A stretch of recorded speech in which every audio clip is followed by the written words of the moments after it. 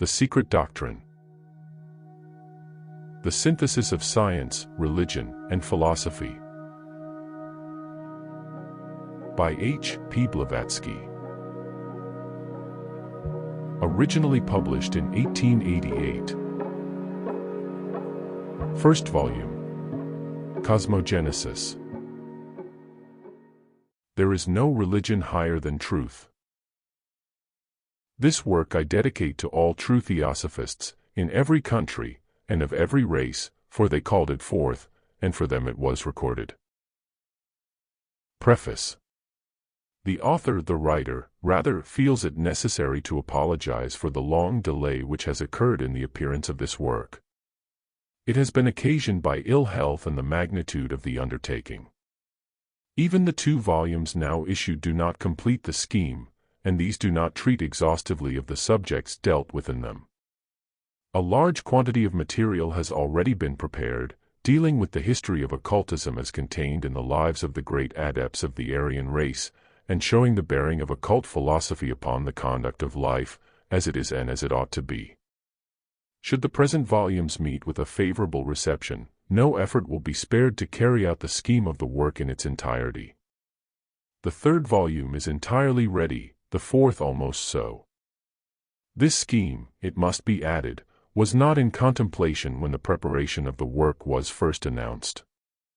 As originally announced, it was intended that the Secret Doctrine should be an amended and enlarged version of Isis Unveiled. It was, however, soon found that the explanations which could be added to those already put before the world in the last named and other works dealing with esoteric science were such as to require a different method of treatment, and consequently the present volumes do not contain, in all, 20 pages extracted from Isis Unveiled. The author does not feel it necessary to ask the indulgence of her readers and critics for the many defects of literary style, and the imperfect English which may be found in these pages. She is a foreigner, and her knowledge of the language was acquired late in life. The English tongue is employed because it offers the most widely diffused medium for conveying the truths which it had become her duty to place before the world. These truths are in no sense put forward as a revelation, nor does the author claim the position of a revealer of mystic lore, now made public for the first time in the world's history. For what is contained in this work is to be found scattered throughout thousands of volumes embodying the scriptures of the great Asiatic and early European religions, hidden under glyph and symbol, and hitherto left unnoticed because of this veil. What is now attempted is to gather the oldest tenets together and to make of them one harmonious and unbroken whole. The sole advantage which the writer has over her predecessors is that she need not resort to personal speculations and theories. For this work is a partial statement of what she herself has been taught by more advanced students, supplemented, in a few details only, by the results of her own study and observation. The publication of many of the facts herein stated has been rendered necessary by the wild and fanciful speculations in which many theosophists and students of mysticism have indulged, during the last few years, in their endeavor to, as they imagined, work out a complete system of thought from the few facts previously communicated to them. It is needless to explain that this book is not the Secret Doctrine in its entirety, but a select number of fragments of its fundamental tenets, special attention being paid to some facts which have been seized upon by various writers, and distorted out of all resemblance to the truth. But it is perhaps desirable to state unequivocally that the teachings, however fragmentary and incomplete, contained in these volumes, belong neither to the Hindu, the Zoroastrian, the Chaldean, nor the Egyptian religion, neither to Buddhism, Islam, Judaism, nor Christianity exclusively. The Secret Doctrine is the essence of all these. Sprung from it in their origins, the various religious schemes are now made to merge back into their original element, out of which every mystery and dogma has grown, developed, and become materialized. It is more than probable that the book will be regarded by a large section of the public as a romance of the wildest kind, for who has ever even heard of the Book of Dzyan? The writer, therefore, is fully prepared to take all the responsibility for what is contained in this work, and even to face the charge of having invented the whole of it. That it has many shortcomings she is fully aware. All that she claims for it is that, romantic as it may seem to many, its logical coherence and consistency entitle this new Genesis to rank, at any rate, on a level with the working hypotheses so freely accepted by modern science. Further, it claims consideration, not by reason of any appeal to dogmatic authority, but because it closely adheres to nature, and follows the laws of uniformity and analogy. The aim of this work may be thus stated, to show that nature is not a fortuitous concurrence of atoms, and to assign to men his rightful place in the scheme of the universe, to rescue from degradation the archaic truths which are the basis of all religions, and to uncover, to some extent, the fundamental unity from which they all spring. Finally, to show that the occult side of nature has never been approached by the science of modern civilization. If this is in any degree accomplished, the writer is content. It is written in the service of humanity, and by humanity and the future generations it must be judged. Its author recognizes Northwest Inferior Court of Appeal. Abuse she is accustomed to, calumny she is daily acquainted with, at slander she smiles in silent contempt. De minimis non curat lex. Introductory. Gently to hear, kindly to judge. Shakespeare. Since the appearance of theosophical literature in England, it has become customary to call its teachings esoteric Buddhism. And, having become a habit, as an old proverb based on daily experience has it, error runs down an inclined plane, while truth has to laboriously climb its way uphill. Old truisms are often the wisest. The human mind can hardly remain entirely free from bias, and decisive opinions are often formed before a thorough examination of a subject from all its aspects has been made. This is said with reference to the prevailing double mistake, A, of limiting theosophy to Buddhism, and B, of confounding the tenets of the religious philosophy preached by Gautama, the Buddha, with the doctrines broadly outlined in Esoteric Buddhism. Anything more erroneous than this could be hardly imagined. It has enabled our enemies to find an effective weapon against theosophy, because, as an eminent Pali scholar very pointedly expressed it, there wasn't a volume named neither Esotericism nor Buddhism. The esoteric truths, presented in Mr. Sinnott's work, had ceased to be esoteric from the moment they were made public, nor did it contain the religion of Buddha, but simply a few tenets from a hitherto hidden teaching which are now supplemented by many more, enlarged and explained in the present volumes.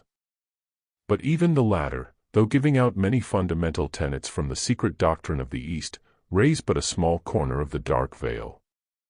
For no one, not even the greatest living adept, would be permitted to, or could, even if he would, give out promiscuously, to a mocking, unbelieving world, that which has been so effectually concealed from it for long eons and ages. Esoteric Buddhism was an excellent work with a very unfortunate title, though it meant no more than does the title of this work, the Secret Doctrine. It proved unfortunate, because people are always in the habit of judging things by their appearance, rather than their meaning, and because the error has now become so universal, that even most of the fellows of the Theosophical Society have fallen victims to the same misconception. From the first, however, protests were raised by Brahmins and others against the title, and, in justice to myself, I must add that Esoteric Buddhism was presented to me as a completed volume, and that I was entirely unaware of the manner in which the author intended to spell the word Buddhism. This has to be laid directly at the door of those who, having been the first to bring the subject under public notice, neglected to point out the difference between Buddhism, the religious system of ethics preached by the Lord Gautama, and named after his title of Buddha, the enlightened, and Buddha, wisdom or knowledge, vidya, the faculty of cognizing, from the Sanskrit root bud, to know. We Theosophists of India are ourselves the real culprits, although, at the time, we did our best to correct the mistake. See Theosophist, June, 1883. To avoid this deplorable misnomer was easy, the spelling of the word had only to be altered, and by common consent both pronounced and written Buddhism, instead of Buddhism. Nor is the latter term correctly spelt and pronounced, as it ought to be called, in English, Buddhism, and its votaries Buddhists. This explanation is absolutely necessary at the beginning of a work like this one. The wisdom religion is the inheritance of all the nations, the world over, though the statement was made in Esoteric Buddhism, preface to the original edition, that 2 years ago, i.e. 1883, neither I nor any other European living knew the alphabet of the science, here for the first time put into a scientific shape, etc. This error must have crept in through inadvertence. For the present writer knew all that which is divulged in Esoteric Buddhism, and much more, many years before it became her duty, in 1880, to impart a small portion of the secret doctrine to 2 European gentlemen, one of whom was the author of Esoteric Buddhism, and surely the present writer has the undoubted, though to her, rather equivocal, privilege of being a European, by birth and education.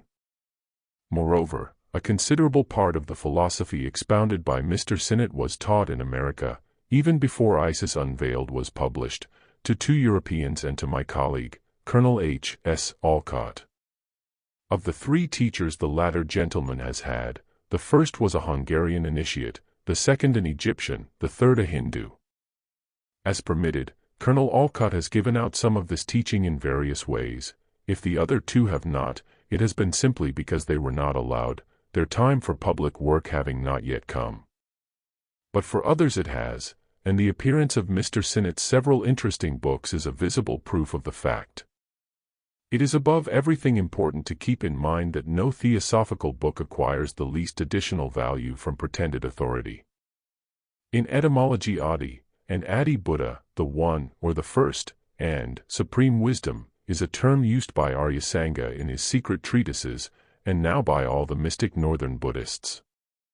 It is a Sanskrit term, and an appellation given by the earliest Aryans to the unknown deity, the word Brahma not being found in the Vedas and the early works.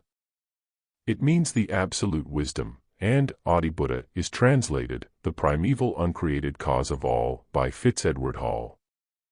Eons of untold duration must have elapsed, before the epithet of Buddha was so humanized, so to speak, as to allow of the term being applied to mortals and finally appropriated to one whose unparalleled virtues and knowledge caused him to receive the title of the Buddha of wisdom unmoved. Bodha means the innate possession of divine intellect or understanding, Buddha, the acquirement of it by personal efforts and merit, while buddhi is the faculty of cognizing the channel through which divine knowledge reaches the ego, the discernment of good and evil, divine conscience also, and spiritual soul, which is the vehicle of Atma. When buddhi absorbs our egotism, destroys it, with all its vikaras, Avalokiteshvara becomes manifested to us, and nirvana, or mukti, is reached, mukti being the same as nirvana, i.e., freedom from the trammels of maya or illusion. Bodhi is likewise the name of a particular state of trance condition, called samadhi, during which the subject reaches the culmination of spiritual knowledge. Unwise are those who, in their blind and, in our age, untimely hatred of Buddhism, and, by reaction, of Buddhism, deny its esoteric teachings, which are those also of the Brahmins, simply because the name suggests what to them, as monotheists, are noxious doctrines. Unwise is the correct term to use in their case. For the esoteric philosophy is alone calculated to withstand, in this age of crass and illogical materialism, the repeated attacks on all and everything man holds most dear and sacred, in his inner spiritual life. The true philosopher, the student of the esoteric wisdom, entirely loses sight of personalities, dogmatic beliefs, and special religions. Moreover, esoteric philosophy reconciles all religions, strips every one of its outward, human garments, and shows the root of each to be identical with that of every other great religion. It proves the necessity of an absolute divine principle in nature. It denies deity no more than it does the sun. Esoteric philosophy has never rejected God in nature, nor deity as the absolute and abstract ensign. It only refuses to accept any of the gods of the so-called monotheistic religions, gods created by men in his own image and likeness, a blasphemous and sorry caricature of the ever unknowable. Furthermore, the records we mean to place before the reader embrace the esoteric tenets of the whole world since the beginning of our humanity, and Buddhistic occultism occupies therein only its legitimate place, and no more. Indeed, the secret portions of the Dan or Janna, Dzyan, of Gautama's metaphysics, grand as they appear to one unacquainted with the tenets of the wisdom religion of antiquity, are but a very small portion of the whole. The Hindu reformer limited his public teachings to the purely moral and physiological aspect of the wisdom religion, to ethics and men alone. Things, unseen and incorporeal, the mystery of being outside our terrestrial sphere, the great teacher left entirely untouched in his public lectures, reserving the hidden truths for a select circle of his arhats. The latter received their initiation at the famous Saptaparna cave, the Satapani of Mahavansa, near Mount Babhar, the Weber of the Pali MSS. This cave was in Rajagriha, the ancient capital of Magadha, and was the Cheda cave of FOHAT, as rightly suspected by some archaeologists. Time and human imagination made short work of the purity and philosophy of these teachings, once that they were transplanted from the secret and sacred circle of the arhats, during the course of their work of proselytism, into a soil less prepared for metaphysical conceptions than India, i.e., once they were transferred into China, Japan, Siam, and Burma.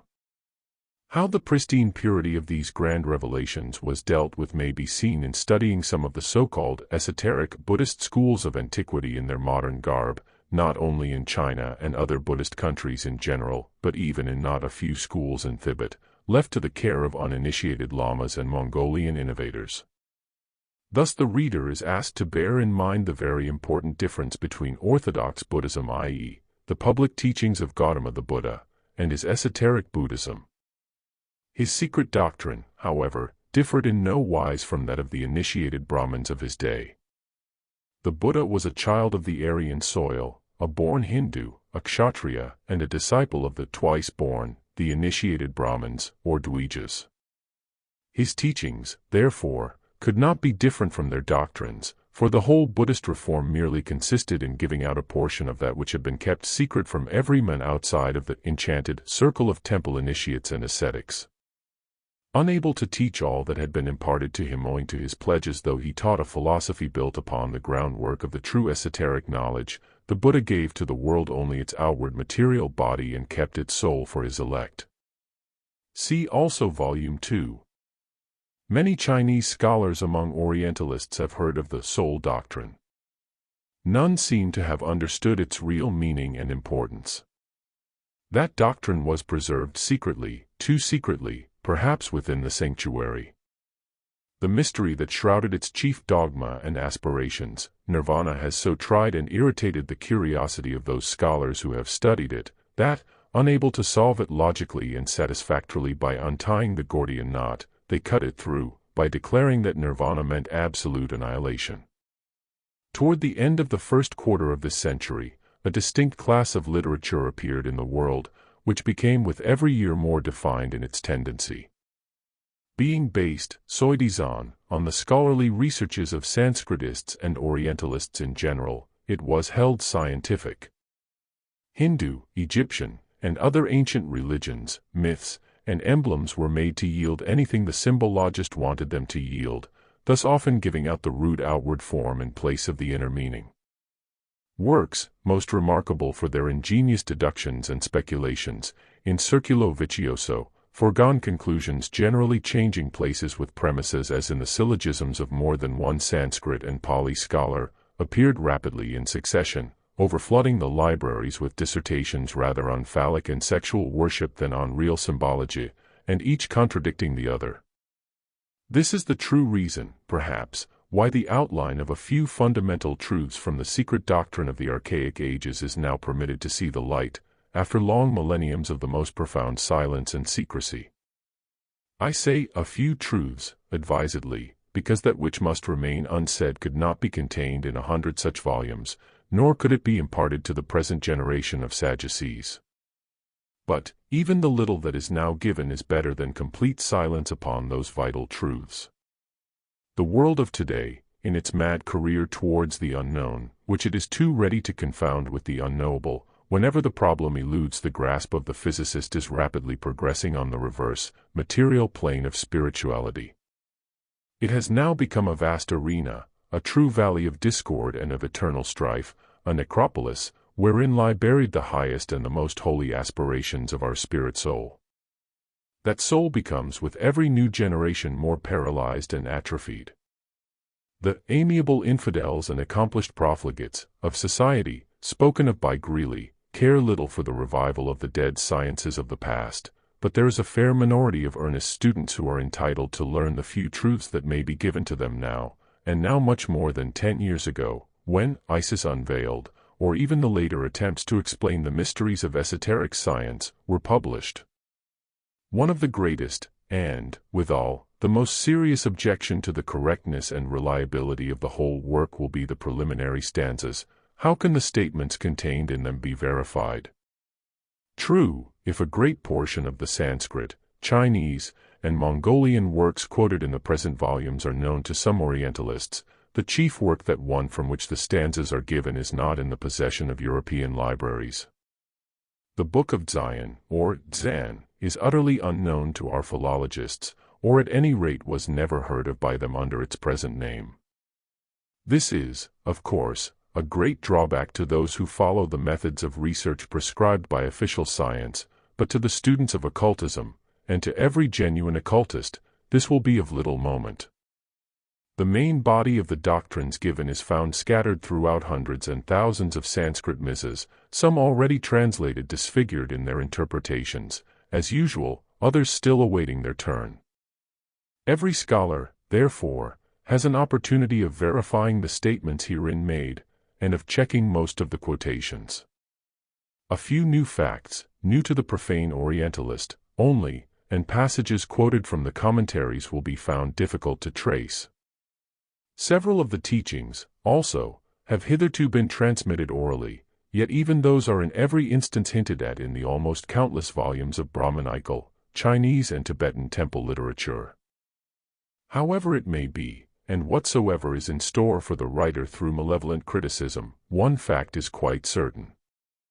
The members of several esoteric schools, the seat of which is beyond the Himalayas, and whose ramifications may be found in China, Japan, India, Tibet, and even in Syria, besides South America, claim to have in their possession the sum total of sacred and philosophical works in misas and type, all the works, in fact, that have ever been written, in whatever language or characters, since the art of writing began, from the ideographic hieroglyphs down to the alphabet of Cadmus and the Devanagari.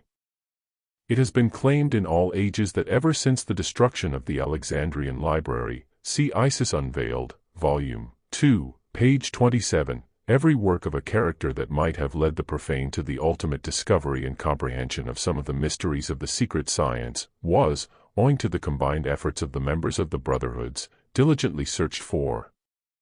It is added, moreover, by those who know, that once found, save 3 copies left and stored safely away, such works were all destroyed.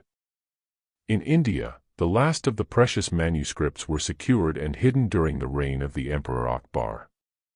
It is maintained, furthermore, that every sacred book of that kind, whose text was not sufficiently veiled in symbolism, or which had any direct references to the ancient mysteries, after having been carefully copied in cryptographic characters, such as to defy the art of the best and cleverest paleographer, was also destroyed to the last copy. During Akbar's reign, some fanatical courtiers, displeased at the emperor's sinful prying into the religions of the infidels, themselves helped the Brahmins to conceal their misas. Such was Badaoni, who had an undisguised horror for Akbar's mania for idolatrous religions.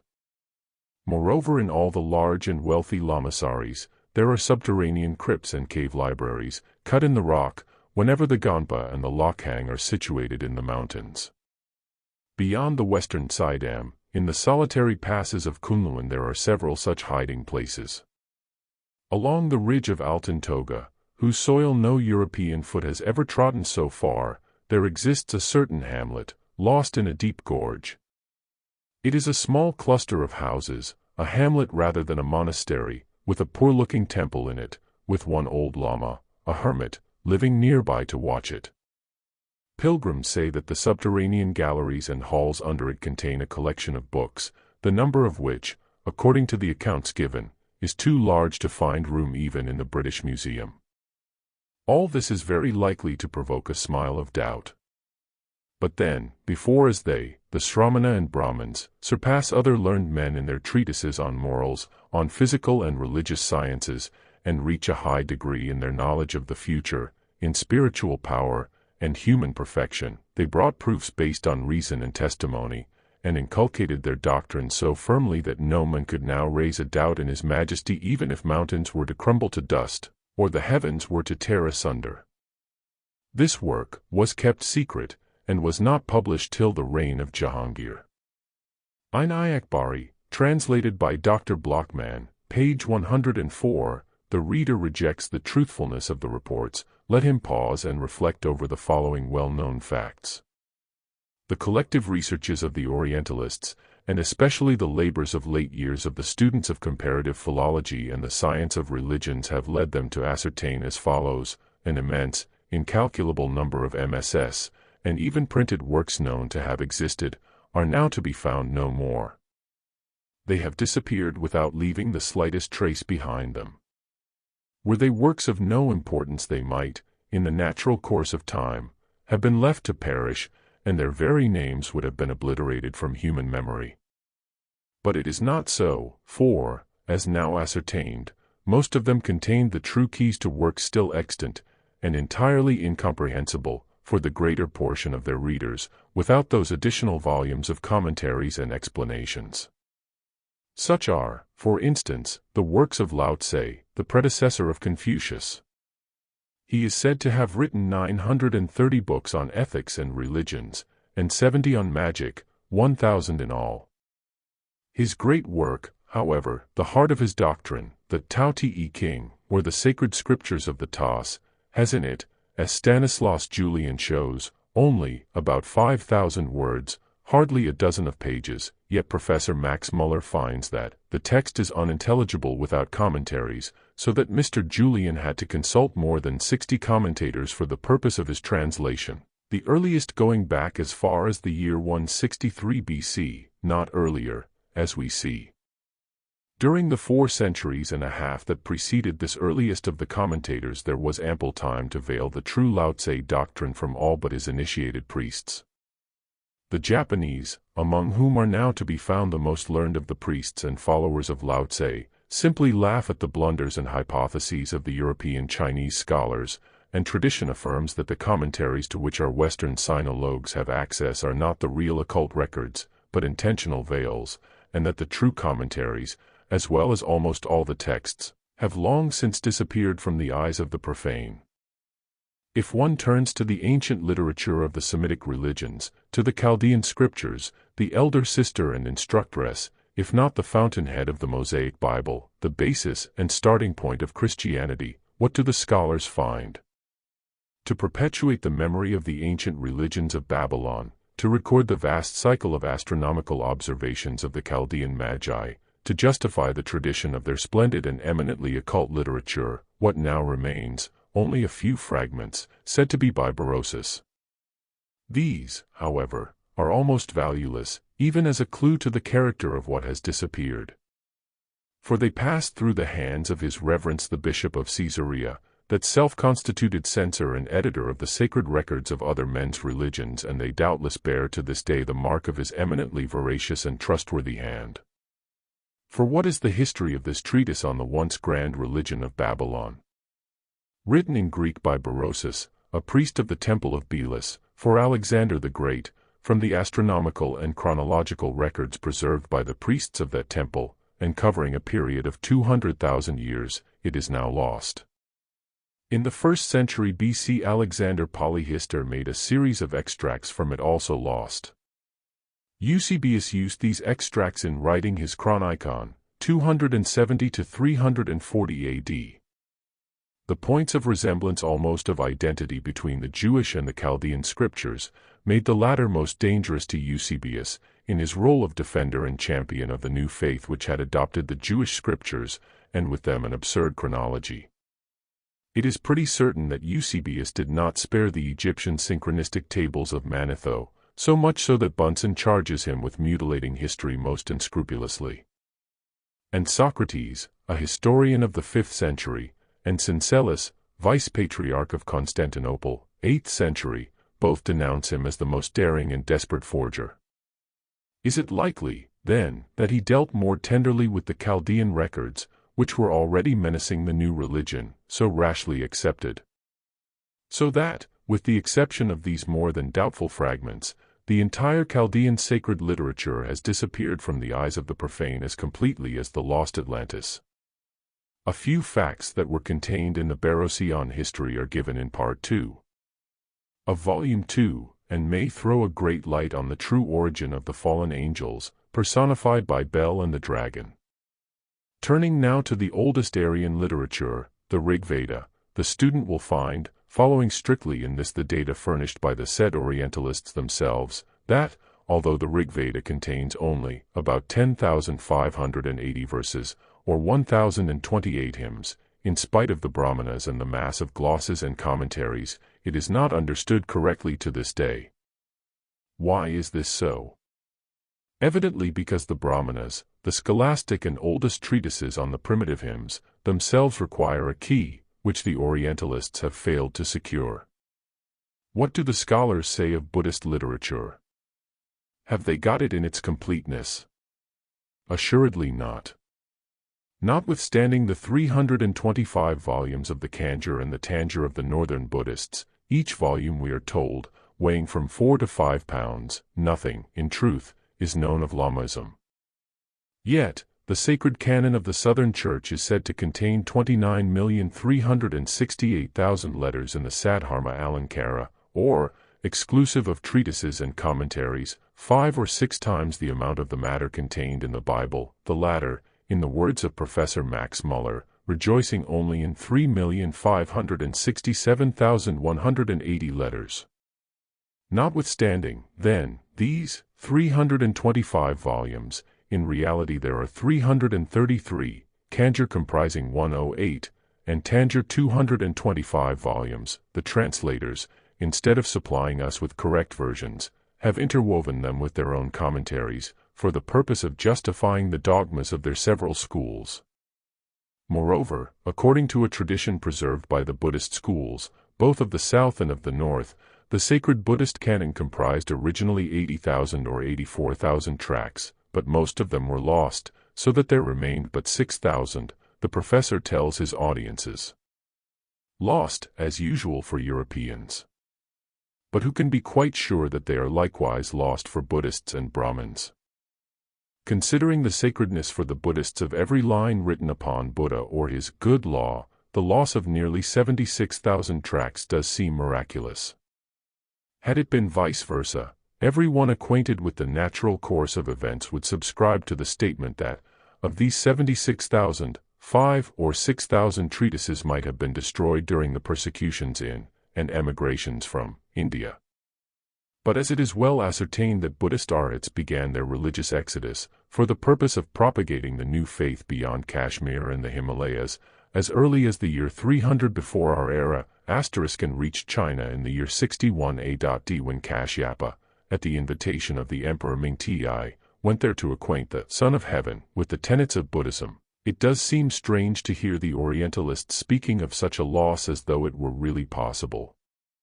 They do not seem to allow for one moment the possibility that the texts may be lost only for West and for themselves, or that the Asiatic people should have the unparalleled boldness to keep their most sacred records out of the reach of foreigners, thus refusing to deliver them to the profanation and misuse of races even so vastly superior to themselves.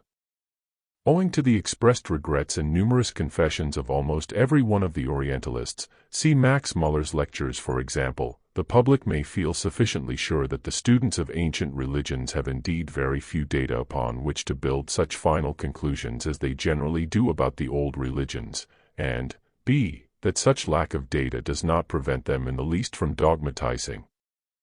One would imagine that, thanks to the numerous records of the Egyptian theogony and mysteries preserved in the classics, and in a number of ancient writers, the rites and dogmas of pharaonic Egypt ought to be well understood at least, better, at any rate, than the two abstruse philosophies and pantheism of India, of whose religion and language Europe had hardly any idea before the beginning of the present century.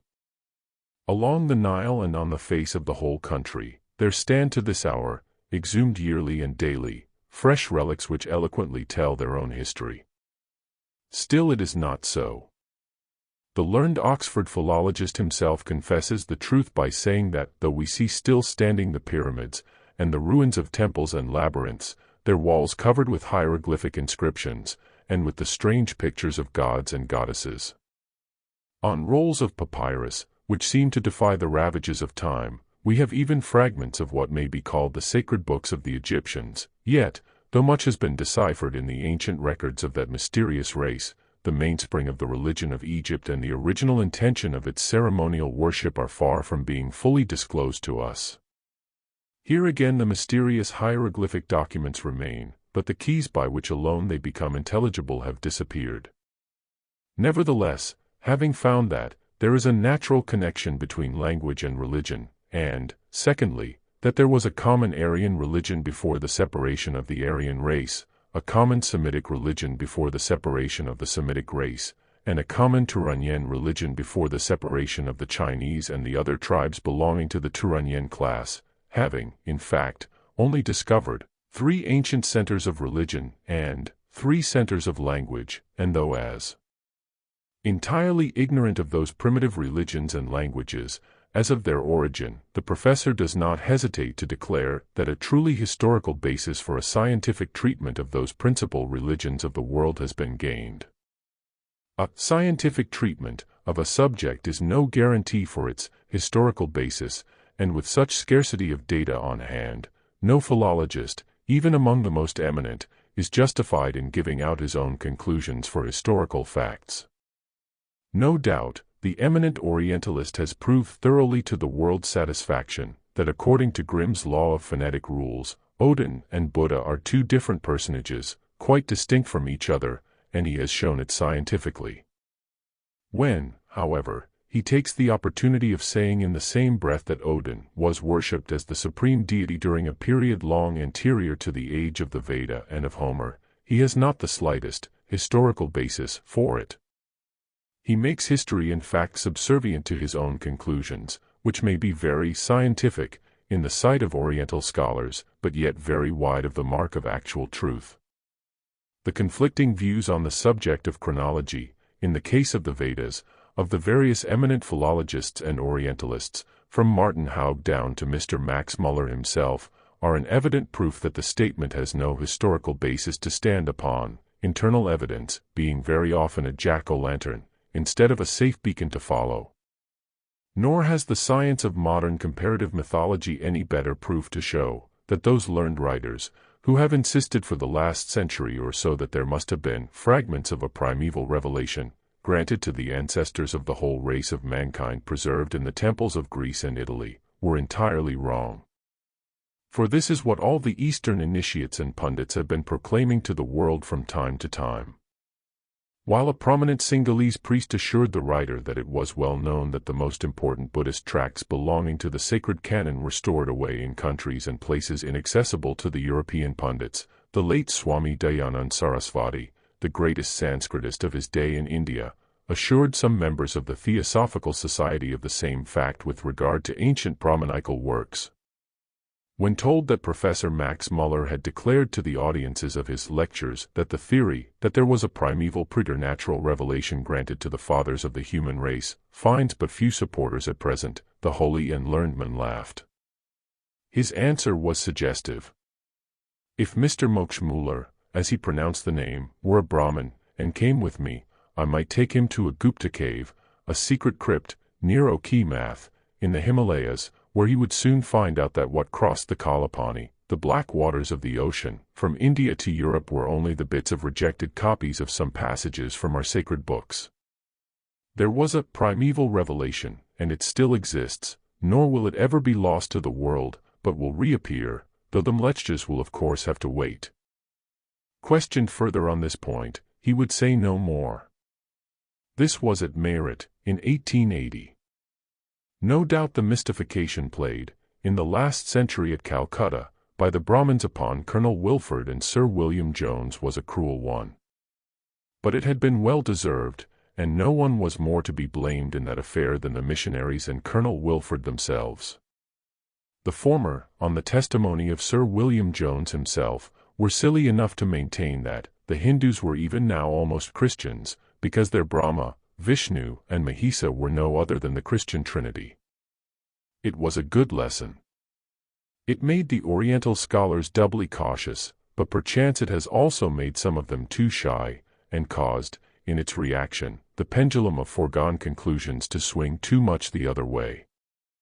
For, that first supply on the Brahmanical market, made for Colonel Wilford, has now created an evident necessity and desire in the Orientalists to declare nearly every archaic Sanskrit manuscript so modern as to give to the missionaries full justification for availing themselves of the opportunity.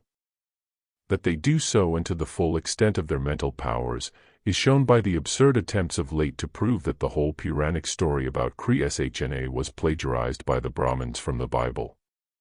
But the facts cited by the Oxford professor in his lectures on the science of religion, concerning the now famous interpolations, for the benefit, and later on to the sorrow, of Colonel Wilford, do not at all interfere with the conclusions to which one who studies the secret doctrine must unavoidably come. For, if the results show that neither the New nor even the Old Testament borrowed anything from the more ancient religion of the Brahmins and Buddhists, it does not follow that the Jews have not borrowed all they knew from the Chaldean records, the latter being mutilated later on by Eusebius. As to the Chaldeans, they assuredly got their primitive learning from the Brahmins, for Rawlinson shows an undeniably Vedic influence in the early mythology of Babylon, and Colonel Vance Kennedy has long since justly declared that Babylonia was, from her origin, the seat of Sanskrit and Brahmin learning. But all such proofs must lose their value, in the presence of the latest theory worked out by Professor Max Muller. What it is everyone knows. The Code of Phonetic Laws has now become a universal solvent for every identification and connection between the gods of many nations. Thus, though the mother of Mercury, Buddha, thought Hermes, etc., was Maya, the mother of Buddha, Gautama, also Maya, and the mother of Jesus, likewise Maya, illusion, for Mary is Mare, the sea, the great illusion symbolically, yet these three characters have no connection, nor can they have any, since Bob has laid down his Code of Phonetic Laws. In their efforts to collect together the many skeins of unwritten history, it is a bold step for our Orientalists to take, to deny, a priori, everything that does not dovetail with their special conclusions. Thus, while new discoveries are daily made of great arts and sciences having existed far back in the night of time, even the knowledge of writing is refused to some of the most ancient nations, and they are credited with barbarism instead of culture. Yet the traces of an immense civilization, even in Central Asia, are still to be found. This civilization is undeniably prehistoric. And how can there be civilization without a literature, in some form, without annals or chronicles? Common sense alone ought to supplement the broken links in the history of departed nations. The gigantic, unbroken wall of the mountains that hem in the whole tableland of Tibet, from the upper course of the river Kwanki down to the Karakoram hills, witnessed a civilization during millenniums of years, and would have strange secrets to tell mankind. The eastern and central portions of those regions, the Nanshan and the Altai Taga, were once upon a time covered with cities that could well vie with Babylon. A whole geological period has swept over the land, since those cities breathed their last, as the mounds of shifting sand, and the sterile and now dead soil of the immense central plains of the basin of Darim testify. The borderlands alone are superficially known to the traveler. Within those tablelands of sand there is water, and fresh oases are found blooming there, wherein no European foot has ever yet ventured, or trodden the now treacherous soil. Among these verdant oases there are some which are entirely inaccessible even to the native profane traveler. Hurricanes may tear up the sands and sweep whole plains away, they are powerless to destroy that which is beyond their reach. Built deep in the bowels of the earth, the subterranean stores are secure, and as their entrances are concealed in such oases, there is little fear that any one should discover them, even should several armies invade the sandy wastes where, not a pool, not a bush, not a house is seen, and the mountain range forms a rugged screen round the parched flats of the dry desert. But there is no need to send the reader across the desert, when the same proofs of ancient civilization are found even in comparatively populated regions of the same country. The oasis of Churchen, for instance, situated about 4,000 feet above the level of the river Churchendiaria, is surrounded with the ruins of archaic towns and cities in every direction. There, some 3,000 human beings represent the relics of about 100 extinct nations and races, the very names of which are now unknown to our ethnologists. An anthropologist would feel more than embarrassed to class, divide and subdivide them, the more so, as the respective descendants of all these antediluvian races and tribes know as little of their own forefathers themselves, as if they had fallen from the moon. When questioned about their origin, they reply that they know not whence their fathers had come, but had heard that their first, or earliest, men were ruled by the great genii of these deserts. This may be put down to ignorance and superstition, yet in view of the teachings of the secret doctrine, the answer may be based upon primeval tradition. Alone, the tribe of Khorasan claims to have come from what is now known as Afghanistan, long before the days of Alexander, and brings legendary lore to that effect as corroboration. The Russian traveler, Colonel, now General, Przewalski, found quite close to the oasis of Churchen the ruins of two enormous cities, the oldest of which was, according to local tradition, ruined 3,000 years ago by a hero and giant, and the other by the Mongolians in the 10th century of our era. The emplacement of the two cities is now covered, owing to shifting sands and the desert wind, with strange and heterogeneous relics, with broken china and kitchen utensils and human bones. The natives often find copper and gold coins, melted silver, ingots, diamonds, and turquoises, and what is the most remarkable, broken glass. Coffins of some undecaying wood, or material, also, within which beautifully preserved embalmed bodies are found. The male mummies are all extremely tall, powerfully built men with long waving hair. A vault was found with 12 dead men sitting in it. Another time, in a separate coffin, a young girl was discovered by us. Her eyes were closed with golden discs, and the jaws held firm by a golden circlet running from under the chin across the top of the head. Clad in a narrow woolen garment, her bosom was covered with golden stars, the feet being left naked. From a lecture by N.M. Przewalski. To this, the famous traveler adds that all along their way on the river Churchen they heard legends about 23 towns buried ages ago by the shifting sands of the deserts. The same tradition exists on the Lob Nor and in the oasis of Keria. The traces of such civilization, and these and like traditions, give us the right to credit other legendary lore warranted by well-educated and learned natives of India and Mongolia, when they speak of immense libraries reclaimed from the sand, together with various relics of ancient magic lore, which have all been safely stowed away. To recapitulate. The secret doctrine was the universally diffused religion of the ancient and prehistoric world.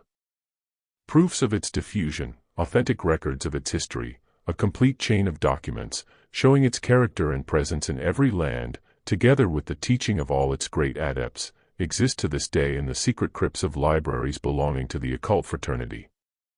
This statement is rendered more credible by a consideration of the following facts: the tradition of the thousands of ancient parchments saved when the Alexandrian library was destroyed, the thousands of Sanskrit works which disappeared in India in the reign of Akbar, the universal tradition in China and Japan that the true old texts with the commentaries, which alone make them comprehensible amounting to many thousands of volumes, have long passed out of the reach of profane hands, the disappearance of the vast sacred and occult literature of Babylon, the loss of those keys which alone could solve the 1,000 riddles of the Egyptian hieroglyphic records, the tradition in India that the real secret commentaries which alone make the Veda intelligible, though no longer visible to profane eyes, still remain for the initiate, hidden in secret caves and crypts, and an identical belief among the Buddhists, with regard to their secret books.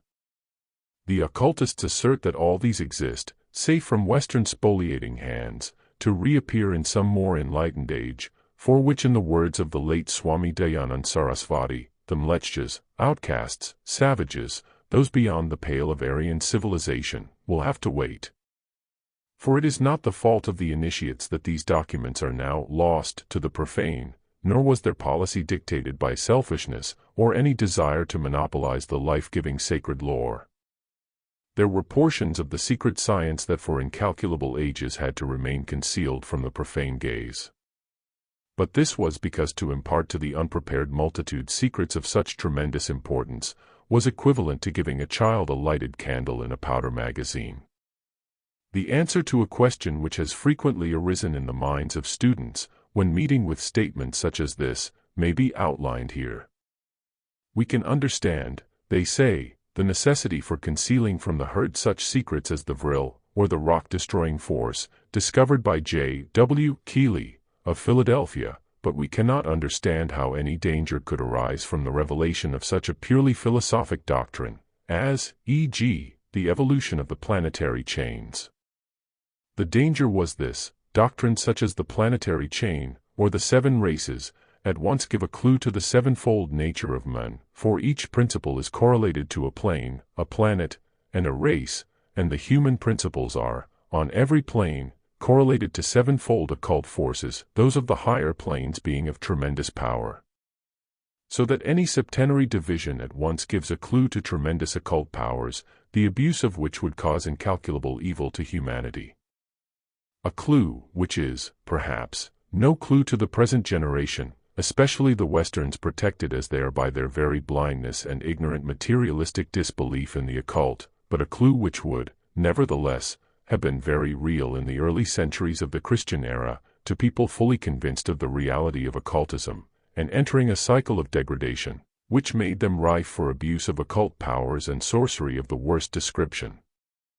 The documents were concealed, it is true, but the knowledge itself and its actual existence had never been made a secret of by the hierophants of the temple, wherein mysteries have ever been made a discipline and stimulus to virtue. This is very old news, and was repeatedly made known by the great adepts, from Pythagoras and Plato down to the Neoplatonists. It was the new religion of the Nazarenes that wrought a change for the worse in the policy of centuries.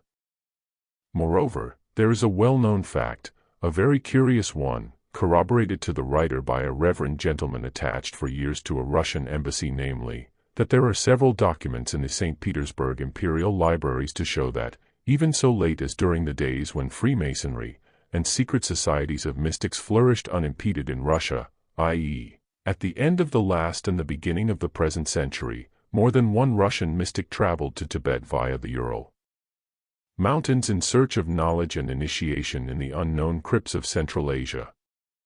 And more than one returned years later, with a rich store of such information as could never have been given him anywhere in Europe. Several cases could be cited, and well-known names brought forward, but for the fact that such publicity might annoy the surviving relatives of the said late initiates. Let any one look over the annals and history of Freemasonry in the archives of the Russian metropolis, and he will assure himself of the fact stated. This is a corroboration of that which has been stated many times before, and, unfortunately, too indiscreetly. Instead of benefiting humanity, the virulent charges of deliberate invention and imposture with a purpose thrown at those who asserted but a truthful, if even a little known fact, have only generated bad karma for the slanderers.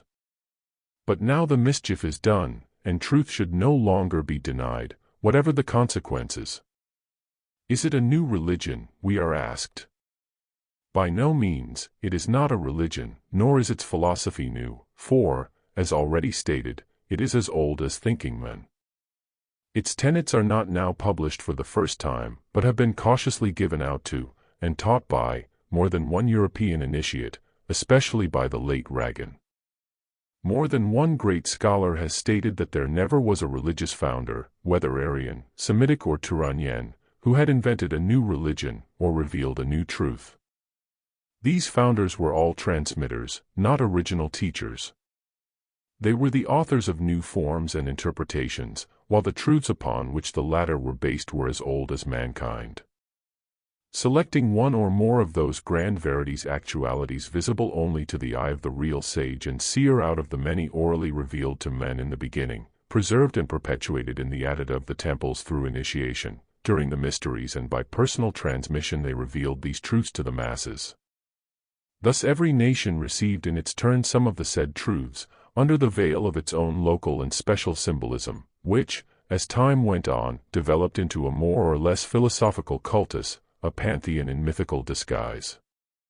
Therefore is Confucius, a very ancient legislator in historical chronology, though a very modern sage in the world's history, shown by Dr. Legge, who calls him, emphatically, a transmitter, not a maker, as saying, I only hand on, I cannot create new things. I believe in the ancients and therefore I love them. Quoted in Science of Religions by Max Muller. The writer loves them too, and therefore believes in the ancients, and the modern heirs to their wisdom. And believing in both, she now transmits that which she has received and learnt herself to all those who will accept it. As to those who may reject her testimony, the great majority she will bear them no malice, for they will be as right in their way in denying, as she is right in hers in affirming, since they look at truth from two entirely different standpoints. Agreeably with the rules of critical scholarship, the Orientalist has to reject a priori whatever evidence he cannot fully verify for himself. And how can a Western scholar accept on hearsay that which he knows nothing about? Indeed, that which is given in these volumes is selected from oral, as much as from written teachings. This first installment of the esoteric doctrines is based upon stanzas, which are the records of a people unknown to ethnology. It is claimed that they are written in a tongue absent from the nomenclature of languages and dialects with which philology is acquainted. They are said to emanate from a source, occultism, repudiated by science, and, finally, they are offered through an agency, incessantly discredited before the world by all those who hate unwelcome truths, or have some special hobby of their own to defend. Therefore, the rejection of these teachings may be expected, and must be accepted beforehand. No one styling himself a scholar, in whatever department of exact science, will be permitted to regard these teachings seriously. They will be derided and rejected a priori in this century, but only in this one. For in the 20th century of our era scholars will begin to recognize that the secret doctrine has neither been invented nor exaggerated, but, on the contrary, simply outlined, and finally, that its teachings antedate the Vedas. Have not the latter been derided, rejected, and called a modern forgery even so recently as 50 years ago? Was not Sanskrit proclaimed at one time the progeny of, and a dialect derived from, the Greek, according to Lempriere and other scholars? About 1820, Professor Max Muller tells us, the sacred books of the Brahmins, of the Magians, and of the Buddhists, were all but unknown, their very existence was doubted, and there was not a single scholar who could have translated a line of the Veda of the Zendavesta, or of the Buddhist Tripitaka, and now the Vedas are proved to be the work of the highest antiquity whose preservation amounts almost to a marvel. Lecture on the Vedas. The same will be said of the secret archaic doctrine, when proofs are given of its undeniable existence and records. But it will take centuries before much more is given from it. Speaking of the keys to the zodiacal mysteries as being almost lost to the world, it was remarked by the writer in Isis Unveiled, some 10 years ago that, the said key must be turned 7 times before the whole system is divulged. We will give it but one turn, and thereby allow the profane one glimpse into the mystery. Happy he, who understands the whole. The same may be said of the whole esoteric system. One turn of the key, and no more, was given in Isis. Much more is explained in these volumes. In those days the writer hardly knew the language in which the work was written, and the disclosure of many things, freely spoken about now, was forbidden. In century the 20th some disciple more informed, and far better fitted, may be sent by the masters of wisdom to give final and irrefutable proofs that there exists a science called Gupta Vidya, and that, like the once mysterious sources of the Nile, the source of all religions and philosophies now known to the world has been for many ages forgotten and lost to men, but is at last found. Such a work as this has to be introduced with no simple preface, but with a volume rather, one that would give facts, not mere disquisitions, since the secret doctrine is not a treatise, or a series of vague theories, but contains all that can be given out to the world in this century. It would be worse than useless to publish in these pages even those portions of the esoteric teachings that have now escaped from confinement, unless the genuineness and authenticity, at any rate, the probability of the existence of such teachings was first established. Such statements as will now be made have to be shown warranted by various authorities, those of ancient philosophers, classics, and even certain learned church fathers, some of whom knew these doctrines because they had studied them, had seen and read works written upon them, and some of whom had even been personally initiated into the ancient mysteries, during the performance of which the arcane doctrines were allegorically enacted. The writer will have to give historical and trustworthy names, and to cite well-known authors, ancient and modern, of recognized ability, good judgment, and truthfulness, as also to name some of the famous proficients in the secret arts and science, along with the mysteries of the latter, as they are divulged, or, rather, partially presented before the public in their strange archaic form. How is this to be done? What is the best way for achieving such an object? Was the ever-recurring question. To make our plan clearer, an illustration may be attempted. When a tourist coming from a well-explored country suddenly reaches the borderland of a terra incognita, hedged in, and shut out from view by a formidable barrier of impassable rocks, he may still refuse to acknowledge himself baffled in his exploratory plans. Ingress beyond is forbidden. But, if he cannot visit the mysterious region personally, he may still find a means of examining it from as short a distance as can be arrived at. Helped by his knowledge of landscapes left behind him, he can get a general and pretty correct idea of the transmural view, if he will only climb to the loftiest summit of the altitudes in front of him. Once there, he can gaze at it, at his leisure, comparing that which he dimly perceives with that which he has just left below, now that he is, thanks to his efforts, beyond the line of the mists and the cloud-capped cliffs.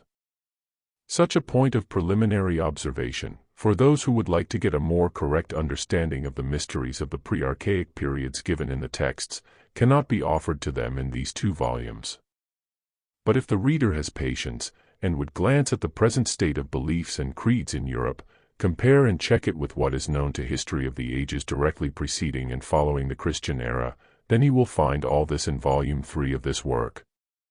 In that volume a brief recapitulation will be made of all the principal adepts known to history, and the downfall of the mysteries will be described, after which began the disappearance and final and systematic elimination from the memory of men of the real nature of initiation and the sacred science. From that time its teachings became occult, and magic sailed but too often under the venerable but frequently misleading name of Hermetic philosophy.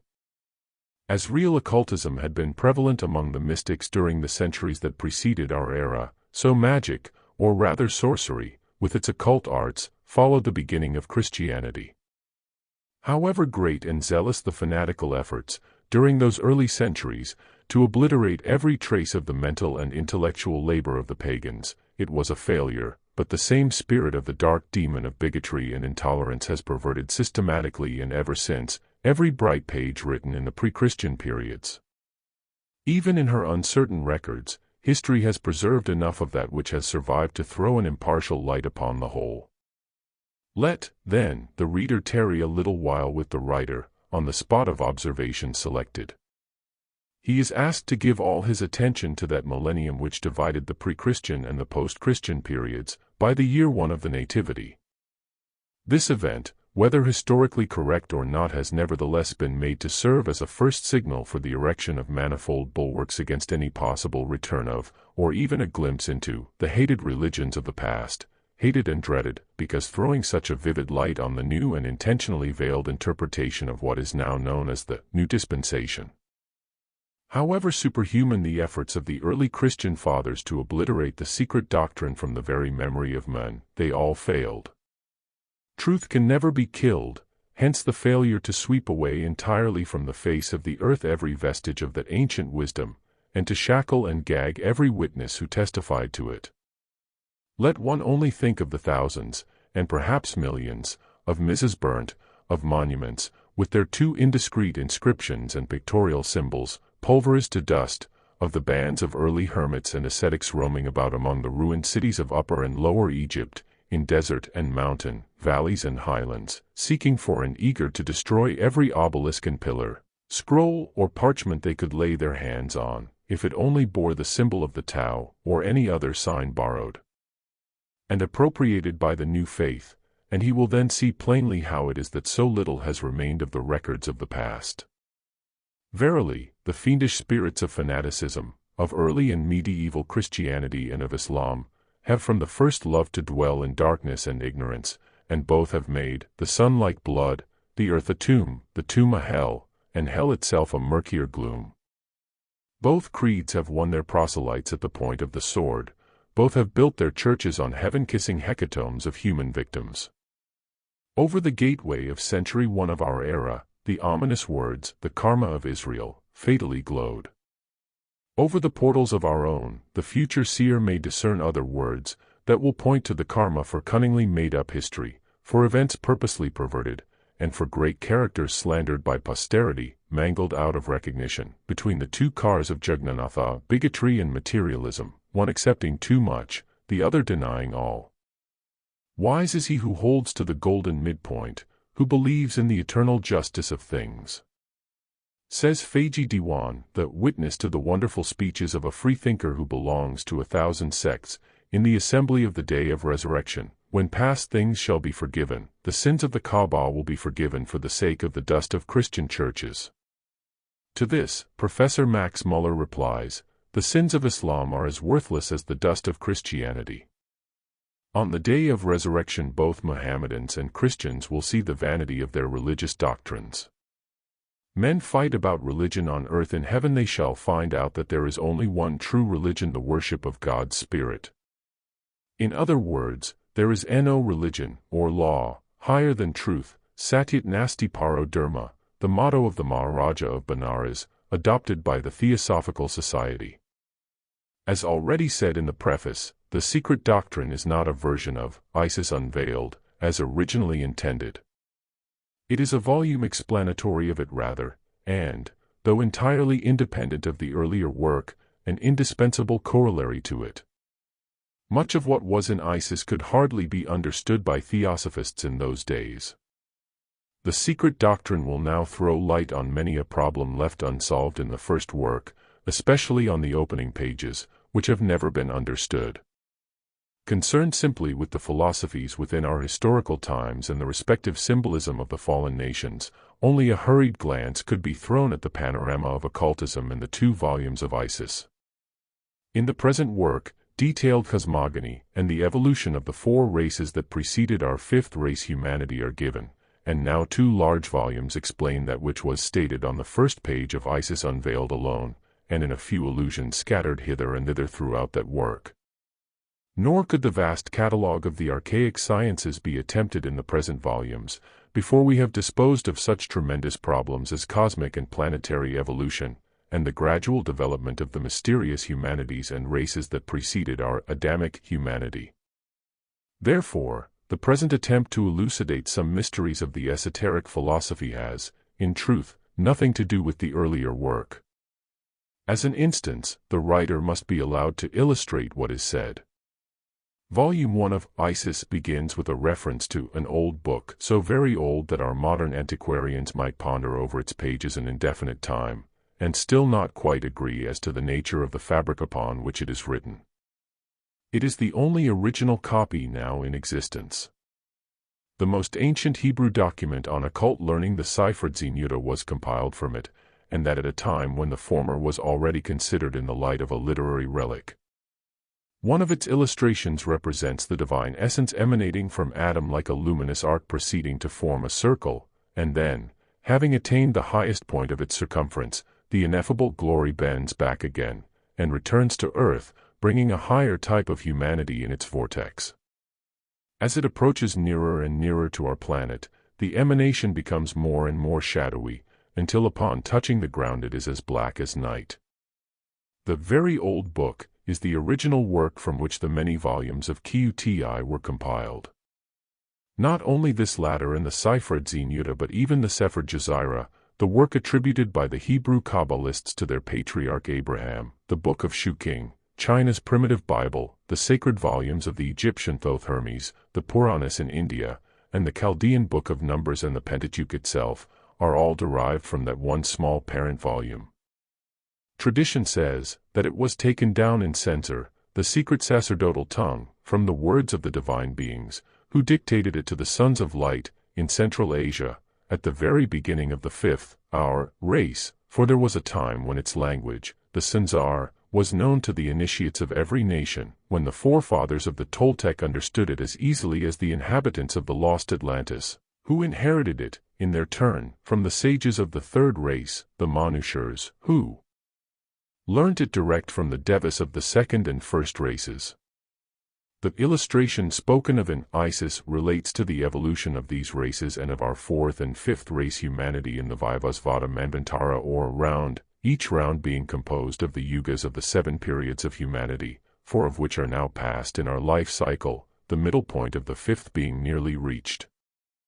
The illustration is symbolical, as every one can well understand, and covers the ground from the beginning. The old book, having described cosmic evolution and explained the origin of everything on Earth, including physical men, after giving the true history of the races from the first down to the 5th, our race, goes no further. It stops short at the beginning of the Kali Yuga just 4,989 years ago at the death of Krishna, the bright sun god, the once living hero and reformer. But there exists another book. None of its possessors regard it as very ancient, as it was born with, and is only as old as the Black Age, namely, about 5,000 years.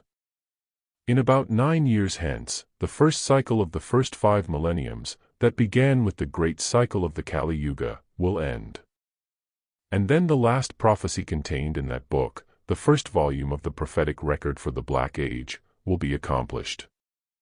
We have not long to wait, and many of us will witness the dawn of the new cycle, at the end of which not a few accounts will be settled and squared between the races. Volume 2 of the prophecies is nearly ready, having been in preparation since the time of Buddha's grand successor, Sankaracharya. One more important point must be noticed, one that stands foremost in the series of proofs given of the existence of one primeval, universal wisdom, at any rate for the Christian Kabbalists and students.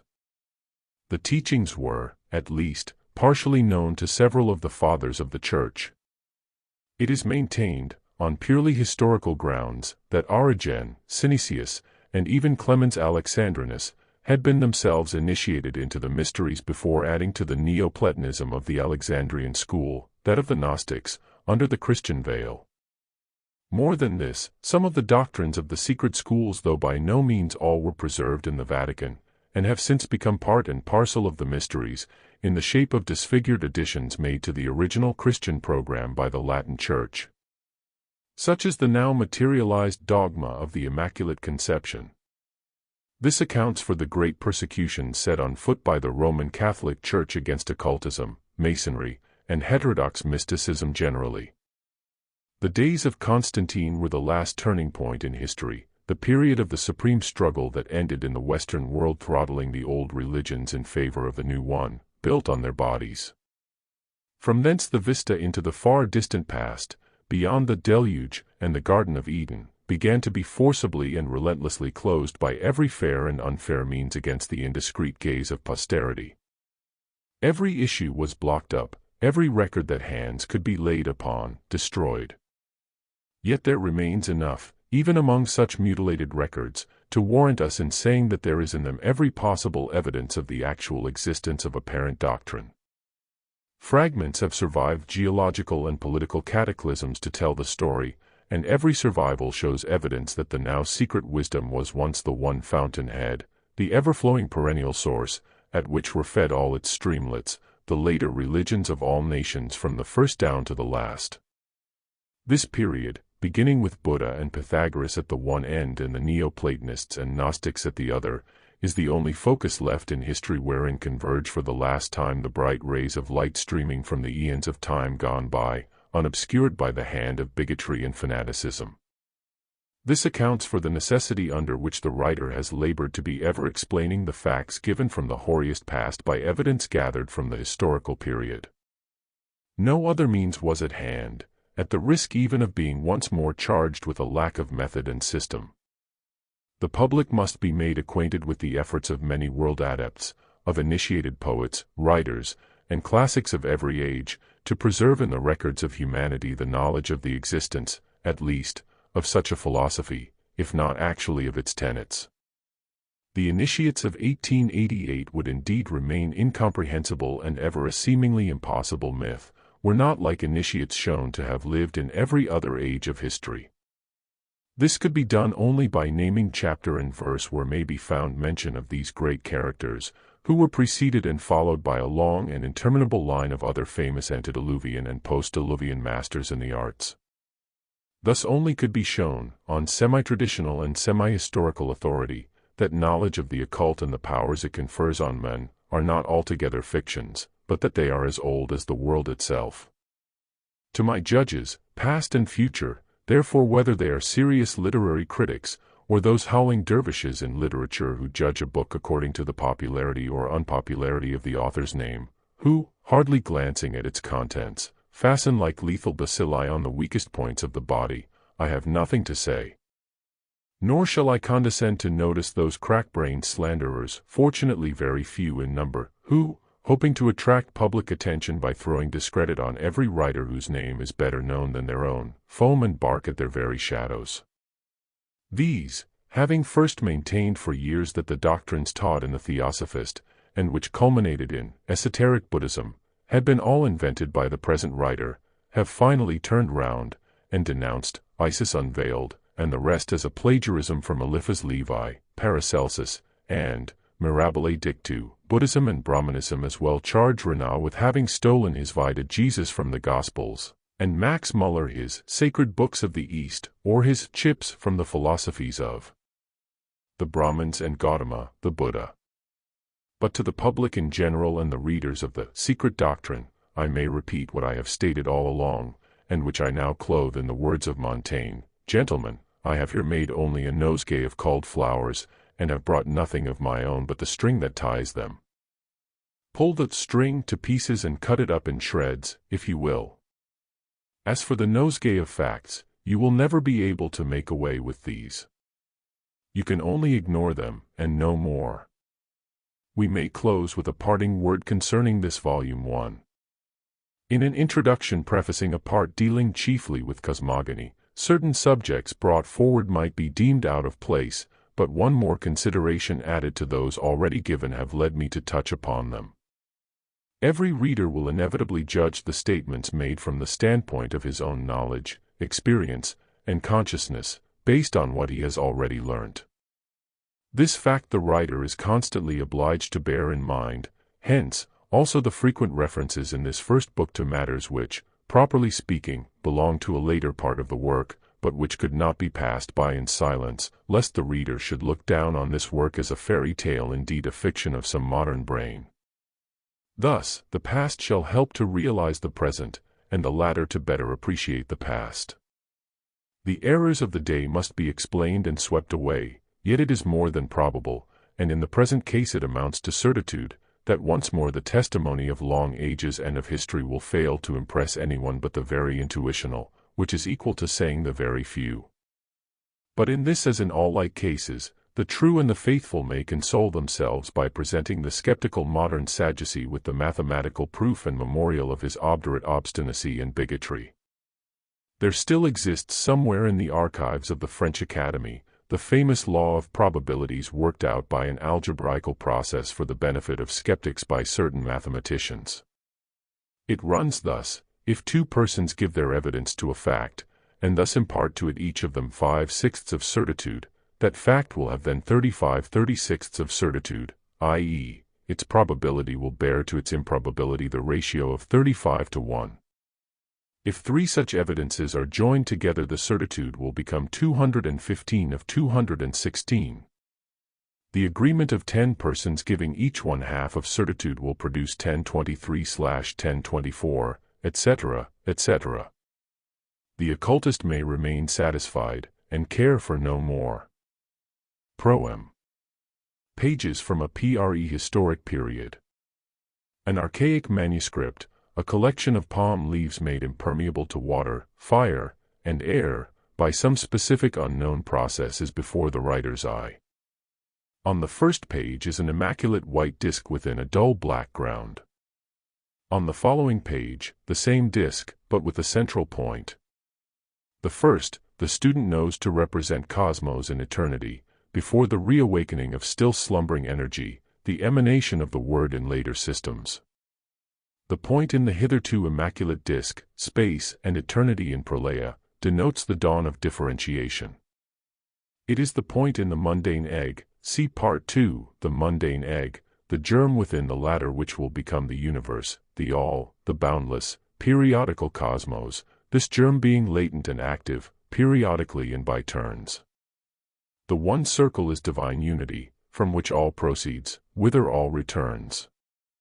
Its circumference, a forcibly limited symbol, in view of the limitation of the human mind indicates the abstract, ever-incognizable presence, and its plane, the universal soul, although the two are one. Only the face of the disk being white and the ground all around black, shows clearly that its plane is the only knowledge, dim and hazy though it still is, that is attainable by men. It is on this plane that the manvantaric manifestations begin, for it is in this soul that slumbers, during the pralaya, the divine thought, wherein lies concealed the plan of every future cosmogony and theogony. It is hardly necessary to remind the reader once more that the term divine thought, like that of universal mind, must not be regarded as even vaguely shadowing forth an intellectual process akin to that exhibited by men. The unconscious, according to von Hartmann, arrived at the vast creative, or rather evolutionary plan, by a clairvoyant wisdom superior to all consciousness, which in the Vedantic language would mean absolute wisdom. Only those who realize how far intuition soars above the tardy processes of ratiocinative thought can form the faintest conception of it as the one life, eternal, invisible, yet omnipresent, without beginning or end, yet periodical in its regular manifestations, between which periods reigns the dark mystery of non-being, unconscious, yet absolute consciousness, unrealizable, yet the one self-existing reality, truly, a chaos to the sense, a cosmos to the reason. Its one absolute attribute, which is itself, eternal, ceaseless motion, is called in esoteric parlance the great breath, which is the perpetual motion of the universe, in the sense of limitless, ever-present space. That which is motionless cannot be divine. But then there is nothing in fact and reality absolutely motionless within the universal soul. Almost 5 centuries BC Leucippus, the instructor of Democritus, maintained that space was filled eternally with atoms actuated by a ceaseless motion, the latter generating in due course of time, when those atoms aggregated, rotatory motion, through mutual collisions producing lateral movements. Epicurus and Lucretius taught the same, only adding to the lateral motion of the atoms the idea of affinity, an occult teaching. From the beginning of man's inheritance, from the first appearance of the architects of the globe he lives in, the unrevealed deity was recognized and considered under its only philosophical aspect, universal motion, the thrill of the creative breath in nature. Occultism sums up the one existence, thus, deity is an arcane, living, or moving, fire, and the eternal witnesses to this unseen presence are light, heat, moisture, this trinity including, and being the cause of, every phenomenon in nature. Intracosmic motion is eternal and ceaseless. Cosmic motion, the visible, or that which is subject to perception, is finite and periodical. As an eternal abstraction it is the ever-present, as a manifestation, it is finite both in the coming direction and the opposite, the two being the alpha and omega of successive reconstructions. Cosmos, the noumenon, has not to do with the causal relations of the phenomenal world. It is only with reference to the intracosmic soul, the ideal cosmos and the immutable divine thought, that we may say, it never had a beginning nor will it have an end. With regard to its body or cosmic organization, though it cannot be said that it had a first, or will ever have a last construction, yet at each new manvantara, its organization may be regarded as the first and the last of its kind, as it evolutes every time on a higher plane. A few years ago only, it was stated that, the esoteric doctrine teaches, like Buddhism and Brahmanism, and even the Kabbalah, that the one infinite and unknown essence exists from all eternity, and in regular and harmonious successions is either passive or active. In the poetical phraseology of Manu, these conditions are called the days and the nights of Brahma. The latter is either awake or asleep. The Svabhavikas, or philosophers of the oldest school of Buddhism, which still exists in Nepal, speculate only upon the active condition of this essence, which they call Svabhavat, and deem it foolish to theorize upon the abstract and unknowable power in its passive condition. Hence they are called atheists by both Christian theologians and modern scientists, for neither of the two are able to understand the profound logic of their philosophy. The former will allow of no other God than the personified secondary powers which have worked out the visible universe, and which became with them the anthropomorphic God of the Christians, the male Jehovah, roaring amid thunder and lightning. In its turn, rationalistic science greets the Buddhists and the Svabhavikas as the positivists of the archaic ages.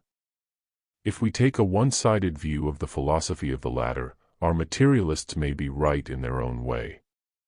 The Buddhists maintain that there is no creator, but an infinitude of creative powers, which collectively form the one eternal substance, the essence of which is inscrutable, hence not a subject for speculation for any true philosopher.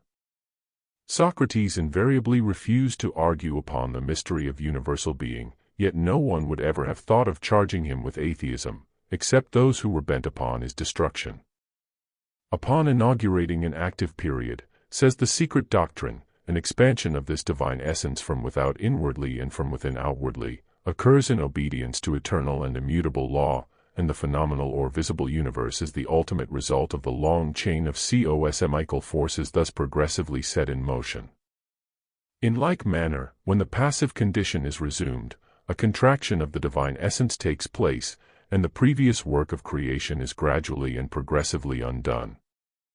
The visible universe becomes disintegrated, its material dispersed, and darkness, solitary and alone, broods once more over the face of the deep.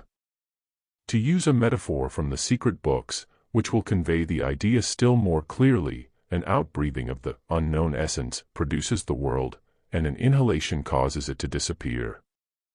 This process has been going on from all eternity, and our present universe is but one of an infinite series, which had no beginning and will have no end. See Isis Unveiled, also The Days and Nights of Brahma, in Part 2. This passage will be explained, as far as it is possible, in the present work. Though, as it now stands, it contains nothing new to the Orientalist, its esoteric interpretation may contain a good deal which has hitherto remained entirely unknown to the Western student. The first illustration being a plain disk, the second one in the archaic symbol shows a disk with a point in it, the first differentiation in the periodical manifestations of the ever-eternal nature, sexless and infinite, Aditi in that, Rig Veda, the point in the disk, or potential space within abstract space. In its third stage the point is transformed into a diameter, thus it now symbolizes a divine immaculate mother nature within the all-embracing absolute infinitude. When the diameter line is crossed by a vertical one, it becomes the mundane cross. Humanity has reached its third root race, it is the sign for the origin of human life to begin. When the circumference disappears and leaves only the it is a sign that the fall of man into matter is accomplished, and the fourth race begins. The cross within a circle symbolizes pure pantheism. When the cross was left uninscribed, it became phallic. It had the same and yet other meanings as a tau inscribed within a circle, or as a Thor's hammer, the Jaina cross, so-called, or simply swastika within a circle. By the third symbol, the circle divided in two by the horizontal line of the diameter, the first manifestation of creative, still passive, because feminine, nature was meant. The first shadowy perception of man connected with procreation is feminine, because man knows his mother more than his father. Hence female deities were more sacred than the male. Nature is therefore feminine, and, to a degree, objective and tangible, and the spirit principle which fructifies it is concealed. By adding to the circle with the horizontal line in it, a perpendicular line, the tau was formed, the oldest form of the letter. It was the glyph of the third root race to the day of its symbolical fall, i.e., when the separation of sexes by natural evolution took place, when the figure became, the circle, or sexless life modified or separated, a double glyph or symbol.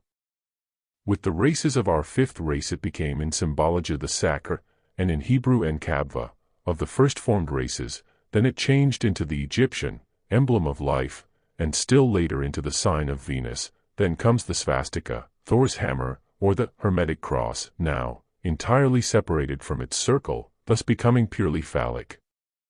The esoteric symbol of Kali Yuga is the five-pointed star reversed, thus the sign of human sorcery, with its 2 points, horns, turned heavenward, a position every occultist will recognize as one of the left hand, and used in ceremonial magic. It is hoped that during the perusal of this work the erroneous ideas of the public in general with regard to pantheism will be modified. It is wrong and unjust to regard the Buddhists and Advaita occultists as atheists. If not all of them philosophers, they are, at any rate, all logicians, their objections and arguments being based on strict reasoning. Indeed, if the Parabrahma of the Hindus may be taken as a representative of the hidden and nameless deities of other nations, this absolute principle will be found to be the prototype from which all the others were copied. Parabrahm is not God, because it is not a God. It is that which is supreme, and not supreme, Paravara, explains Mandukya Upanishad. It is supreme as cause, not supreme as effect.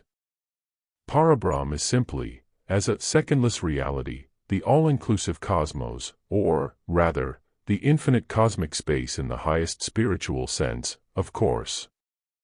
Brahma, neuter, being the unchanging, pure, free, undecaying supreme root, the one true existence, Paramarthika, and the absolute Chit and Chaitanya, intelligence, consciousness, cannot be a cognizer, for that can have no subject of cognition.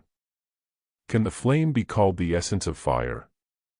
This essence is the life and light of the universe. The visible fire and flame are destruction, death, and evil. Fire and flame destroy the body of an arhat, their essence makes him immortal. Bodhimur, Book 2. The knowledge of the Absolute Spirit, like the effulgence of the sun, or like heat in fire, is naught else than the Absolute Essence itself, says Sankaracharya. It is the spirit of the fire, not fire itself, therefore, the attributes of the latter, heat or flame, are not the attributes of the spirit, but of that of which that spirit is the unconscious cause.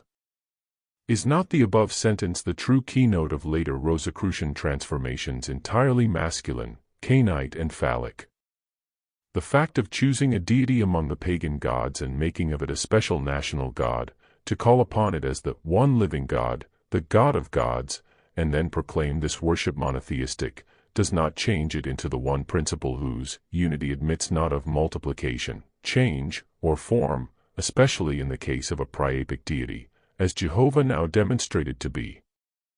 Parabrahm is, in short, the collective aggregate of cosmos in its infinity and eternity, that and this to which distributive aggregates cannot be applied. In the beginning this was the self, one only. Aitareya Upanishad, the great Sankaracharya, explains that this referred to the universe, Jagat, the sense of the words, in the beginning, meaning before the reproduction of the phenomenal universe. Therefore, when the pantheists echo the Upanishads, which state, as in the Secret Doctrine, that this cannot create, they do not deny a creator, or rather a collective aggregate of creators, but only refuse, very logically, to attribute creation, and especially formation, something finite to an infinite principle. With them, Parabrahma is a passive because an absolute cause, the unconditioned mukta.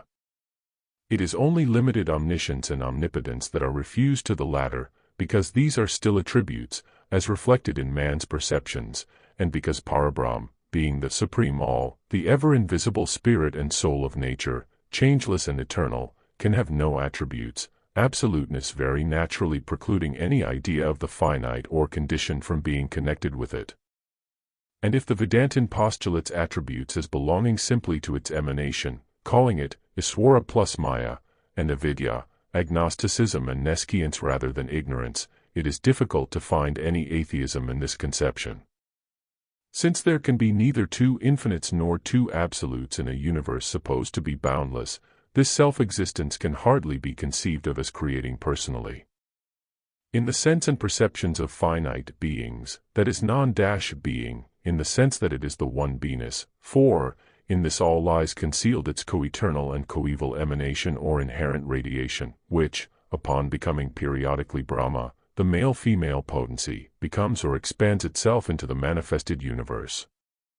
Narayana, moving on the abstract waters of space, is transformed into the waters of concrete substance moved by him, who now becomes the manifested word or logos.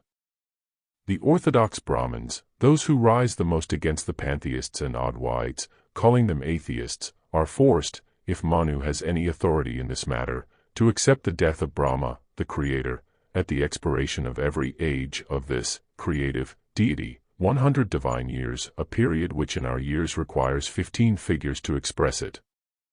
Yet, no philosopher among them will view this death in any other sense than as a temporary disappearance from the manifested plane of existence, or as a periodical rest. The occultists are, therefore, at one with the Advaita Vedantin philosophers as to the above tenet. They show the impossibility of accepting on philosophical grounds the idea of the absolute all-creating or even evolving the golden egg, into which it is said to enter in order to transform itself into Brahma, the creator, who expands himself later into gods and all the visible universe. They say that absolute unity cannot pass to infinity, for infinity presupposes the limitless extension of something, and the duration of that something, and the one all is like space, which is its only mental and physical representation on this earth, or a plane of existence, neither an object of, nor a subject to, perception. If one could suppose the eternal infinite all, the omnipresent unity, instead of being in eternity, becoming through periodical manifestation a manifold universe or a multiple personality, that unity would cease to be one. Locke's idea that pure space is capable of neither resistance nor motion is incorrect. Space is neither a limitless void, nor a conditioned fullness, but both, being, on the plane of absolute abstraction, the ever-incognoscible deity, which is void only to finite minds, and on that of myopic perception, the plenum, the absolute container of all that is, whether manifested or unmanifest, it is, therefore, that absolute all. There is no difference between the Christian apostles, in him we live and move and have our being, and the Hindu rishis, the universe lives in, proceeds from, and will return to, Brahma, for Brahma, neuter, the unmanifest, is that universe in abscondito, and Brahma, the manifested, is the logos, made male-female in the symbolical orthodox dogmas.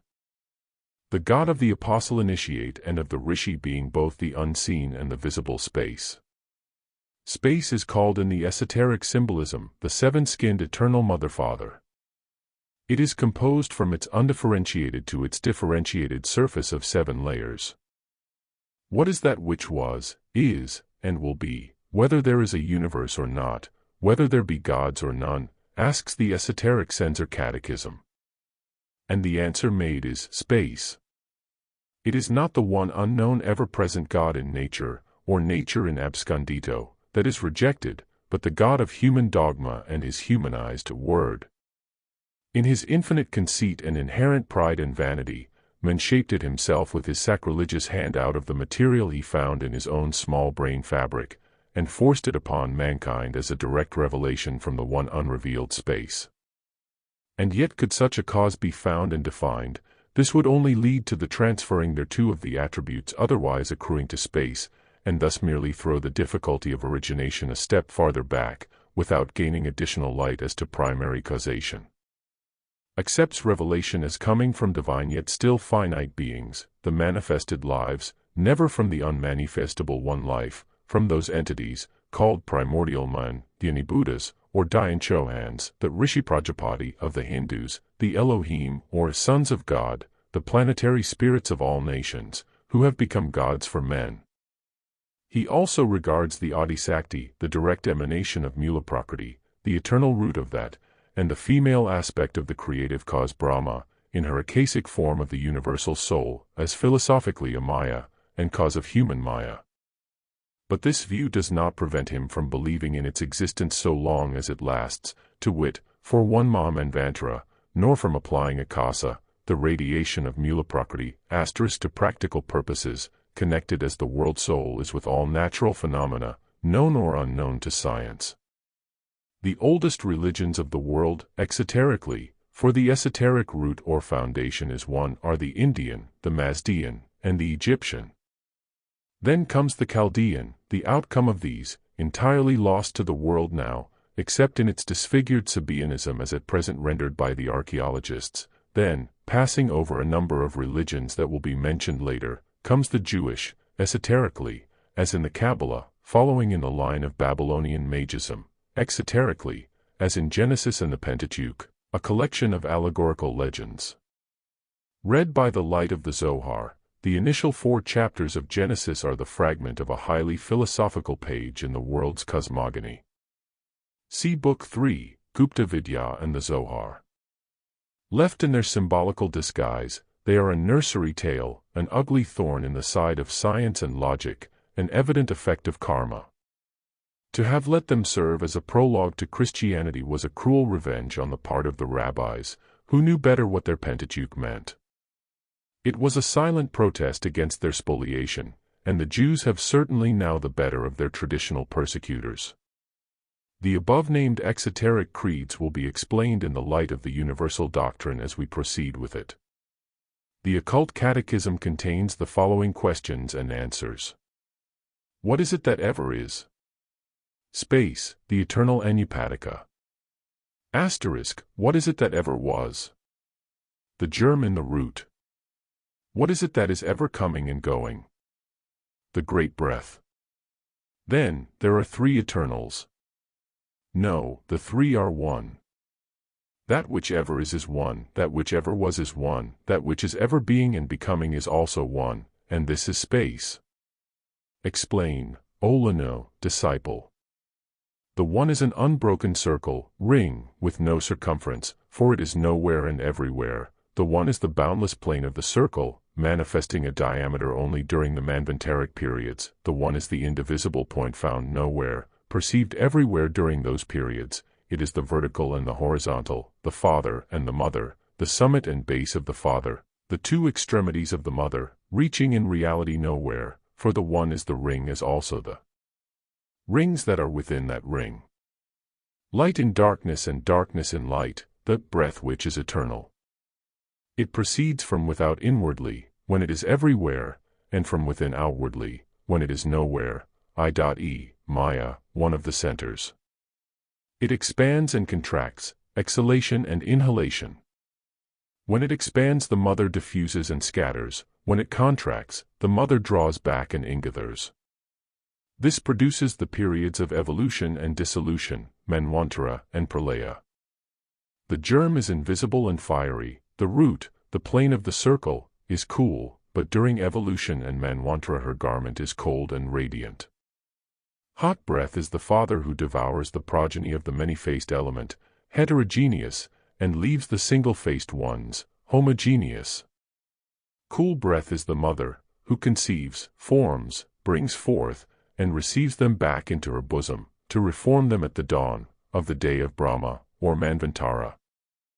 For clearer understanding on the part of the general reader, it must be stated that occult science recognizes 7 cosmical elements, 4 entirely physical, and the 5th, ether, semi-material, as it will become visible in the air towards the end of our 4th round, to reign supreme over the others during the whole of the 5th.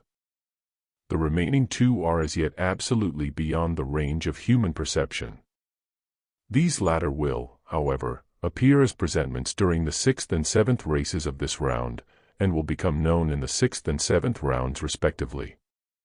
These 7 elements, with their numberless sub-elements far more numerous than those known to science, are simply conditional modifications and aspects of the one and only element. This latter is not ether, not even akasa, but the source of these. The 5th element, now advocated quite freely by science, is not the ether hypothesized by Sir Isaac Newton, although he calls it by that name, having associated it in his mind probably with the ether, father-mother of antiquity. As Newton Intuitionale says, nature is a perpetual circulatory worker, generating fluids out of solids, fixed things out of volatile, and volatile out of fixed, subtle out of gross, and gross out of subtle. Thus, perhaps, may all things be originated from ether. The reader has to bear in mind that the stanzas given treat only of the cosmogony of our own planetary system and what is visible around it, after a solar pralaya. The secret teachings with regard to the evolution of the universal cosmos cannot be given, since they could not be understood by the highest minds in this age, and there seem to be very few initiates, even among the greatest, who are allowed to speculate upon this subject. Moreover, the teachers say openly that not even the highest Chohans have ever penetrated the mysteries beyond those boundaries that separate the milliards of solar systems from the central sun, as it is called. Therefore, that which is given relates only to our visible cosmos, after a night of Brahma. Before the reader proceeds to the consideration of the stanzas from the Book of Dzyan which form the basis of the present work, it is absolutely necessary that he should be made acquainted with the few fundamental conceptions which underlie and pervade the entire system of thought to which his attention is invited. These basic ideas are few in number, and on their clear apprehension depends the understanding of all that follows. Therefore no apology is required for asking the reader to make himself familiar with them first, before entering on the perusal of the work itself. The Secret Doctrine establishes three fundamental propositions. A. An omnipresent, eternal, boundless, and immutable principle on which all speculation is impossible, since it transcends the power of human conception and could only be dwarfed by any human expression or similitude. It is beyond the range and reach of thought, in the words of Mandukya, unthinkable and unspeakable. To render these ideas clearer to the general reader, let him set out with the postulate that there is one absolute reality which antecedes all manifested, conditioned, being. This infinite and eternal cause, dimly formulated in the unconscious and unknowable of current European philosophy, is the rootless root of all that was, is, or ever shall be. It is of course devoid of all attributes and is essentially without any relation to manifested, finite being. It is beingness rather than being, in Sanskrit, sat, and is beyond all thought or speculation. This beingness is symbolized in the secret doctrine under two aspects. On the one hand, absolute abstract space, representing bare subjectivity, the one thing which no human mind can either exclude from any conception or conceive of by itself. On the other, absolute abstract motion representing unconditioned consciousness. Even our Western thinkers have shown that consciousness is inconceivable to us apart from change, and motion best symbolizes change, its essential characteristic. This latter aspect of the one reality is also symbolized by the term the Great Breath, a symbol sufficiently graphic to need no further elucidation. Thus, then, the first fundamental axiom of the secret doctrine is this metaphysical one absolute, beingness, symbolized by finite intelligence as the theological trinity. It may, however, assist the student if a few further explanations are given here.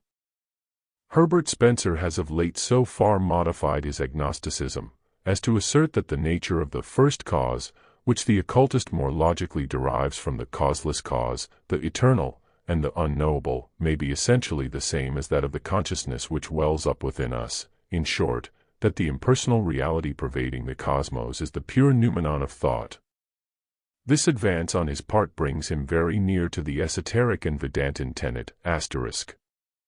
Parabrahm, the one reality, the absolute, is the field of absolute consciousness, i.e., that essence which is out of all relation to conditioned existence, and of which conscious existence is a conditioned symbol. But once that we pass in thought from this, to us, absolute negation, duality supervenes in the contrast of spirit, or consciousness, and matter, subject and object. Spirit, or consciousness, and matter are, however, to be regarded, not as independent realities, but as the two facets or aspects of the absolute, Parabrahm, which constitute the basis of conditioned being whether subjective or objective. Considering this metaphysical triad as the root from which proceeds all manifestation, the Great Breath assumes the character of precosmic ideation. It is the fons et origo of force and of all individual consciousness, and supplies the guiding intelligence in the vast scheme of cosmic evolution. On the other hand, precosmic root substance, mulaprakriti, is that aspect of the Absolute which underlies all the objective planes of nature.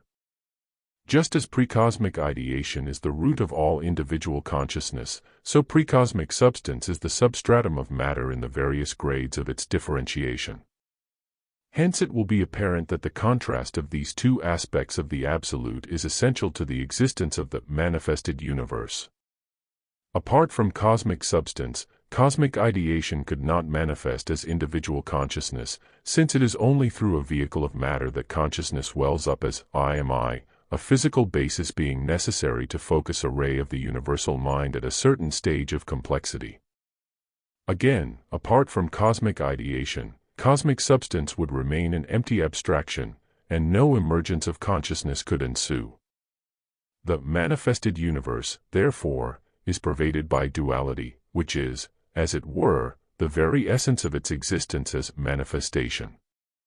But just as the opposite poles of subject and object, spirit and matter, are but aspects of the one unity in which they are synthesized, so, in the manifested universe, there is that which links spirit to matter, subject to object. This something, at present unknown to Western speculation, is called by the occultists FOHAT. It is the bridge by which the ideas existing in the divine thought are impressed on cosmic substance as the laws of nature. FOHAT is thus the dynamic energy of cosmic ideation, or, regarded from the other side, it is the intelligent medium, the guiding power of all manifestation, the thought divine, transmitted and made manifest through the Dhyan Chohans, the architects of the visible world. Thus from spirit, or cosmic ideation, comes our consciousness, from cosmic substance the several vehicles in which that consciousness is individualized and attains to self, or reflective, consciousness, while FOHAT, in its various manifestations, is the mysterious link between mind and matter, the animating principle electrifying every atom into life. The following summary will afford a clearer idea to the reader. 1. The Absolute, the Parabrahm of the Vedantins or the One Reality, Sat, which is, as Hegel says, both absolute being and non-being. 2. The first manifestation, the impersonal, and, in philosophy, unmanifest logos, the precursor of the manifested. This is the first cause, the unconscious, of European pantheists. 3. Spirit matter, life, the spirit of the universe, the Purusha and Prakriti, or the second logos. 4. Cosmic ideation, Mahat or intelligence, the universal world soul, the cosmic noumenon of matter, the basis of the intelligent operations in and of nature, also called Mahabuddhi. The one reality, its dual aspects in the conditioned universe.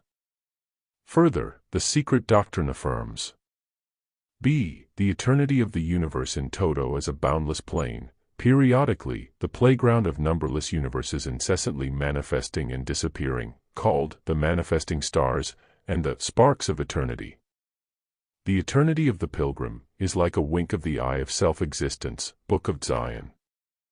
The appearance and disappearance of worlds is like a regular tidal ebb of flux and reflux. See Part 2, Days and Nights of Brahma. This second assertion of the secret doctrine is the absolute universality of that law of periodicity, of flux and reflux, ebb and flow, which physical science has observed and recorded in all departments of nature. An alternation such as that of day and night, life and death, sleeping and waking, is a fact so common, so perfectly universal and without exception, that it is easy to comprehend that in it we see one of the absolutely fundamental laws of the universe. Moreover, the secret doctrine teaches the fundamental identity of all souls with the universal oversoul, the latter being itself an aspect of the unknown root, and the obligatory pilgrimage for every soul, a spark of the former, through the cycle of incarnation, or necessity, in accordance with cyclic and karmic law, during the whole term. In other words, no purely spiritual buddhi, divine soul, can have an independent, conscious, existence before the spark which issued from the pure essence of the universal sixth principle, or the Oversoul, has, a. passed through every elemental form of the phenomenal world of that manvantara, and, b. acquired individuality, first by natural impulse, and then by self-induced and self-devised efforts, checked by its karma, thus ascending through all the degrees of intelligence, from the lowest to the highest manas, from mineral and plant, up to the holiest archangel, the Anibuddha. The pivotal doctrine of the esoteric philosophy admits no privileges or special gifts in man, save those won by his own ego through personal effort and merit throughout a long series of metempsychoses and reincarnations.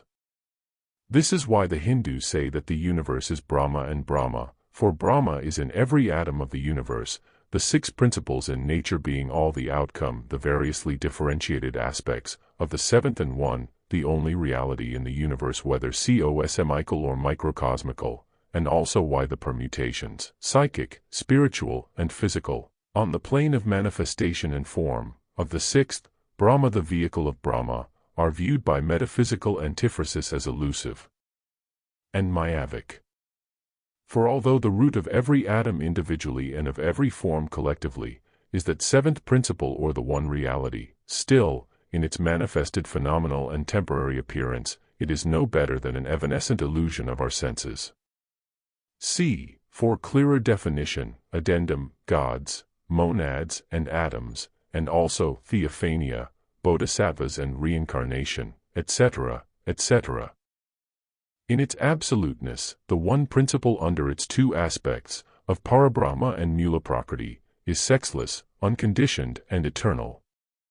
Its periodical, manvantaric, emanation, or primal radiation, is also one, androgynous and phenomenally finite. When the radiation radiates in its turn, all its radiations are also androgynous, to become male and female principles in their lower aspects. After pralaya, whether the great or the minor pralaya, the latter leaving the worlds in statu quo, the first that reawakes to active life is the plastic akasa, father-mother, the spirit and soul of ether, or the plane on the surface of the circle. Space is called the mother before its cosmic activity, and father-mother at the first stage of reawakening. See comments, stanza 2. In the Kabbalah it is also father-mother-son. But whereas in the Eastern doctrine, these are the seventh principle of the manifested universe, or its Atma-Buddhi-Manas, spirit, soul, intelligence, the triad branching off and dividing into the seven cosmical and seven human principles, in the Western Kabbalah of the Christian mystics it is the triad or trinity, and with their occultists, the male-female Jehovah, Jahava. In this lies the whole difference between the esoteric and the Christian trinities. The mystics and the philosophers, the Eastern and Western pantheists, synthesize their pregenetic triad in the pure divine abstraction. The Orthodox anthropomorphize it. Hiranyagarbha, Hari, and Sankara, the three hypostases of the manifesting spirit of the Supreme Spirit, by which title Prithvi, the earth, greets Vishnu in his first avatar, are the purely metaphysical abstract qualities of formation, preservation, and destruction, and are the three divine avas that's of that which does not perish with created things, or Achyuta, a name of Vishnu, whereas the Orthodox Christian separates his personal creative deity into the three personages of the Trinity, and admits of no higher deity. The latter, in occultism, is the abstract triangle, with the Orthodox, the perfect cube. The creative God or the aggregate gods are regarded by the Eastern philosopher as Brantidarsanata, false apprehension, something conceived of, by reason of erroneous appearances, as a material form, and explained as arising from the elusive conception of the egotistic personal and human soul, lower fifth principle. It is beautifully expressed in a new translation of Vishnu Purana. That Brahma in its totality has essentially the aspect of Prakriti, both evolved and unevolved, Mula Prakriti, and also the aspect of spirit and the aspect of time. Spirit, O twice born, is the leading aspect of the Supreme Brahma. The next is a twofold aspect, Prakriti, both evolved and unevolved, and is the time last. Kronos is shown in the Orphic theogony as being also a generated god or agent. At this stage of the reawakening of the universe, the sacred symbolism represents it as a perfect circle with the root point in the center. This sign was universal, therefore we find it in the Kabbalah also. The Western Kabbalah, however, now in the hands of Christian mystics, ignores it altogether, though it is plainly shown in the Zohar. These sectarians begin at the end, and show as the symbol of pregenetic cosmos this sign, calling it the union of the rose and cross, the great mystery of occult generation, from whence the name Rosicrucians, rose cross. As may be judged, however, from the most important, as the best known of the Rosicrucian symbols, there is one which has never been hitherto understood even by modern mystics. It is that of the pelican tearing open its breast to feed its 7 little ones, the real creed of the Brothers of the Rosy Cross and a direct outcome from the Eastern secret doctrine. Brahma, neuter, is called Kalahansa, meaning, as explained by Western Orientalists, the eternal swan or goose, see stanza 3, comment 8, and so is Brahma, the creator. A great mistake is thus brought under notice. It is Brahma, neuter, who ought to be referred to as Hansavahana, he who uses the swan as his vehicle, and not Brahma the creator, who is the real Kalahansa, while Brahma, neuter, is Hamsa, and Ahamsa, as will be explained in the commentary.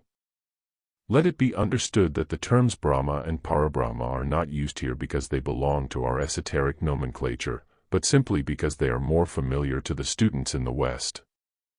Both are the perfect equivalents of our 1, 3, and 7 voweled terms, which stand for the one all, and the one all in all. Such are the basic conceptions on which the secret doctrine rests. It would not be in place here to enter upon any defense or proof of their inherent reasonableness, nor can I pause to show how they are, in fact, contained, though too often under a misleading guise, in every system of thought or philosophy worthy of the name. Once that the reader has gained a clear comprehension of them and realized the light which they throw on every problem of life, they will need no further justification in his eyes, because their truth will be to him as evident as the sun in heaven. I pass on, therefore, to the subject matter of the stanzas as given in this volume, adding a skeleton outline of them, in the hope of thereby rendering the task of the student more easy, by placing before him in a few words the general conception therein explained. Stanza 1. The history of cosmic evolution, as traced in the stanzas, is, so to say, the abstract algebraical formula of that evolution. Hence the student must not expect to find there an account of all the stages and transformations which intervene between the first beginnings of universal evolution and our present state. To give such an account would be as impossible as it would be incomprehensible to men who cannot even grasp the nature of the plane of existence next to that to which, for the moment, their consciousness is limited. The stanzas, therefore, give an abstract formula which can be applied, mutatis mutandis, to all evolution, to that of our tiny Earth, to that of the chain of planets of which that Earth forms one, to the solar universe to which that chain belongs, and so on, in an ascending scale, till the mind reels and is exhausted in the effort. The 7 stanzas given in this volume represent the 7 terms of this abstract formula. They refer to, and describe the 7 great stages of the evolutionary process, which are spoken of in the Puranas as the 7 creations, and in the Bible as the days of creation. The first stanza describes the state of the one all during Pralaya, before the first flutter of reawakening manifestation. A moment's thought shows that such a state can only be symbolized. To describe it is impossible.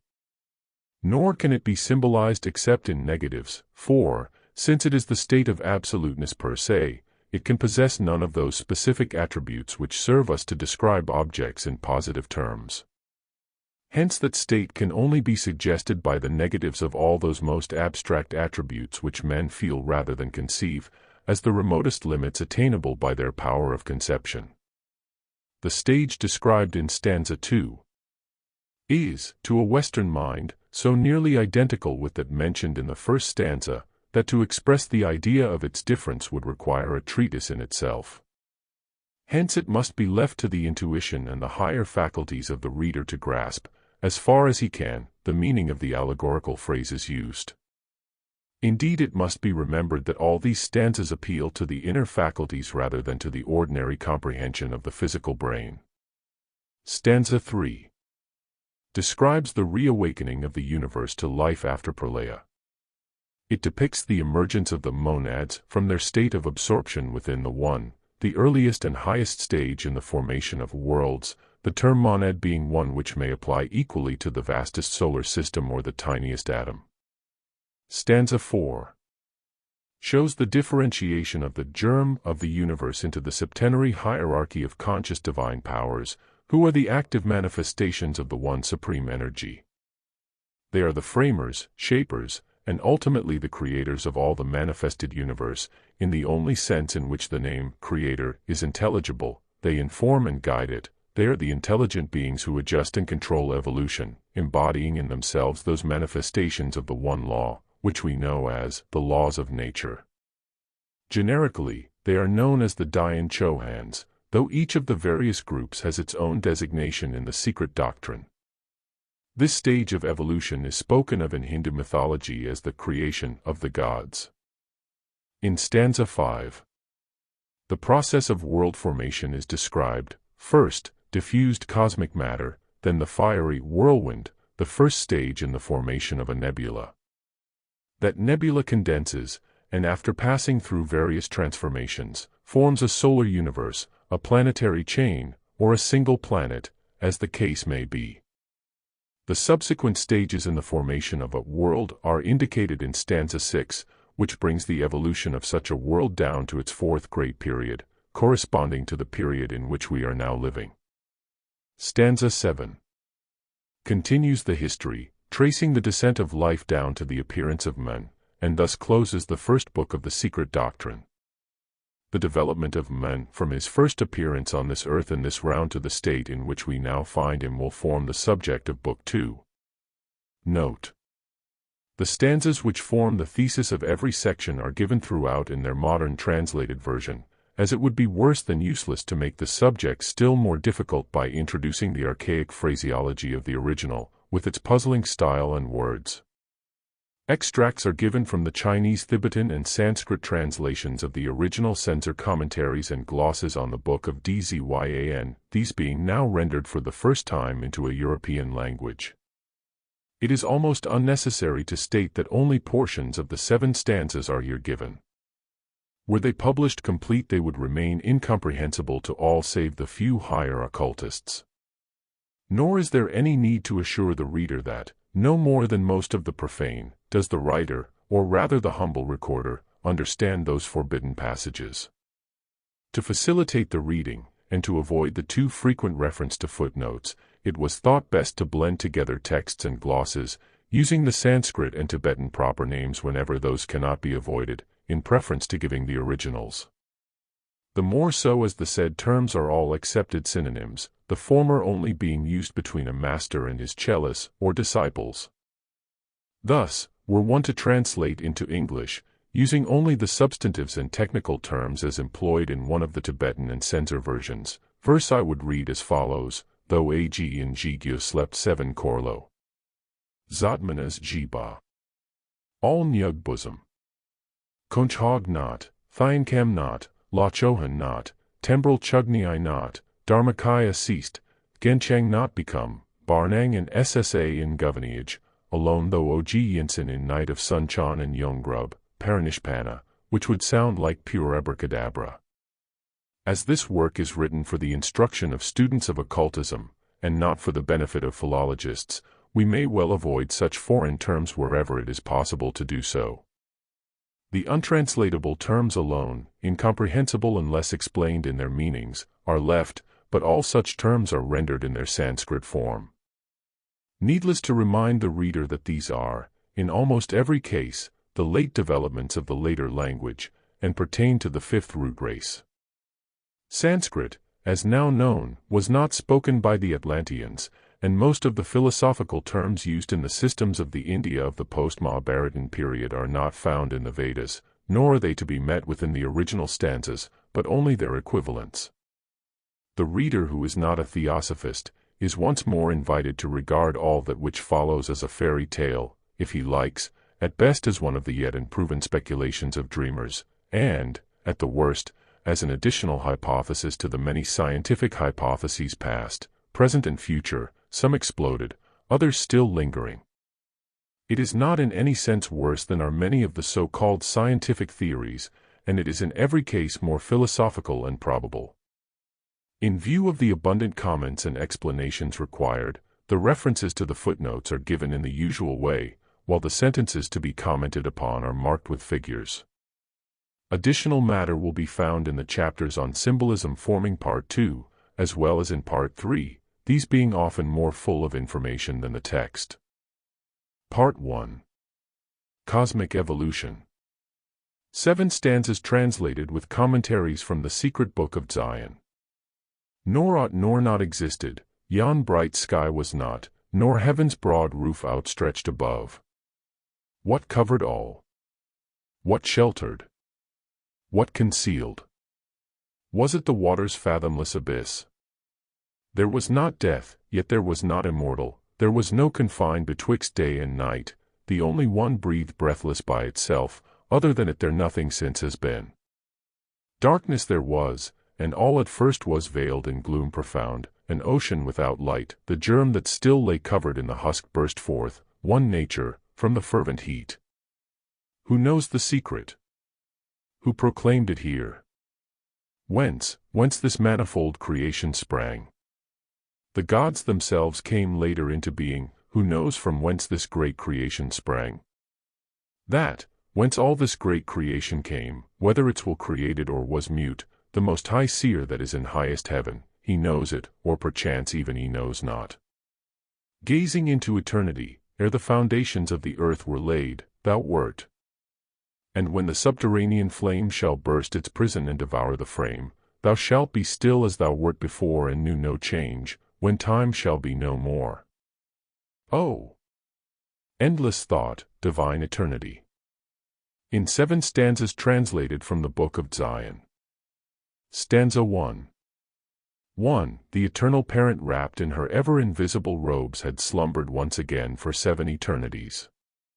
2. Time was not, for it lay asleep in the infinite bosom of duration. 3. Universal mind was not, for there were no ahi to contain it. 4. The 7 ways to bliss were not.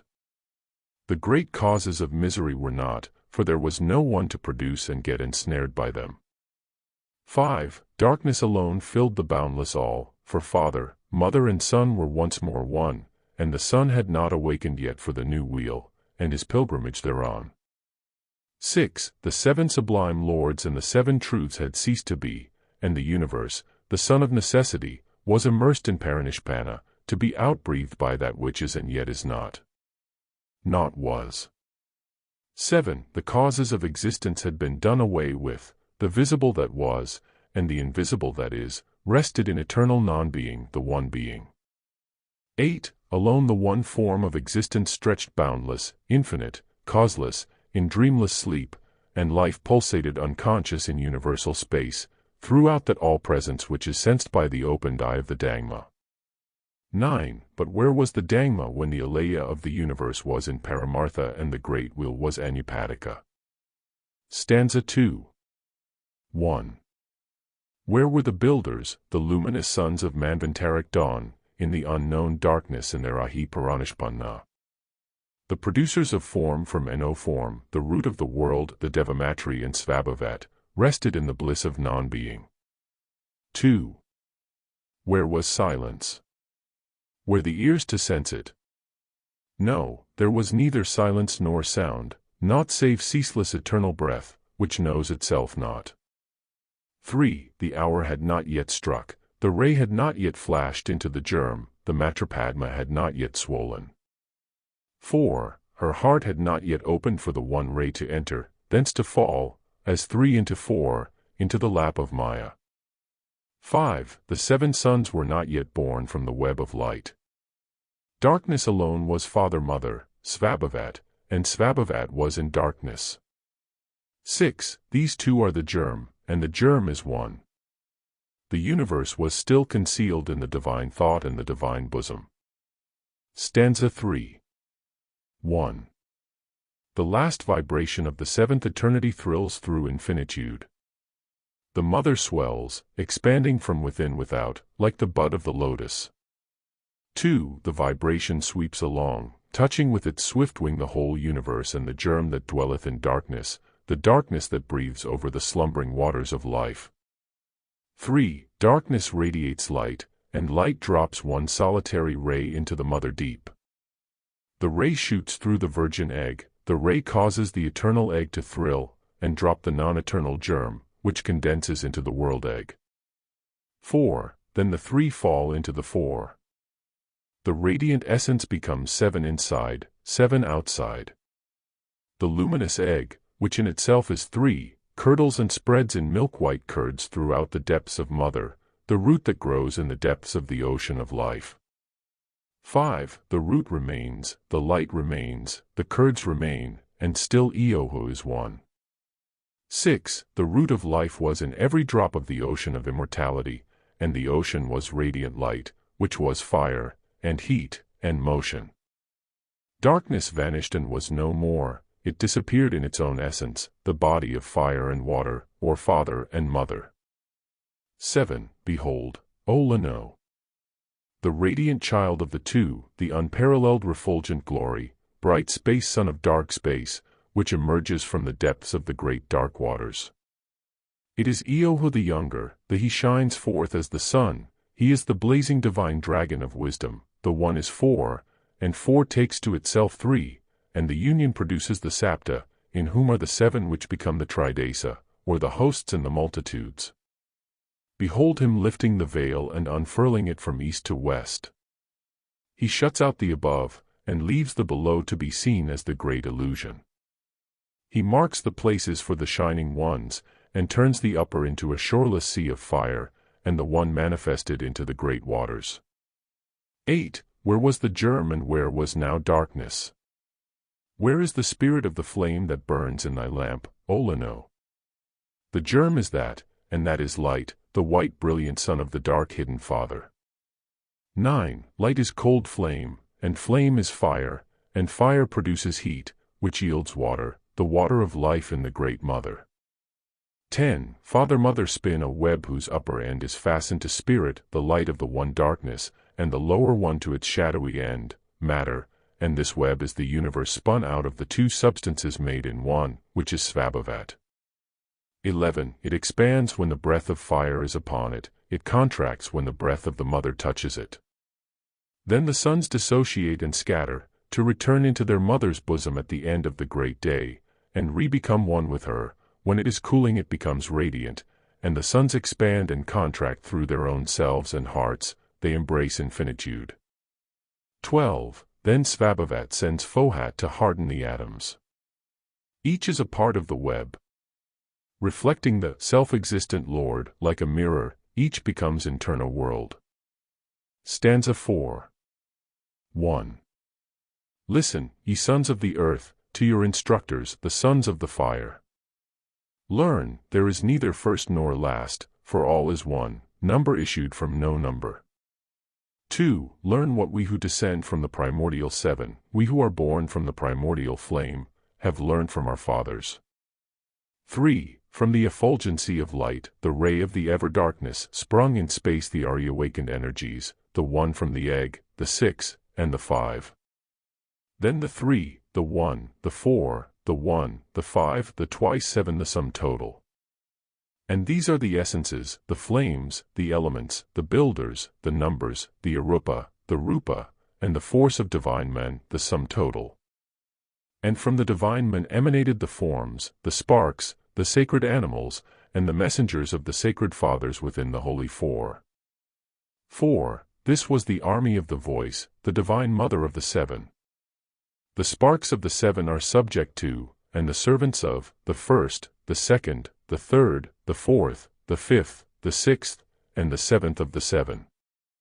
These sparks are called spheres, triangles, cubes, lines, and modelers, for thus stands the eternal Nidana, the Eoho, which is 5. Darkness, the boundless, or the No number, Adi Nidana Svabhavat, 1. The Adi Sanat, the number, for he is one.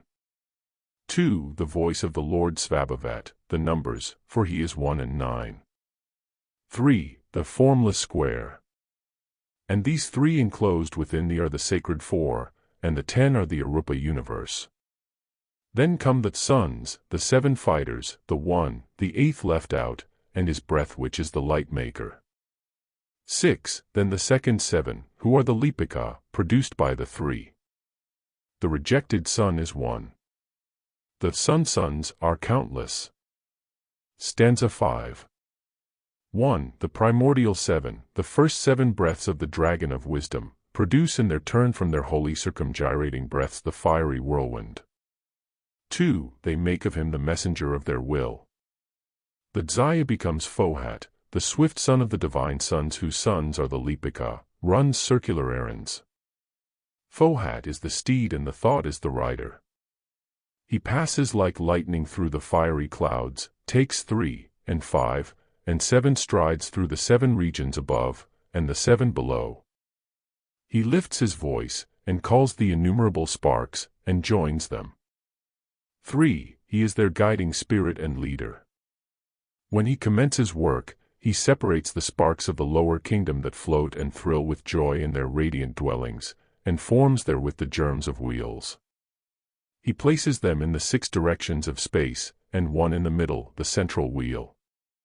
4. FOHAT traces spiral lines to unite the 6th to the 7th, the crown, an army of the sons of light stands at each angle, and the Lipika in the middle wheel. They say, "This is good, the first divine world is ready, the first is now the second."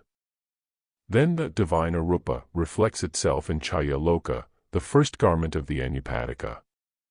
5. FOHAT takes 5 strides and builds a winged wheel at each corner of the square, for the 4 holy ones and their armies. 6. The Lipika circumscribe the triangle, the first one, the cube, the second one, and the pentacle within the egg.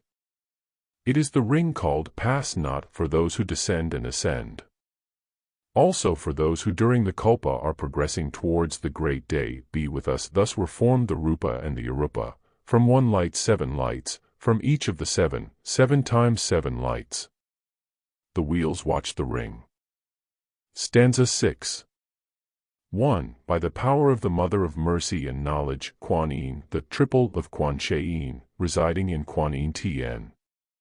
FOHAT, the breath of their progeny, the son of the sons, having called forth, from the lower abyss, the elusive form of Sin Chang and the 7 elements. 2. The swift and radiant one produces the 7 Laya centers, against which none will prevail. 2. The great day be with us, and seats the universe on these eternal foundations surrounding Chen Chan with the elementary germs.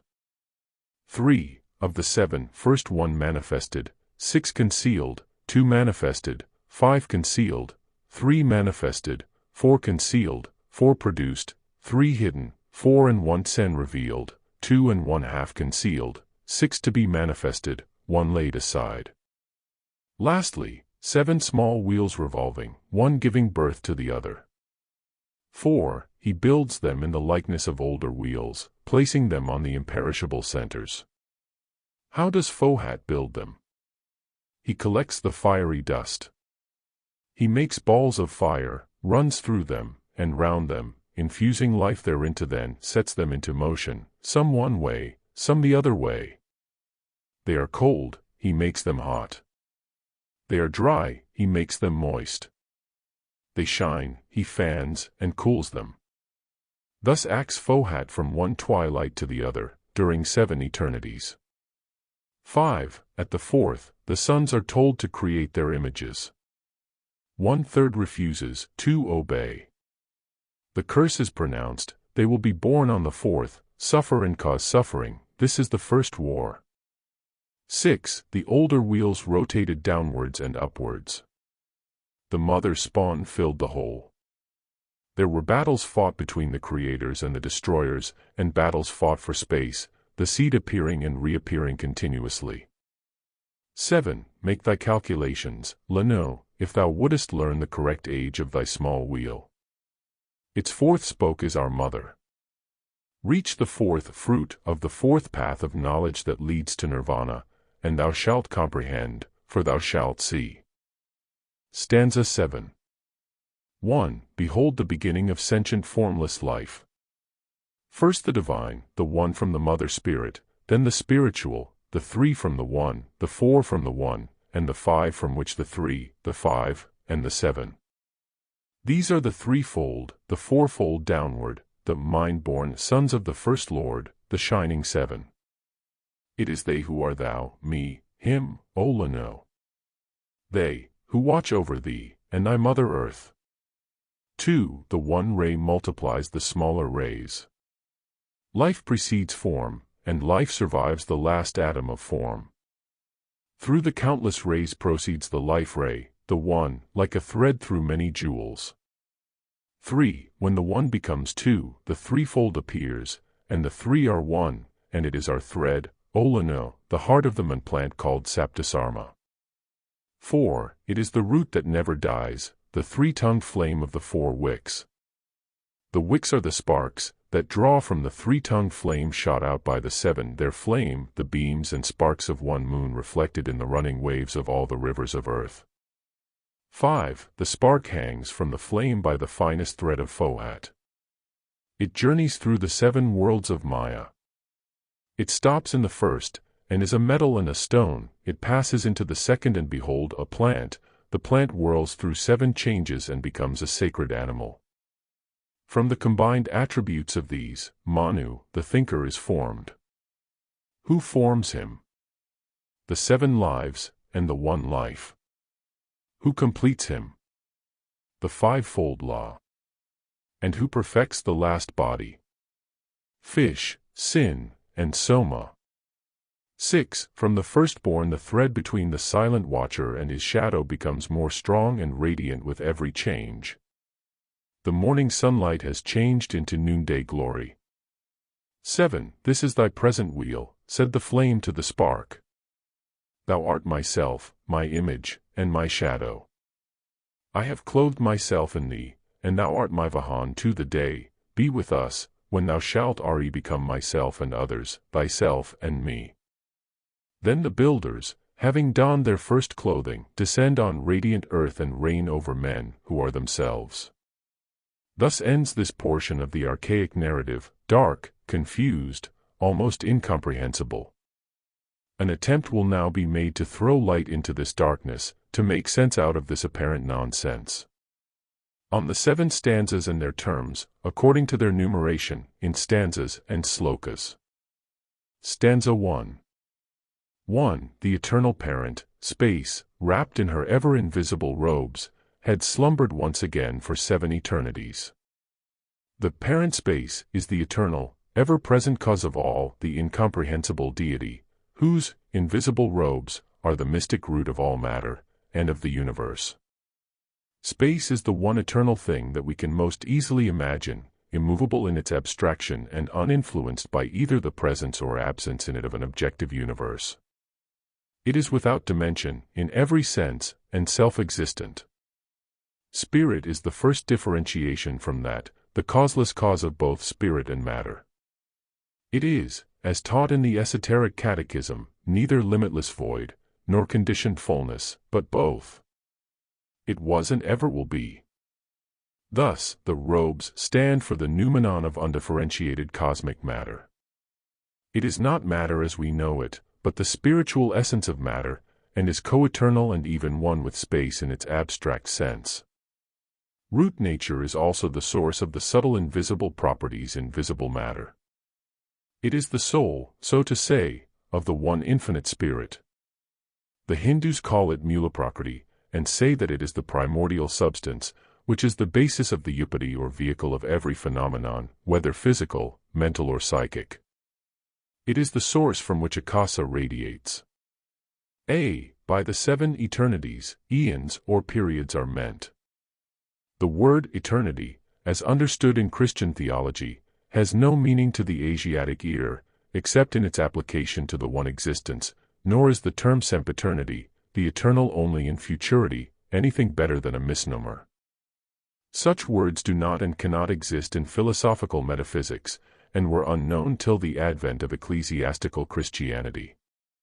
The 7 eternities meant are the 7 periods, or a period answering in its duration to the 7 periods of a Manvantara, and extending throughout a Mahakalpa or the Great Age, 100 years of Brahma, making a total of 311,040,000,000,000 of years, each year of Brahma being composed of 360 days, and of the same number of nights of Brahma, reckoning by the Chandrayana or lunar year, and a day of Brahma, consisting of 4,320,000,000 of mortal years.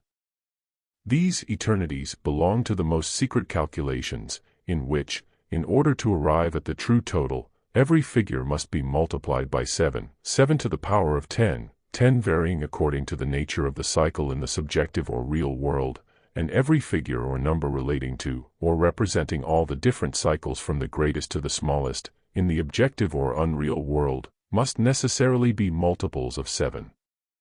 The key to this cannot be given, for herein lies the mystery of esoteric calculations, and for the purposes of ordinary calculation it has no sense.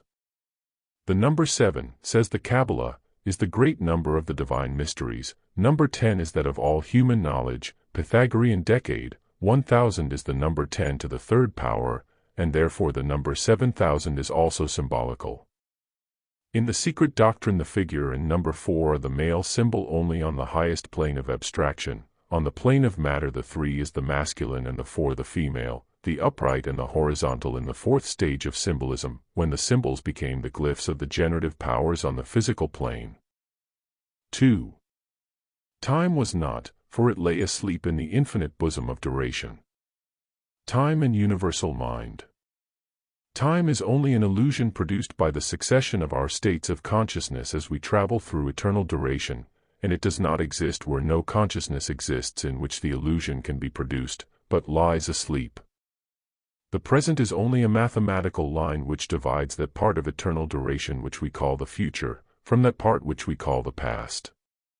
Nothing on earth has real duration, for nothing remains without change, or the same for the billionth part of a second, and the sensation we have of the actuality of the division of time known as the present, comes from the blurring of that momentary glimpse, or succession of glimpses, of things that our senses give us, as those things pass from the region of ideals which we call the future, to the region of memories that we name the past.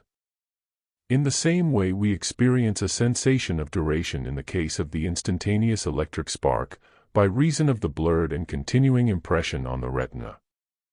The real person or thing does not consist solely of what is seen at any particular moment, but is composed of the sum of all its various and changing conditions from its appearance in the material form to its disappearance from the earth. It is these sum totals that exist from eternity in the future, and pass by degrees through matter, to exist for eternity in the past. No one could say that a bar of metal dropped into the sea came into existence as it left the air, and ceased to exist as it entered the water, and that the bar itself consisted only of that cross-section thereof which at any given moment coincided with the mathematical plane that separates, and, at the same time, joins, the atmosphere and the ocean.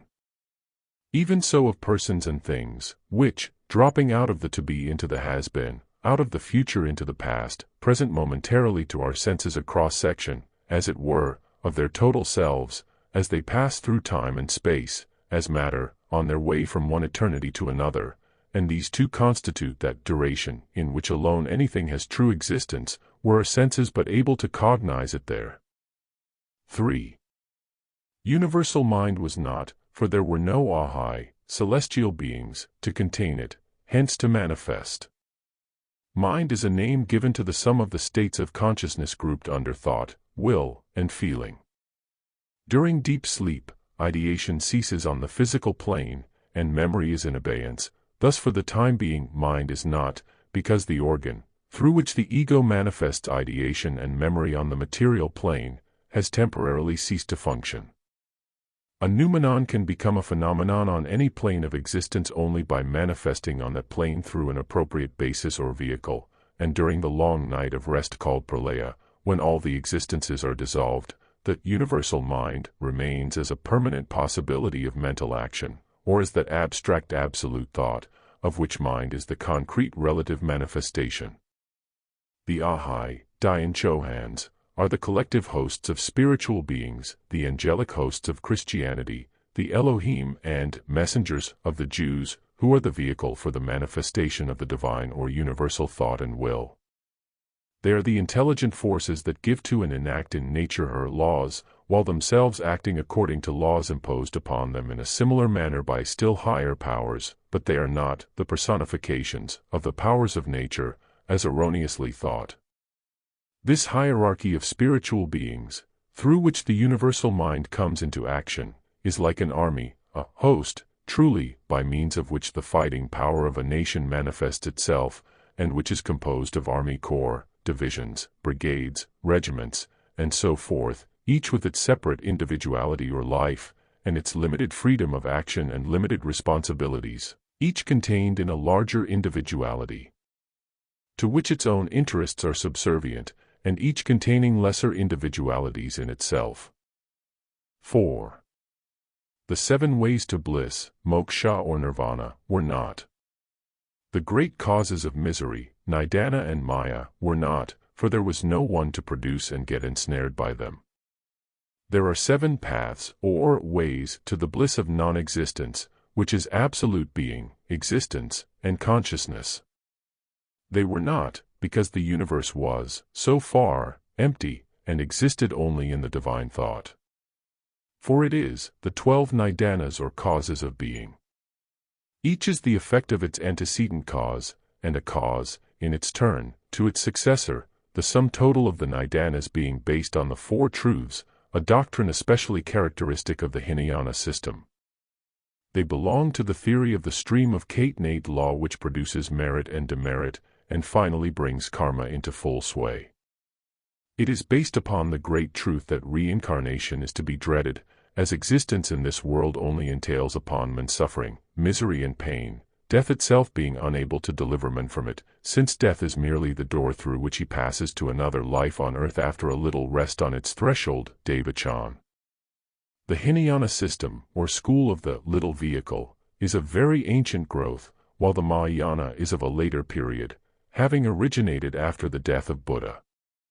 Yet the tenets of the latter are as old as the hills that have contained such schools from time immemorial, and the Hinayana and Mahayana schools, the latter, that of the great vehicle, both teach the same doctrine in reality. Yana, or vehicle, in Sanskrit, Vahan, is a mystic expression, both vehicles, inculcating that men may escape the sufferings of rebirths and even the false bliss of Devachan, by obtaining wisdom and knowledge, which alone can dispel the fruits of illusion and ignorance. Maya or illusion is an element which enters into all finite things, for everything that exists has only a relative, not an absolute, reality, since the appearance which the hidden noumenon assumes for any observer depends upon his power of cognition. To the untrained eye of the savage, a painting is at first an unmeaning confusion of streaks and daubs of color, while an educated eye sees instantly a face or a landscape. Nothing is permanent except the one hidden absolute existence which contains in itself the noumena of all realities. The existences belonging to every plane of being, up to the highest Dayan Chohans, are, in degree, of the nature of shadows cast by a magic lantern on a colorless screen, but all things are relatively real, for the cognizer is also a reflection, and the things cognized are therefore as real to him as himself. Whatever reality things possess must be looked for in them before or after they have passed like a flash through the material world, but we cannot cognize any such existence directly, so long as we have sense instruments which bring only material existence into the field of our consciousness. Whatever plane our consciousness may be acting in, both we and the things belonging to that plane are, for the time being, our only realities. As we rise in the scale of development, we perceive that during the stages through which we have passed we mistook shadows for realities, and the upward progress of the ego is a series of progressive awakenings, each advance bringing with it the idea that now, at last, we have reached reality, but only when we shall have reached the absolute consciousness, and blended our own with it, shall we be free from the delusions produced by Maya. 5. Darkness alone filled the boundless all, for Father, Mother and Son were once more one, and the Son had not awakened yet for the new wheel in his pilgrimage thereon. Darkness is father-mother, light their son, says an old Eastern proverb. Light is inconceivable except as coming from some source which is the cause of it, and as, in the instance of primordial light, that source is unknown, though is strongly demanded by reason and logic, therefore it is called darkness by us, from an intellectual point of view. As to borrowed or secondary light, whatever its source, it can be but of a temporary myopic character. Darkness, then, is the eternal matrix in which the sources of light appear and disappear. Nothing is added to darkness to make of it light, or to light to make it darkness, on this our plane. They are interchangeable, and scientifically light is but a mode of darkness and vice versa. Yet both are phenomena of the same noumenon, which is absolute darkness to the scientific mind, and but a grey twilight to the perception of the average mystic, though to that of the spiritual eye of the initiated is absolute light. How far we discern the light that shines in darkness depends upon our powers of vision. What is light to us is darkness to certain insects, and the eye of the clairvoyant sees illumination where the normal eye perceives only blackness. When the whole universe was plunged in sleep, had returned to its one primordial element, there was neither center of luminosity, nor eye to perceive light, and darkness necessarily filled the boundless all. The father-mother are the male and female principles in root nature, the opposite poles that manifest in all things on every plane of cosmos, or spirit and substance, in a less allegorical aspect, the resultant of which is the universe, or the sun. They are once more one when in the night of Brahma, during Pralaya, all in the objective universe has returned to its one primal and eternal cause, to reappear at the following dawn as it does periodically. Karana, eternal cause, was alone. To put it more plainly, Karana is alone during the nights of Brahma. The previous objective universe has dissolved into its one primal and eternal cause, and is, so to say, held in solution in space, to differentiate again and crystallize out anew at the following manvantaric dawn, which is the commencement of a new day or new activity of Brahma, the symbol of the universe. In esoteric parlance, Brahma is father, mother, son, or spirit, soul, and body at once, each personage being symbolical of an attribute, and each attribute or quality being a graduated efflux of divine breath in its cyclic differentiation, involutionary and evolutionary. In the cosmico-physical sense, it is the universe, the planetary chain and the earth, in the purely spiritual, the unknown deity, planetary spirit, and man, the son of the two, the creature of spirit and matter, and a manifestation of them in his periodical appearances on earth during the wheels, or the manvantaras. 6. The seven sublime lords and the seven truths had ceased to be, and the universe, the son of necessity, was immersed in parinishpana, absolute perfection, parinirvana, which is yongrub, to be outbreathed by that which is and yet is not. Not was. The seven sublime lords are the seven creative spirits, the Dayan Chohans, who correspond to the Hebrew Elohim. It is the same hierarchy of archangels to which Saint Michael, Saint Gabriel, and others belong, in the Christian theogony. Only while Saint Michael, for instance, is allowed in dogmatic Latin theology to watch over all the promontories and gulfs, in the esoteric system, the Dhyanis watch successively over one of the rounds and the great root races of our planetary chain. They are, moreover, said to send their bodhisattvas, the human correspondents of the Dhyani Buddhas, of whom Ved infra, during every round and race. Out of the seven truths and revelations, or rather revealed secrets, for only have been handed to us, as we are still in the fourth round, and the world also has only had 4 Buddhas, so far. This is a very complicated question, and will receive more ample treatment later on. So far, there are only 4 truths, and 4 Vedas, say the Hindus and Buddhists. For a similar reason Irenaeus insisted on the necessity of 4 Gospels. But as every new root race at the head of a round must have its revelation and revealers, the next round will bring the 5th, the following the 6th, and so on. Paranishpanna is the absolute perfection to which all existences attain at the close of a great period of activity, or Mahamanvantara, and in which they rest during the succeeding period of repose. In Tibetan it is called Yongrub.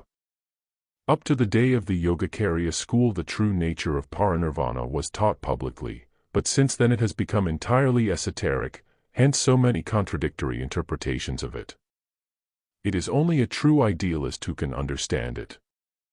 Everything has to be viewed as ideal, with the exception of parinirvana, by him who would comprehend that state, and acquire a knowledge of how non-ego, voidness, and darkness are three in one and alone self-existent and perfect. It is absolute, however, only in a relative sense, for it must give room to still further absolute perfection, according to a higher standard of excellence in the following period of activity, just as a perfect flower must cease to be a perfect flower and die, in order to grow into a perfect fruit, if a somewhat Irish mode of expression may be permitted. The secret doctrine teaches the progressive development of everything, worlds as well as atoms, and this stupendous development has neither conceivable beginning nor imaginable end. Our universe is only one of an infinite number of universes, all of them sons of necessity, because links in the great cosmic chain of universes, each one standing in the relation of an effect as regards its predecessor, and being a cause as regards its successor. The appearance and disappearance of the universe are pictured as an outbreathing and inbreathing of the great breath, which is eternal, and which, being motion, is one of the three aspects of the absolute, abstract space and duration being the other two. When the great breath is projected, it is called the divine breath, and is regarded as the breathing of the unknowable deity, the one existence, which breathes out a thought, as it were, which becomes the cosmos. See, Isis unveiled. So also is it when the divine breath is inspired again the universe disappears into the bosom of the Great Mother, who then sleeps wrapped in her invisible robes. By that which is and yet is not, is meant the great breath itself, which we can only speak of as absolute existence, but cannot picture to our imagination as any form of existence that we can distinguish from non-existence. The three periods, the present, the past, and the future, are in the esoteric philosophy a compound time, for the three are a composite number only in relation to the phenomenal plane, but in the realm of noumena have no abstract validity. As said in the scriptures, the past time is the present time, as also the future, which, though it has not come into existence, still is, according to a precept in the Prasanga Madhyamika teaching, whose dogmas have been known ever since it broke away from the purely esoteric schools. Our ideas, in short, on duration and time are all derived from our sensations according to the laws of association. Inextricably bound up with the relativity of human knowledge, they nevertheless can have no existence except in the experience of the individual ego, and perish when its evolutionary march dispels the maya of phenomenal existence. What is time, for instance, but the panoramic succession of our states of consciousness? In the words of a master, I feel irritated at having to use these three clumsy words, past, present, and future, miserable concepts of the objective phases of the subjective whole. They are about as ill-adapted for the purpose as an axe for fine carving. One has to acquire paramartha lest one should become too easy a prey to samvriti, is a philosophical axiom. 7. The causes of existence had been done away with, the visible that was, and the invisible that is, rested in eternal non-being, the one being. The causes of existence mean not only the physical causes known to science, but the metaphysical causes, the chief of which is the desire to exist, an outcome of nidana and maya. This desire for a sentient life shows itself in everything, from an atom to a sun, and is a reflection of the divine thought propelled into objective existence, into a law that the universe should exist. According to esoteric teaching, the real cause of that supposed desire, and of all existence, remains forever hidden, and its first emanations are the most complete abstractions mind can conceive. These abstractions must of necessity be postulated as the cause of the material universe which presents itself to the senses and intellect, and they underlie the secondary and subordinate powers of nature, which, anthropomorphized, have been worshipped as God and gods by the common herd of every age. It is impossible to conceive anything without a cause. The attempt to do so makes the mind a blank. This is virtually the condition to which the mind must come at last when we try to trace back the chain of causes and effects, but both science and religion jump to this condition of blankness much more quickly than is necessary, for they ignore the metaphysical abstractions which are the only conceivable cause of physical concretions. These abstractions become more and more concrete as they approach our plane of existence, until finally they phenomenalize in the form of the material universe by a process of conversion of metaphysics into physics, analogous to that by which steam can be condensed into water, and the water frozen into ice. The idea of eternal non-being, which is the one being, will appear a paradox to anyone who does not remember that we limit our ideas of being to our present consciousness of existence, making it a specific, instead of a generic term. An unborn infant, could it think in our acceptation of that term, would necessarily limit its conception of being, in a similar manner, to the intrauterine life which alone it knows, and were it to endeavor to express to its consciousness the idea of life after birth, death to it, it would, in the absence of data to go upon, and of faculties to comprehend such data, probably express that life as non-being which is real being. In our case the one being is the noumenon of all the noumena which we know must underlie phenomena, and give them whatever shadow of reality they possess, but which we have not the senses or the intellect to cognize at present. The impalpable atoms of gold scattered through the substance of a ton of auriferous quartz may be imperceptible to the naked eye of the miner, yet he knows that they are not only present there but that they alone give his quartz any appreciable value, and this relation of the gold to the quartz may faintly shadow forth that of the noumenon to the phenomenon. But the miner knows what the gold will look like when extracted from the quartz, whereas the common mortal can form no conception of the reality of things separated from the maya which veils them, and in which they are hidden. Alone the initiate, rich with the lore acquired by numberless generations of his predecessors, directs the eye of Dhamma toward the essence of things in which no maya can have any influence. It is here that the teachings of esoteric philosophy in relation to the Nidanas and the Four Truths become of the greatest importance, but they are secret. 8. Alone, the one form of existence stretched boundless, infinite, causeless, in dreamless sleep, and life pulsated unconscious in universal space, throughout that all-presence which is sensed by the opened eye of the Dhamma. The tendency of modern thought is to recur to the archaic idea of a homogeneous basis for apparently widely different things, heterogeneity developed from homogeneity. Biologists are now searching for their homogeneous protoplasm and chemists for their protyle, while science is looking for the force of which electricity, magnetism, heat, and so forth, are the differentiations.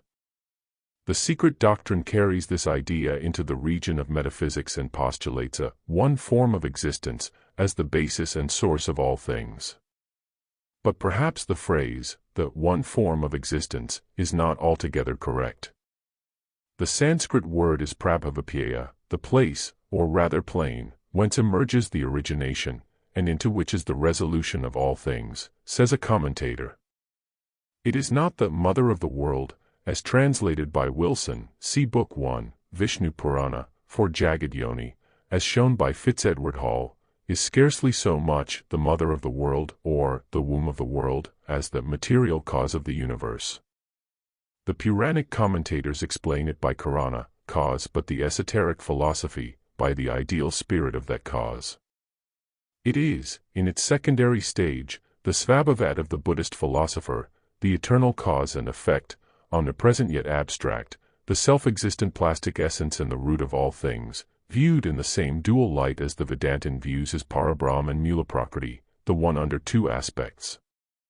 It seems indeed extraordinary to find great scholars speculating on the possibility of the Vedanta, and the Uttaramimamsa especially, having been evoked by the teachings of the Buddhists, whereas, it is on the contrary Buddhism, of Gautama, the Buddha, that was evoked, and entirely upreared on the tenets of the secret doctrine, of which a partial sketch is here attempted, and on which, also, the Upanishads are made to rest.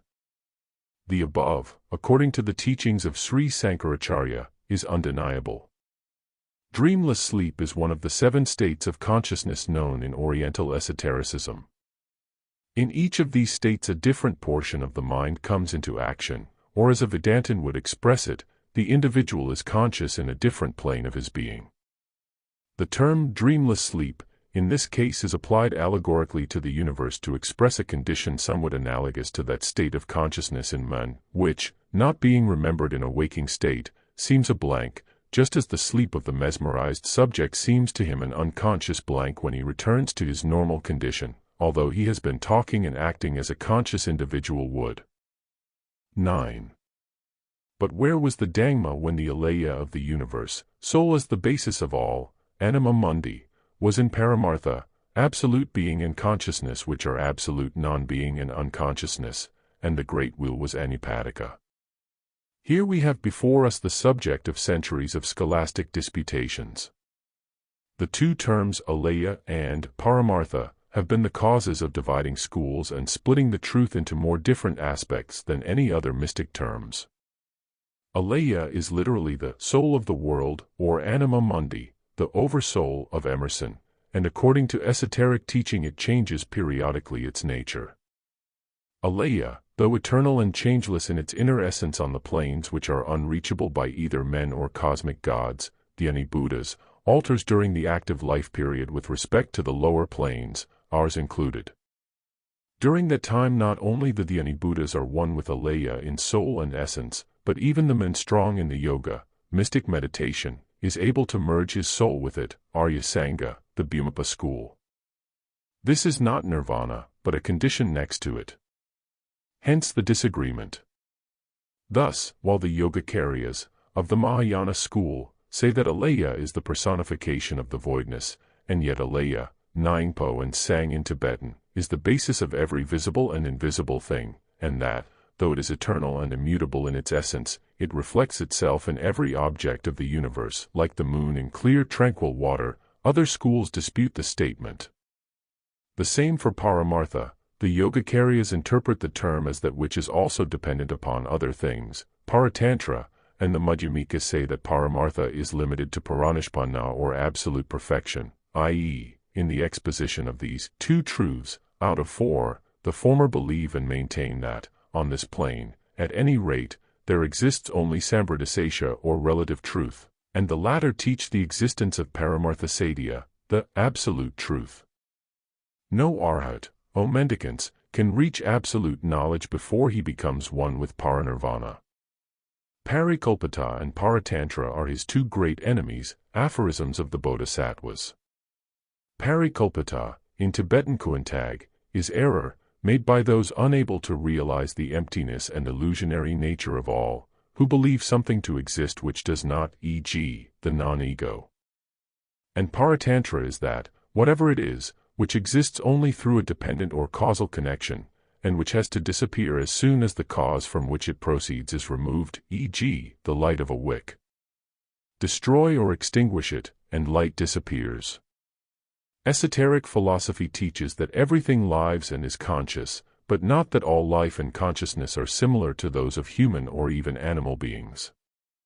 Life we look upon as the one form of existence, manifesting in what is called matter, or, as in man, what, incorrectly separating them, we name spirit, soul, and matter. Matter is the vehicle for the manifestation of soul on this plane of existence, and soul is the vehicle on a higher plane for the manifestation of spirit, and these three are a trinity synthesized by life, which pervades them all. The idea of universal life is one of those ancient conceptions which are returning to the human mind in this century, as a consequence of its liberation from anthropomorphic theology. Science, it is true, contents itself with tracing or postulating the signs of universal life, and has not yet been bold enough even to whisper, anima mundi. The idea of crystalline life, now familiar to science, would have been scouted half a century ago. Botanists are now searching for the nerves of plants, not that they suppose that plants can feel or think as animals do, but because they believe that some structure, bearing the same relation functionally to plant life that nerves bear to animal life, is necessary to explain vegetable growth and nutrition. It hardly seems possible that science can disguise from itself much longer, by the mere use of terms such as force and energy, the fact that things that have life are living things, whether they be atoms or planets. But what is the belief of the inner esoteric schools? The reader may ask. What are the doctrines taught on this subject by the esoteric Buddhists?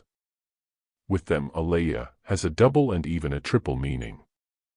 In the Yogacarya system of the contemplative Mahayana school, aleya is both the universal soul, anima mundi, and the self of a progressed adept. He who is strong in the yoga can introduce at will his aleya by means of meditation into the true nature of existence. The aleya has an absolute eternal existence, says Aryasanga, the rival of Nagarjuna. In one sense it is pradhana, which is explained in Vishnu Purana as, that which is the unevolved cause, is emphatically called by the most eminent sages pradhana, original base, which is subtle prakriti, that which is eternal, and which at once is, or comprehends, what is and what is not, or is mere process. Prakriti, however, is an incorrect word, and aleya would explain it better, for prakriti is not the uncognizable Brahma. It is a mistake of those who know nothing of the universality of the occult doctrines from the very cradle of the human races, and especially so of those scholars who reject the very idea of a primordial revelation, to teach that the anima mundi, the one life or universal soul, was made known only by Anaxagoras, or during his age. This philosopher brought the teaching forward simply to oppose the two materialistic conceptions on cosmogony of Democritus, based on his exoteric theory of blindly driven atoms. Anaxagoras of Clazomene was not its inventor but only its propagator, as also was Plato. That which he called mundane intelligence, the nous, the principle that according to his views is absolutely separated and free from matter and acts on design, was called motion, the one life, or Jivatma, ages before the year 500 BC in India. Only the Aryan philosophers never endowed the principle, which with them is infinite, with the finite attribute of thinking. This leads the reader naturally to the Supreme Spirit of Hegel and the German Transcendentalists as a contrast that it may be useful to point out. The schools of Schelling and Fichte have diverged widely from the primitive archaic conception of an absolute principle, and have mirrored only an aspect of the basic idea of the Vedanta. Even the Absoluter Geist, shadowed forth by von Hartmann in his pessimistic philosophy of the unconscious, while it is, perhaps, the closest approximation made by European speculation to the Hindu Advaiti doctrines, similarly falls far short of the reality. According to Hegel, the unconscious would never have undertaken the vast and laborious task of evolving the universe, except in the hope of attaining clear self-consciousness. In this connection it is to be borne in mind that in designating spirit, which the European pantheists use as equivalent to Parabrahm, as unconscious, they do not attach to that expression of spirit one employed in the absence of a better to symbolize a profound mystery the connotation it usually bears. The absolute consciousness, they tell us, behind phenomena, which is only termed unconsciousness in the absence of any element of personality, transcends human conception. Man, unable to form one concept except in terms of empirical phenomena, is powerless from the very constitution of his being to raise the veil that shrouds the majesty of the Absolute. Only the liberated spirit is able to faintly realize the nature of the source whence it sprung and whither it must eventually return. As the highest Dayan Chohan, however, can but bow in ignorance before the awful mystery of absolute being, and since, even in that culmination of conscious existence, the merging of the individual in the universal consciousness, to use a phrase of Fichte's, the finite cannot conceive the infinite, nor can it apply to it its own standard of mental experiences. How can it be said that the unconscious and the absolute can have even an instinctive impulse or hope of attaining clear self-consciousness? A Vedantin would never admit this Hegelian idea, and the occultist would say that it applies perfectly to the awakened mad, the universal mind already projected into the phenomenal world as the first aspect of the changeless absolute, but never to the latter. Spirit and matter, or Purusha and Prakriti are but the two primeval aspects of the one and secondless, we are taught. The matter-moving nous, the animating soul, immanent in every atom, manifested in man, latent in the stone, has different degrees of power, and this pantheistic idea of a general spirit soul pervading all nature is the oldest of all the philosophical notions. Nor was the Archeus a discovery of Paracelsus nor of his pupil Van Helmont, for it is again the same Archeus or Father Ether, the manifested basis and source of the innumerable phenomena of life, localized. The whole series of the numberless speculations of this kind are but variations on this theme, the keynote of which was struck in this. The term enupatica, parentless, or without progenitors, is a mystical designation having several meanings in the philosophy. By this name celestial beings, the Dhyan Chohans, or the Anibuddhas, are generally meant. But as these correspond mystically to the human Buddhas and Bodhisattvas, known as the Manushi, or human, Buddhas, the latter are also designated Anupatika, once that their whole personality is merged in their compound sixth and seventh principles, or Atmabuddhi, and that they have become the diamond-souled, Vajrasattvas, the full Mahatmas. The concealed Lord, sung by Dagba, the one merged with the Absolute, can have no parents since he is self-existent, and one with the universal spirit, Svayambhu, the Svabhavat in the highest aspect. The mystery in the hierarchy of the Anupatika is great, its apex being the universal spirit soul, and the lower rung the Manushi Buddha, and even every soul-endowed man is an Anupatika in a latent state. Hence, when speaking of the universe in its formless, eternal, or absolute condition, before it was fashioned by the builders, the expression, the universe was Anupatika. See Part 2, Primordial Substance. Stanza 2. 1. Where were the builders, the luminous sons of Manvantaric dawn? In the unknown darkness in their Ahai, Kohanic, the Anibuddhic, Paranishpana, the producers of form, Rupa, from no form, Arupa, the root of the world, the Devamatri and Svabhavat, rested in the bliss of non-being. The builders, the sons of Manvantaric dawn, are the real creators of the universe, and in this doctrine, which deals only with our planetary system, they, as the architects of the latter, are also called the watchers of the seven spheres, which exoterically are the seven planets, and esoterically the seven earths or spheres, planets, of our chain also. The opening sentence of stanza 1, when mentioning 7 eternities, is made to apply both to the Mahakalpa or the great age of Brahma, as well as to the solar pralaya and subsequent resurrection of our planetary system on a higher plane. There are many kinds of pralaya, dissolution of a thing visible, as will be shown elsewhere. Paranishpanna, remember, is the summum bonum, the absolute, hence the same as paranirvana. Besides being the final state, it is the condition of subjectivity which has no relation to anything but the one absolute truth, paramarthasesha, on its plane. It is that state which leads one to appreciate correctly the full meaning of non-being, which, as explained, is absolute being. Sooner or later, all that now seemingly exists will be in reality and actually in the state of paranishpanna. But there is a great difference between conscious and unconscious being. The condition of paranishpanna, without paramartha, the self-analyzing consciousness, svasambhadana, is no bliss, but simply extinction, for 7 eternities. Thus, an iron ball placed under the scorching rays of the sun will get heated through, but will not feel or appreciate the warmth, while a man will. It is only with a mind clear and undarkened by personality, and an assimilation of the merit of manifold existences devoted to being in its collectivity, the whole living and sentient universe, that one gets rid of personal existence, merging into, becoming one with, the Absolute, and continuing in full possession of Paramartha. 2. Where was silence? Where were the ears to sense it? No. There was neither silence, nor sound. Naught save ceaseless, eternal breath, motion, which knows itself not. The idea that things can cease to exist and still be, is a fundamental one in Eastern psychology. Under this apparent contradiction in terms, there rests a fact of nature to realize which in the mind, rather than to argue about words, is the important thing. A familiar instance of a similar paradox is afforded by chemical combination.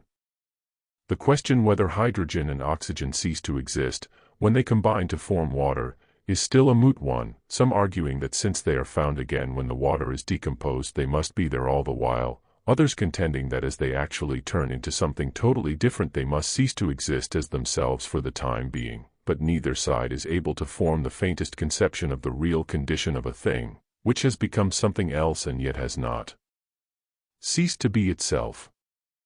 Existence as water may be said to be, for oxygen and hydrogen, a state of non-being which is more real being than their existence as gases, and it may faintly symbolize the condition of the universe when it goes to sleep, or ceases to be, during the nights of Brahma, to awaken or reappear again, when the dawn of the new Manvantara recalls it to what we call existence. The breath of the one existence is used in its application only to the spiritual aspect of cosmogony by archaic esotericism, otherwise, it is replaced by its equivalent in the material plane, motion. The one eternal element, or element-containing vehicle, is space, dimensionless in every sense, coexistent with which are endless duration, primordial, hence indestructible, matter, and motion, absolute, perpetual motion, which is the breath of the one element. This breath, as seen, can never cease, not even during the prolaic eternities. See Chaos, Theos, Cosmos, in Part 2. But the breath of the one existence does not, all the same, apply to the one causeless cause or the all-beingness, in contradistinction to all being, which is Brahma, or the universe. Brahma, or Hari, the four-faced god who, after lifting the earth out of the waters, accomplished the creation, is held to be only the instrumental, and not, as clearly implied, the ideal cause. No Orientalist, so far, seems to have thoroughly comprehended the real sense of the verses in the Purana that treat of creation. Therein Brahma is the cause of the potencies that are to be generated subsequently for the work of creation. When a translator says, and from him proceed the potencies to be created, after they had become the real cause, and from it proceed the potencies that will create as they become the real cause, on the material plane, would perhaps be more correct. Save that one, causeless, ideal cause, there is no other to which the universe can be referred. Worthiest of ascetics. Through its potency, i.e., through the potency of that cause, every created thing comes by its inherent or proper nature. If, in the Vedanta and Nyaya, nimitta is the efficient cause, as contrasted with upadana, the material cause, and in the Sankhya, pradhana implies the functions of both, in the esoteric philosophy, which reconciles all these systems, and the nearest exponent of which is the Vedanta as expounded by the Advaita Vedantists, none but the upadana can be speculated upon, that which is in the minds of the Vaishnavas, the Vasishtadvaita, as the ideal in contradistinction to the real or Parabrahm. And Isvara can find no room in published speculations, since that ideal even is a misnomer, when applied to that of which no human reason, even that of an adept, can conceive. To know itself or oneself necessitates consciousness and perception, both limited faculties in relation to any subject except Parabrahm, to be cognized. Hence the eternal breath which knows itself not. Infinity cannot comprehend finiteness. The boundless can have no relation to the bounded and the conditioned. In the occult teachings, the unknown and the unknowable mover, or the self-existing, is the absolute divine essence. And thus being absolute consciousness, and absolute motion, to the limited senses of those who describe this indescribable, it is unconsciousness and immovableness. Concrete consciousness cannot be predicated of abstract consciousness, any more than the quality wet can be predicated of water, wetness being its own attribute and the cause of the wet quality in other things. Consciousness implies limitations and qualifications, something to be conscious of, and someone to be conscious of it. But absolute consciousness contains the cognizer, the thing cognized and the cognition, all three in itself and all three one. No man is conscious of more than that portion of his knowledge that happens to have been recalled to his mind at any particular time, yet such is the poverty of language that we have no term to distinguish the knowledge not actively thought of, from knowledge we are unable to recall to memory. To forget is synonymous with not to remember. How much greater must be the difficulty of finding terms to describe, and to distinguish between, abstract metaphysical facts or differences. It must not be forgotten, also, that we give names to things according to the appearances they assume for ourselves.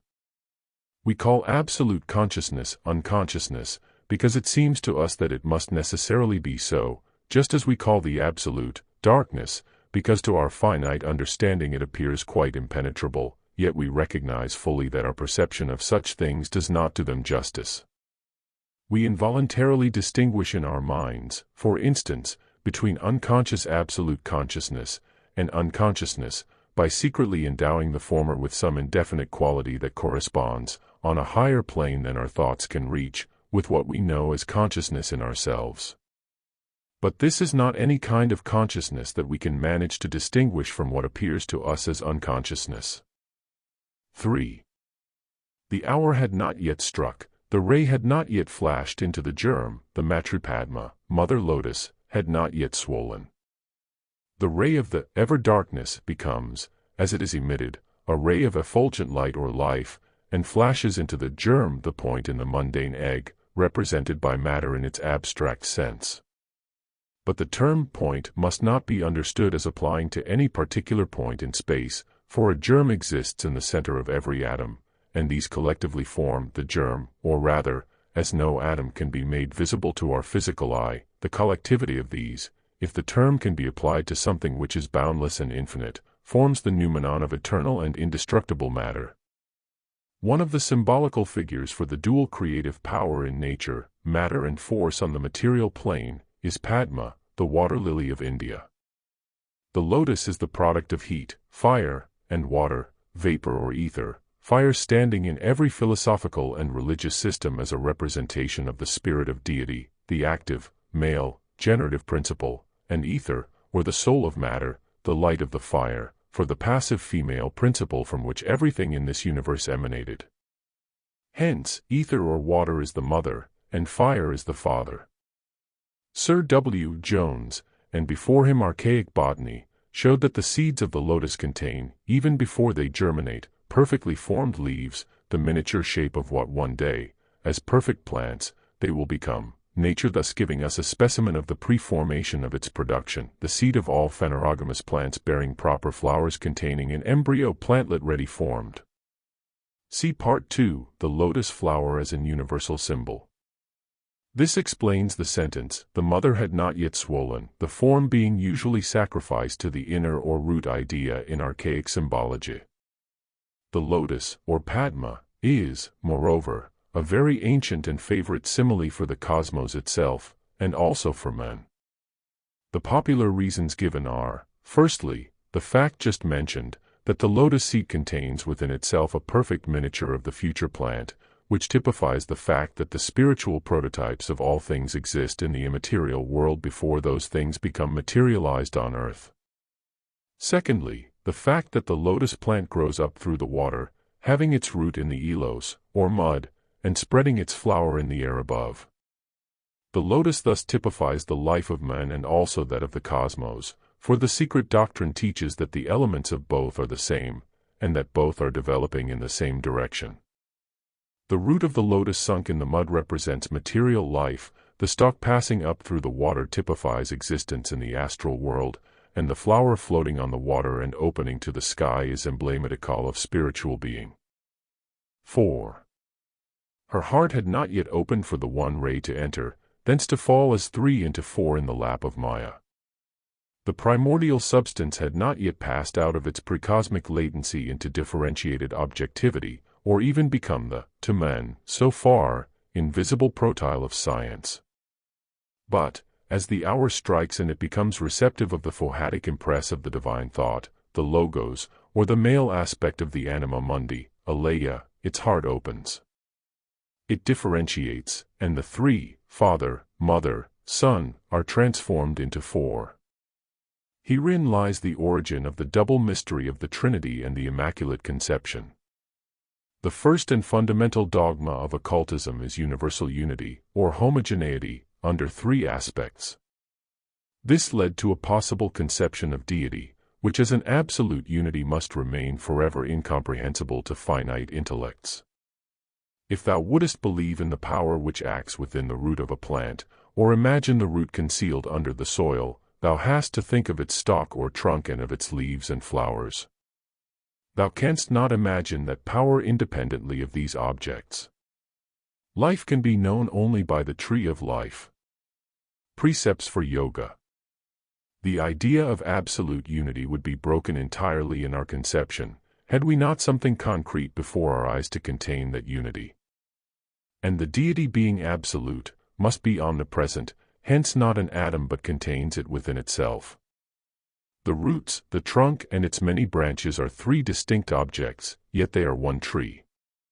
Say the Kabbalists, the deity is one, because it is infinite. It is triple, because it is ever manifesting. This manifestation is triple in its aspects, for it requires, as Aristotle has it, three principles for every natural body to become objective: privation, form, and matter. Privation meant in the mind of the great philosopher that which the occultists call the prototypes impressed in the astral light, the lowest plane and world of anima mundi. The union of these three principles depends upon a fourth, the life which radiates from the summits of the unreachable, to become an universally diffused essence on the manifested planes of existence. And this quaternary, Father, Mother, Son, as a unity, and a quaternary, as a living manifestation, has been the means of leading to the very archaic idea of Immaculate Conception, now finally crystallized into a dogma of the Christian Church, which carnalized this metaphysical idea beyond any common sense. For one has but to read the Kabbalah and study its numerical methods of interpretation to find the origin of that dogma. It is purely astronomical, mathematical, and preeminently metaphysical, the male element in nature, personified by the male deities and logoi, Viraj, or Brahma, Horus, or Osiris, etc., etc., is born through, not from, an immaculate source, personified by the mother, because that male having a mother cannot have a father, the abstract deity being sexless, and not even a being but beingness, or life itself. Let us render this in the mathematical language of the author of The Source of Measures.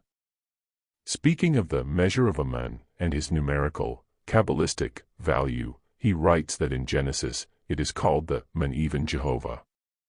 Measure, and this is obtained in this way: 113 multiplied by 5 is equal to 565, and the value 565 can be placed under the form of expression 56.5 times 10 is equal to 565. Here the man number 113 becomes a factor of 56.5 times 10, and the Kabbalistic reading of this last numbered expression is Jod, He, Vav, He, or Jehovah. The expansion of 565 into 56.5 times 10 is purposed to show the emanation of the male, Jod, from the female, Eva, principle, or, so to speak, the birth of a male element from an immaculate source, in other words, an immaculate conception. Thus is repeated on earth the mystery enacted, according to the seers, on the divine plane. The Son of the Immaculate Celestial Virgin, or the undifferentiated cosmic protyle, matter in its infinitude, is born again on earth as the son of the terrestrial Eve, our Mother Earth, and becomes humanity as a total, past, present, and future for Jehovah or Jod He Vav He is androgyne, or both male and female. Above, the Son is the whole cosmos, below, He is mankind. The triad or triangle becomes tetractys, the sacred Pythagorean number, the perfect square, and a six-faced cube on earth. The macroprosopis, the great face, is now microprosopis, the lesser face, or, as the Kabbalists have it, the Ancient of Days, descending on Adam Kadmon whom he uses as his vehicle to manifest through, gets transformed into tetragrammaton. It is now in the lap of Maya, the great illusion, and between itself and the reality has the astral light, the great deceiver of man's limited senses, unless knowledge through Paramarthasadya comes to the rescue. 5. The 7 sons were not yet born from the web of light. Darkness alone was father-mother, Svabhavat, and Svabhavat was in darkness. The secret doctrine, in the stanzas given here, occupies itself chiefly, if not entirely, with our solar system, and especially with our planetary chain. The 7 sons, therefore, are the creators of the latter. This teaching will be explained more fully hereafter. See Part 2, Theogony of the Creative Gods. Svabhavat, the plastic essence that fills the universe, is the root of all things. Svabhavat is, so to say, the Buddhistic concrete aspect of the abstraction called in Hindu philosophy Mula Prakriti. It is the body of the soul, and that which ether would be to Akasa, the latter being the informing principle of the former. Chinese mystics have made of it the synonym of being. In the Ekasloka Shastra of Nagarjuna, the Longshu of China, called by the Chinese the Yishulu Kialuan, it is said that the original word of you is being or subhava, the substance giving substance to itself, also explained by him as meaning without action and with action, the nature which has no nature of its own. Subhava, from which svabhavat, is composed of two words, su, fair, handsome, good, sva, self, and bhava, being or states of being. Stanza 3. Commentary. 1. The last vibration of the seventh eternity thrills through infinitude. The mother swells, expanding from within without like the bud of the lotus. The seemingly paradoxical use of the sentence, seventh eternity, thus dividing the indivisible, is sanctified in esoteric philosophy. The latter divides boundless duration into unconditionally eternal and universal time and a conditioned one, khandakala. One is the abstraction or noumenon of infinite time, kala, the other its phenomenon appearing periodically, as the effect of Mahat, the universal intelligence limited by manvantaric duration. With some schools, Mahat is the firstborn of pradhana, undifferentiated substance, or the periodical aspect of Mula Prakriti, the root of nature, which, pradhana, is called Maya, the illusion. In this respect, I believe, esoteric teaching differs from the Vedantin doctrines of both the Advaita and the Vishishtadvaita schools. For it says that, while Mula Prakriti, the noumenon, is self-existing and without any origin, is, in short, parentless, anyupadika, as one with Brahma, Prakriti, its phenomenon, is periodical and no better than a phantasm of the former, so Mahat, with the occultists, the firstborn of jnana, or gnosis, knowledge, wisdom, or the logos, is a phantasm reflected from the absolute nirguna, Parabrahm, the one reality, devoid of attributes and qualities, see Upanishads, while with some Vedantins Mahat is a manifestation of Prakriti, or matter. Therefore, the last vibration of the seventh eternity was foreordained by no God in particular, but occurred in virtue of the eternal and changeless law which causes the great periods of activity and rest, called so graphically, and at the same time so poetically, the days and nights of Brahma. The expansion, from within without, of the mother, called elsewhere the waters of space, universal matrix, etc., does not allude to an expansion from a small center or focus, but, without reference to size or limitation or area, means the development of limitless subjectivity into as limitless objectivity. The ever, to us, invisible and immaterial substance present in eternity, threw its periodical shadow from its own plane into the lap of Maya. It implies that this expansion, not being an increase in size, for infinite extension admits of no enlargement, was a change of condition.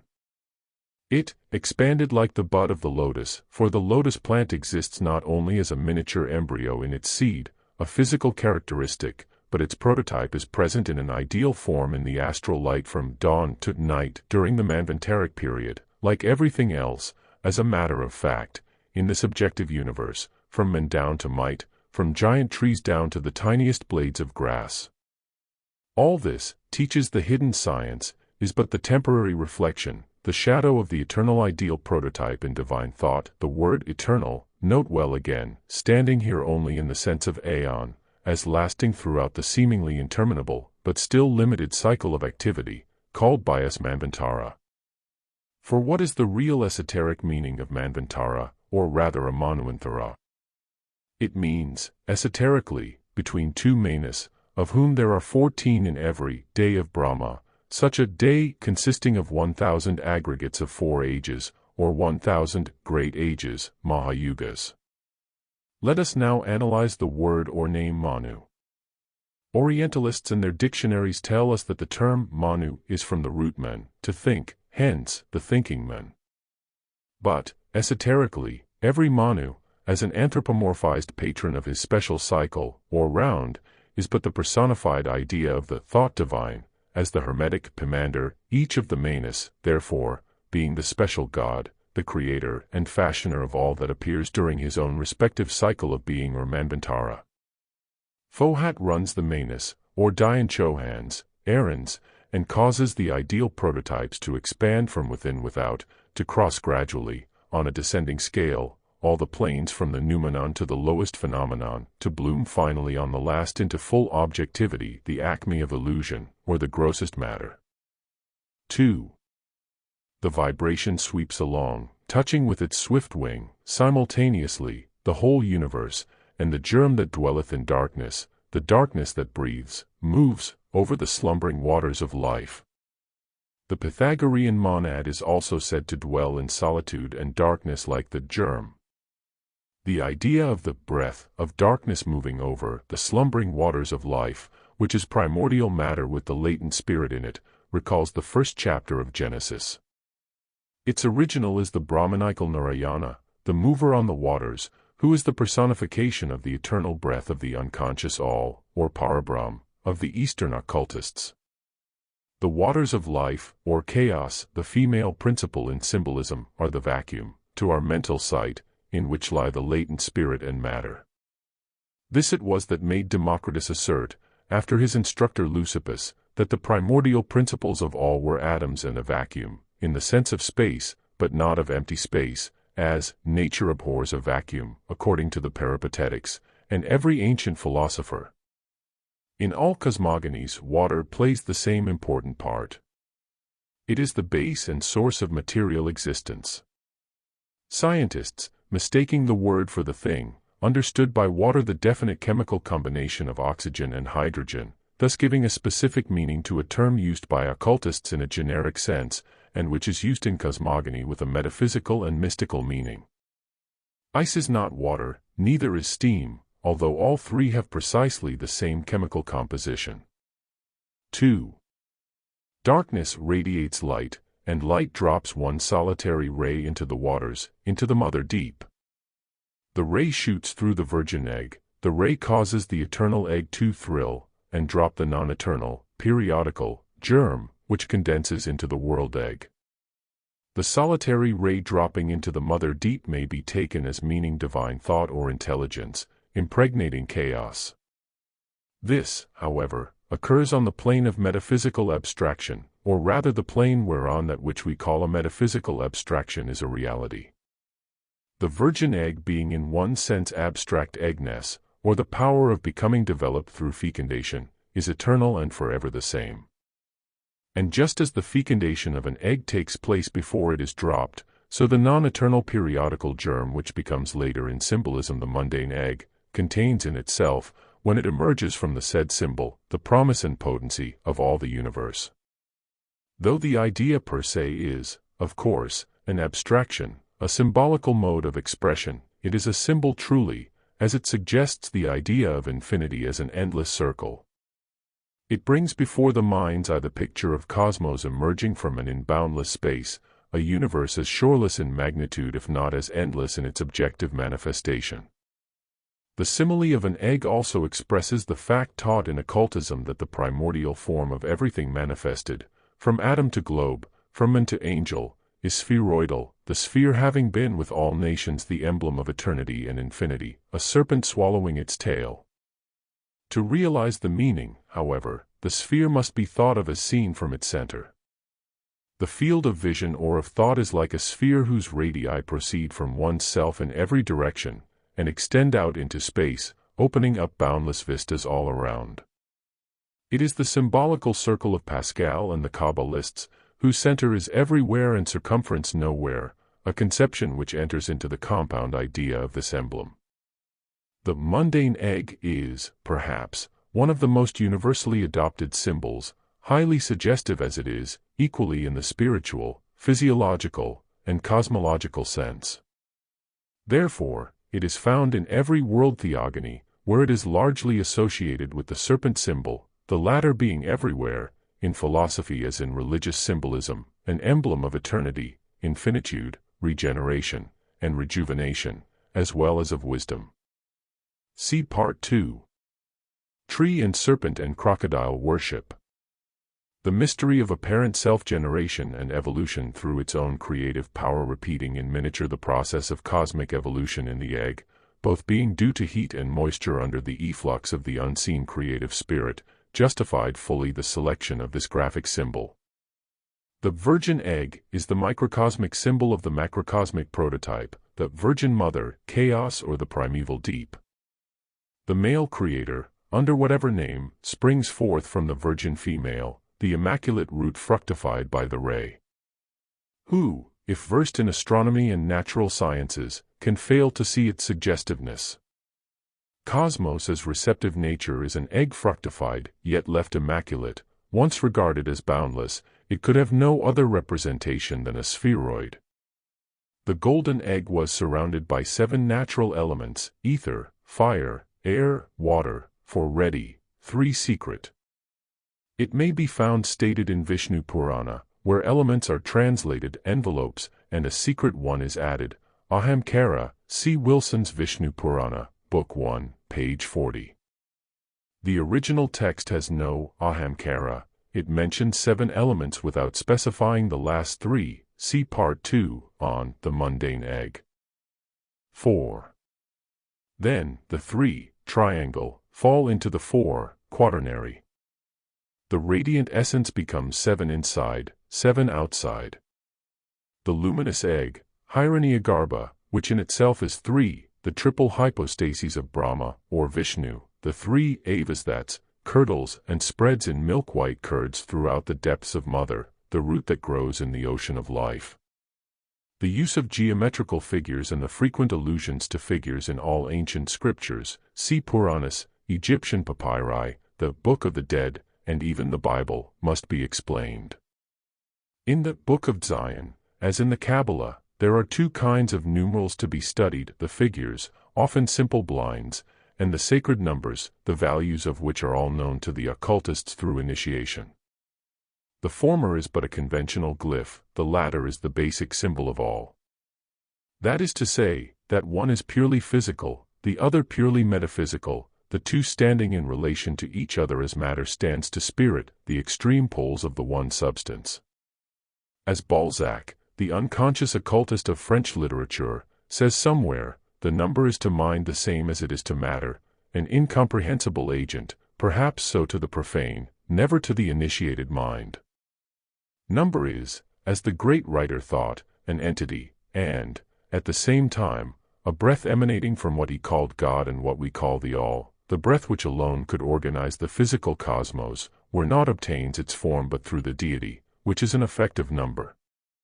It is instructive to quote Balzac's words upon this subject: the smallest as the most immense creations, are they not to be distinguished from each other by their quantities, their qualities, their dimensions, their forces and attributes, all begotten by the number?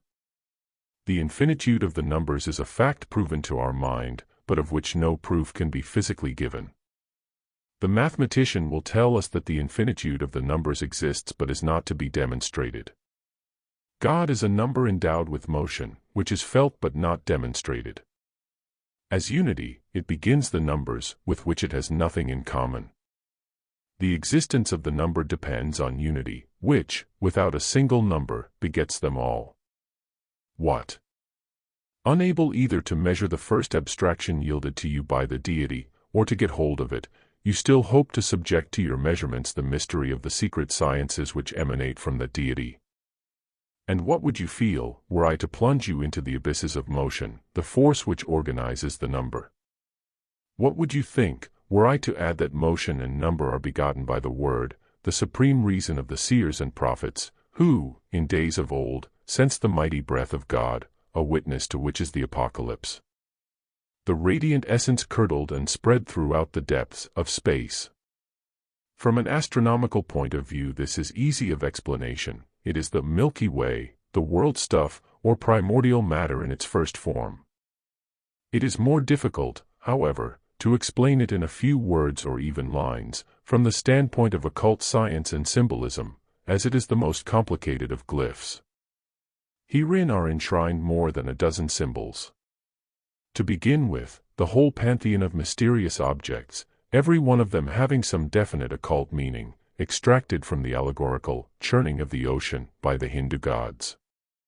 Besides Amrita, the water of life or immortality, Surabhi, the cow of plenty, called the fountain of milk and curds, was extracted from this sea of milk.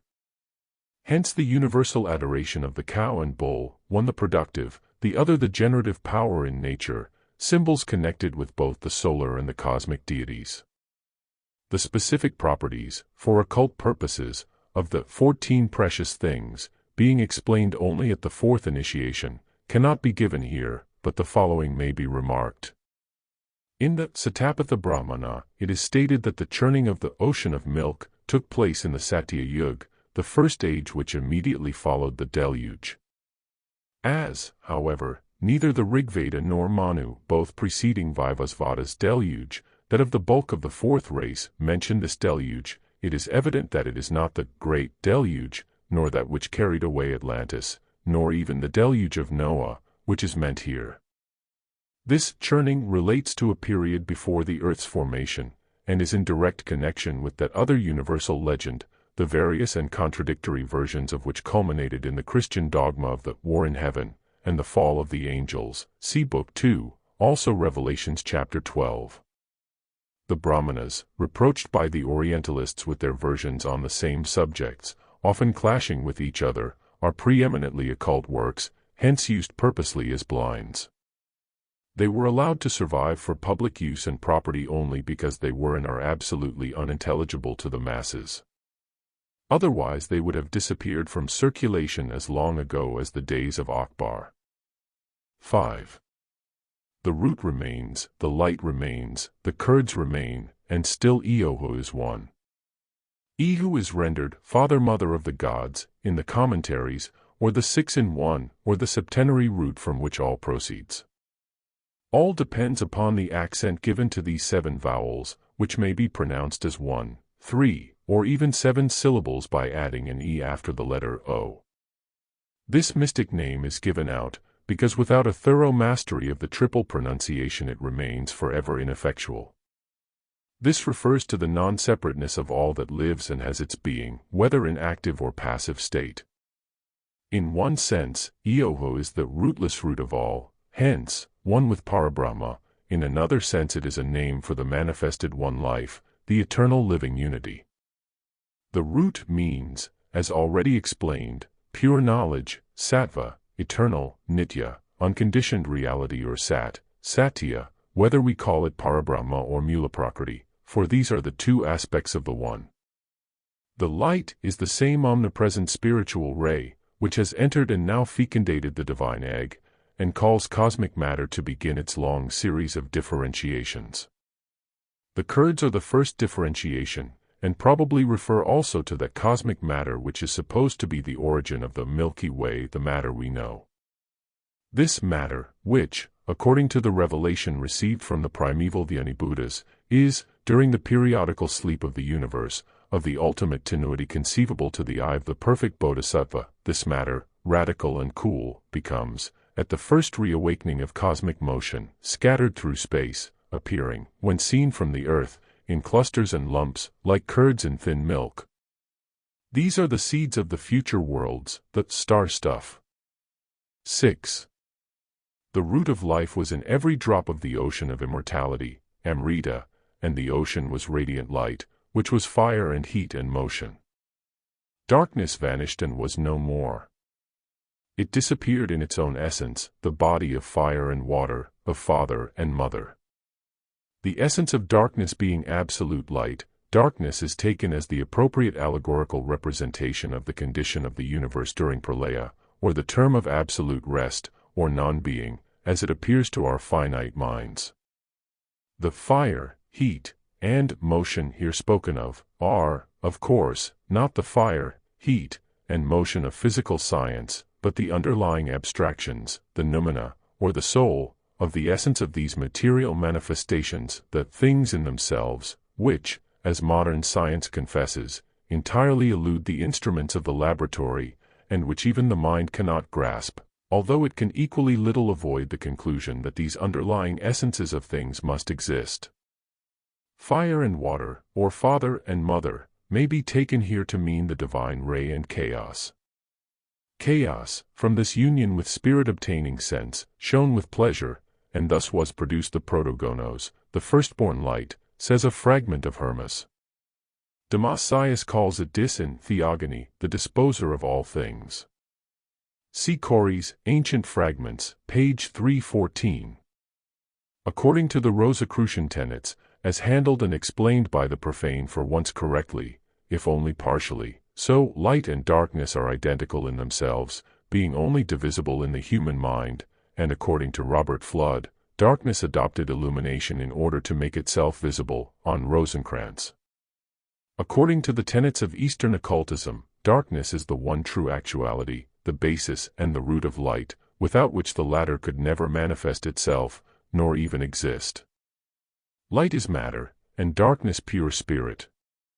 Darkness, in its radical, metaphysical basis, is subjective and absolute light, while the latter in all its seeming effulgence and glory, is merely a mass of shadows, as it can never be eternal, and is simply an illusion, or maya. Even in the mind-baffling and science-harassing Genesis, light is created out of darkness, and darkness was upon the face of the deep, and not vice versa. In him, in darkness, was life, and the life was the light of men. A day may come when the eyes of men will be opened, and then they may comprehend better than they do now, that verse in the Gospel of John that says, "And the light shineth in darkness, and the darkness comprehendeth it not." They will see then that the word darkness does not apply to man's spiritual eyesight, but indeed to darkness, the absolute, that comprehendeth not, cannot cognize, transient light, however transcendent to human eyes. Demon est deus inversus. The devil is now called darkness by the Church, whereas, in the Bible he is called the Son of God, see Job, the bright star of the early morning, Lucifer, see Isaiah. There is a whole philosophy of dogmatic craft in the reason why the first archangel, who sprang from the depths of chaos, was called Lux, Lucifer, the luminous son of the morning, or manvantaric dawn. He was transformed by the Church into Lucifer or Satan, because he is higher and older than Jehovah, and had to be sacrificed to the new dogma. See Book 2. 7. Behold, Olano, the radiant child of the two, the unparalleled refulgent glory, bright space, son of dark space, who emerges from the depths of the great dark waters. It is Eoho, the younger, the whom thou knowest now as Quan Shayin. He shines forth as the sun. He is the blazing divine dragon of wisdom. The EKA is chatter, 4, and chatter takes to itself 3, and the union produces the sapta, 7, in whom are the 7 which become the tridesa, the thrice 10, the hosts and the multitudes. Behold him lifting the veil, and unfurling it from east to west. He shuts out the above and leaves the below to be seen as the great illusion. He marks the places for the shining ones, stars, and turns the upper, space, into a shoreless sea of fire, and the one manifested, element, into the great waters. 7. Behold, Olano, the radiant child of the two, the unparalleled refulgent glory, bright space, son of dark space, who emerges from the depths of the great dark waters. It is Eoho, the younger, the whom thou knowest now as Quan Shayin. He shines forth as the sun. He is the blazing divine dragon of wisdom. The EKA is chatter, 4, and chatter takes to itself 3, and the union produces the sapta, 7, in whom are the 7 which become the tridesa, the thrice 10, the hosts and the multitudes. Behold him lifting the veil, and unfurling it from east to west. He shuts out the above and leaves the below to be seen as the great illusion. He marks the places for the shining ones, stars, and turns the upper, space, into a shoreless sea of fire, and the one manifested, element, into the great waters.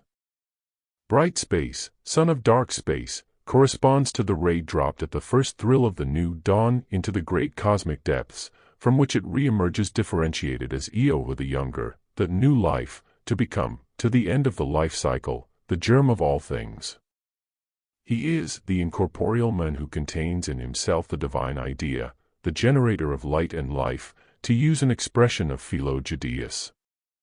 He is called the blazing dragon of wisdom because, firstly, he is that which the Greek philosophers called the logos, the verbum of the thought divine, and secondly, because in esoteric philosophy this first manifestation, being the synthesis or the aggregate of universal wisdom, Eoho, the Son of the Sun, contains in himself the seven creative hosts, the Sephiroth, and is thus the essence of manifested wisdom. He who bathes in the light of Eoho will never be deceived by the veil of Maya. Quan Shayin is identical with, and an equivalent of the Sanskrit Avalokiteshvara, and as such he is an androgynous deity, like the Tetragrammaton and all the logoi * of antiquity. It is only by some sects in China that he is anthropomorphized and represented with female attributes, when, under his female aspect, he becomes Kuan Yin, the goddess of mercy, called the divine voice. The latter is the patron deity of Thibet and of the island of Puto in China, where both deities have a number of monasteries. Hence all the higher gods of antiquity are all sons of the mother before they become those of the father. The logoi, like Jupiter or Zeus, son of Chrono-Saturn, infinite time, or Kala, in their origin were represented as male-female. Zeus is said to be the beautiful virgin, and Venus is made bearded. Apollo is originally bisexual, so is Brahmavak in Manu and the Puranas. Osiris is interchangeable with Isis, and Horus is of both sexes. Finally, St. John's vision in Revelation, that of the Logos, who is now connected with Jesus, is hermaphrodite, for he is described as having female breasts. So is the Tetragrammaton, Jehovah. But there are two Avalokiteshvaras in esotericism, the first and the second Logos. No religious symbol can escape profanation and even derision in our days of politics and science. In southern India the writer has seen a converted native making puja with offerings before a statue of Jesus clad in woman's clothes and with a ring in his nose. When asking the meaning of the masquerade we were answered that it was Jesu Maria blended in one, and that it was done by the permission of the padre, as the zealous convert had no money to purchase two statues or idols as they, very properly, were called by a witness, another but a non-converted Hindu. Blasphemous this will appear to a dogmatic Christian, but the theosophist and the occultist must award the palm of logic to the converted Hindu. The esoteric Christos in the Gnosis is, of course, sexless, but in exoteric theology he is male and female. The dragon of wisdom is the one, the aka, Sanskrit, or Saka. It is curious that Jehovah's name in Hebrew should also be one, Echad. His name is Echad, say the rabbins. The philologists ought to decide which of the two is derived from the other linguistically and symbolically, surely, not the Sanskrit. The one and the dragon are expressions used by the ancients in connection with their respective logoi. Jehovah, esoterically, as Elohim, is also the serpent or dragon that tempted Eve, and the dragon is an old glyph for astral light, primordial principle, which is the wisdom of chaos.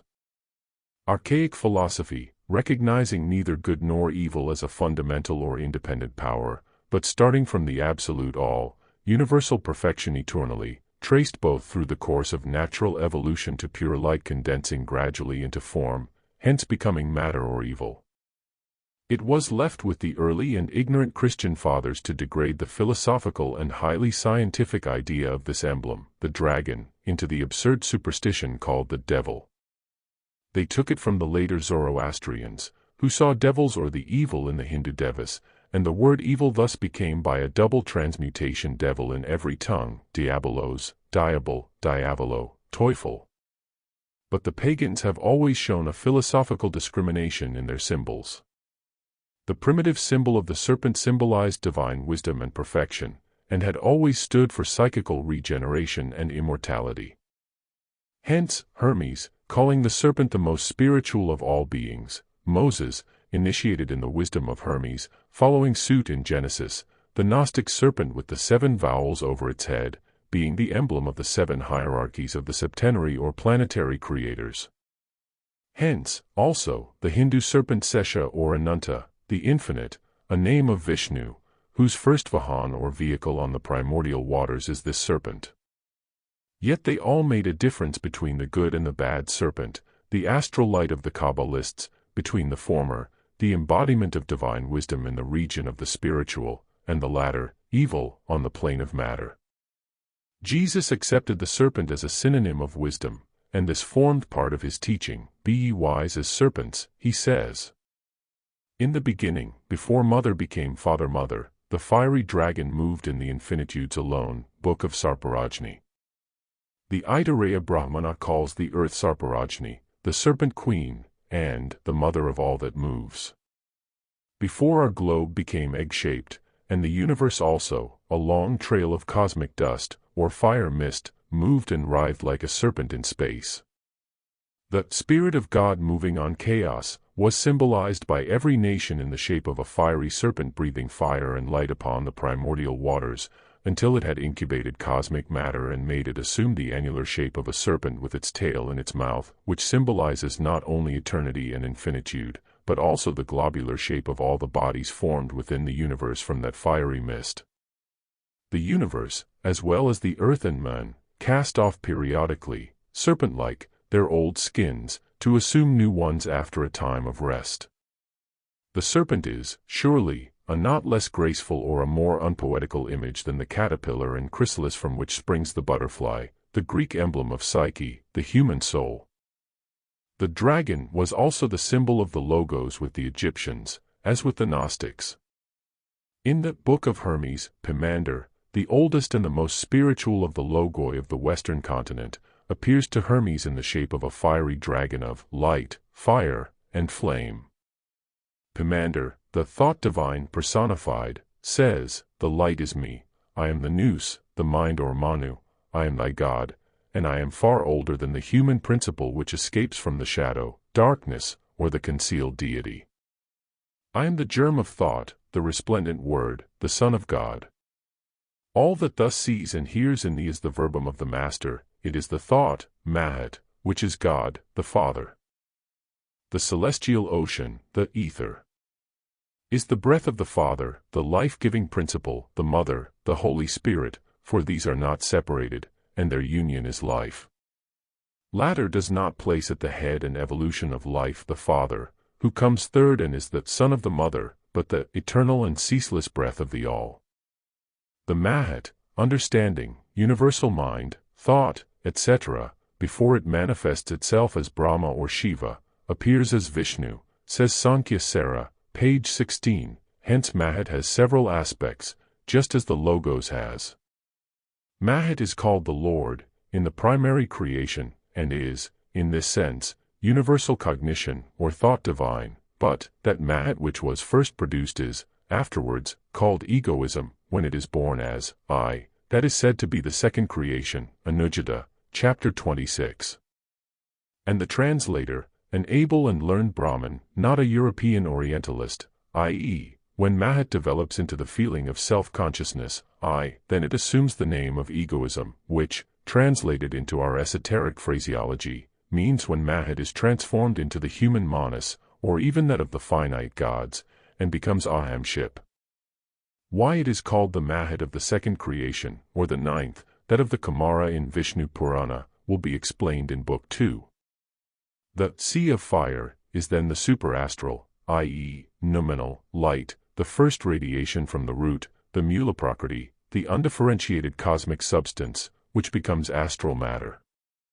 It is also called the fiery serpent, as above described. If the student bears in mind that there is but one universal element, which is infinite, unborn, and undying, and that all the rest, as in the world of phenomena, are but so many various differentiated aspects and transformations, correlations, they are now called, of that one, from cosmical down to microcosmical effects, from superhuman down to human and subhuman beings, the totality, in short, of objective existence, then the first and chief difficulty will disappear and occult cosmology may be mastered. All the Kabbalists and occultists, Eastern and Western, recognize the identity of Father-Mother with primordial ether or akasa, astral light, and b. its homogeneity before the evolution of the Sun, cosmically FOHAT, for it is cosmic electricity. FOHAT hardens and scatters the seven brothers, Book 3. Dzyan, which means that the primordial electric entity, for the Eastern occultists insist that electricity is an entity, electrifies into life, and separates primordial stuff or pre-genetic matter into atoms, themselves the source of all life and consciousness. There exists an universal agent unique of all forms and of life, that is called OD, OB, and hour, active and passive, positive and negative, like day and night. It is the first light in creation, Eliphaz Levi's Kabbalah, the first light of the primordial Elohim, the atom, male and female, or, scientifically, electricity and life. The ancients represented it by a serpent, for FOHAT hisses as he glides hither and thither, in zigzags. The Kabbalah figures it with the Hebrew letter Taith, whose symbol is the serpent which played such a prominent part in the mysteries. Its universal value is 9, for it is the 9th letter of the alphabet and the 9th door of the 50 portals or gateways that lead to the concealed mysteries of being. It is the magical agent par excellence, and designates in Hermetic philosophy, life infused into primordial matter, the essence that composes all things, and the spirit that determines their form. But there are two secret Hermetical operations, one spiritual, the other material correlative, and forever united. Thou shalt separate the earth from the fire, the subtle from the solid, that which ascends from earth to heaven and descends again from heaven to earth. It, the subtle light, is the strong force of every force, for it conquers every subtle thing and penetrates into every solid. Thus was the world formed, Hermes. Universe evolves, when its primary substance is transformed from the state of fire into that of air, then into water, etc.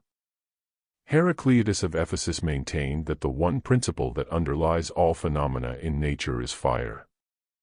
The intelligence that moves the universe is fire, and fire's is intelligence. And while Anaximenes said the same of air, and Thales of Miletus, 600 years BC, of water, the esoteric doctrine reconciles all those philosophers by showing that though each was right, the system of none was complete. 8. Where was the germ, and where was now darkness? Where is the spirit of the flame that burns in thy lamp, O Leno? The germ is that, and that is light, the white brilliant son of the dark hidden Father. The answer to the first question, suggested by the second, which is the reply of the teacher to the pupil, contains in a single phrase one of the most essential truths of occult philosophy. It indicates the existence of things imperceptible to our physical senses which are of far greater importance, more real and more permanent, than those that appeal to these senses themselves. Before the Leno can hope to understand the transcendentally metaphysical problem contained in the first question, he must be able to answer the second, while the very answer he gives to the second will furnish him with the clue to the correct reply to the first. In the Sanskrit commentary on this stanza, the terms used for the concealed and the unrevealed principle are many. In the earliest misas of Indian literature, this unrevealed, abstract deity has no name. It is called generally that, tad in Sanskrit, and means all that is, was, and will be, or that can be so received by the human mind. Among such appellations, given, of course, only in esoteric philosophy, as the unfathomable darkness, the whirlwind, etc., it is also called the it of the Kalahamsa, the Kalaham-sa, and even the Kali-hamsa, black swan. Here the M and the N are convertible, and both sound like the nasal French or am, or, again, N or M, ennui, embarrass, etc.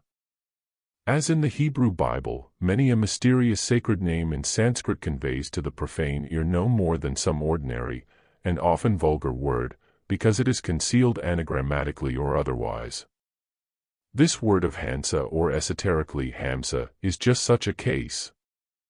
Hamsa is equal to Aham-sa, 3 words meaning, I am he, in English, while divided in still another way it will read Soham, he, is, I, Soham being equal to Sa, he, and Aham, I, or I am he. In this alone is contained the universal mystery, the doctrine of the identity of man's essence with God essence, for him who understands the language of wisdom.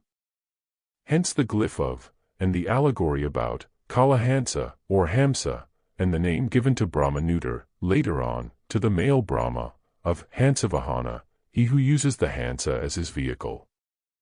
The same word may be read Kalaham sa, or I am I, in the eternity of time, answering to the biblical, or rather Zoroastrian, I am that I am.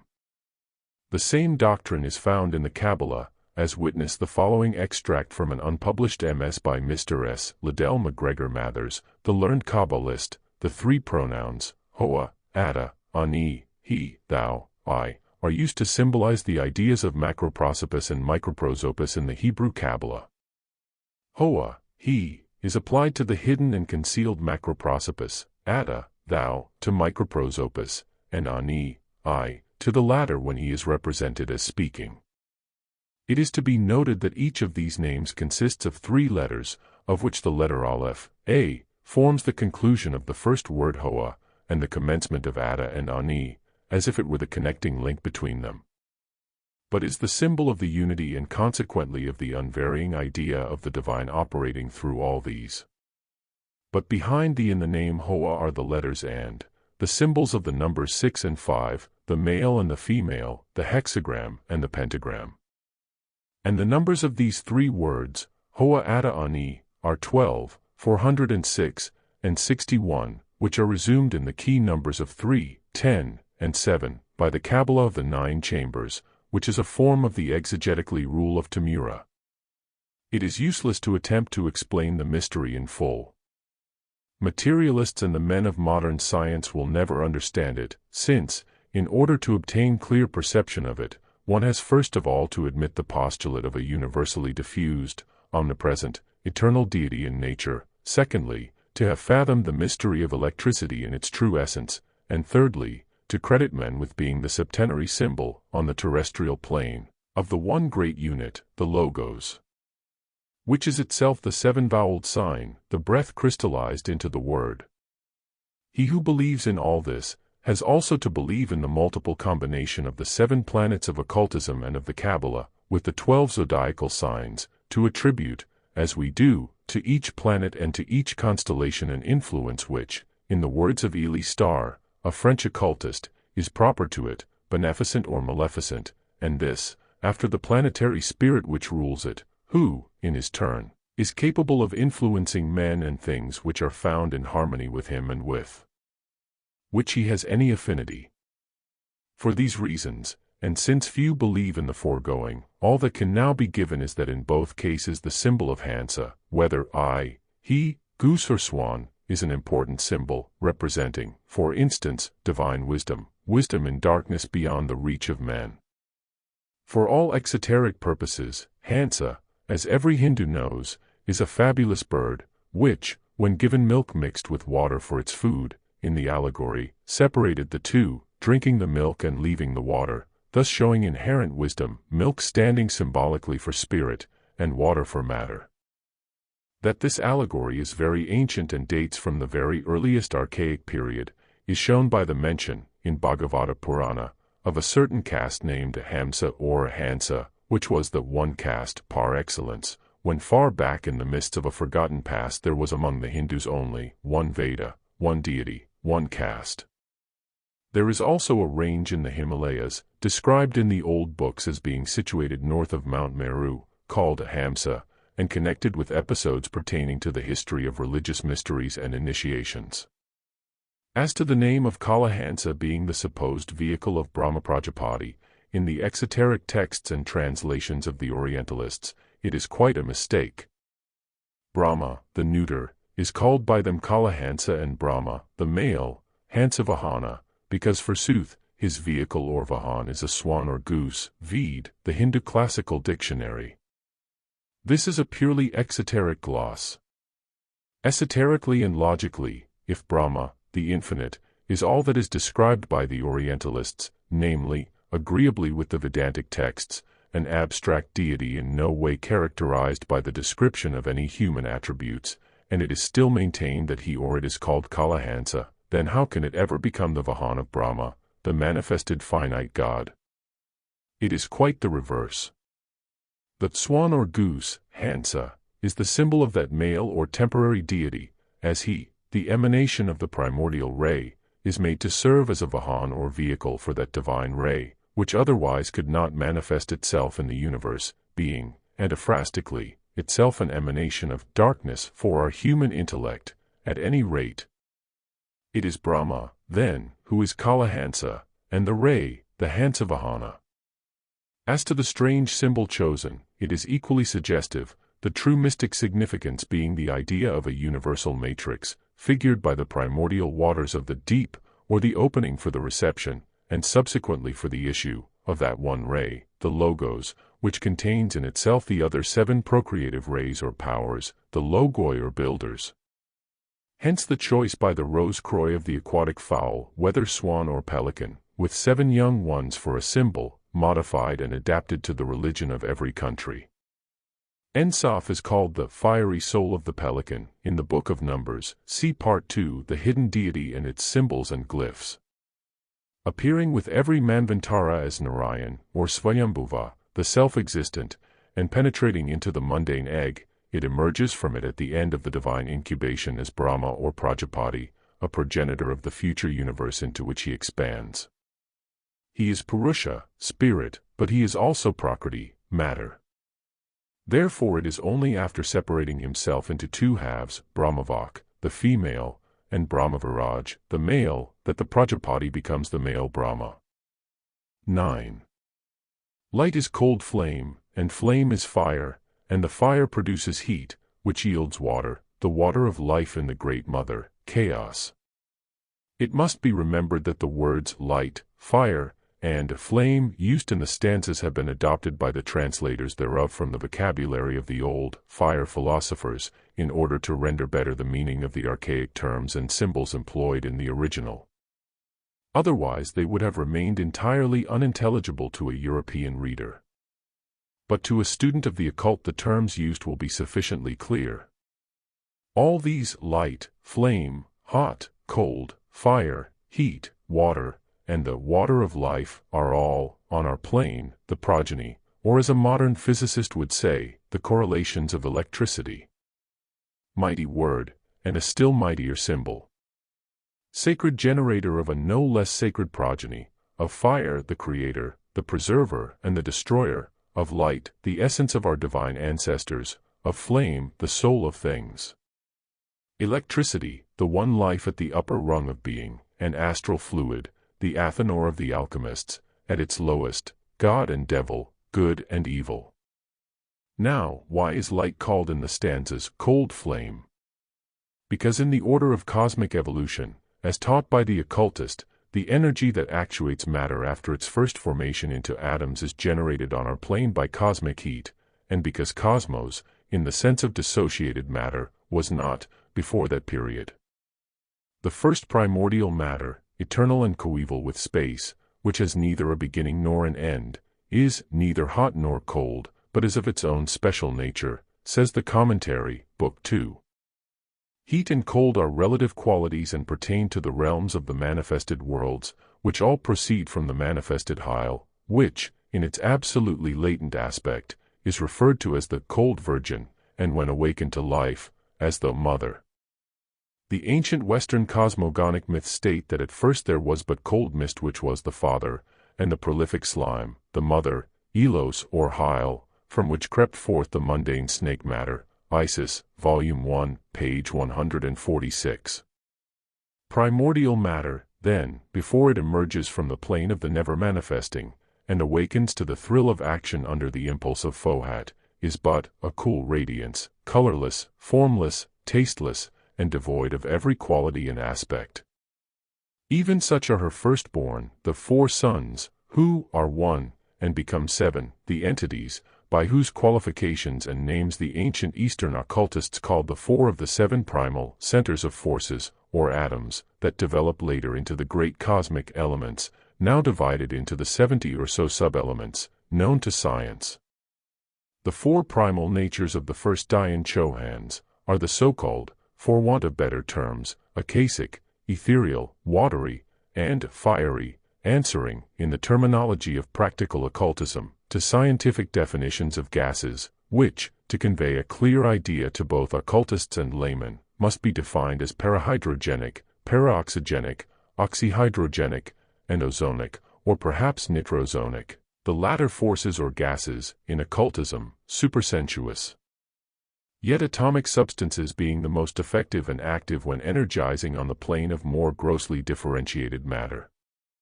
These are both electropositive and electronegative. 10.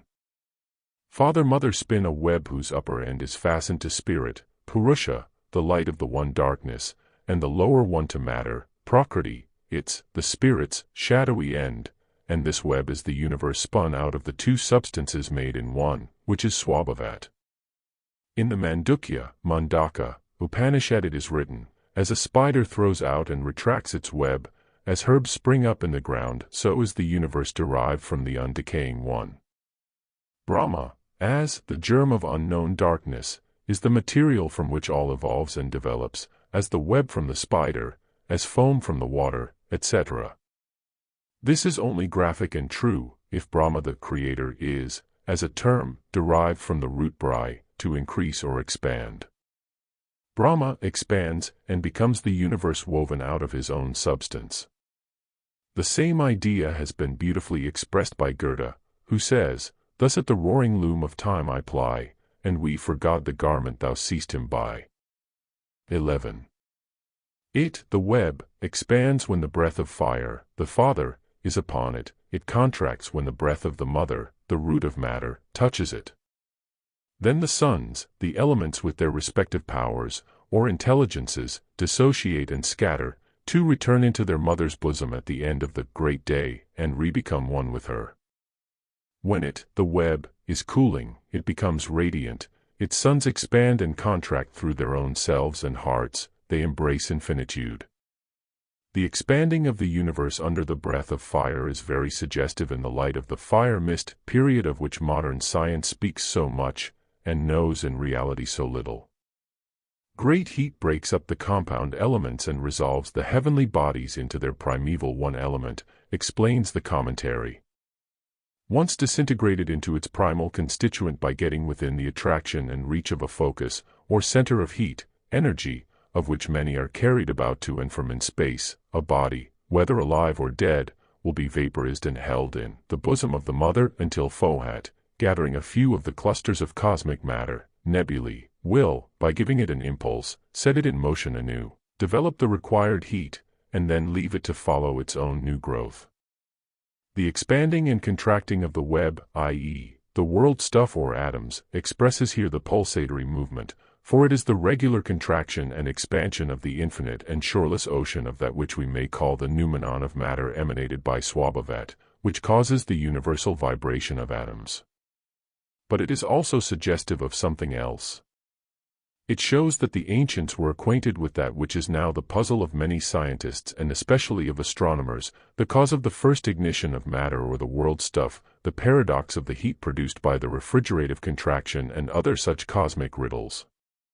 For it points unmistakably to a knowledge by the ancients of such phenomena.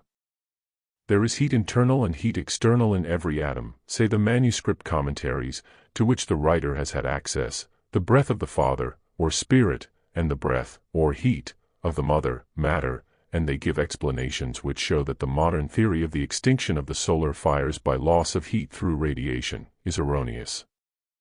The assumption is false even on the scientist's own admission. For as Professor Newcomb points out, Popular Astronomy, pages 506 to 508, by losing heat, a gaseous body contracts, and the heat generated by the contraction exceeds that which it had to lose in order to produce the contraction. This paradox, that a body gets hotter as the shrinking produced by its getting colder is greater, led to long disputes.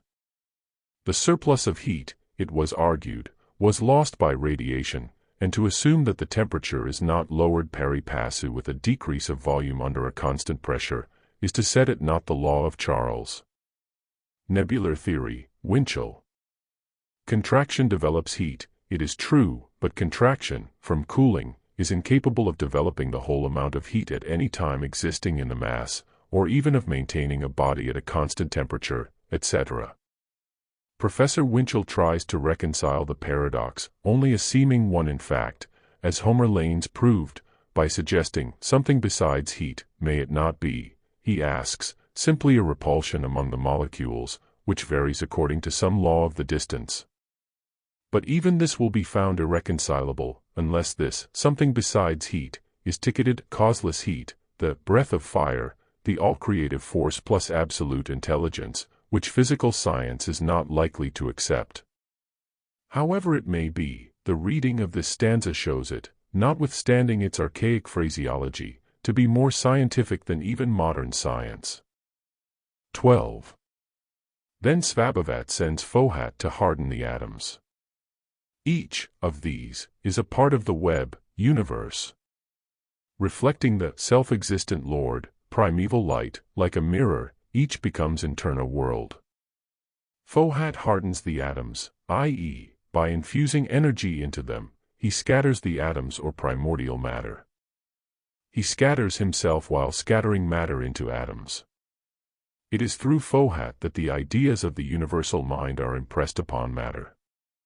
Some faint idea of the nature of FOHAT may be gathered from the appellation, cosmic electricity, sometimes applied to it, but to the commonly known properties of electricity must, in this case, be added others, including intelligence. It is of interest to note that modern science has come to the conclusion that all cerebration and brain activity are attended by electrical phenomena. For further details as to FOHAT, see stanza 5. Stanza 4. Commentary. 1. Listen, ye sons of the earth, to your instructors, the sons of the fire. Learn there is neither first nor last, for all is one number, issued from no number. These terms, the sons of the fire mist, and the like, require explanation. They are connected with a great primordial and universal mystery, and it is not easy to make it clear. There is a passage in the Bhagavad Gita wherein Krishna, speaking symbolically and esoterically, says, I will state the times, conditions, at which devotees departing from this life, do so never to return, be reborn, or to return, to incarnate again. The fire, the flame, the day, the bright, lucky, fortnight, the 6 months of the northern solstice, departing, dying, in these, those who know the Brahman, yogis, go to the Brahman. Smoke, night, the dark, unlucky, fortnight, the 6 months of the southern solstice, dying, in these, the devotee goes to the lunar light, or mansion the astral light also, and returns, is reborn. These two paths, bright and dark, are said to be eternal in this world, or great kalpa, age. By the one a man goes never to come back, by the other he returns. Now these names, fire, flame, day, the bright fortnight, etc., as smoke, night, and so on, leading only to the end of the lunar path are incomprehensible without a knowledge of esotericism. These are all names of various deities which preside over the cosmopsychic powers. We often speak of the hierarchy of flames, see Book 2, of the sons of fire, etc. Sankaracharya, the greatest of the esoteric masters of India, says that fire means a deity which presides over time, Kala.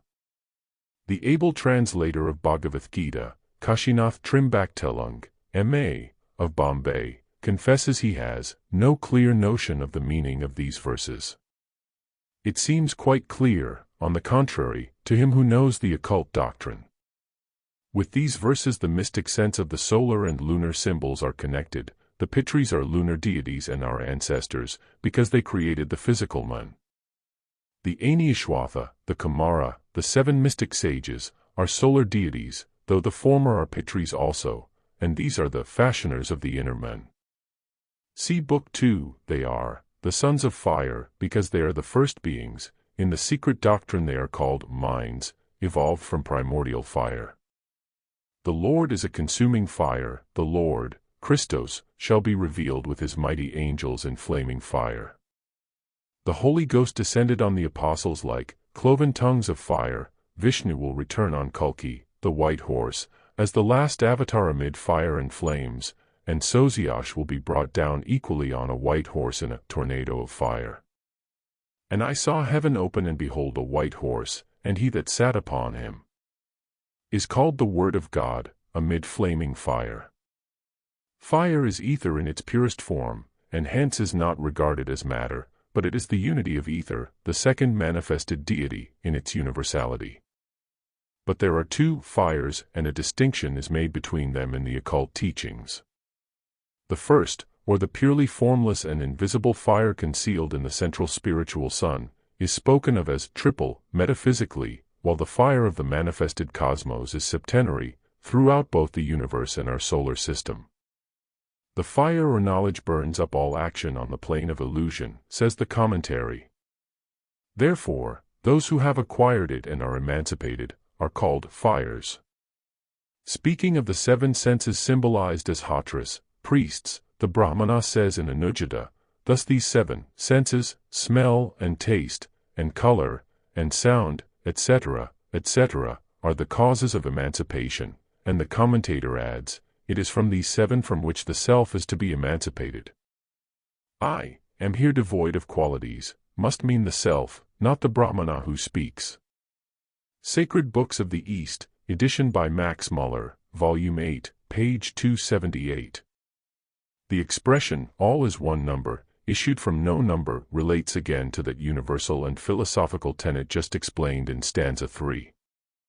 That which is absolute is of course no number, but in its later significance it has an application in space as in time. It means that not only every increment of time is part of a larger increment, up to the most indefinitely prolonged duration conceivable by the human intellect, but also that no manifested thing can be thought of except as part of a larger whole, the total aggregate being the one manifested universe that issues from the unmanifest or absolute, called non-being or no number, to distinguish it from being or the one number. 3. From the effulgency of light, the ray of the ever-darkness, sprung in space the reawakened energies, Di and Chohans, the one from the egg, the 6 and the 5, then the 3, the 1, the 4, the 1, the 5, the twice 7, the sum total. And these are the essences, the flames, the elements, the builders, the numbers, the arupa, formless, the rupa, with bodies, and the force or divine man, the sum total. And from the divine man emanated the forms, the sparks, the sacred animals, and the messengers of the sacred fathers, the pitris, within the holy four. This relates to the sacred science of the numerals, so sacred, indeed, and so important in the study of occultism that the subject can hardly be skimmed, even in such a large work as the present. It is on the hierarchies and correct numbers of these beings invisible, to us, except upon very rare occasions, that the mystery of the whole universe is built. The Kumaras, for instance, are called the four, though in reality 7 in number, because Sanaka, Sananda, Sanatana, and Sanakumara are the chief Vidhatra, their patronymic name, as they spring from the fourfold mystery. To make the whole clearer we have to turn for our illustrations to tenets more familiar to some of our readers, namely, the Brahmanical. According to Manu, Hiranyagarbha is Brahma, the first male formed by the undiscernible causeless cause in a golden egg resplendent as the sun, as states the Hindu classical dictionary. Hiranyagarbha means the golden, or rather the effulgent womb or egg. The meaning tallies awkwardly with the epithet of male. Surely the esoteric meaning of the sentence is clear enough. In the Rig Veda it is said that the one Lord of all beings, the one animating principle of gods and man, arose, in the beginning, in the golden womb, Hiranyagarbha, which is the mundane egg or sphere of our universe. That being is surely androgynous, and the allegory of Brahma separating into two and recreating in one of his halves, the female Vak, himself as Viraj, is a proof of it. The one from the egg, the 6 and the 5, give the number 1065, the value of the firstborn, later on the male and female Brahma Prajapati, who answers to the number 7, and 14, and 21 respectively.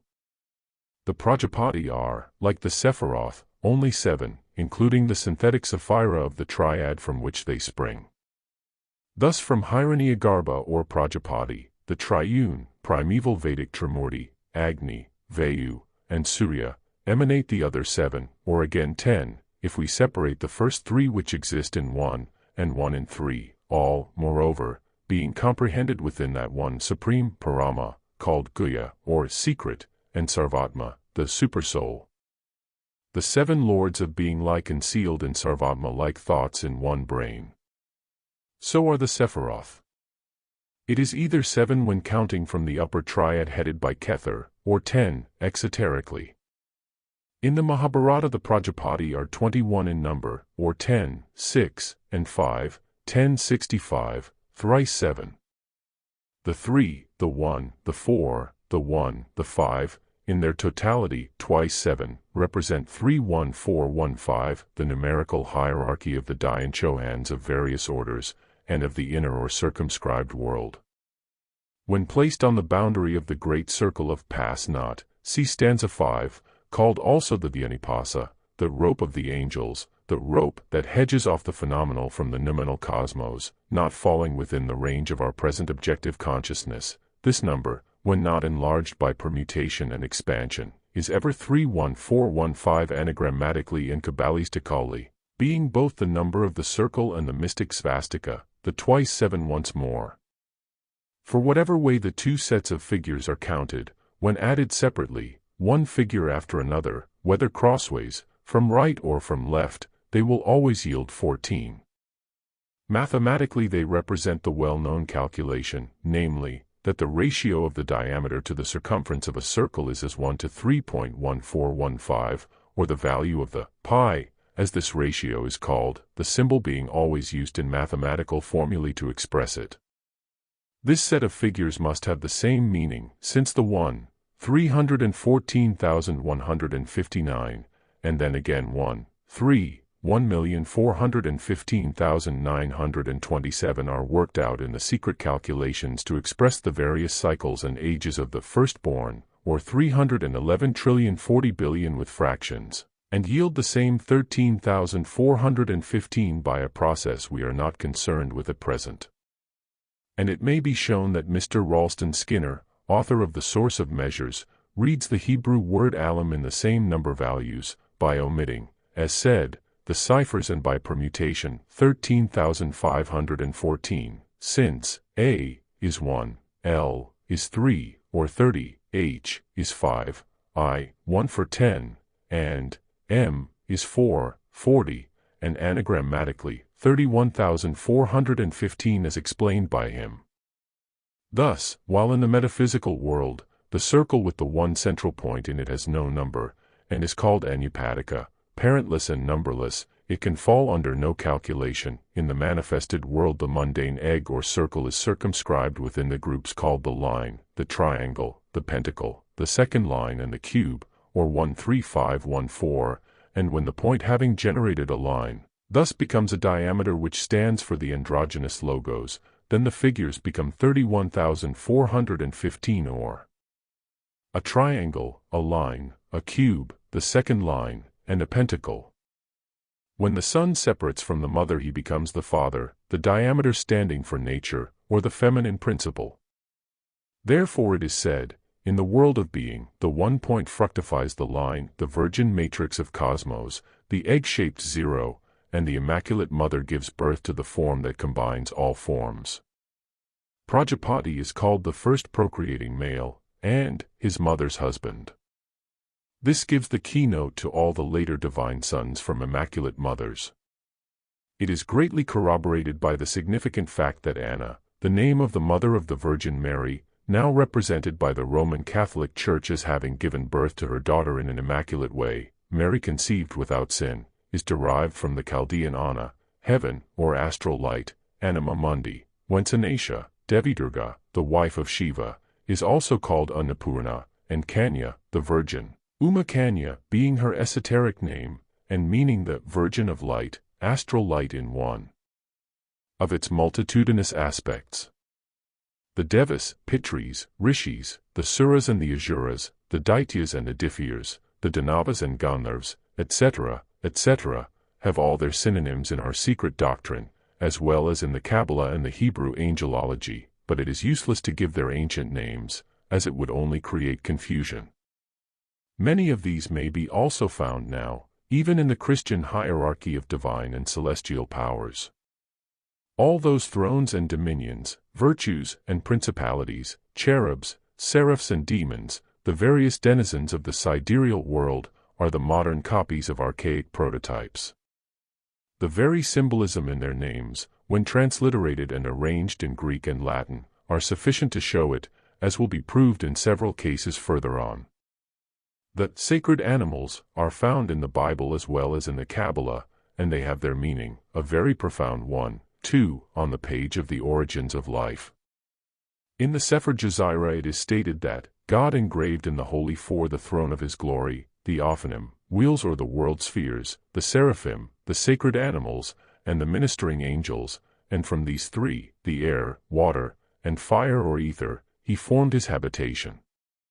Thus was the world made, through three seraphim, Sephir, Sephar, and Cyper, or, through number, numbers, and numbered. With the astronomical key these sacred animals become the signs of the zodiac. 4. This was the army of the voice, the divine septenary. The sparks of the seven are subject to, and the servants of, the first, second, third, fourth, fifth, sixth, and the seventh of the seven.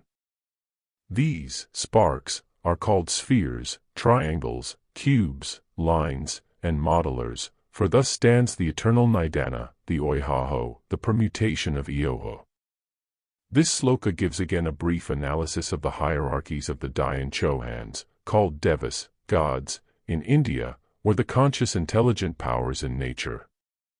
To this hierarchy correspond the actual types into which humanity may be divided, for humanity, as a whole, is in reality a materialized though as yet imperfect expression thereof.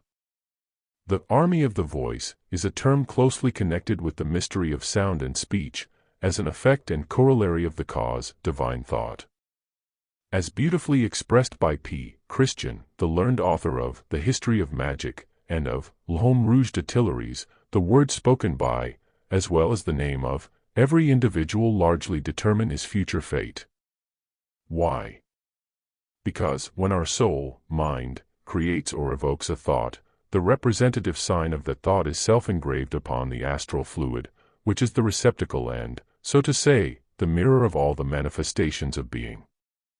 The sign expresses the thing is the hidden or occult virtue of the sign. To pronounce a word is to evoke a thought, and make it present. The magnetic potency of the human speech is the commencement of every manifestation in the occult world. To utter a name is not only to define a being, an entity, but to place it under and condemn it through the emission of the word, verbum, to the influence of one or more occult potencies. Things are, for every one of us, that which it, the word, makes them while naming them. The word, verbum, or the speech of every man is, quite unconsciously to himself, a blessing or a curse. This is why our present ignorance about the properties or attributes of the idea as well as about the attributes and properties of matter, is often fatal to us. Yes, names, and words, are either beneficent or maleficent. They are, in a certain sense, either venomous or health-giving, according to the hidden influences attached by supreme wisdom to their elements, that is to say, to the letters which compose them, and the numbers correlative to these letters. This is strictly true as an esoteric teaching accepted by all the Eastern schools of occultism. In the Sanskrit, as also in the Hebrew and all other alphabets, every letter has its occult meaning and its rationale. It is a cause and an effect of a preceding cause, and a combination of these very often produces the most magical effect. The vowels, especially, contain the most occult and formidable potencies. The mantras, esoterically, magical rather than religious, are chanted by the Brahmins, and so are the Vedas and other scriptures. The army of the voice is the prototype of the host of the Logos, or the word of the Sefer Dzyan, called in the Secret Doctrine the one number issued from no number, the one eternal principle. The esoteric theogony begins with the one, manifested, therefore not eternal in its presence and being, if eternal in its essence, the number of the numbers and numbered, the latter proceeding from the voice, the feminine vak, satarupa, of the 100 forms, or nature. It is from this number 10, or creative nature, the mother, the occult cipher, or not, ever procreating and multiplying in union with the unit I, one, or the spirit of life, that the whole universe proceeded.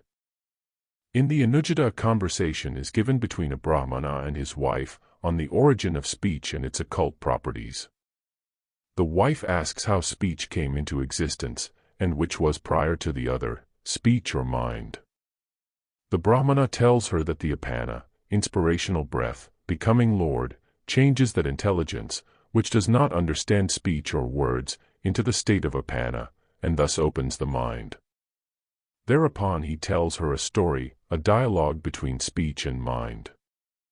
Both went to the self of being, i.e., to the individual higher self, as Nilkantha thinks, to Prajapati, according to the commentator Arjuna Mishra, and asked him to destroy their doubts and decide which of them preceded and was superior to the other. To this the Lord said, "Mind is superior." But speech answered the self of being, by saying, "I verily yield you your desires," meaning that by speech he acquired what he desired. Thereupon again, the self told her that there are two minds, the movable and the immovable. "The immovable is with me," he said, "the movable is in your dominion, i.e. of speech, on the plane of matter. To that you are superior. But inasmuch, O beautiful one, as you came personally to speak to me, in the way you did, i.e. proudly, therefore, O Sarasvati, you shall never speak after hard exhalation." The goddess speech, Sarasvati, a later form or aspect of Vak, the goddess also of secret learning or esoteric wisdom, verily, dwelt always between the prana and the apana. But O noble one, going with the apana wind, vital air, though impelled, without the prana, expirational breath, she ran up to Prajapati, Brahma, saying, "Be pleased, O venerable sir." Then the prana appeared again, nourishing speech. And, therefore, speech never speaks after hard or inspirational exhalation. It is always noisy or noiseless. Of these two, the noiseless is the superior to the noisy speech. The speech which is produced in the body by means of the prana, and which then goes, is transformed into apana, and then becoming assimilated with the udana, physical organs of speech, then finally dwells in the samama, at the navel in the form of sound, as the material cause of all words, says Arjuna Mishra. So speech formerly spoke. Hence the mind is distinguished by reason of its being immovable, and the goddess, speech, by reason of her being movable. This allegory is at the root of the occult law, which prescribes silence upon the knowledge of certain secret and invisible things perceptible only to the spiritual mind, the sixth sense, and which cannot be expressed by noisy or uttered speech. This chapter of Anujata explains, says Arjuna Mishra, pranayama, or regulation of the breath in yoga practices. This mode, however, without the previous acquisition of, or at least full understanding of the two higher senses, of which there are 7, as will be shown, pertains rather to the lower yoga. The hatha so-called was and still is discountenanced by the arhats. It is injurious to the health and alone can never develop into Raj Yoga. This story is quoted to show how inseparably connected are, in the metaphysics of old, intelligent beings, or rather intelligences, with every sense or function whether physical or mental. The occult claim that there are 7 senses in man, as in nature, as there are 7 states of consciousness, is corroborated in the same work, Chapter 7, on Pratyahara, the restraint and regulation of the senses, pranayama being that of the vital winds or breath. The Brahmana speaks in it of the institution of the 7 sacrificial priests, Hatras. He says, the nose and the eyes, and the tongue, and the skin and the ear as the 5th, or smell, sight, taste, touch and hearing, mind and understanding are the 7 sacrificial priests separately stationed, and which, dwelling in a minute space, still, do not perceive each other on this sensuous plane, none of them except mind. For mind says, the nose smells not without me, the eye does not take in color, etc., etc. I am the eternal chief among all elements, i.e., senses. Without me, the senses never shine, like an empty dwelling, or like fires the flames of which are extinct. Without me, all beings, like fuel half dried and half moist, fail to apprehend qualities or objects even with the senses exerting themselves. This, of course, with regard only to mind on the sensuous plane. Spiritual mind, the upper portion or aspect of the impersonal manas, takes no cognizance of the senses in physical man. How well the ancients were acquainted with the correlation of forces and all the recently discovered phenomena of mental and physical faculties and functions, with many more mysteries also, may be found in reading chapters 7 and 8 of this, in Philosophy and Mystic Learning, priceless work. See the quarrel of the senses about their respective superiority and their taking the Brahman, the Lord of all creatures, for their arbiter. You are all greatest and not greatest, or superior to objects, as A. Mishra says, none being independent of the other. You are all possessed of one another's qualities. All are greatest in their own spheres and all support one another. There is one unmoving, life wind or breath, the yoga inhalation, so called, which is the breath of the one or higher self. That is the, or my, own self, accumulated in numerous forms. This breath, voice, self, or wind, pneuma, is the synthesis of the seven senses, nominally all minor deities and esoterically, the septenary and the army of the voice. Next we see cosmic matter scattering and forming itself into elements, grouped into the mystic four within the fifth element, ether, the lining of akasa, the anima mundi or mother of cosmos. Dots, lines, triangles, cubes, circles, and finally, spheres, why or how. Because, says the commentary, such is the first law of nature, and because nature geometrizes universally in all her manifestations. There is an inherent law not only in the primordial, but also in the manifested matter of our phenomenal plane, by which nature correlates her geometrical forms, and later, also, her compound elements, and in which there is no place for accident or chance. It is a fundamental law in occultism that there is no rest or cessation of motion in nature. That which seems rest is only the change of one form into another, the change of substance going hand in hand with that of form, as we are taught in occult physics, which thus seem to have anticipated the discovery of the conservation of matter by a considerable time. Says the ancient commentary to stanza 4. The mother is the fiery fish of life. She scatters her spawn and the breath, motion, heats and quickens it. The grains of spawn are soon attracted to each other and form the curds in the ocean of space. The larger lumps coalesce and receive new spawn in fiery dots, triangles and cubes, which ripen, and at the appointed time some of the lumps detach themselves and assume spheroidal form, a process which they effect only when not interfered with by the others. After which, law comes into operation. Motion, the breath, becomes the whirlwind and sets them into rotation. 5. Which is, darkness, the boundless or the no number, Adi Nidana, Svabhavat. 1. The Adi Sanat, the number, for he is one. 2. The voice of the word, Svabhavat, the numbers, for he is 1 and 9. 3. The formless square, Arupa. And these three enclosed within the boundless circle, are the sacred four, and the 10 are the Arupa, subjective, formless, universe, then come the suns, the 7 fighters, the 1, the 8th left out, and his breath which is the light maker, Bhaskara. Adi Sanat, translated literally is the first or primeval ancient, which name identifies the Kabbalistic, Ancient of Days, and the Holy Aged, Sapphira and Adam Kadmon, with Brahma the Creator, called also Sanat among his other names and titles. Svabhavat is the mystic essence, the plastic root of physical nature, numbers when manifested, the number, in its unity of substance, on the highest plane. The name is of Buddhist use and a synonym for the fourfold anima mundi, the Kabbalistic, archetypal world, from whence proceed the creative, formative, and the material worlds, the scintillae or sparks, the various other worlds contained in the last 3. The worlds are all subject to rulers or regents, rishis and pitris with the Hindus, angels with the Jews and Christians, gods with the ancients in general.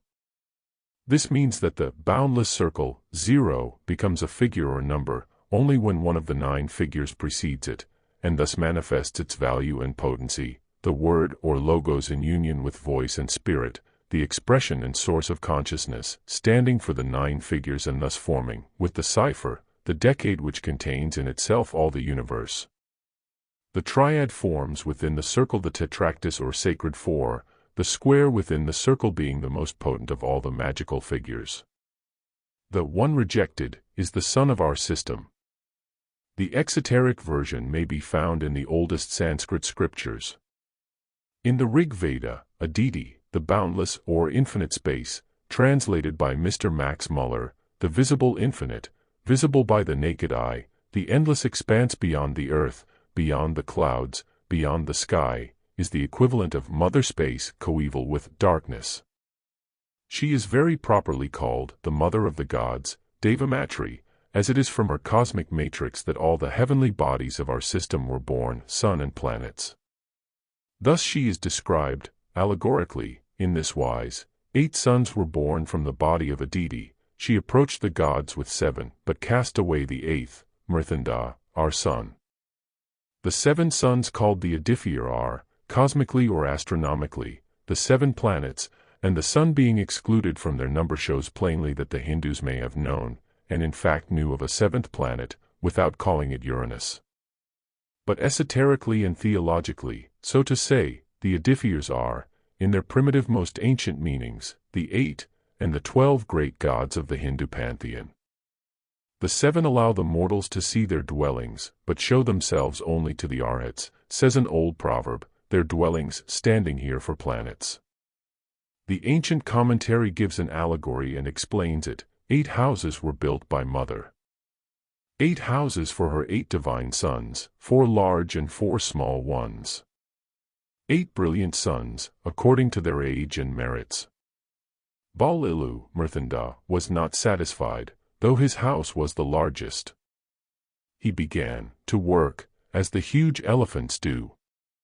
He breathed, drew in, into his stomach the vital airs of his brothers. He sought to devour them. The larger 4 were far away, far, on the margin of their kingdom. They were not robbed, affected, and laughed. "Do your worst, sir, you cannot reach us," they said. But the smaller wept. They complained to the mother. She exiled Balilu to the center of her kingdom, from whence he could not move. Since then, he, only, watches and threatens. He pursues them, turning slowly around himself, they turning swiftly from him, and he following from afar the direction in which his brothers move on the path that encircles their houses. From that day he feeds on the sweat of the mother's body. He fills himself with her breath and refuse. Therefore, she rejected him. Thus the rejected son being our son, evidently, as shown above, the sons refer not only to our planets but to the heavenly bodies in general. Himself only a reflection of the central spiritual sun, Surya is the prototype of all those bodies that evolved after him. In the Vedas he is called Lokachakshu, the eye of the world, our planetary world, and he is one of the 3 chief deities. He is called indifferently the son of Dyaush and of Aditi, because no distinction is made with reference to, or scope allowed for, the esoteric meaning. Thus he is depicted as drawn by 7 horses, and by 1 horse with 7 heads, the former referring to his 7 planets, the latter to their one common origin from the one cosmic element. This one element is called figuratively fire. The Vedas teach that the fire verily is all the deities. Narada in Anujata. The meaning of the allegory is plain, for we have both the Dzyan commentary and modern science to explain it, though the two differ in more than one particular. The occult doctrine rejects the hypothesis born out of the nebular theory, that the 7 great planets have evolved from the sun's central mass, not of this our visible sun, at any rate. The first condensation of cosmic matter of course took place about a central nucleus, its parent sun, but our sun, it is taught, merely detached itself earlier than all the others, as the rotating mass contracted, and is their elder, bigger brother therefore, not their father. The 8 Edifiers, the gods, are all formed from the eternal substance, cometary matter, the mother, or the world stuff, which is both the 5th and the 6th cosmic principle, the yupati, or basis of the universal soul, just as in Mun, the microcosm, Manas is the yupati of Buddhi. There is a whole poem on the pre-genetic battles fought by the growing planets before the final formation of cosmos, thus accounting for the seemingly disturbed position of the systems of several planets, the plane of the satellites of some, of Neptune and Uranus, for instance, of which the ancients knew nothing, it is said, being tilted over, thus giving them an appearance of retrograde motion. These planets are called the warriors, the architects, and are accepted by the Roman Church as the leaders of the heavenly hosts, thus showing the same traditions. Having evolved from cosmic space, and before the final formation of the primaries and the annihilation of the planetary nebula, the Sun, we are taught, drew into the depths of its mass all the cosmic vitality he could, threatening to engulf his weaker brothers before the law of attraction and repulsion was finally adjusted, after which he began feeding on the mother's refuse and sweat. In other words, on those portions of ether, the breath of the universal soul, of the existence and constitution of which science is as yet absolutely ignorant. A theory of this kind having been propounded by Sir William Grove, see Correlation of the Physical Forces, 1843, page 81, and addressed to the British Association, 1866, who theorized that the systems are gradually changing by atmospheric additions or subtractions, or by accretions and diminutions arising from nebular substances, and again that the Sun may condense gaseous matter as it travels in space and so heat may be produced. The archaic teaching seems scientific enough even in this age. Mr. W. Matthew Williams suggested that the diffused matter or ether, which is the recipient of the heat radiations of the universe, is thereby drawn into the depths of the solar mass. Expelling thence the previously condensed and thermally exhausted ether, it becomes compressed and gives up its heat, to be in turn itself driven out in a rarefied and cooled state, to absorb a fresh supply of heat, which he supposes to be in this way taken up by the ether, and again concentrated and redistributed by the sons of the universe. This is about as close an approximation to the occult teachings as science ever imagined, for occultism explains it by the dead breath given back by Mrthyanda and is feeding on the sweat and refuse of mother space. What could affect Neptune, Saturn, and Jupiter, but little, would have killed such comparatively small houses as Mercury, Venus, and Mars.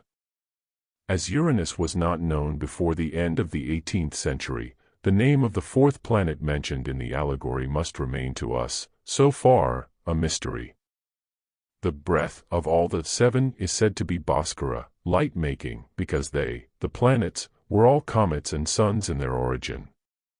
They evolve into manvantaric life from primeval chaos, now the noumenon of irresolvable nebulae, by aggregation and accumulation of the primary differentiations of the eternal matter, according to the beautiful expression in the commentary, thus the sons of light clothe themselves in the fabric of darkness.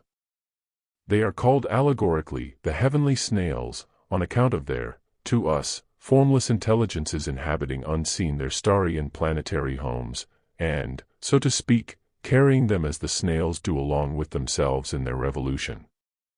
The doctrine of a common origin for all the heavenly bodies and planets was, as we see, inculcated by the archaic astronomers before Kepler, Newton, Leibniz, Kant, Herschel, and Laplace. Heat, the breath, attraction, and repulsion, the 3 great factors of motion, are the conditions under which all the members of all this primitive family are born, developed, and die, to be reborn after a night of Brahma, during which eternal matter relapses periodically into its primary undifferentiated state. The most attenuated gases can give no idea of its nature to the modern physicist. Centers of forces at first, the invisible sparks of primordial atoms differentiate into molecules, and become suns, passing gradually into objectivity gaseous, radiant, cosmic, the one whirlwind, or motion, finally giving the impulse to the form, and the initial motion, regulated and sustained by the never-resting breaths, the Dhyan Chohans. 6. Then the second 7, who are the Lipika, produced by the 3, word, voice, and spirit. The rejected sun is one, the sons are countless. The Lipika, from the word lipi, writing, means literally the scribes. Mystically, these divine beings are connected with karma, the law of retribution, for they are the recorders or analysts who impress on, to us, invisible tablets of the astral light, the great picture gallery of eternity, a faithful record of every act, and even thought, of man, of all that was, is, or ever will be, in the phenomenal universe. As said in Isis, this divine and unseen canvas is the book of life. As it is the Lipika who project into objectivity from the passive universal mind the ideal plan of the universe, upon which the builders reconstruct the cosmos after every pralaya, it is they who stand parallel to the 7 angels of the presence, whom the Christians recognize in the 7 planetary spirits, or the spirits of the stars, for thus it is they who are the direct amanuenses of the eternal ideation, or, as called by Plato, the divine thought. The eternal record is no fantastic dream, for we meet with the same records in the world of gross matter. A shadow never falls upon a wall without leaving thereupon a permanent trace which might be made visible by resorting to proper processes, says Dr. Draper. The portraits of our friends or landscape views may be hidden on the sensitive surface from the eye, but they are ready to make their appearance as soon as proper developers are resorted to. A specter is concealed on a silver or a glassy surface, until, by our necromancy, we make it come forth into the visible world. Upon the walls of our most private apartments, where we think the eye of intrusion is altogether shut out, and our retirement can never be profaned, there exist the vestiges of all our acts, silhouettes of whatever we have done. Doctors Jevons and Babbage believe that every thought, displacing the particles of the brain and setting them in motion, scatters them throughout the universe, and they think that each particle of the existing matter must be a register of all that has happened. Principles of Science, Volume 2, page 455. Thus the ancient doctrine has begun to acquire rights of citizenship in the speculations of the scientific world. The 40 assessors who stand in the region of Amenti as the accusers of the soul before Osiris belong to the same class of deities as the Lipika, and might stand paralleled, were not the Egyptian gods so little understood in their esoteric meaning. The Hindu Chitragupta who reads out the account of every soul's life from his register, called Agrisandani, the assessors who read theirs from the heart of the defunct, which becomes an open book before, whether, Yama, minus, Osiris, or Karma, are all so many copies of, and variants from the Lipika, and their astral records. Nevertheless, the Lipika are not deities connected with death, but with life eternal. Connected as the Lipika are with the destiny of every man and the birth of every child, whose life is already traced in the astral light not fatalistically, but only because the future, like the past, is ever alive in the present, they may also be said to exercise an influence on the science of horoscopy. We must admit the truth of the latter whether we will or not.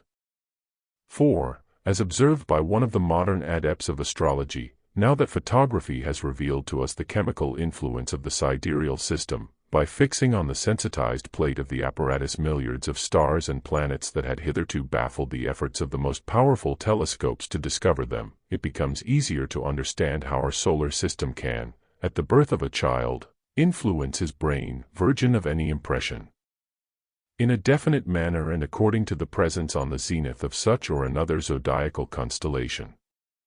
Stanza 5. 1.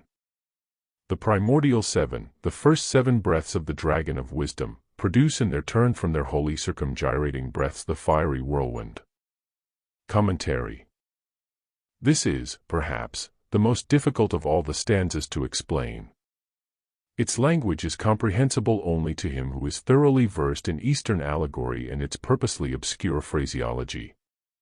The question will surely be asked, do the occultists believe in all these builders, Lipika, and sons of light as entities, or are they merely imageries? To this the answer is given as plainly, After due allowance for the imagery of personified powers, we must admit the existence of these entities, if we would not reject the existence of spiritual humanity within physical mankind. For the hosts of these sons of light and mind-born sons of the first manifested ray of the unknown all, are the very root of spiritual man. Unless we want to believe the unphilosophical dogma of a specially created soul for every human birth, a fresh supply of these pouring in daily, since Adam, we have to admit the occult teachings. This will be explained in its place. Let us see, now, what may be the occult meaning of this stanza. The doctrine teaches that, in order to become a divine, fully conscious God, even the highest, the spiritual primeval intelligences must pass through the human stage. And when we say human, this does not apply merely to our terrestrial humanity, but to the mortals that inhabit any world, i.e., to those intelligences that have reached the appropriate equilibrium between matter and spirit, as we have now, since the middle point of the fourth root race of the fourth round was passed. Each entity must have won for itself the right of becoming divine, through self-experience. Hegel, the great German thinker, must have known or sensed intuitionally this truth when saying, as he did, that the unconscious evolved the universe only, in the hope of attaining clear self-consciousness, of becoming, in other words, man, for this is also the secret meaning of the usual Puranic phrase about Brahma being constantly moved by the desire to create. This explains also the hidden Kabbalistic meaning of the saying, the breath becomes a stone, the stone, a plant, the plant, an animal, the animal, a man, the man, a spirit, and the spirit, a god. The mind-born sons, the rishis, the builders, etc., were all men, of whatever forms and shapes, in other worlds and the preceding manvantaras. This subject, being so very mystical, is therefore the most difficult to explain in all its details and bearings, since the whole mystery of evolutionary creation is contained in it. A sentence or two in it vividly recalls to mind similar ones in the Kabbalah and the phraseology of the king psalmist, as both, when speaking of God, show him making the wind his messenger and his ministers a flaming fire. But in the esoteric doctrine it is used figuratively. The fiery wind is the incandescent cosmic dust which only follows magnetically, as the iron filings follow the magnet, the directing thought of the creative forces. Yet, this cosmic dust is something more, for every atom in the universe has the potentiality of self-consciousness in it, and is, like the monads of Leibniz, a universe in itself, and for itself. It is an atom and an angel. In this connection it should be noted that one of the luminaries of the modern evolutionist school, Mr. A. R. Wallace, when discussing the inadequacy of natural selection as the sole factor in the development of physical man, practically concedes the whole point here discussed. He holds that the evolution of man was directed and furthered by superior intelligences, whose agency is a necessary factor in the scheme of nature. But once the operation of these intelligences is admitted in one place, it is only a logical deduction to extend it still further. No hard and fast line can be drawn. 2. They make of him the messenger of their will.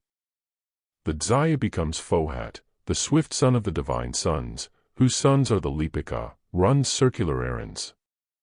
He is the steed, and the thought is the rider, i.e., he is under the influence of their guiding thought. He passes like lightning through the fiery clouds, cosmic mists, takes 3, and 5, and 7 strides through the 7 regions above and the 7 below, the world to be. He lifts his voice, and calls the innumerable sparks, atoms, and joins them together. This shows the primordial 7 using for their vahan, vehicle, or the manifested subject which becomes the symbol of the power directing it, FOHAT, called in consequence, the messenger of their will, the fiery whirlwind. Dzyan becomes FOHAT, the expression itself shows it. Dzyan is the one real, magical, knowledge, or occult wisdom, which, dealing with eternal truths and primal causes, becomes almost omnipotence when applied in the right direction. Its antithesis is Dzyan, that which deals with illusions and false appearances only, as in our exoteric modern sciences. In this case, Dzyan is the expression of the collective wisdom of the Dhyani Buddhas.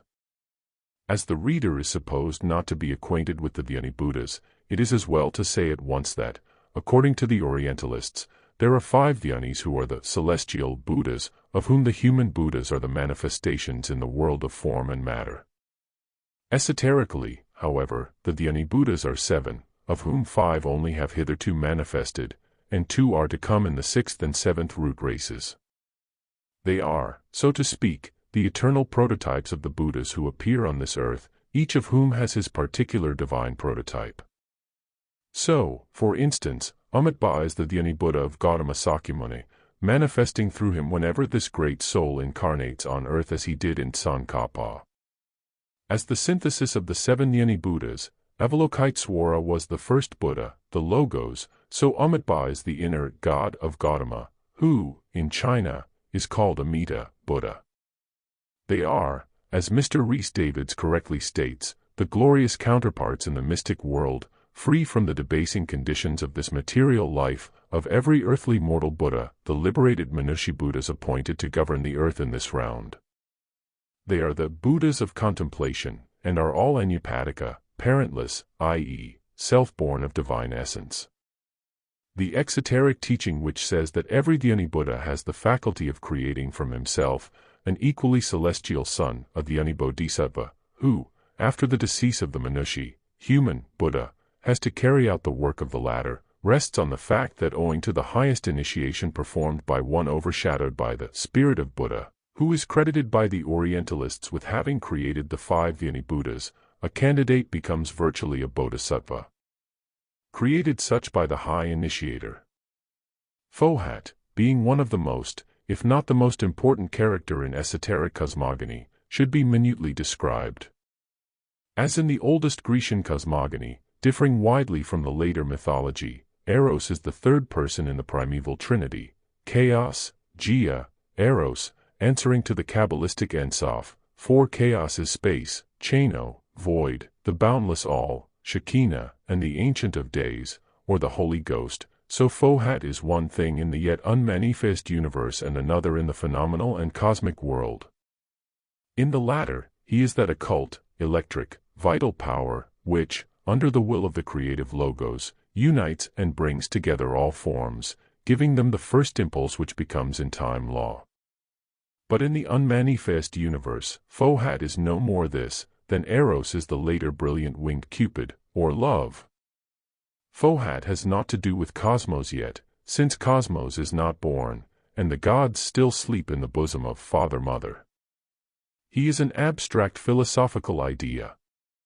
He produces nothing yet by himself, he is simply that potential creative power in virtue of whose action the noumenon of all future phenomena divides, so to speak, but to reunite in a mystic supersensuous act, and emit the creative ray. When the divine sun breaks forth, then FOHAT becomes the propelling force, the active power which causes the one to become 2 and 3 on the cosmic plane of manifestation. The triple one differentiates into the many, and then FOHAT is transformed into that force which brings together the elemental atoms and makes them aggregate and combine. We find an echo of this primeval teaching in early Greek mythology.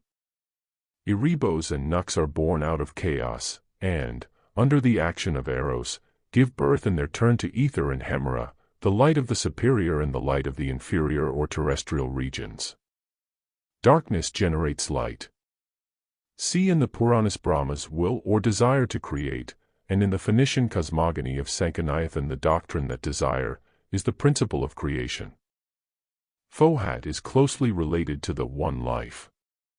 From the unknown One, the infinite totality, the manifested One, or the periodical, manvantaric deity, emanates, and this is the universal mind, which, separated from its fountain source, is the demiurgos or the creative logos of the Western Kabbalists, and the four-faced Brahma of the Hindu religion.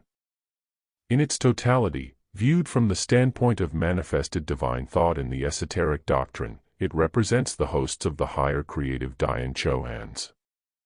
Simultaneously with the evolution of the universal mind, the concealed wisdom of Adi Buddha, the one supreme and eternal, manifests itself as Avalokiteshvara, or manifested Iswara, which is the Osiris of the Egyptians, the Ahura Mazda of the Zoroastrians, the heavenly men of the Hermetic philosopher, the Logos of the Platonists, and the Atman of the Vedantins.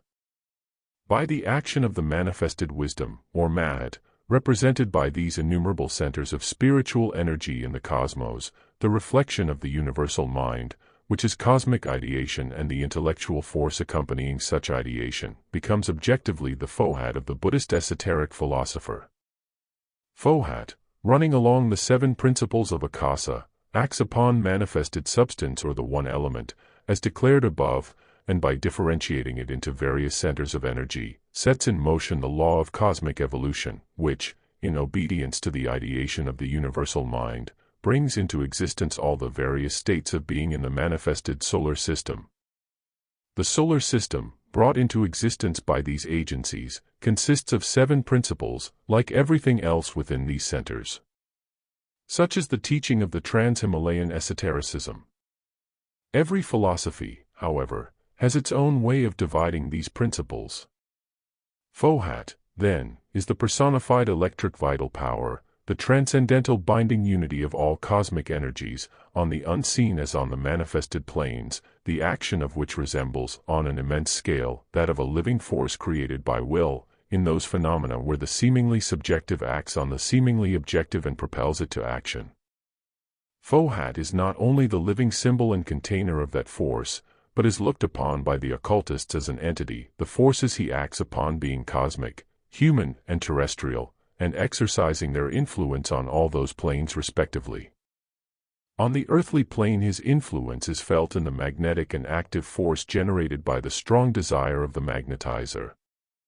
On the cosmic, it is present in the constructive power that carries out, in the formation of things, from the planetary system down to the glowworm and simple daisy, the plan in the mind of nature, or in the divine thought, with regard to the development and growth of that special thing. He is, metaphysically, the objectivist thought of the gods, the Word made flesh, on a lower scale, and the messenger of cosmic and human ideations, the active force in universal life. In his secondary aspect, FOHAT is the solar energy, the electric vital fluid, and the preserving fourth principle, the animal soul of nature, so to say, or electricity. In India, FOHAT is connected with Vishnu and Surya in the early character of the first god, for Vishnu is not a high god in the Rig Veda. The name Vishnu is from the root vish, to pervade, and FOHAT is called the pervader and the manufacturer, because he shapes the atoms from crude material. In the sacred texts of the Rig Veda, Vishnu, also, is a manifestation of the solar energy, and he is described as striding through the 7 regions of the universe in 3 steps, the Vedic god having little in common with the Vishnu of later times. Therefore the two are identical in this particular feature, and one is the copy of the other. The 3 and 7 strides refer to the 7 spheres inhabited by men, of the esoteric doctrine, as well as to the 7 regions of the earth. Notwithstanding the frequent objections made by would-be Orientalists, the 7 worlds or spheres of our planetary chain are distinctly referred to in the exoteric Hindu scriptures. But how strangely all these numbers are connected with like numbers in other cosmogonies and with their symbols, can be seen from comparisons and parallelisms made by students of old religions. The 3 strides of Vishnu, through the 7 regions of the universe, of the Rig Veda, have been variously explained by commentators as meaning fire, lightning, and the sun, cosmically, and as having been taken in the earth, the atmosphere, and the sky, also as the 3 steps of the dwarf, Vishnu's incarnation, though more philosophically, and in the astronomical sense. Very correctly, they are explained by Ornavaba as being the various positions of the sun, rising, noon, and setting.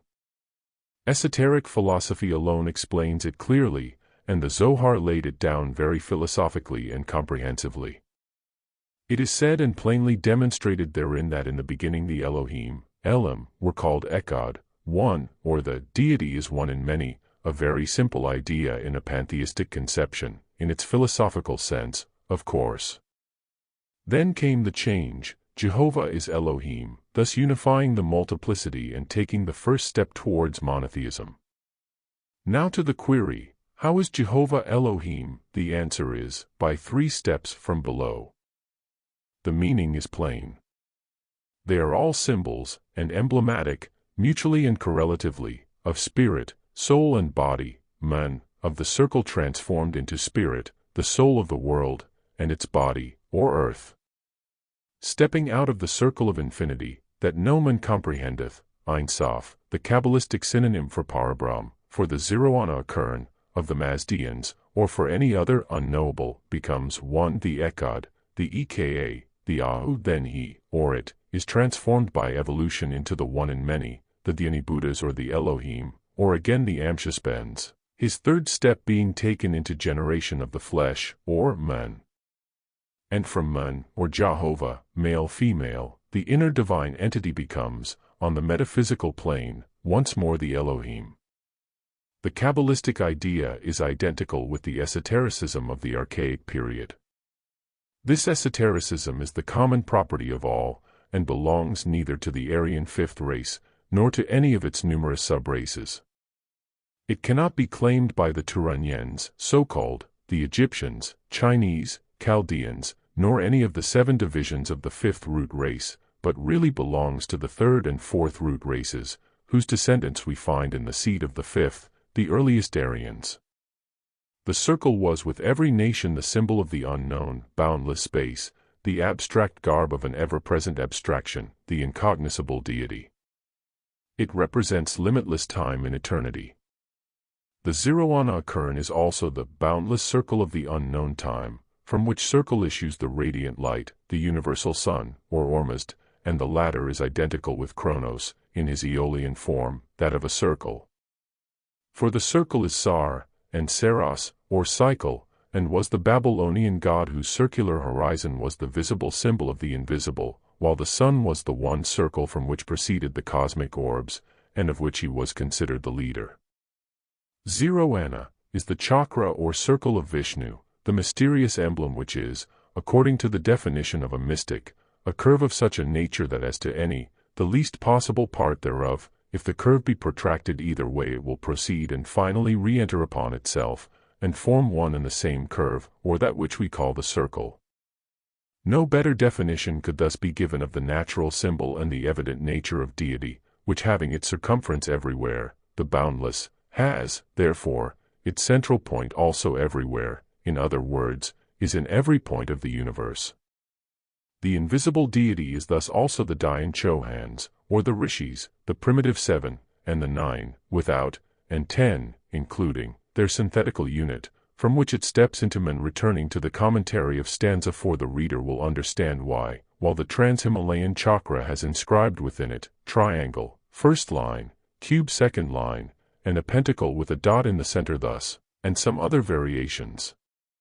The Kabbalistic circle of the Elohim reveals, when the letters of the word, Alam or Elohim, are numerically read, the famous numerals 13514, or by anagram 31415, the astronomical, pi, number, or the hidden meaning of the Anibuddhas, of the Gebers, the Jebrim, the Kaberi, and the Elohim, all signifying great men, titans, heavenly men, and, on earth, the giants.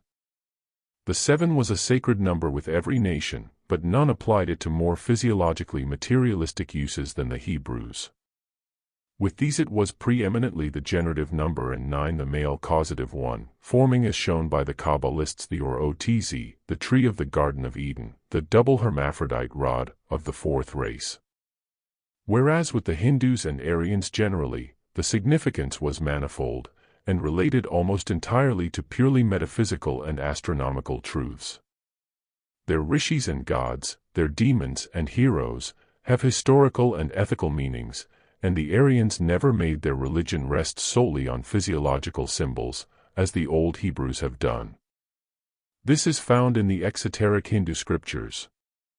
That these accounts are blinds is shown by their contradicting each other, a different construction being found in almost every Purana and epic poem. Read esoterically, they will all yield the same meaning. Thus one account enumerates 7 worlds, exclusive of the nether worlds, also 7 in number. These 14 upper and nether worlds have Old Coptic, says Bunsen, is from Western Asia, and contains some germ of the Semitic, thus bearing witness to the primitive cognate unity of the Aryan and Semitic races, and he places the great events in Egypt 9,000 years BC. The fact is that in archaic esotericism and Aryan thought we find a grand philosophy, whereas in the Hebrew records we find only the most surprising ingenuity in inventing apotheoses for phallic worship and sexual theogony. Nothing to do with the classification of the septenary chain and belong to the purely ethereal, invisible worlds. These will be noticed elsewhere. Suffice for the present to show that they are purposely referred to as though they belong to the chain. Another enumeration calls the seven worlds, earth, sky, heaven, middle region, place of birth, mansion of the blessed, and abode of truth, placing the sons of Brahma in the sixth division, and stating the fifth, or Janaloka, to be that where animals destroyed in the general conflagration are born again. See Hindu Classical Dictionary. Some real esoteric teaching is given in the symbolism. He who is prepared for it will understand the hidden meaning. 3. He is their guiding spirit and leader. When he commences work, he separates the sparks of the lower kingdom, mineral atoms, that float and thrill with joy in their radiant dwellings, gaseous clouds, and forms therewith the germs of wheels. He places them in the six directions of space and one in the middle, the central wheel. Wheels, as already explained, are the centers of force, around which primordial cosmic matter expands, and, passing through all the six stages of consolidation, becomes spheroidal and ends by being transformed into globes or spheres.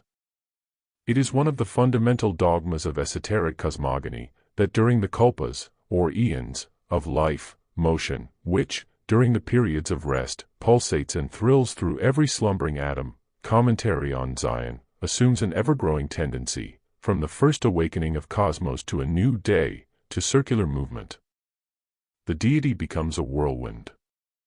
They are also called rodi, the moving wheels of the celestial orbs participating in the world's creation, when the meaning refers to the animating principle of the stars and planets, for in the Kabbalah, they are represented by the Ophanim, the angels of the spheres and stars, of which they are the informing souls. See Kabbalah Denudata, de Anima, page 113. This law of vortical movement in primordial matter is one of the oldest conceptions of Greek philosophy, whose first historical sages were nearly all initiates of the mysteries. The Greeks had it from the Egyptians, and the latter from the Chaldeans, who had been the pupils of Brahmins of the esoteric school. Leucippus, and Democritus of Abdera, the pupil of the Magi, taught that this gyratory movement of the atoms and spheres existed from eternity.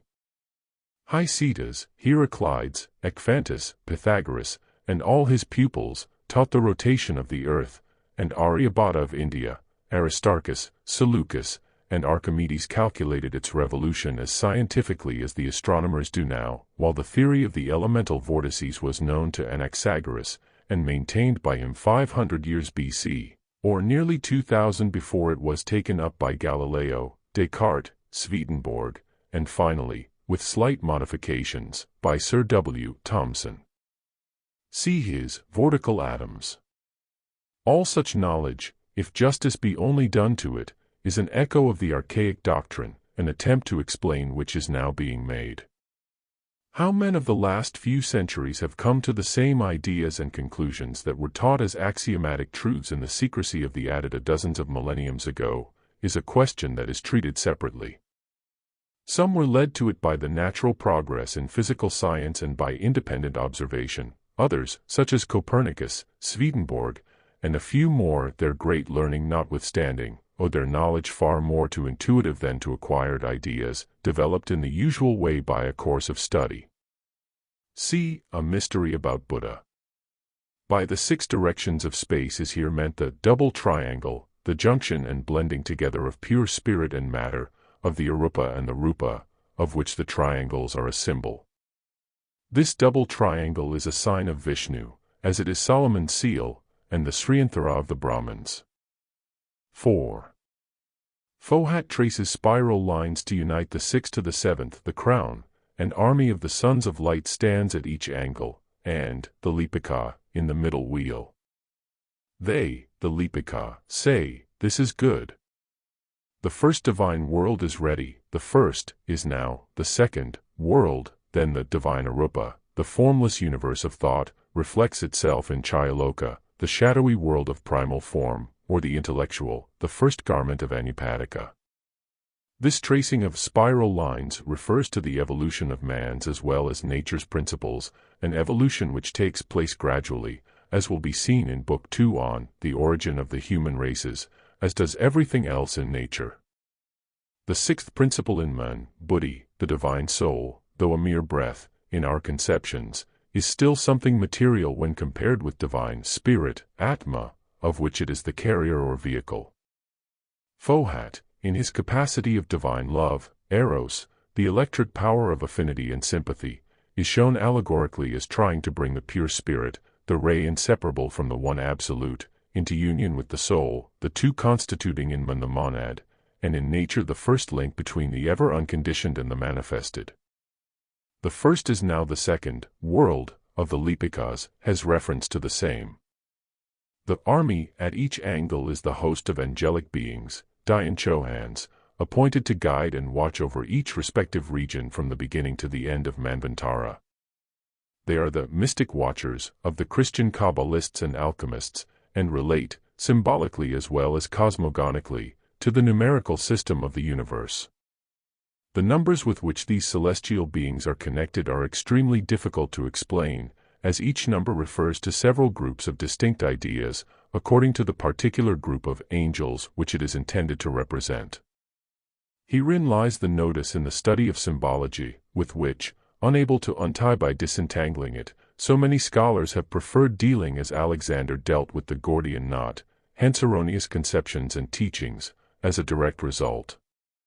The first is the second, because the first cannot really be numbered or regarded as the first, as that is the realm of noumena in its primary manifestation, the threshold to the world of truth, or Sat, through which the direct energy that radiates from the one reality, the nameless deity, reaches us. Here again, the untranslatable term Sat, B'ness, is likely to lead into an erroneous conception, since that which is manifested cannot be Sat, but is something phenomenal, not everlasting, nor, in truth, even sempiternal.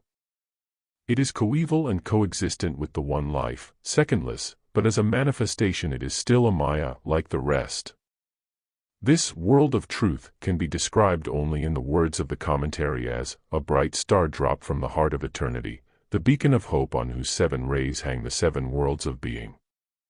Truly so, since those are the 7 lights whose reflections are the human immortal monads, the Atma, or the irradiating spirit of every creature of the human family. First, this septenary light, then, the divine world, the countless lights lit at the primeval light, the Buddhis, or formless divine souls, of the last Arupa, formless, world, the sum total, in the mysterious language of the old stanza. In the Catechism, the master is made to ask the pupil, "Lift thy head, O Leno, dost thou see one, or countless lights above thee, burning in the dark midnight sky? I sense one flame, O Gurudeva, I see countless undetached sparks shining in it. Thou sayest well.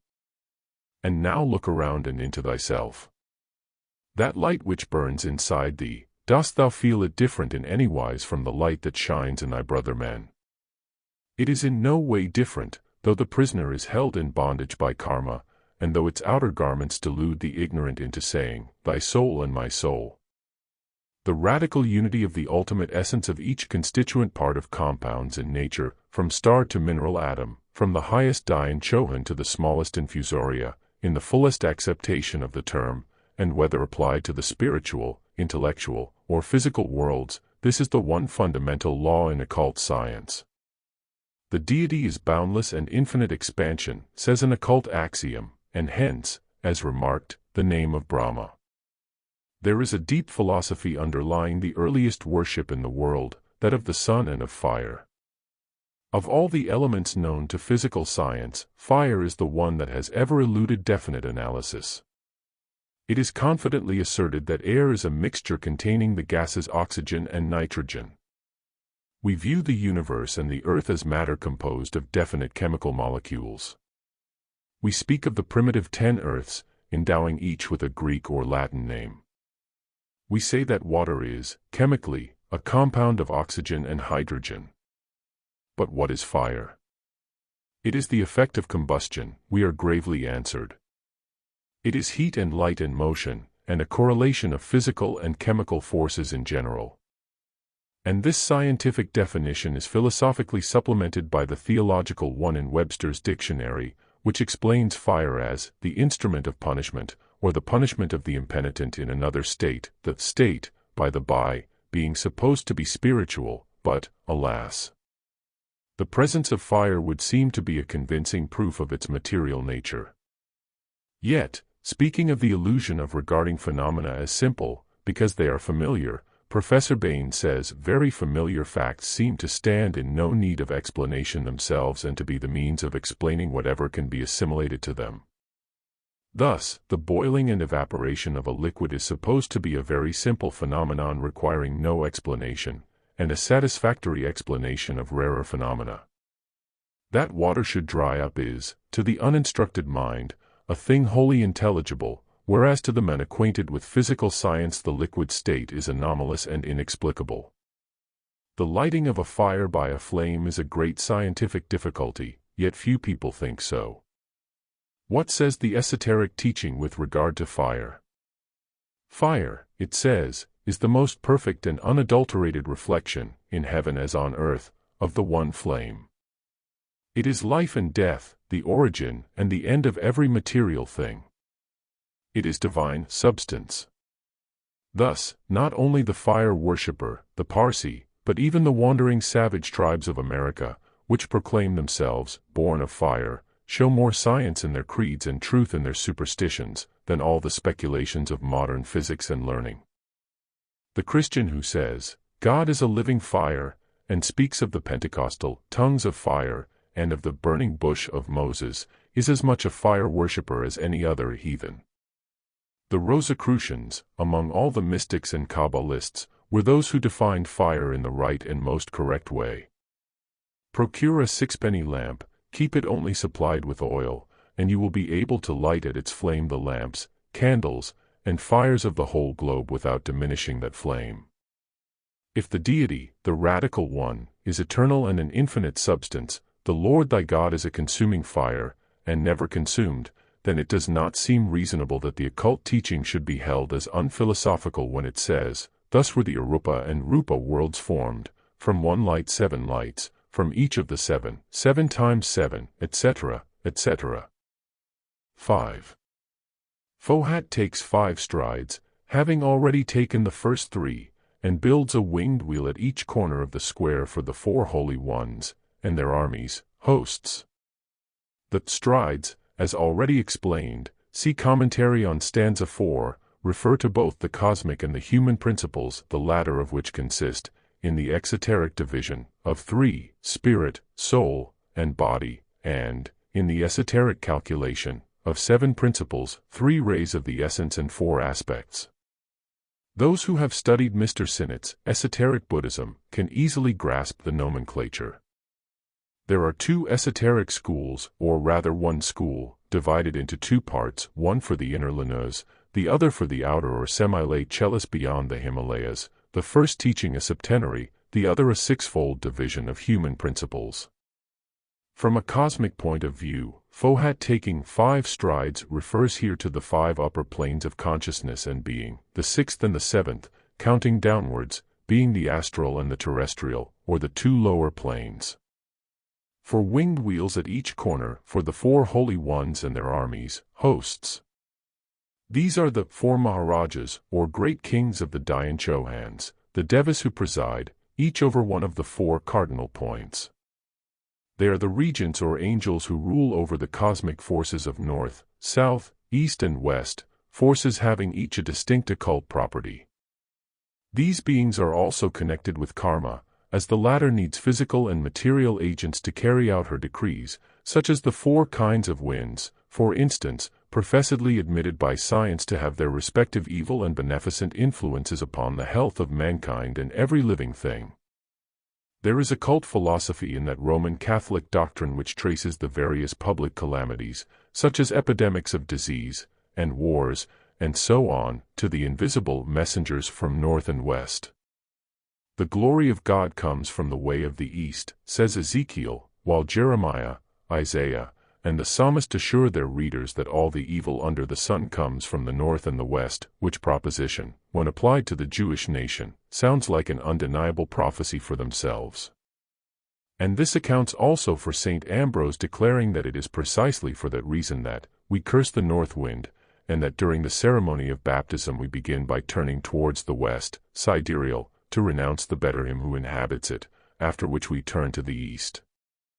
Belief in the four Maharajas, the regents of the four cardinal points, was universal and is now that of Christians, who call them, after St. Augustine, angelic virtues, and spirits when enumerated by themselves, and devils when named by pagans. But where is the difference between the pagans and the Christians in this cause? Following Plato, Aristotle explained that the term stoicheia was understood only as meaning the incorporeal principles placed at each of the four great divisions of our cosmic world to supervise them.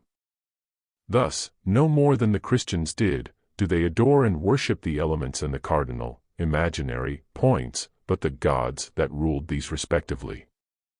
For the Church there are two kinds of sidereal beings, the angels and the devils. For the Kabbalist and occultist there is but one, and neither of them makes any difference between the rectors of light and the cosmocrators, or rectors tenebrarum harum, whom the Roman Church imagines and discovers in a rector of light, as soon as he is called by another name than the one she addresses him by.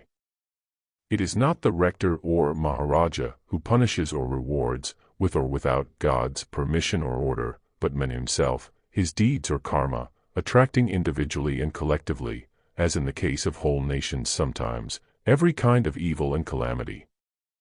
We produce causes, and these awaken the corresponding powers in the sidereal world, which powers are magnetically and irresistibly attracted to, and react upon, those who produce these causes, whether such persons are practically the evildoers, or simply thinkers who brood mischief. Thought is matter, we are taught by modern science, and every particle of the existing matter must be a register of all that has happened, as in their Principles of Science, Messrs. Jevons and Babbage tell the profane. Modern science is drawn more every day into the maelstrom of occultism, unconsciously, no doubt, still very sensibly. The two main theories of science re the relations between mind and matter are monism and materialism. These two cover the whole ground of negative psychology with the exception of the quasi-occult views of the pantheistic German schools. 1. Materialism, the theory which regards mental phenomena as the product of molecular change in the brain, i.e., as the outcome of a transformation of motion into feeling. The cruder school once went so far as to identify mind with a peculiar mode of motion, but this view is now happily regarded as absurd by most of the men of science themselves. 2.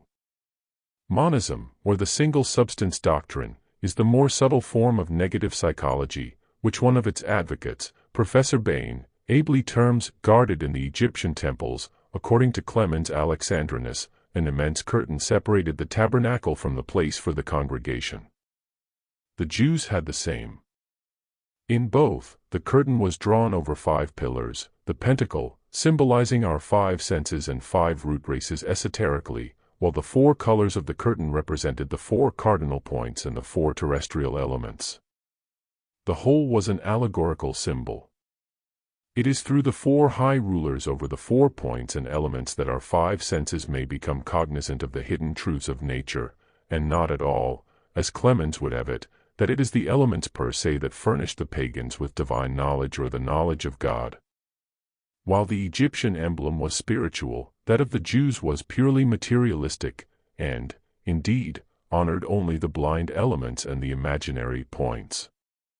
For what was the meaning of the square tabernacle raised by Moses in the wilderness, if it had not the same cosmic significance? Thou shalt make an hanging of blue, purple, and scarlet, and 5 pillars of shittim wood for the hanging, 4 brazen rings in the 4 corners thereof, boards of fine wood for the 4 sides, north, south, west, and east, of the tabernacle, with cherubims of cunning work.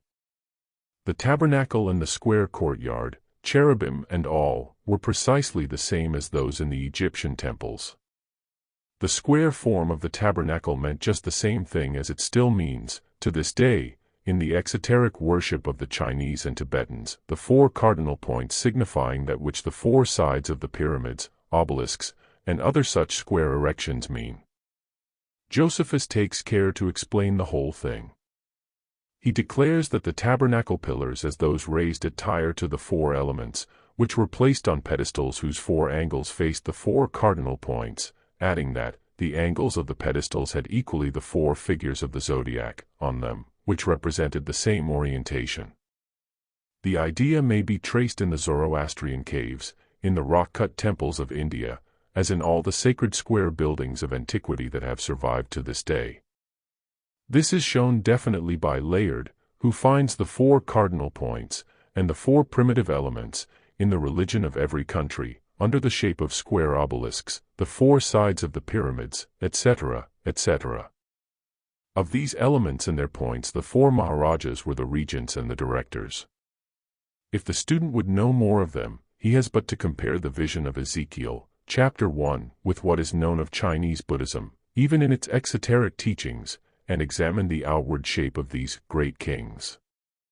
In the opinion of the Reverend Joseph Edkins, they are the devas who preside each over one of the four continents into which the Hindus divide the world.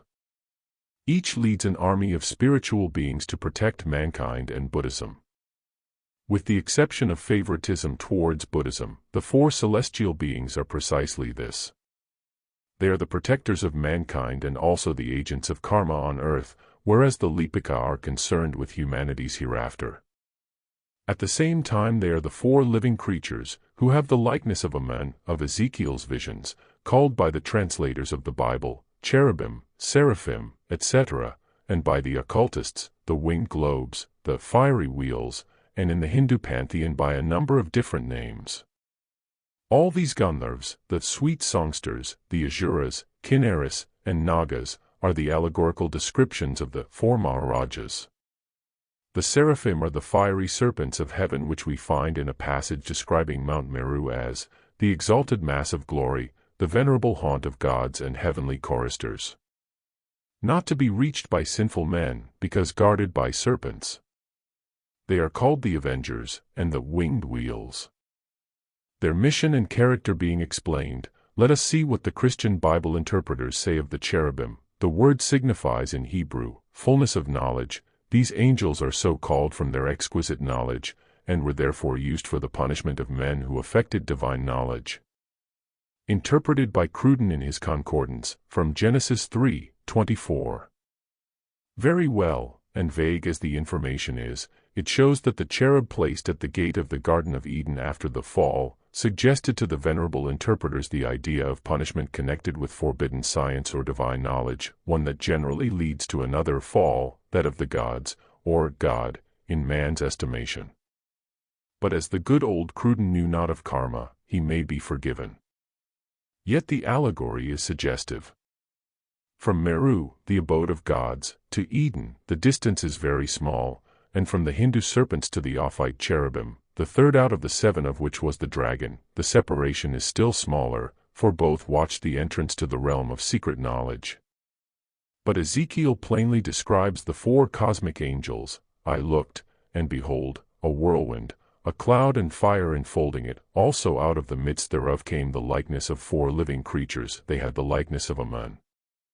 And every one had 4 faces and 4 wings, the face of a man, and the face of a lion, the face of an ox, and the face of an eagle.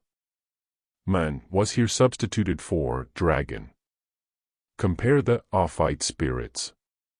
Now as I beheld the living creatures, behold, one wheel upon the earth with his 4 faces, as it were a wheel in the middle of a wheel, for the support of the living creature was in the wheel, their appearance was like coals of fire, etc. There are 3 chief groups of builders and as many of the planetary spirits and the Lipika, each group being again divided into 7 subgroups. It is impossible, even in such a large work as this, to enter into a minute examination of even the 3 principal groups, as it would demand an extra volume. The builders are the representatives of the first mind-born entities, therefore of the primeval Rishi Prajapati, also of the 7 great gods of Egypt, of which Osiris is the chief, of the 7 Amshaspends of the Zoroastrians, with Ormuzd at their head, or the 7 spirits of the face, the 7 Sephiroth separated from the first triad, etc., etc. They build or rather rebuild every system after the night. The second group of the builders is the architect of our planetary chain exclusively, and the third, the progenitor of our humanity, the macrocosmic prototype of the microcosm. The planetary spirits are the informing spirits of the stars in general, and of the planets especially. They rule the destinies of men who are all born under one or other of their constellations. The second and third groups pertaining to other systems have the same functions, and all rule various departments in nature. In the Hindu exoteric pantheon they are the guardian deities who preside over the 8 points of the compass, the 4 cardinal and the 4 intermediate points, and are called Lokopolis, supporters or guardians of the world, in our visible cosmos, of which Indra, east, Yama, south, Varuna, west, and Kuvara, north, are the chief, their elephants and their spouses pertaining of course to fancy and afterthought, though all of them have an occult significance. The Lipika, a description of whom is given in the commentary on stanza 4 comment 6, are the spirits of the universe, whereas the builders are only our own planetary deities. The former belong to the most occult portion of Cosmogenesis, which cannot be given here. Whether the adepts, even the highest, know this angelic order in the completeness of its triple degrees, or only the lower one connected with the records of our world, is something which the writer is unprepared to say, and she would incline rather to the latter supposition. Of its highest grade one thing only is taught: the Lipika are connected with karma, being its direct recorders. 6. The Lipika circumscribe the triangle, the first one, the cube, the second one, and the pentacle within the egg, circle. It is the ring called pass not, for those who descend and ascend, as also for those who, during the kalpa, are progressing toward the great day, be with us. Thus were formed the Arupa and the Rupa, the formless world and the world of forms, from one light 7 lights, from each of the 7 times 7 lights. The wheels watch the ring. The stanza proceeds with a minute classification of the orders of angelic hierarchy. From the group of 4 and 7 emanates the mind-born group of 10, of 12, of 21, etc., all these divided again into subgroups of septenaries, novenaries, duodecimals, and so on, until the mind is lost in this endless enumeration of celestial hosts and beings, each having its distinct task in the ruling of the visible cosmos during its existence.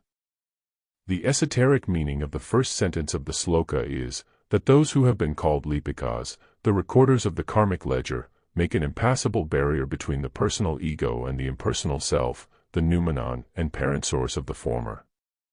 Hence the allegory. They circumscribe the manifested world of matter within the ring, pass not. This world is the symbol, objective, of the one divided into the many, on the planes of illusion, of Adi, the first, or of Ika, the one, and this one is the collective aggregate, or totality, of the principal creators or architects of this visible universe.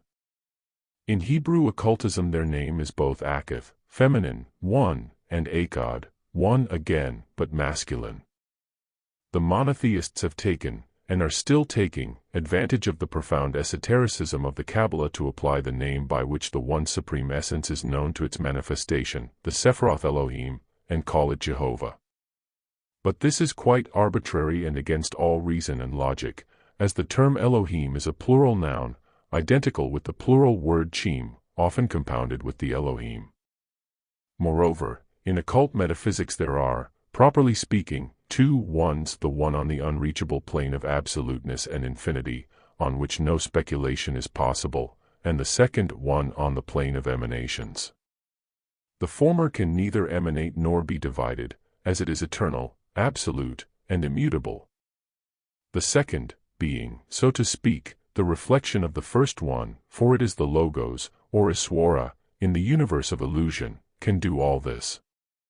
It emanates from itself, as the upper Sephirothal triad emanates the lower 7 Sephiroth, the 7 rays or Dhyan Chohans. In other words, the homogeneous becomes the heterogeneous, the protyle differentiates into the elements. But these, unless they return into their primal element, can never cross beyond the Leia, or 0 point. Hence the allegory.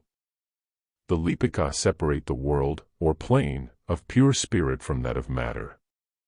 Those who descend and ascend, the incarnating monads, and men striving towards purification and ascending, but still not having quite reached the goal, may cross the circle of the past not only on the day be with us, that day when man, freeing himself from the trammels of ignorance, and recognizing fully the non-separateness of the ego within his personality, erroneously regarded as his own, from the universal ego, anima supramundi, merges thereby into the one essence to become not only one with us, the manifested universal lives which are one life, but that very life itself. Astronomically, the ring pass not that the Lipika trace around the triangle, the first one, the cube, the second one, and the pentacle to circumscribe these figures, is thus shown to contain the symbol of 31,415 again, or the coefficient constantly used in mathematical tables, the value of pi, the geometrical figures standing here for numerical figures. According to the general philosophical teachings, this ring is beyond the region of what are called nebulae in astronomy. But this is as erroneous a conception as that of the topography and the descriptions, given in Puranic and other exoteric scriptures, about the 1008 worlds of the Devaloka worlds and firmaments. There are worlds, of course, in the esoteric as well as in the profane scientific teachings, at such incalculable distances that the light of the nearest of them which has just reached our modern Chaldees, had left its luminary long before the day on which the words, "Let there be light," were pronounced. But these are no worlds on the Devaloka plane, but in our cosmos. The chemist goes to the Leia or 0 point of the plane of matter with which he deals, and then stops short. The physicist or the astronomer counts by billions of miles beyond the nebulae, and then they also stop short. The semi-initiated occultist will represent this Leia point to himself as existing on some plane which, if not physical, is still conceivable to the human intellect. But the full initiate knows that the ring pass not is neither a locality nor can it be measured by distance, but that it exists in the absoluteness of infinity. In this infinity of the full initiate there is neither height, breadth, nor thickness, but all is fathomless profundity, reaching down from the physical to the parametaphysical. In using the word down, essential depth, nowhere and everywhere, is meant, not depth of physical matter. If one searches carefully through the exoteric and grossly anthropomorphic allegories of popular religions, even in these the doctrine embodied in the circle of pass not, thus guarded by the Lipika, may be dimly perceived. Thus one finds it even in the teachings of the Vedantin sect of the Vishishtadvaita, the most tenaciously anthropomorphic in all India. For we read of the released soul that, after reaching moksha, a state of bliss meaning release from bandha or bondage, bliss is enjoyed by it in a place called Paramapada, which place is not material, but made of Suddhasattva, the essence, of which the body of Iswara, the Lord, is formed. There, muktas or jivatmas, monads, who have attained moksha, are never again subject to the qualities of either matter or karma. But if they choose, for the sake of doing good to the world, they may incarnate on earth. The way to Paramapada, or the immaterial worlds, from this world, is called Devayana. When a person has attained moksha and the body dies, the jiva, soul, goes with Sukshma Sarira from the heart of the body, to the Brahmarandra in the crown of the head, traversing Sushumna, a nerve connecting the heart with the Brahmarandra. The jiva breaks through the Brahmarandra and goes to the region of the sun, Suryamandala, through the solar rays. Then it goes, through a dark spot in the sun, to Paramapada. The jiva is directed on its way by the supreme wisdom acquired by yoga. The jiva thus proceeds to Paramapada by the aid of Atthavahikas, bearers in transit, known by the names of Archahas, Adithyar, Prajapati, etc. The archas here mentioned are certain pure souls, etc. No spirit except the recorders, Lipika, has ever crossed its forbidden line, nor will any do so until the day of the next pralaya, for it is the boundary that separates the finite, however infinite in man's sight, from the truly infinite. The spirits referred to, therefore, as those who ascend and descend, are the hosts of what we loosely call celestial beings. But they are, in fact, nothing of the kind. They are entities of the higher worlds in the hierarchy of being, so immeasurably high that, to us, they must appear as gods, and collectively, God. But so we, mortal men, must appear to the ant, which reasons on the scale of its special capacities. The ant may also, for all we know, see the avenging finger of a personal god in the hand of the urchin who, in one moment, under the impulse of mischief, destroys its anthill, the labor of many weeks, long years in the chronology of insects. The ant, feeling it acutely, and attributing the undeserved calamity to a combination of providence and sin, may also, like men, see in it the result of the sin of its first parent. Who knows and who can affirm or deny? The refusal to admit in the whole solar system of any other reasonable and intellectual beings on the human plane than ourselves is the greatest conceit of our age. All that science has a right to affirm is that there are no invisible intelligences living under the same conditions as we do. It cannot deny point-blank the possibility of there being worlds within worlds, under totally different conditions to those that constitute the nature of our world, nor can it deny that there may be a certain limited communication between some of those worlds and our own. To the highest, we are taught, belong the 7 orders of the purely divine spirits, to the 6 lower ones belong hierarchies that can occasionally be seen and heard by men, and who do communicate with their progeny of the earth, which progeny is indissolubly linked with them, each principle in men having its direct source in the nature of those great beings, who furnish us with the respective invisible elements in us. Physical science is welcome to speculate upon the physiological mechanism of living beings, and to continue her fruitless efforts in trying to resolve our feelings, our sensations, mental and spiritual, into functions of their inorganic vehicles. Nevertheless, all that will ever be accomplished in this direction has already been done, and science will go no farther. She is before a dead wall, on the face of which she traces, as she imagines, great physiological and psychic discoveries, but every one of which will be shown later on to be no better than the cobwebs spun by her scientific fancies and illusions. The tissues of our objective framework alone are subservient to the analysis and researches of physiological science. The 6 higher principles in them will evade forever the hand that is guided by an animus that purposely ignores and rejects the occult sciences. The great day of Be With Us, then, is an expression the only merit of which lies in its literal translation. Its significance is not so easily revealed to a public, unacquainted with the mystic tenets of occultism, or rather of esoteric wisdom or Buddhism.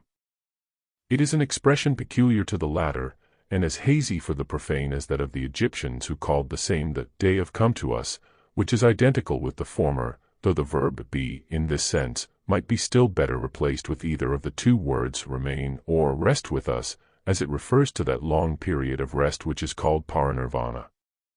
As in the exoteric interpretation of the Egyptian rites, the soul of every defunct person, from the Hierophant down to the sacred bull Apis, became an Osiris, was osirified, though the secret doctrine had always taught that the real osirification was the lot of every monad only after 3,000 cycles of existences, so in the present case.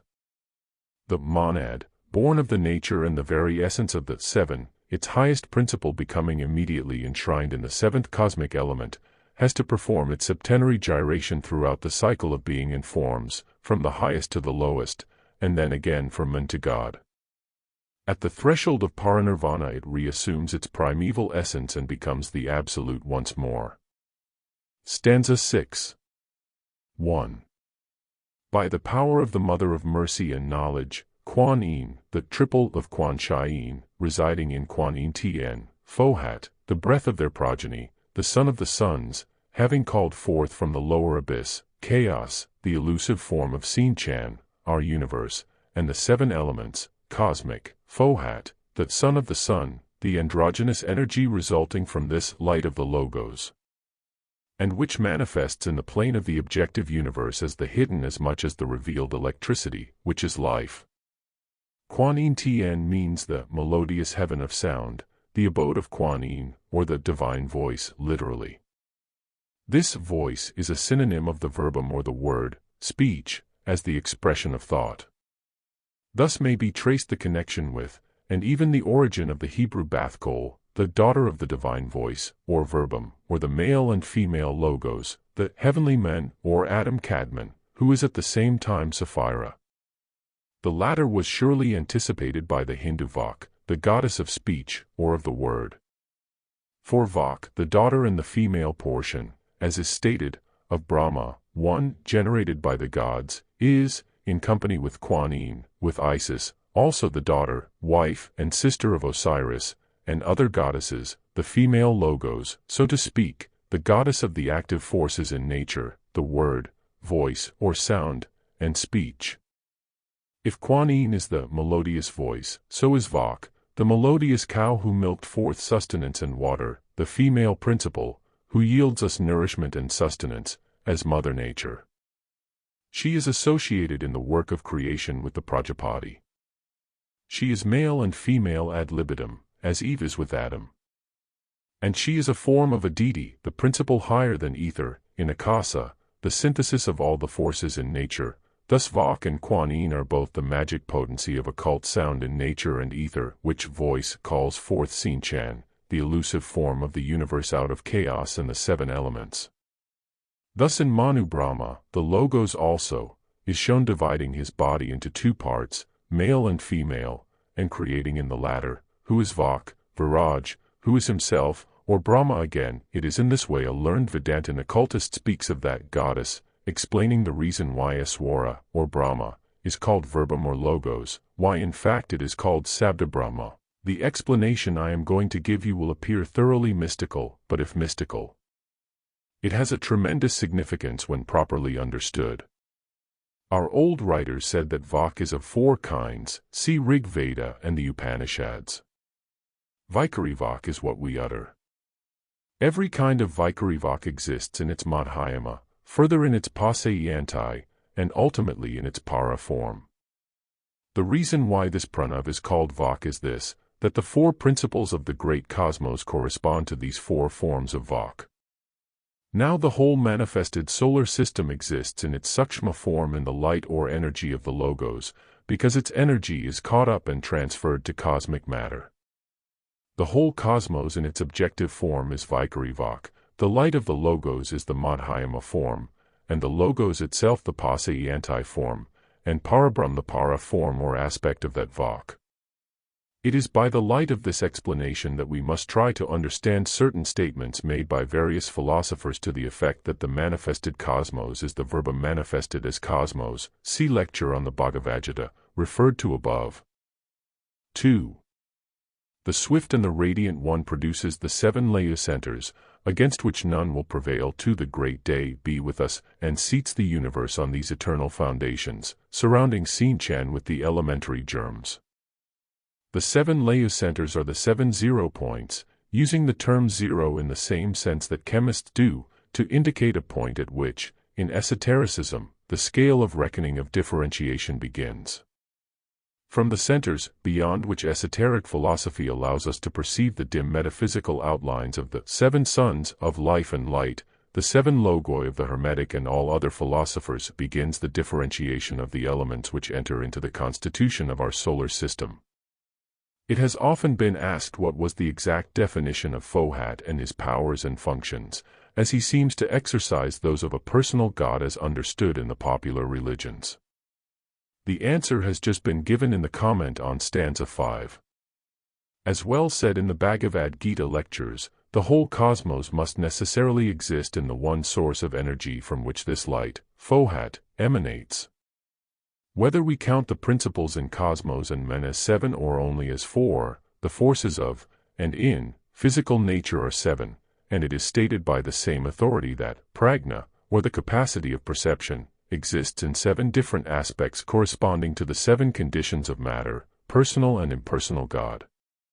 4. Just as a human being is composed of 7 principles, differentiated matter in the solar system exists in 7 different conditions.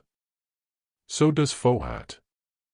He is 1 in 7, and on the cosmic plane is behind all such manifestations as light, heat, sound, adhesion, etc., etc., and is the spirit of electricity, which is the life of the universe.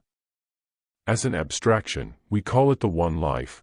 As an objective and evident reality, we speak of a septenary scale of manifestation, which begins at the upper rung with the one unknowable causality, and ends as omnipresent mind and life immanent in every atom of matter.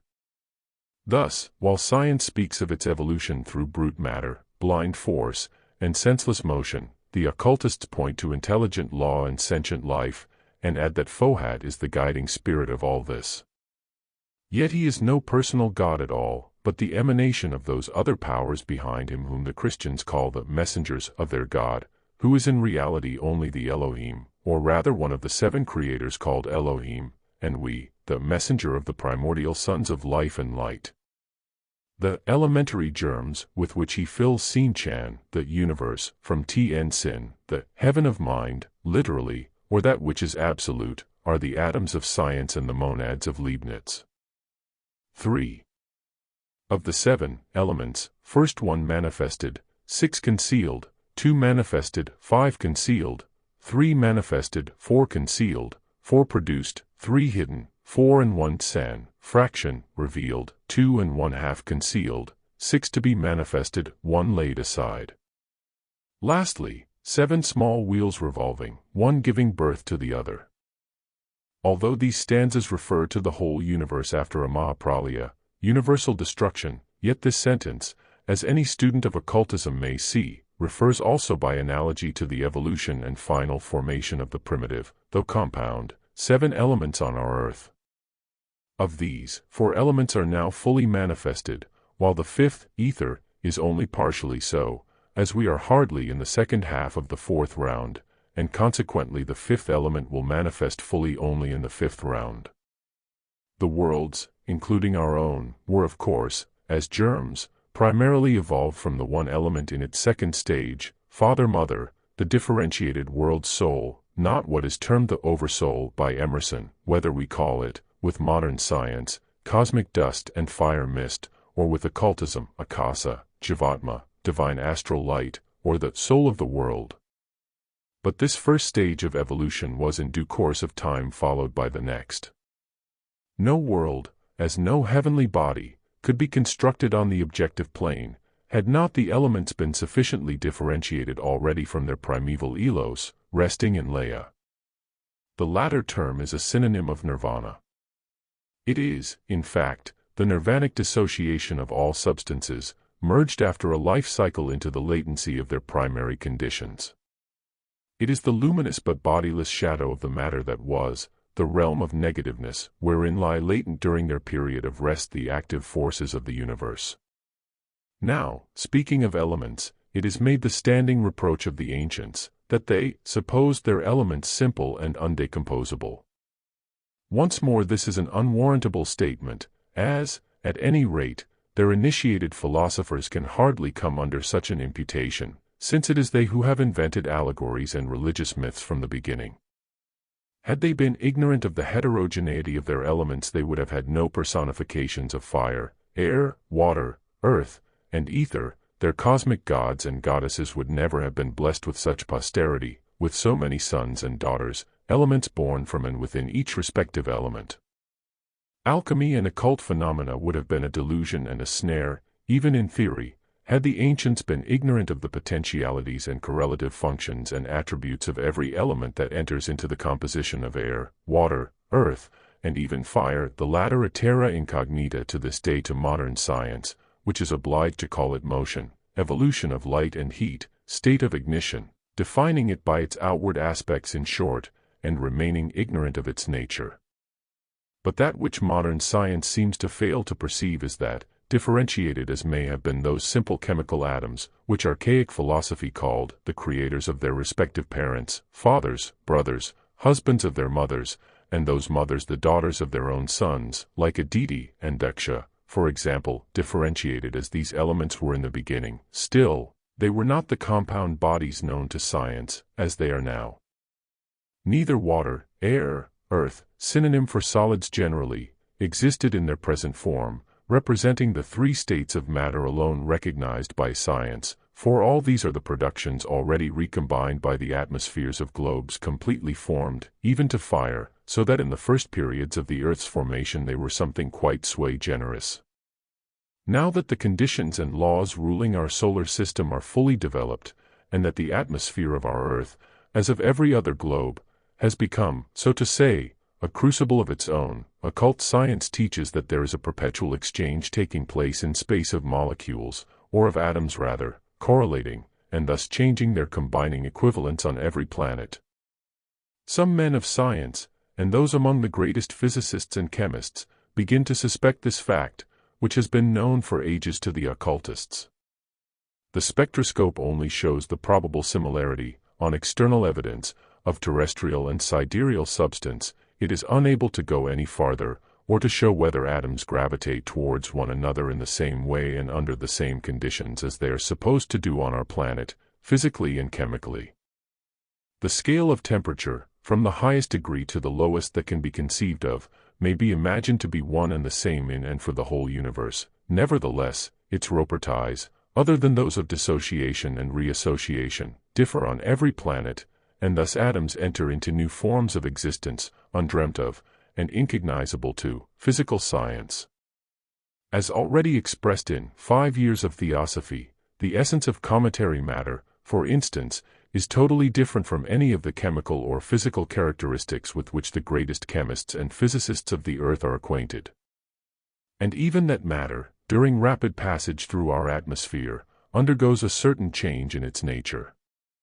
Thus not alone the elements of our planets, but even those of all its sisters in the solar system, differ as widely from each other in their combinations, as from the cosmic elements beyond our solar limits.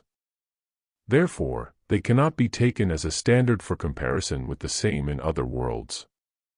Enshrined in their virgin, pristine state within the bosom of the Eternal Mother, every atom born beyond the threshold of her realm is doomed to incessant differentiation. The Mother sleeps, yet is ever breathing. And every breath sends out into the plane of manifestation her protean products, which, carried on by the wave of the efflux, are scattered by FOHAT, and driven toward and beyond this or another planetary atmosphere. Once caught by the latter, the atom is lost, its pristine purity is gone forever, unless fate dissociates it by leading it to a current of efflux, an occult term meaning quite a different process from that which the ordinary term implies, when it may be carried once more to the borderland where it had perished, and taking its flight, not into space above but into space within, it will be brought under a state of differential equilibrium and happily reabsorbed. Were a truly learned occultist alchemist to write the life and adventures of an atom, he would secure thereby the eternal scorn of the modern chemist, perchance also his subsequent gratitude. However it may be, the breath of the Father-Mother issues cold and radiant and gets hot and corrupt, to cool once more, and be purified in the eternal bosom of inner space, says the commentary. Man absorbs cold pure air on the mountain top, and throws it out impure, hot and transformed. Thus the higher atmosphere being the mouth, and the lower one the lungs of every globe, the man of our planet breathes only the refuse of Mother, therefore, he is doomed to die on it.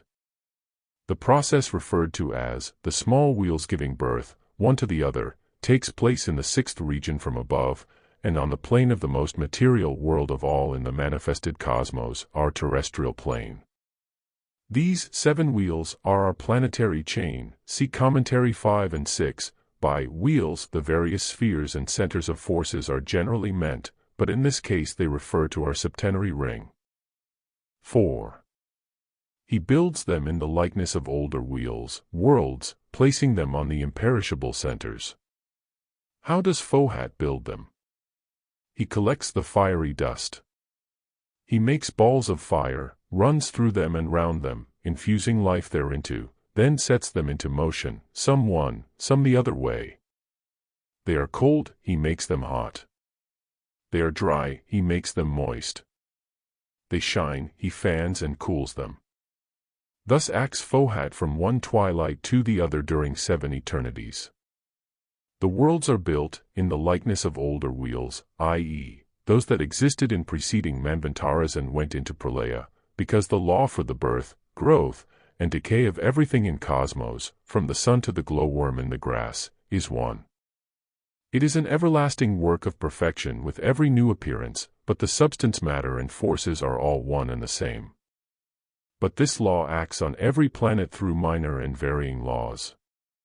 The imperishable Laya centers have a great importance, and their meaning must be fully understood if we would have a clear conception of the archaic cosmogony, whose theories have now passed into occultism. At present, one thing may be stated. The worlds are built neither upon, nor over, nor in the Laya centers, the 0 point being a condition, not any mathematical point. Bear in mind that FOHAT, the constructive force of cosmic electricity, is said, metaphorically, to have sprung like Rudra from Brahma, from the brain of the father and the bosom of the mother, and then to have metamorphosed himself into a male and a female, i.e., polarity, into positive and negative electricity. He has 7 sons who are his brothers, and FOHAT is forced to be born time after time whenever any 2 of his son brothers indulge in too close contact, whether an embrace or a fight. To avoid this, he binds together and unites those of unlike nature and separates those of similar temperaments. This, of course, relates, as any one can see, to electricity generated by friction and to the law involving attraction between 2 objects of unlike, and repulsion between those of like polarity. The 7 sons brothers, however, represent and personify the 7 forms of cosmic magnetism called in practical occultism the 7 radicals, whose cooperative and active progeny are, among other energies, electricity, magnetism, sound, light, heat, cohesion, etc. Occult science defines all these as supersensuous effects in their hidden behavior, and as objective phenomena in the world of senses, the former requiring abnormal faculties to perceive them, the latter, our ordinary physical senses. They all pertain to, and are the emanations of, still more supersensuous spiritual qualities, not personiated by, but belonging to, real and conscious causes. To attempt a description of such entities would be worse than useless. The reader must bear in mind that, according to our teaching which regards this phenomenal universe as a great illusion, the nearer a body is to the unknown substance, the more it approaches reality, as being removed the farther from this world of Maya. Therefore, though the molecular constitution of their bodies is not deducible from their manifestations on this plane of consciousness, they nevertheless, from the standpoint of the adept occultist, possess a distinctive objective if not material structure, in the relatively noumenal, as opposed to the phenomenal, universe. Men of science may term them force or forces generated by matter, or modes of its motion, if they will. Occultism sees in the effects elemental forces, and, in the direct causes producing them, intelligent divine workmen. The intimate connection of those elementals, guided by the unerring hand of the rulers, their correlation we might call it, with the elements of pure matter, results in our terrestrial phenomena, such as light, heat, magnetism, etc., etc. Of course we shall never agree with the American substantialists who call every force and energy, whether light, heat, electricity or cohesion, an entity, for this would be equivalent to calling the noise produced by the rolling of the wheels of a vehicle an entity, thus confusing and identifying that noise with the driver outside, and the guiding master intelligence within the vehicle.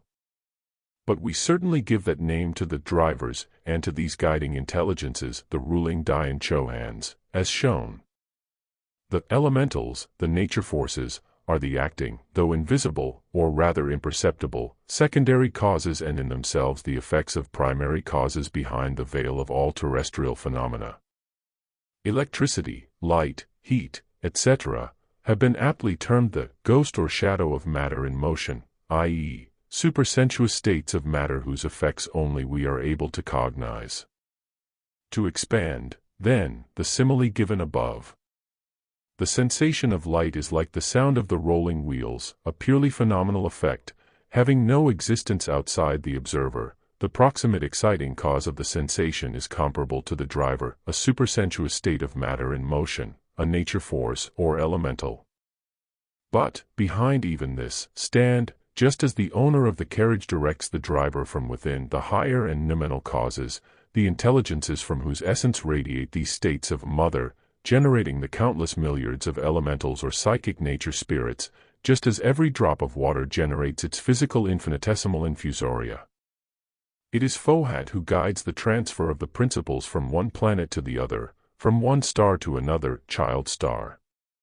When a planet dies, its informing principles are transferred to a Leia or sleeping center, with potential but latent energy in it, which is thus awakened into life and begins to form itself into a new sidereal body. A few early theosophical misconceptions concerning planets, rounds, and men. Among the 11 stanzas omitted there is one which gives a full description of the formation of the planetary chains one after another, after the first cosmic and atomic differentiation had commenced in the primitive acosmism. It is idle to speak of laws arising when deity prepares to create, for a. Laws, or rather law, is eternal and uncreated, and b. that deity is law, and vice versa. Moreover, the one eternal law unfolds everything in the to-be-manifested nature on a sevenfold principle, among the rest, the countless circular chains of worlds, composed of 7 globes, graduated on the 4 lower planes of the world of formation, the 3 others belonging to the archetypal universe. Out of these 7 only one, the lowest and the most material of those globes, is within our plane or means of perception, the 6 others lying outside of it and being therefore invisible to the terrestrial eye. Every such chain of worlds is the progeny and creation of another, lower, and dead chain, its reincarnation, so to say. To make it clearer, we are told of the planets, of which 7 only were held as sacred, as being ruled by the highest regents or gods, and not at all because the ancients knew nothing of the others, that each of these, whether known or unknown, is a septenary, as is the chain to which the earth belongs. See Esoteric Buddhism. For instance, all such planets as Mercury, Venus, Mars, Jupiter, Saturn, etc., or our Earth, are as visible to us as our globe, probably, is to the inhabitants of the other planets, if any, because they are all on the same plane, while the superior fellow globes of these planets are on other planes quite outside that of our terrestrial senses. As their relative position is given further on, and also in the diagram appended to the comments on verse 7 of stanza 6, a few words of explanation is all that is needed at present. These invisible companions correspond curiously to that which we call the principles in men. The 7 are on 3 material planes and 1 spiritual plane, answering to the 3 upities, material bases, and 1 spiritual vehicle, vahan, of our 7 principles in the human division. If, for the sake of a clearer mental conception, we imagine the human principles to be arranged as in the following scheme, we shall obtain the annexed diagram of correspondences. Diagram 1. The dark horizontal lines of the lower planes are the upities in one case, and the planes in the case of the planetary chain. Of course, as regards the human principles, the diagram does not place them quite in order, yet it shows the correspondence and analogy to which attention is now drawn. As the reader will see, it is a case of descent into matter, the adjustment, in both the mystic and the physical senses, of the two, and their interblending for the great coming struggle of life that awaits both the entities. Entity may be thought a strange term to use in the case of a globe, but the ancient philosophers, who saw in the earth a huge animal, were wiser in their generation than our modern geologists are in theirs, and Pliny, who called the earth our kind nurse and mother, the only element which is not inimical to men, spoke more truly than Watts, who fancied that he saw in her the footstool of God. For earth is only the footstool of man in his ascension to higher regions, the vestibule to glorious mansions, through which a moving crowd forever press. But this only shows how admirably the occult philosophy fits everything in nature, and how much more logical are its tenets than the lifeless hypothetical speculations of physical science. Having learned thus much, the mystic will be better prepared to understand the occult teaching, though every formal student of modern science may, and probably will, regard it as preposterous nonsense. The student of occultism, however, holds that the theory at present under discussion is far more philosophical and probable than any other. It is more logical, at any rate, than the theory recently advanced which made of the moon the projection of a portion of our Earth extruded when the latter was but a globe in fusion, a molten plastic mass. It is said that the planetary chains having their days and their nights, i.e., periods of activity or life, and of inertia or death, and behave in heaven as do men on earth, they generate their likes, get old, and become personally extinct, their spiritual principles only living in their progeny as a survival of themselves. Without attempting the very difficult task of giving out the whole process in all its cosmic details, enough may be said to give an approximate idea of it. When a planetary chain is in its last round, its globe 1 or A, before finally dying out, sends all its energy and principles into a neutral center of latent force, a Leia center, and thereby informs a new nucleus of undifferentiated substance or matter, i.e., calls it into activity or gives it life.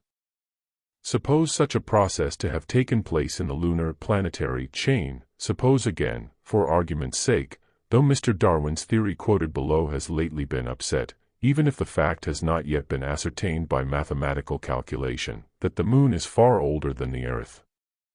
Imagine the 6 fellow globes of the moon, eons before the first globe of our 7 was evolved, just in the same position in relation to each other as the fellow globes of our chain occupy in regard to our Earth now.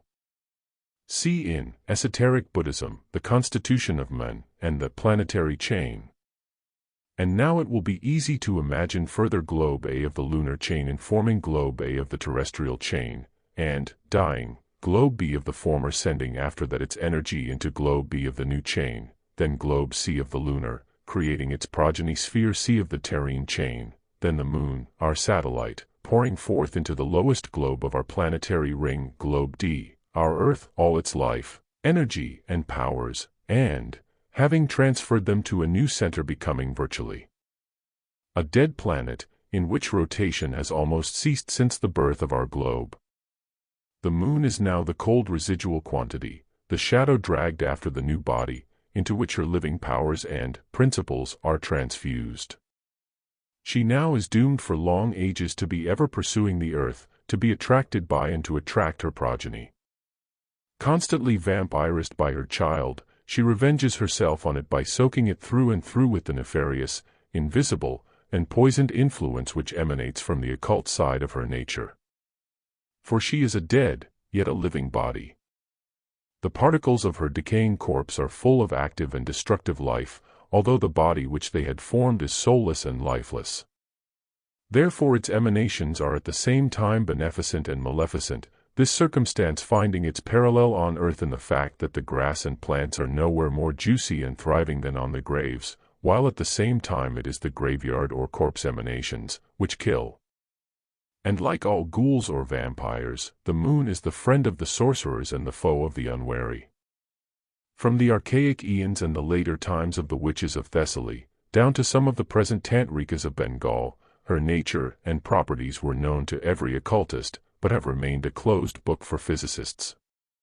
Such is the moon from the astronomical, geological, and physical standpoints. As to her metaphysical and psychic nature, it must remain an occult secret in this work, as it was in the volume on Esoteric Buddhism, notwithstanding the rather sanguine statement made therein on page 113, 5th edition, that there is not much mystery left now in the riddle of the 8th sphere. These are topics, indeed, on which the adepts are very reserved in their communications to uninitiated pupils, and since they have, moreover, never sanctioned or permitted any published speculations upon them, the less said the better. Yet without treading upon the forbidden ground of the 8th sphere, it may be useful to state some additional facts with regard to ex-monads of the lunar chain, the lunar ancestors, as they play a leading part in the coming Anthropogenesis. This brings us directly to the septenary constitution of men, and as some discussion has arisen of late about the best classification to be adopted for the division of the microcosmic entity, 2 systems are now appended with a view to facilitate comparison. The subjoined short article is from the pen of Mr. T. Subarao, a learned Vedantin scholar. He prefers the Brahmanical division of the Raja Yoga, and from a metaphysical point of view he is quite right. But, as it is a question of simple choice and expediency, we hold in this work to the time-honored classification of the Trans-Himalayan Arhat Esoteric School. The following table and its explanatory text are reprinted from the Theosophist of Madras, and they are also contained in 5 Years of Theosophy. Septenary division in different Indian systems. We give below in a tabular form the classifications adopted by the Buddhist and Vedantic teachers of the principles of man. Asterisk, kosa, kosha, is a sheath, literally, the sheath of every principle. Life. The astral body or linga sarira. Sthulayupati, or basis of the principle. Buddhi. From the foregoing table it will be seen that the third principle in the Buddhist classification is not separately mentioned in the Vedantic division, as it is merely the vehicle of prana. It will also be seen that the fourth principle is included in the third kosa, sheath, as the same principle is but the vehicle of willpower, which is but an energy of the mind. It must also be noticed that the Vijnanamaya kosa is considered to be distinct from the Manomaya kosa, as a division is made after death between the lower part of the mind, as it were, which has a closer affinity with the fourth principle than with the sixth, and its higher part, which attaches itself to the latter, and which is, in fact, the basis for the higher spiritual individuality of man. We may also here point out to our readers that the classification mentioned in the last column is, for all practical purposes, connected with Raja Yoga, the best and simplest. Though there are 7 principles in man, there are but 3 distinct upatis, bases, in each of which his Atma may work independently of the rest. These 3 upatis can be separated by an adept without killing himself. He cannot separate the 7 principles from each other without destroying his constitution. The student will now be better prepared to see that between the 3 upatis of the Raja Yoga and its Atma, and our 3 upatis, Atma, and the additional 3 divisions, there is in reality but very little difference. Moreover, as every adept in Cis-Himalayan or Trans-Himalayan India, of the Patanjali, the Arya Sangha, or the Mahayana schools, has to become a Raja Yogi, he must, therefore, accept the Tarka Raja classification in principle and theory, whatever classification he resorts to for practical and occult purposes. Thus, it matters very little whether one speaks of the 3 upatis with their 3 aspects in Atma, the eternal and immortal synthesis, or calls them the 7 principles. For the benefit of those who may not have read, or, if they have, may not have clearly understood, in theosophical writings, the doctrine of the septenary chains of worlds in the solar cosmos, the teaching is briefly thus. 1. Everything in the metaphysical as in the physical universe is septenary.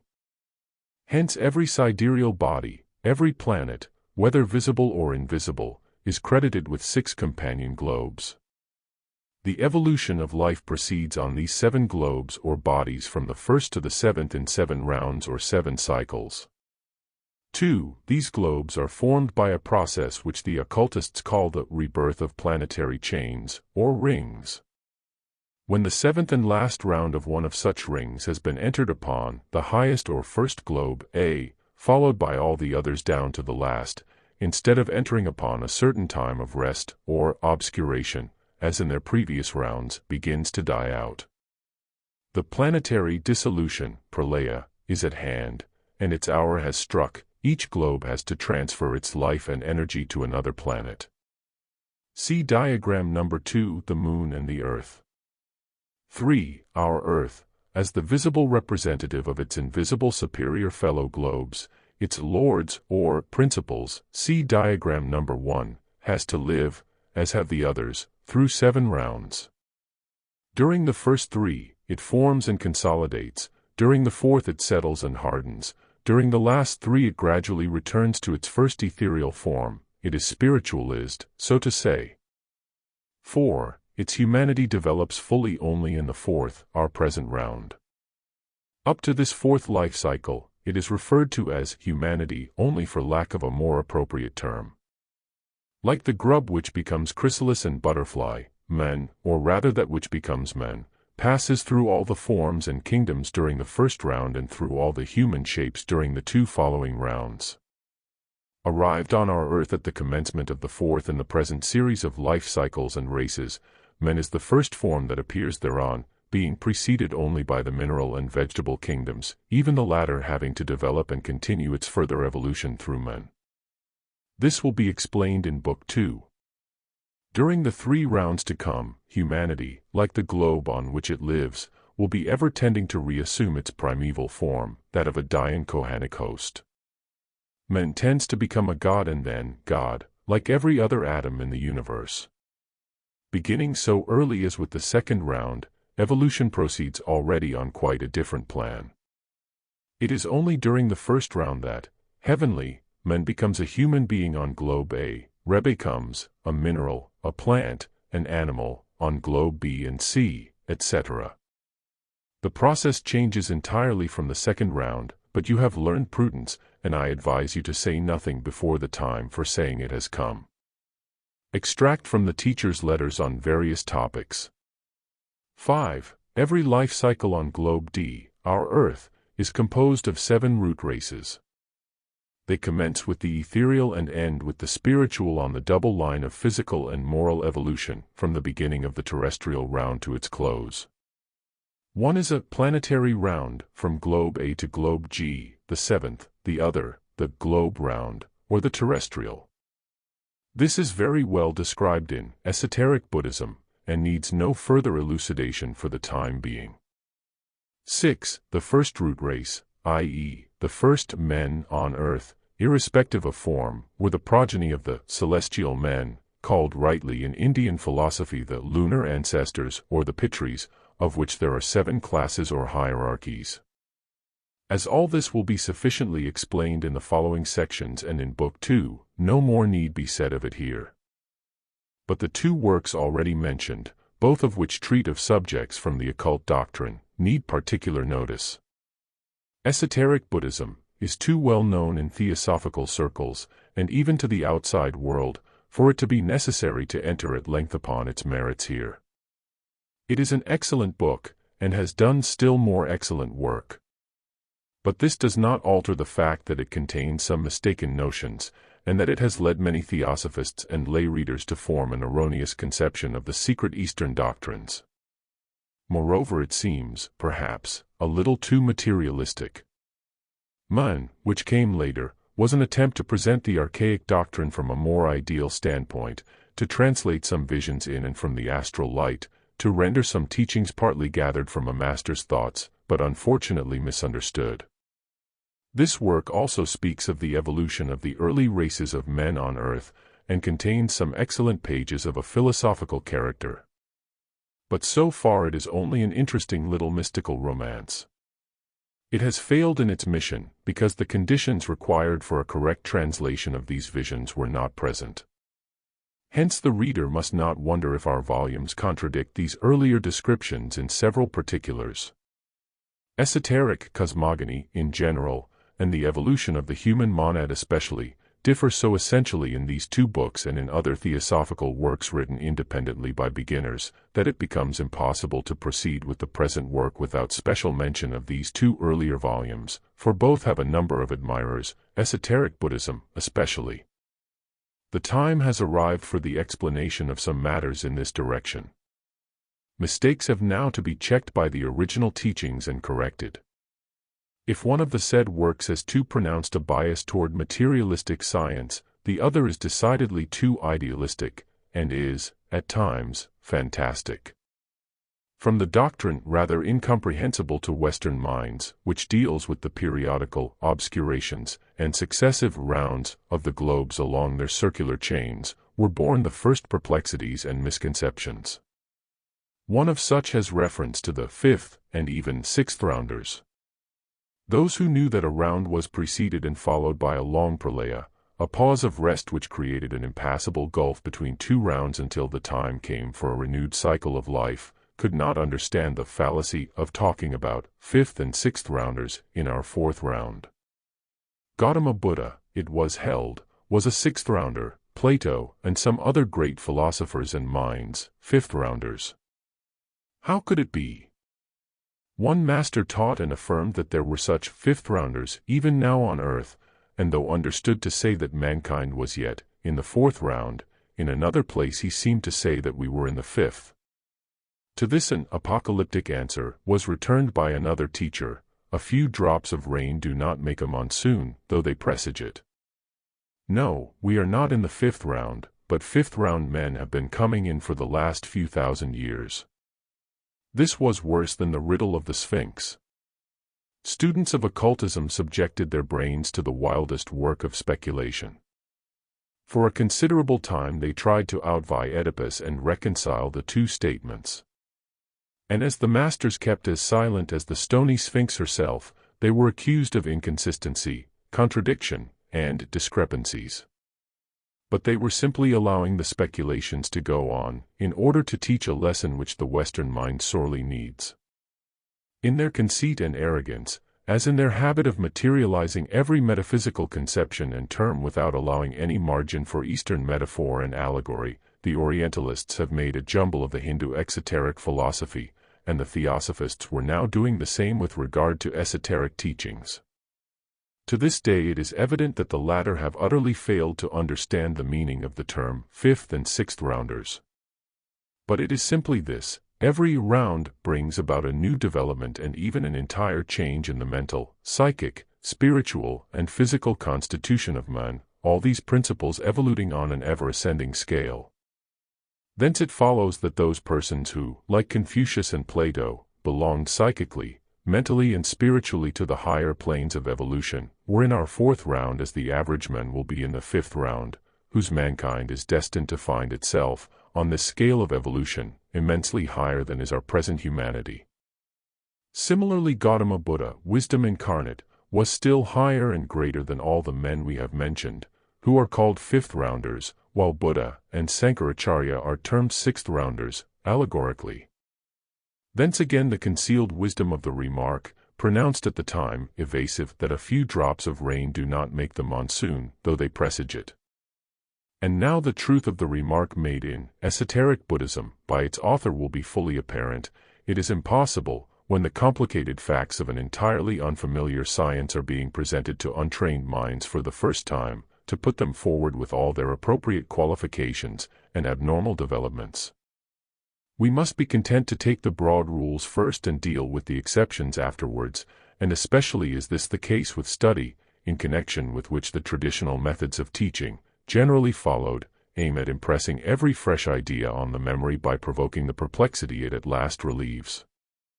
As the author of the remark was himself, as he says, an untrained mind, in occultism, his own inferences, and his better knowledge of modern astronomical speculations than of archaic doctrines led him quite naturally, and as unconsciously to himself, to commit a few mistakes of detail rather than of any broad rule. One such will now be noticed. It is a trifling one, still it is calculated to lead many a beginner into erroneous conceptions. But as the mistaken notions of the earlier editions were corrected in the annotations of the 5th edition, so the 6th may be revised and perfected. There were several reasons for such mistakes. 1. They were due to the necessity under which the teachers labored of giving what were considered as evasive answers, the questions being too persistently pressed to be left unnoticed, while, on the other hand, they could only be partially answered. 2. This position notwithstanding, the confession that half a loaf is better than no bread was but too often misunderstood and hardly appreciated as it ought to have been. As a result thereof, gratuitous speculations were sometimes indulged in by the European lay cellists. Among such were, a. the mystery of the 8th sphere, in its relation to the moon, and b. the erroneous statement that 2 of the superior globes of the terrestrial chain were 2 of our well-known planets. Besides the Earth, there are only 2 other worlds of our chain which are visible: Mars and Mercury. This was a great mistake. But the blame for it is to be attached as much to the vagueness and incompleteness of the master's answer as to the question of the learner itself, which was equally vague and indefinite. It was asked, what planets, of those known to ordinary science, besides Mercury, belong to our system of worlds? Now if by system of worlds our terrestrial chain or string was intended in the mind of the querist, instead of the solar system of worlds, as it should have been, then of course the answer was likely to be misunderstood. For the reply was, Mars, etc., and 4 other planets of which astronomy knows nothing. Neither A, B, nor YZ are known, nor can they be seen through physical means however perfected. This is plain. A. Astronomy as yet knows nothing in reality of the planets, neither the ancient ones, nor those discovered in modern times. B. No companion planets from A to Z, i.e., no upper globes of any chain in the solar system, can be seen. As to Mars, Mercury, and the 4 other planets, they bear a relation to Earth of which no master or high occultist will ever speak, much less explain the nature. Let it now be distinctly stated, then, that the theory broached is impossible, with or without the additional evidence furnished by modern astronomy. Physical science can supply corroborative, though still very uncertain, evidence, but only as regards heavenly bodies on the same plane of materiality as our objective universe. Mars and Mercury, Venus and Jupiter, like every hitherto discovered planet, or those still to be discovered, are all, per se, the representatives on our plane of such chains. As distinctly stated in one of the numerous letters of Mr. Sinnett's teacher, there are other and innumerable manvantaric chains of globes which bear intelligent beings both in and outside our solar system. But neither Mars nor Mercury belong to our chain. They are, along with the other planets, septenary units in the great host of chains of our system, and all are as visible as their upper globes are invisible. If it is still argued that certain expressions in the teacher's letters were liable to mislead, the answer comes, Amen, so it was. The author of Esoteric Buddhism understood it well when he wrote that such are the traditional modes of teaching by provoking the perplexity they do, or do not relieve, as the case may be. At all events, if it is urged that this might have been explained earlier, and the true nature of the planets given out as they now are, the answer comes that it was not found expedient to do so at the time, as it would have opened the way to a series of additional questions which could never be answered on account of their esoteric nature, and thus would only become embarrassing. It had been declared from the first and has been repeatedly asserted since that, first, no theosophist, not even as an accepted chela, let alone lay students, could expect to have the secret teachings explained to him thoroughly and completely, before he had irretrievably pledged himself to the brotherhood and passed through at least one initiation, because no figures and numbers could be given to the public, for figures and numbers are the key to the esoteric system. 2. That what was revealed was merely the esoteric lining of that which is contained in almost all the exoteric scriptures of the world religions, preeminently in the Brahmanas, and the Upanishads of the Vedas and even in the Puranas. It was a small portion of what is divulged far more fully now in the present volumes, and even this is very incomplete and fragmentary. When the present work was commenced, the writer, feeling sure that the speculation about Mars and Mercury was a mistake, applied to the teachers by letter for explanation and an authoritative version. Both came in due time, and verbatim extracts from these are now given. It is quite correct that Mars is in a state of obscuration at present, and Mercury just beginning to get out of it. You might add that Venus is in her last round. If neither Mercury nor Venus have satellites, it is because of the reasons, and also because Mars has 2 satellites to which he has no right. Phobos, the supposed inner satellite, is no satellite at all. As remarked long ago by Laplace and now by Fay, Phobos keeps a too short periodic time, and therefore there must exist some defect in the mother idea of the theory, as Fay justly observes.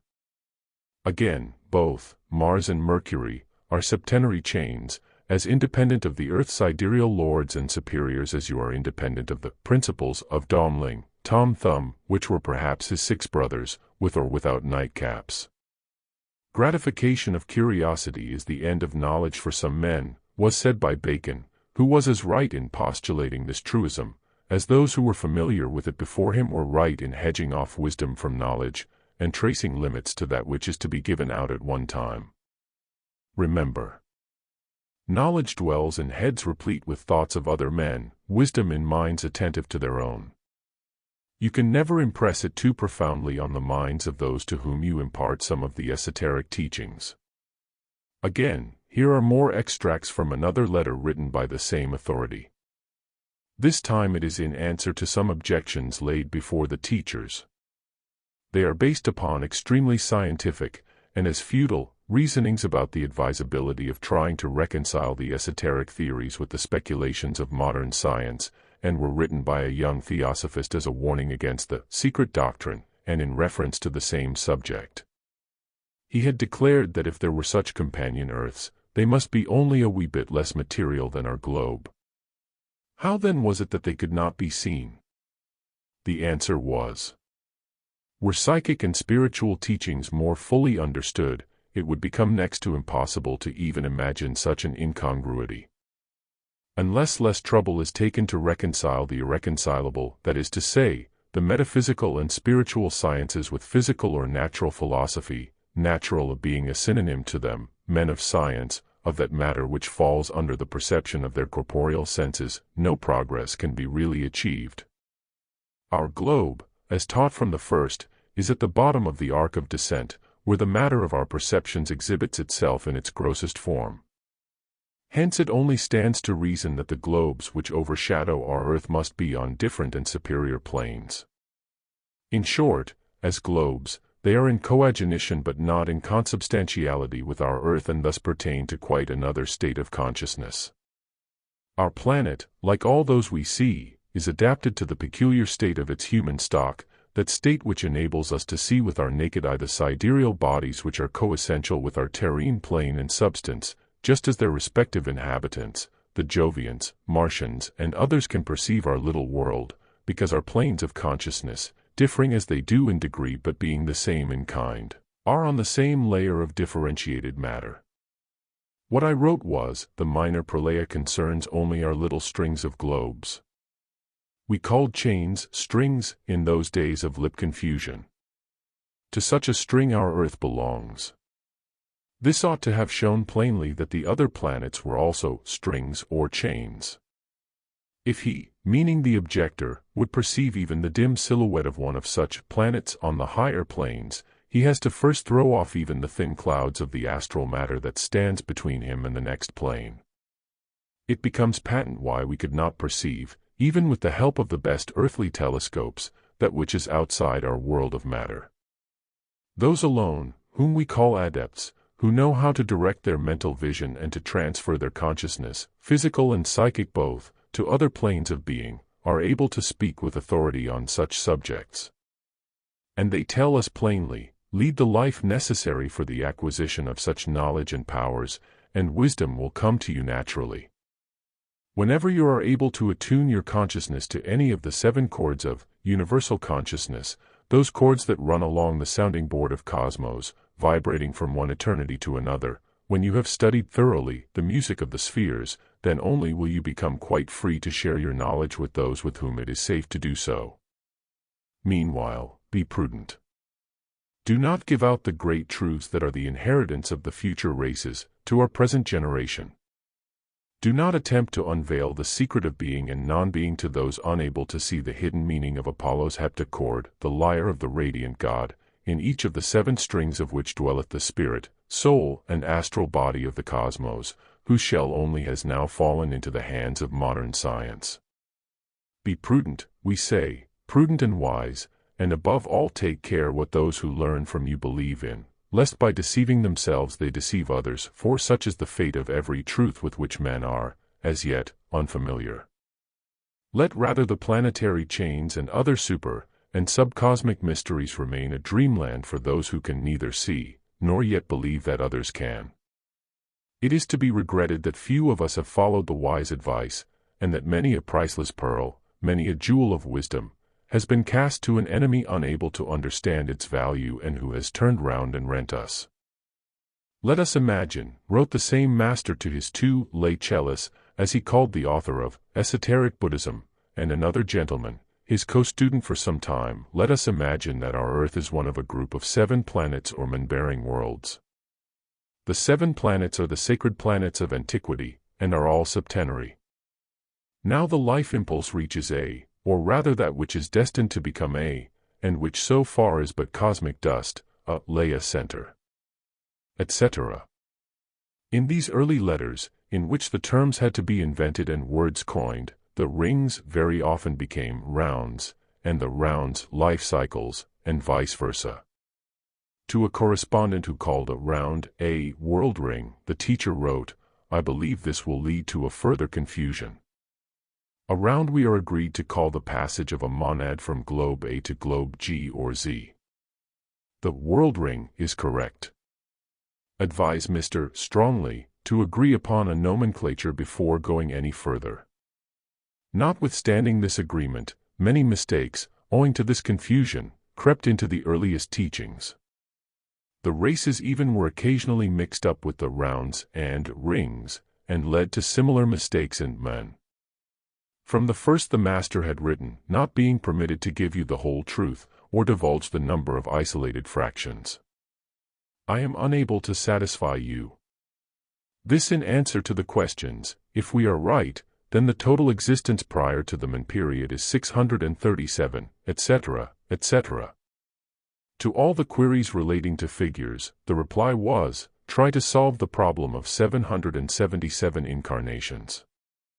Though I am obliged to withhold information, yet if you should work out the problem by yourself, it will be my duty to tell you so.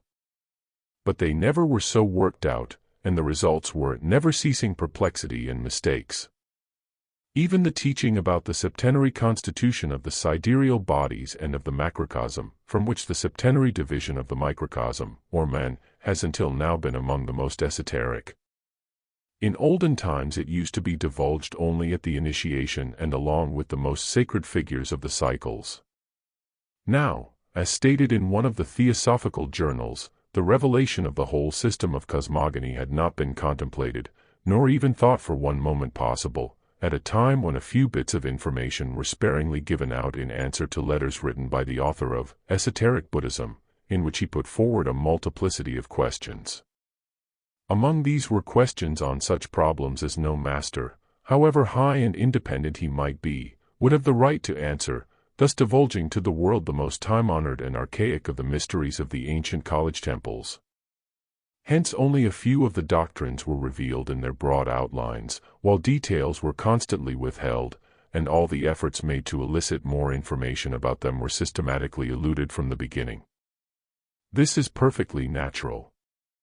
Of the 4 vidyas, out of the 7 branches of knowledge mentioned in the Puranas, namely, Yajnavidya, the performance of religious rites in order to produce certain results, Mahavidya, the great, magic, knowledge, now degenerated into Tantrika worship, Guyavidya, the science of mantras and their true rhythm or chanting, of mystical incantations, etc. It is only the last one, Atmavidya, or the true spiritual and divine wisdom which can throw absolute and final light upon the teachings of the 3 first named. Without the help of Atmavidya, the other 3 remain no better than surface sciences, geometrical magnitudes having length and breadth, but no thickness. They are like the soul, limbs, and mind of a sleeping man, capable of mechanical motions, of chaotic dreams and even sleepwalking, of producing visible effects, but stimulated by instinctual not intellectual causes, least of all by fully conscious spiritual impulses. A good deal can be given out and explained from the 3 first-named sciences. But unless the key to their teachings is furnished by Atmavidya, they will remain forever like the fragments of a mangled textbook, like the adumbrations of great truths, dimly perceived by the most spiritual, but distorted out of all proportion by those who would nail every shadow to the wall. Then, again, another great perplexity was created in the minds of students by the incomplete exposition of the doctrine of the evolution of the monads. To be fully realized, both this process and that of the birth of the globes must be examined far more from their metaphysical aspect than from what one might call a statistical standpoint, involving figures and numbers which are rarely permitted to be broadly used. Unfortunately, there are few who are inclined to handle these doctrines only metaphysically. Even the best of the Western writers upon our doctrine declares in his work that, on pure metaphysics of that sort we are not now engaged, when speaking of the evolution of the monads, Esoteric Buddhism, page 46. And in such case, as the teacher remarks in a letter to him, why this preaching of our doctrines, all this uphill work and swimming in adversum flumen? Why should the West learn from the East that which can never meet the requirements of the special tastes of the aesthetics? And he draws his correspondent's attention to the formidable difficulties encountered by us, the adepts, in every attempt we make to explain our metaphysics to the Western mind. And well he may, for outside of metaphysics no occult philosophy, no esotericism is possible. It is like trying to explain the aspirations and affections, the love and hatred, the most private and sacred workings in the soul and mind of the living man, by an anatomical description of the chest and brain of his dead body. Let us now examine two tenets mentioned above and hardly alluded to in Esoteric Buddhism, and supplement them as far as lies in our power. Additional facts and explanations concerning the globes and the monads. Two statements made in Esoteric Buddhism must be noticed and the author's opinions quoted. On page 47, 5th edition, it is said, the spiritual monads do not fully complete their mineral existence on globe A, then complete it on globe B, and so on.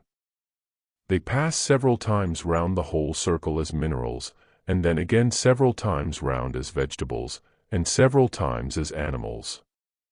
We purposely refrain for the present from going into figures, etc., etc. This was a wise course to adopt in view of the great secrecy maintained with regard to figures and numbers. This reticence is now partially relinquished, but it would perhaps have been better had the real numbers concerning rounds and evolutional gyrations been either entirely divulged at the time, or as entirely withheld. Mr. Sinnett understood this difficulty well when saying that, for reasons which are not easy for the outsider to divine, the possessors of occult knowledge are especially reluctant to give out facts relating to cosmogony, though it is hard for the uninitiated to understand why they should be withheld. That there were such reasons is evident. Nevertheless, it is to this reticence that most of the confused ideas of some Eastern as well as Western pupils are due. The difficulties in the way of the acceptance of the two particular tenets under consideration seemed great, just because of the absence of any data to go upon. But there it was. For the figures belonging to the occult calculations cannot be given, as the masters have many times declared, outside the circle of pledged chalice, and not even these can break the rules. To make things plainer, without touching upon the mathematical aspects of the doctrine, the teaching given may be expanded and some obscure points solved. As the evolution of the globes and that of the monads are so closely interblended, we will make of the two teachings one. In reference to the monads, the reader is asked to bear in mind that Eastern philosophy rejects the Western theological dogma of a newly created soul for every baby born, as being as unphilosophical as it is impossible in the economy of nature. There must be a limited number of monads evolving and growing more and more perfect through their assimilation of many successive personalities, in every new manvantara. This is absolutely necessary in view of the doctrines of rebirth, karma, and the gradual return of the human monad to its source, absolute deity. Thus, although the hosts of more or less progressed monads are almost incalculable, they are still finite, as is everything in this universe of differentiation and finiteness. As shown in the double diagram of the human principles and the ascending globes of the world chains, there is an eternal concatenation of causes and effects, and a perfect analogy which runs through, and links together, all the lines of evolution. One begets the other globes as personalities. But, let us begin at the beginning. The general outline of the process by which the successive planetary chains are formed has just been given. To prevent future misconceptions, some further details may be offered which will also throw light on the history of humanity on our own chain, the progeny of that of the moon. In the diagrams on page 172, Figure 1 represents the lunar chain of 7 planets at the outset of its 7th or last round, while Figure 2 represents the Earth chain, which will be, but is not yet in existence. The 7 globes of each chain are distinguished in their cyclic order by the letters A to G, the globes of the Earth chain being further marked by a cross, plus the symbol of the Earth. Now, it must be remembered that the monads cycling round any septenary chain are divided into 7 classes or hierarchies according to their respective stages of evolution, consciousness, and merit. Let us follow, then, the order of their appearance on planet A, in the first round. The time spaces between the appearances of these hierarchies on any one globe are so adjusted that when Class 7, the last, appears on Globe A, Class 1, the first, has just passed onto Globe B, and so on, step by step, all round the chain. Again, in the 7th round on the lunar chain, when Class 7, the last, quits Globe A, that globe, instead of falling asleep, as it had done in previous rounds, begins to die, to go into its planetary prolaya, and in dying it transfers successively, as just said, its principles, or life elements and energy, etc., one after the other to a new Laya center, which commences the formation of Globe A of the Earth chain. A similar process takes place for each of the globes of the lunar chain, one after the other, each forming a fresh globe of the Earth chain. Our Moon was the 4th globe of the series, and was on the same plane of perception as our Earth. But Globe A of the lunar chain is not fully dead till the first monads of the first class have passed from Globe G or Z, the last of the lunar chain, into the nirvana which awaits them between the 2 chains, and similarly for all the other globes as stated, each giving birth to the corresponding globe of the Earth chain.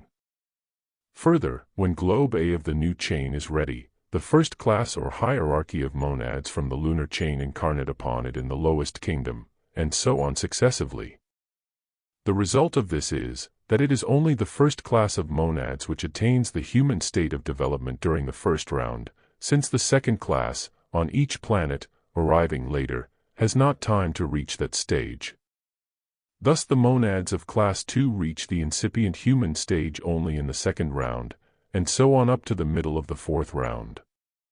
But at this point, and on this 4th round in which the human stage will be fully developed, the door into the human kingdom closes, and henceforward the number of human monads, i.e., monads in the human stage of development, is complete. For the monads which had not reached the human stage by this point will, owing to the evolution of humanity itself, find themselves so far behind that they will reach the human stage only at the close of the 7th and last round. They will, therefore, not be men on this chain, but will form the humanity of a future Manvantara and be rewarded by becoming men on a higher chain altogether, thus receiving their karmic compensation. To this there is but one solitary exception, for very good reasons, of which we shall speak farther on. But this accounts for the difference in the races. It thus becomes apparent how perfect is the analogy between the processes of nature in the cosmos and in the individual man. The latter lives through his life cycle and dies. His higher principles, corresponding in the development of a planetary chain to the cycling monads, pass into devachan, which corresponds to the nirvana, and states of rest intervening between 2 chains. The man's lower principles are disintegrated in time and are used by nature again for the formation of new human principles, and the same process takes place in the disintegration and formation of worlds. Analogy is thus the surest guide to the comprehension of the occult teachings. This is one of the 7 mysteries of the moon, and it is now revealed. The 7 mysteries are called by the Japanese Yamabusis, the mystics of the Lao Tzu sect and the ascetic monks of Kyoto, the Zenida, the 7 jewels. Only the Japanese and the Chinese Buddhist ascetics and initiates are, if possible, even more reticent in giving out their knowledge than are the Hindus. But the reader must not be allowed to lose sight of the monads, and must be enlightened as to their nature, as far as permitted, without trespassing upon the highest mysteries, of which the writer does not in any way pretend to know the last or final word. The monadic host may be roughly divided into 3 great classes. 1. The most developed monads, the lunar gods or spirits, called, in India, the Pitris, whose function it is to pass in the first round through the whole triple cycle of the mineral, vegetable, and animal kingdoms in their most ethereal, filmy, and rudimentary forms, in order to clothe themselves in, and assimilate, the nature of the newly formed chain. They are those who first reach the human form, if there can be any form in the realm of the almost subjective, on globe A in the first round. It is they, therefore, who lead and represent the human element during the second and third rounds, and finally evolve their shadows at the beginning of the fourth round for the second class, or those who come behind them. 2. Those monads that are the first to reach the human stage during the 3.5 rounds, and to become men. European language is adapted to express these subtle distinctions. It stands to reason that these men did not resemble the men of today, either in form or nature. Why then, it may be asked, call them men at all? Because there is no other term in any Western language which approximately conveys the idea intended. The word men at least indicates that these beings were manas, thinking entities, however they differed in form and intellection from ourselves. But in reality they were, in respect of spirituality and intellection, rather gods than men. The same difficulty of language is met with in describing the stages through which the monad passes. Metaphysically speaking, it is of course an absurdity to talk of the development of a monad, or to say that it becomes men. But any attempt to preserve metaphysical accuracy of language in the use of such a tongue as the English would necessitate at least 3 extra volumes of this work, and would entail an amount of verbal repetition which would be wearisome in the extreme. It stands to reason that a monad cannot either progress or develop, or even be affected by the changes of states it passes through. It is not of this world or plane, and may be compared only to an indestructible star of divine light and fire. 3. The laggards, the monads which are retarded, and which will not reach, by reason of karmic impediments, the human stage at all during this cycle or round, save one exception which will be spoken of elsewhere as already promised. Now the evolution of the external form or body round the astral is produced by the terrestrial forces, just as in the case of the lower kingdoms, but the evolution of the internal or real man is purely spiritual. It is now no more a passage of the impersonal monad through many and various forms of matter, endowed at best with instinct and consciousness on quite a different plane, as in the case of external evolution, but a journey of the pilgrim soul through various states of not only matter but self-consciousness and self-perception, or of perception from apperception. See gods, monads, and atoms.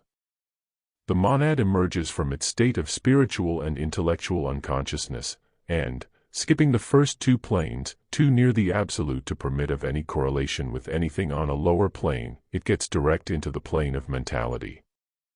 But there is no plane in the whole universe with a wider margin, or a wider field of action in its almost endless gradations of perceptive and apperceptive qualities, than this plane, which has in its turn an appropriate smaller plane for every form, from the mineral monad up to the time when that monad blossoms forth by evolution into the divine monad. But all the time it is still one and the same monad, differing only in its incarnations, throughout its ever-succeeding cycles of partial or total obscuration of spirit, or the partial or total obscuration of matter, 2 polar antitheses, as it ascends into the realms of mental spirituality, or descends into the depths of materiality. To return to esoteric Buddhism, it is there stated with regard to the enormous period intervening between the mineral epoch on globe A and the man epoch, that the full development of the mineral epoch on globe A prepares the way for the vegetable development, and, as soon as this begins, the mineral life impulse overflows into globe B. Then, when the vegetable development on globe A is complete and the animal development begins, the vegetable life impulse overflows to globe B, and the mineral impulse passes on to globe C. Then finally comes the human life impulse on globe A. And so it goes on for 3 rounds, when it slackens, and finally stops at the threshold of our globe, at the 4th round, because the human period, of the true physical men to be, the 7th, is now reached.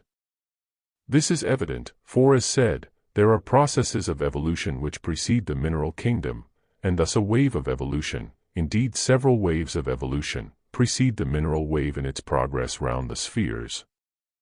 And now we have to quote from another article, The Mineral Monad, in 5 Years of Theosophy, there are 7 kingdoms. The first group comprises 3 degrees of elementals, or nascent centers of forces, from the first stage of differentiation of from mula prakriti, or rather pradhana, primordial homogeneous matter, to its third degree, i.e., from full unconsciousness to semi-perception. The second or higher group embraces the kingdoms from vegetable to men, the mineral kingdom thus forming the central or turning point in the degrees of the monadic essence, considered as an evoluting energy. 3 stages: subphysical, on the elemental side, the mineral kingdom; 3 stages on the objective physical side. These are the first or preliminary 7 links of the evolutionary chain. Preliminary because they are preparatory, and though belonging in fact to the natural, they yet would be more correctly described as subnatural evolution. This process makes a halt in its stages at the third, at the threshold of the 4th stage, when it becomes, on the plane of the natural evolution, the first really manward stage, thus forming with the 3 elemental kingdoms, the 10, the sephirothal number. It is at this point that begins a descent of spirit into matter equivalent to an ascent in physical evolution, a reascent from the deepest depths of materiality, the mineral, towards its status quo ante, with a corresponding dissipation of concrete organism, up to nirvana, the vanishing point of differentiated matter. Therefore it becomes evident why that which is pertinently called in esoteric Buddhism, wave of evolution, and mineral, vegetable, animal, and man impulse, stops at the door of our globe, at its 4th cycle or round. It is at this point that the cosmic monad, buddhi, will be wedded to and become the vehicle of the atmic ray, i.e., it, buddhi, will awaken to an apperception of it, atman, and thus enter on the first step of a new septenary ladder of evolution, which will lead it eventually to the 10th, counting from the lowest upwards, of the sephirothal tree, the crown. Everything in the universe follows analogy. As above, so below, man is the microcosm of the universe. That which takes place on the spiritual plane repeats itself on the cosmic plane. Concretion follows the lines of abstraction, corresponding to the highest must be the lowest, the material to the spiritual. Thus, corresponding to the sephirothal crown, or upper triad, there are the 3 elemental kingdoms, which precede the mineral, and which, using the language of the Kabbalists, answer in the cosmic differentiation to the worlds of form and matter from the superspiritual to the archetypal. Now what is a monad? And what relation does it bear to an atom? The following reply is based upon the explanations given in answer to these questions in the above-cited article, The Mineral Monad, written by the author. None whatever is answered to the second question, to the atom or molecule as existing in the scientific conception at present. It can neither be compared with the microscopic organism, once classed among polygastric infusoria, and now regarded as vegetable, and classed among algae, nor is it quite the monas of the peripatetics. Physically or constitutionally the mineral monad differs, of course, from the human monad, which is neither physical nor can its constitution be rendered by chemical symbols and elements. In short, as the spiritual monad is one, universal, boundless and impartite, whose rays, nevertheless, form what we, in our ignorance, call the individual monads of men, so the mineral monad, being at the opposite point of the circle, is also one, and from it proceed the countless physical atoms, which science is beginning to regard as individualized. Otherwise how could one account for and explain mathematically the evolutionary and spiral progress of the 4 kingdoms? The monad is the combination of the last 2 principles in man, the 6th and the 7th, and, properly speaking, the term human monad applies only to the dual soul, Atma Buddhi, not to its highest spiritual vivifying principle, Atma, alone. But since the spiritual soul, if divorced from the latter, Atma, could have no existence, no being, it has thus been called. Now the monadic, or rather cosmic, essence, if such a term be permitted, in the mineral, vegetable, and animal, though the same throughout the series of cycles from the lowest elemental up to the Deva kingdom, yet differs in the scale of progression. It would be very misleading to imagine a monad as a separate entity trailing its slow way in a distinct path through the lower kingdoms, and after an incalculable series of transformations flowering into a human being, in short, that the monad of a Humboldt dates back to the monad of an atom of hornblende. Instead of saying a mineral monad, the more correct phraseology in physical science which differentiates every atom, would of course have been to call it the monad manifesting in that form of Prakriti called the mineral kingdom. The atom, as represented in the ordinary scientific hypothesis, is not a particle of something, animated by a psychic something, destined after eons to blossom as a man. But it is a concrete manifestation of the universal energy which itself has not yet become individualized, a sequential manifestation of the one universal monas. The ocean of matter does not divide into its potential and constituent drops until the sweep of the life impulse reaches the evolutionary stage of man-birth. The tendency towards segregation into individual monads is gradual, and in the higher animals comes almost to the point. The Peripatetics applied the word monas to the whole cosmos, in the pantheistic sense, and the occultists, while accepting this thought for convenience sake, distinguished the progressive stages of the evolution of the concrete from the abstract by terms of which the mineral, vegetable, animal, etc., monad, are examples. The term merely means that the tidal wave of spiritual evolution is passing through that arc of its circuit. The monadic essence begins to imperceptibly differentiate towards individual consciousness in the vegetable kingdom. As the monads are uncompounded things, as correctly defined by Leibniz, it is the spiritual essence which vivifies them in their degrees of differentiation, which properly constitutes the monad, not the atomic aggregation, which is only the vehicle and the substance through which thrill the lower and the higher degrees of intelligence. Leibniz conceived of the monads as elementary and indestructible units endowed with the power of giving and receiving with respect to other units, and thus of determining all spiritual and physical phenomena. It is he who invented the term apperception, which together with nerve, not perception, but rather sensation, expresses the state of the monadic consciousness through all the kingdoms up to man. Thus it may be wrong on strictly metaphysical lines to call Atmabuddhi a monad, since in the materialistic view it is dual and therefore compound. But as matter is spirit, and vice versa, and since the universe and the deity which informs it are unthinkable apart from each other, so in the case of Atmabuddhi. The latter being the vehicle of the former, Buddhi stands in the same relation to Atma, as Adam Kadmon, the Kabbalistic logos, does to Ensof, or Mula Prakriti to Parabrahm. A few words more of the moon. What, it may be asked, are the lunar monads, just spoken of? The description of the 7 classes of pitris will come later, but now some general explanations may be given. It must be plain to everyone that they are monads, who, having ended their life cycle on the lunar chain, which is inferior to the terrestrial chain, have incarnated on this one. But there are some further details which may be added, though they border too closely on forbidden ground to be treated of fully. The last word of the mystery is divulged only to the adepts, but it may be stated that our satellite is only the gross body of its invisible principles.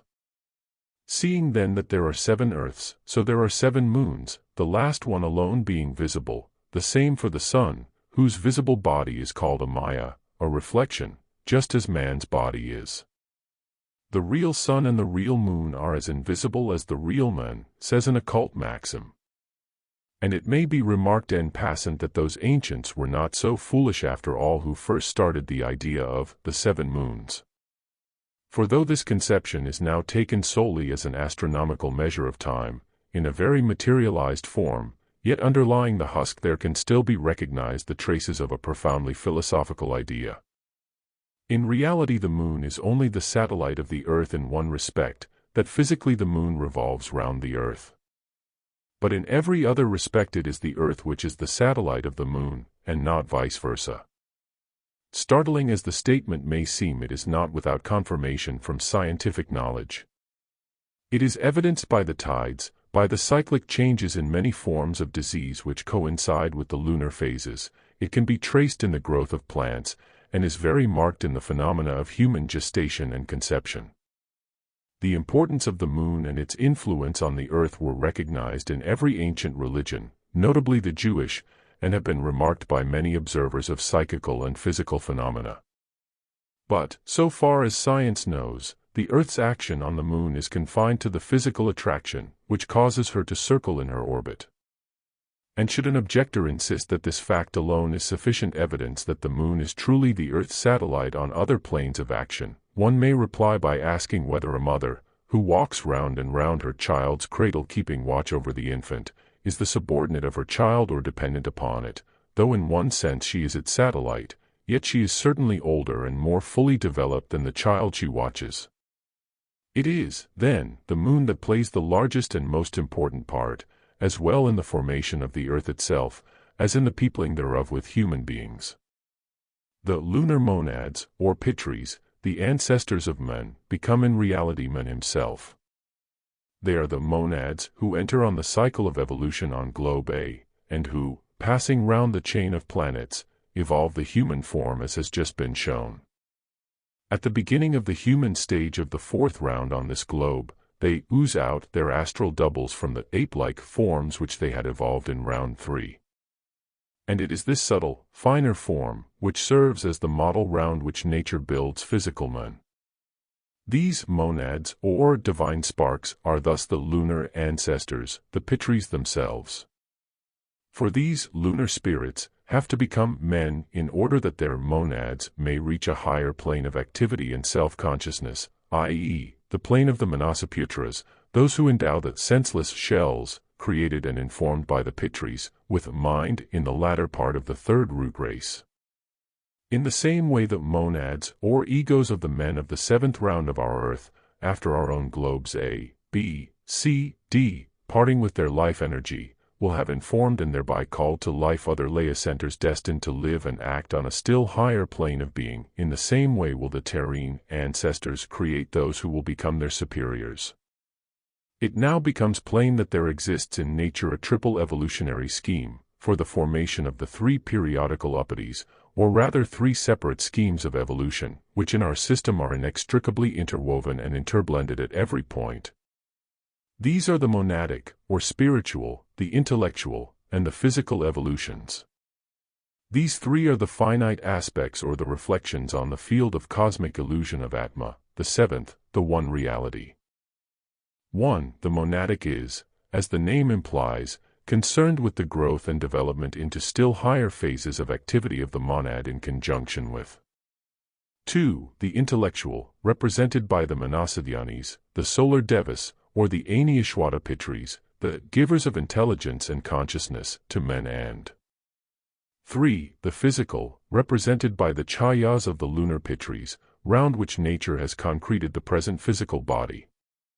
This body serves as the vehicle for the growth, to use a misleading word, and the transformations through manas and, owing to the accumulation of experiences, of the finite into the infinite, of the transient into the eternal and absolute. Each of these 3 systems has its own laws, and is ruled and guided by different sets of the highest dhyanis or logoi. Each is represented in the constitution of man, the microcosm of the great macrocosm, and it is the union of these 3 streams in him which makes him the complex being he now is. Nature, the physical evolutionary power, could never evolve intelligence unaided. She can only create senseless forms, as will be seen in our Anthropogenesis. The lunar monads cannot progress, for they have not yet had sufficient touch with the forms created by nature to allow of their accumulating experiences through its means. It is the Manasodhyanis who fill up the gap, and they represent the evolutionary power of intelligence and mind, the link between spirit and matter in this round. Also it must be borne in mind that the monads which enter upon the evolutionary cycle upon globe A, in the first round, are in very different stages of development. Hence the matter becomes somewhat complicated. Let us recapitulate. The most developed monads, the lunar, reach the human germ stage in the first round, become terrestrial, though very ethereal human beings towards the end of the third round, remaining on it, the globe, through the obscuration period as the seed for future mankind in the fourth round, and thus become the pioneers of humanity at the beginning of this, the fourth round. Others reach the human stage only during later rounds, i.e., in the second, third, or first half of the fourth round.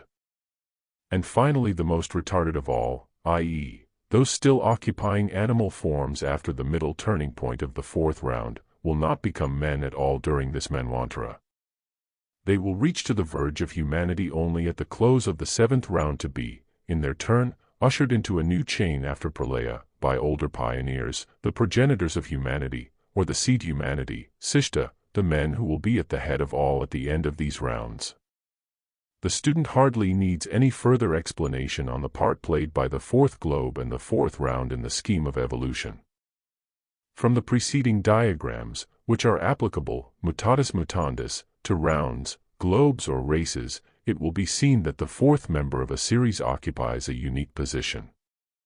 Unlike the others, the 4th has no sister globe on the same plane as itself, and it thus forms the fulcrum of the balance represented by the whole chain.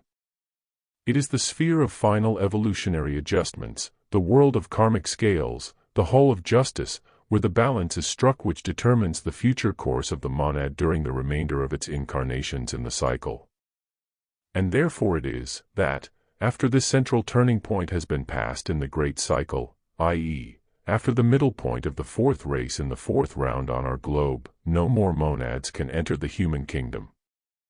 The door is closed for this cycle and the balance struck. For were it otherwise, had there been a new soul created for each of the countless milliards of human beings that have passed away, and had there been no reincarnation, it would become difficult indeed to provide room for the disembodied spirits, nor could the origin and cause of suffering ever be accounted for.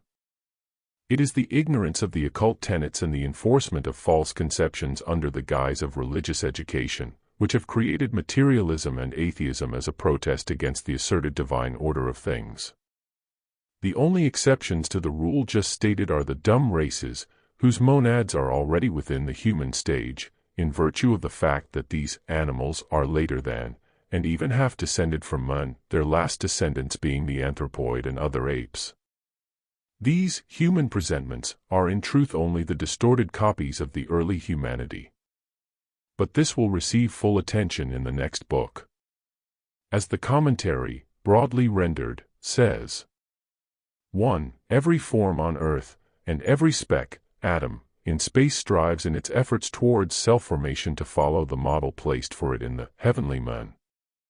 The atoms, involution and evolution, its external and internal growth and development, have all one and the same object, man, as the highest physical and ultimate form on this earth, the monad, in its absolute totality and awakened condition, as the culmination of the divine incarnations on earth. 2. The dhyanis, pitris, are those who have evolved their Buddha, doubles, from themselves, which rupa, form, has become the vehicle of monads, 7th and 6th principles, that had completed their cycle of transmigration in the 3 preceding kalpas, rounds. Then, they, the astral doubles, became the men of the first human race of the round. But they were not complete, and were senseless. This will be explained in the books that follow. Meanwhile man, or rather his monad, has existed on the earth from the very beginning of this round. But, up to our own 5th race, the external shapes which covered those divine astral doubles changed and consolidated with every subrace, the form and physical structure of the fauna changing at the same time, as they had to be adapted to the ever-changing conditions of life on this globe during the geological periods of its formative cycle. And thus shall they go on changing with every root race and every chief subrace down to the last one of the 7th in this round. 3. The inner, now concealed, man, was then, in the beginnings, the external man. The progeny of the dhyanis, pitris, he was, the son like unto his father. Like the lotus, whose external shape assumes gradually the form of the model within itself, so did the form of man in the beginning evolve from within without. After the cycle in which man began to procreate his species after the fashion of the present animal kingdom, it became the reverse. The human fetus follows now in its transformations all the forms that the physical frame of man had assumed throughout the 3 kalpas, rounds, during the tentative efforts at plastic formation around the monad by senseless, because imperfect, matter, in her blind wanderings. In the present age, the physical embryo is a plant, a reptile, an animal, before it finally becomes man, evolving within himself his own ethereal counterpart, in his turn. In the beginning it was that counterpart, astral man, which, being senseless, got entangled in the meshes of matter. But this man belongs to the fourth round. As shown, the monad had passed through, journeyed and been imprisoned in every transitional form throughout every kingdom of nature during the three preceding rounds. But the monad which becomes human is not the man. In this round, with the exception of the highest mammals after men, the anthropoids destined to die out in this our race, when their monads will be liberated and pass into the astral human forms, or the highest elementals, of the sixth and the seventh races, and then into lowest human forms in the fifth round. No units of either of the kingdoms are animated any longer by monads destined to become human in their next stage, but only by the lower elementals of their respective realms. The last human monad incarnated before the beginning of the fifth root race. The cycle of metempsychosis for the human monad is closed, for we are in the fourth round and the fifth root race. The reader will have to bear in mind, at any rate one who has made himself acquainted with Esoteric Buddhism, that the stanzas which follow in this book and Book 2 speak of the evolution in our fourth round only. The latter is the cycle of the turning point, after which, matter, product and creation of senseless men. The Hindus give a divine origin to the apes and monkeys because the men of the third race were gods from another plane who had become senseless mortals. This subject had already been touched upon in Isis Unveiled 12 years ago as plainly as was then possible. On pages 278 to 279, the reader is referred to the Brahmins, if he would know the reason of the regard they have for the monkeys. For then he, the reader, would perhaps learn, were the Brahmin to judge him worthy of an explanation, that the Hindu sees in the ape but what Manu desired he should, the transformation of species most directly connected with that of the human family, a bastard branch engrafted on their own stock before the final perfection of the latter. He might learn, further, that in the eyes of the educated heathen the spiritual or inner man is one thing, and his terrestrial physical casket another. That physical nature, the great combination of physical correlations of forces, ever creeping onward towards perfection, has to avail herself of the material at hand. She models and remodels as she proceeds, and finishing her crowning work in man, presents him alone as a fit tabernacle for the overshadowing of the divine spirit. Moreover, a German scientific work is mentioned in a footnote on the same page. It says that a Hanoverian scientist had recently published a book in which he shows, with great ingenuity, that Darwin was wholly mistaken in tracing man back to the ape. On the contrary, he maintains that it is the ape which is evolved from man. He shows that, in the beginning, mankind were morally and physically the types and prototypes of our present race, and of our human dignity, by their beauty of form, regularity of feature, cranial development, nobility of sentiments, heroic impulses, and grandeur of ideal conception. This is a purely Brahmanic, Buddhistic and Kabbalistic philosophy. The book is copiously illustrated with diagrams, tables, etc. It asserts that the gradual debasement and degradation of men, morally and physically, can be readily traced throughout the ethnological transformation down to our time. And, as one portion has already degenerated into apes, so the civilized men of the present day will at last, under the action of the inevitable law of necessity, be also succeeded by like descendants.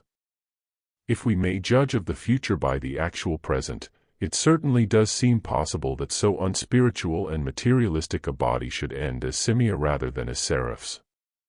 But though the apes descend from man, it is certainly not the fact that the human monad, which has once reached the level of humanity, ever incarnates again in the form of an animal having reached its lowest depths, begins to strive onward and to get spiritualized with every new race and with every fresh cycle.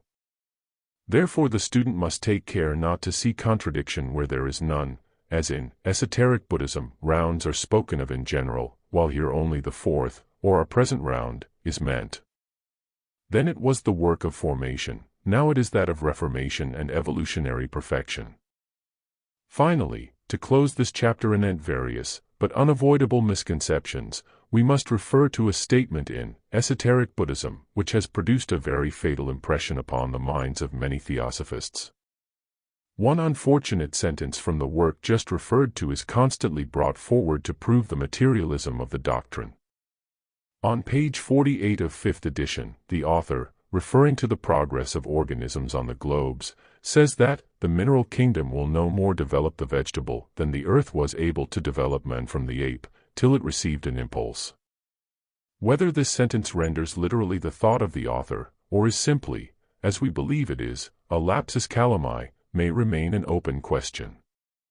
It is really with surprise that we have ascertained the fact that esoteric Buddhism was so little understood by some theosophists as to have led them into the belief that it thoroughly supported Darwinian evolution, and especially the theory of the descent of man from a pithecoid ancestor.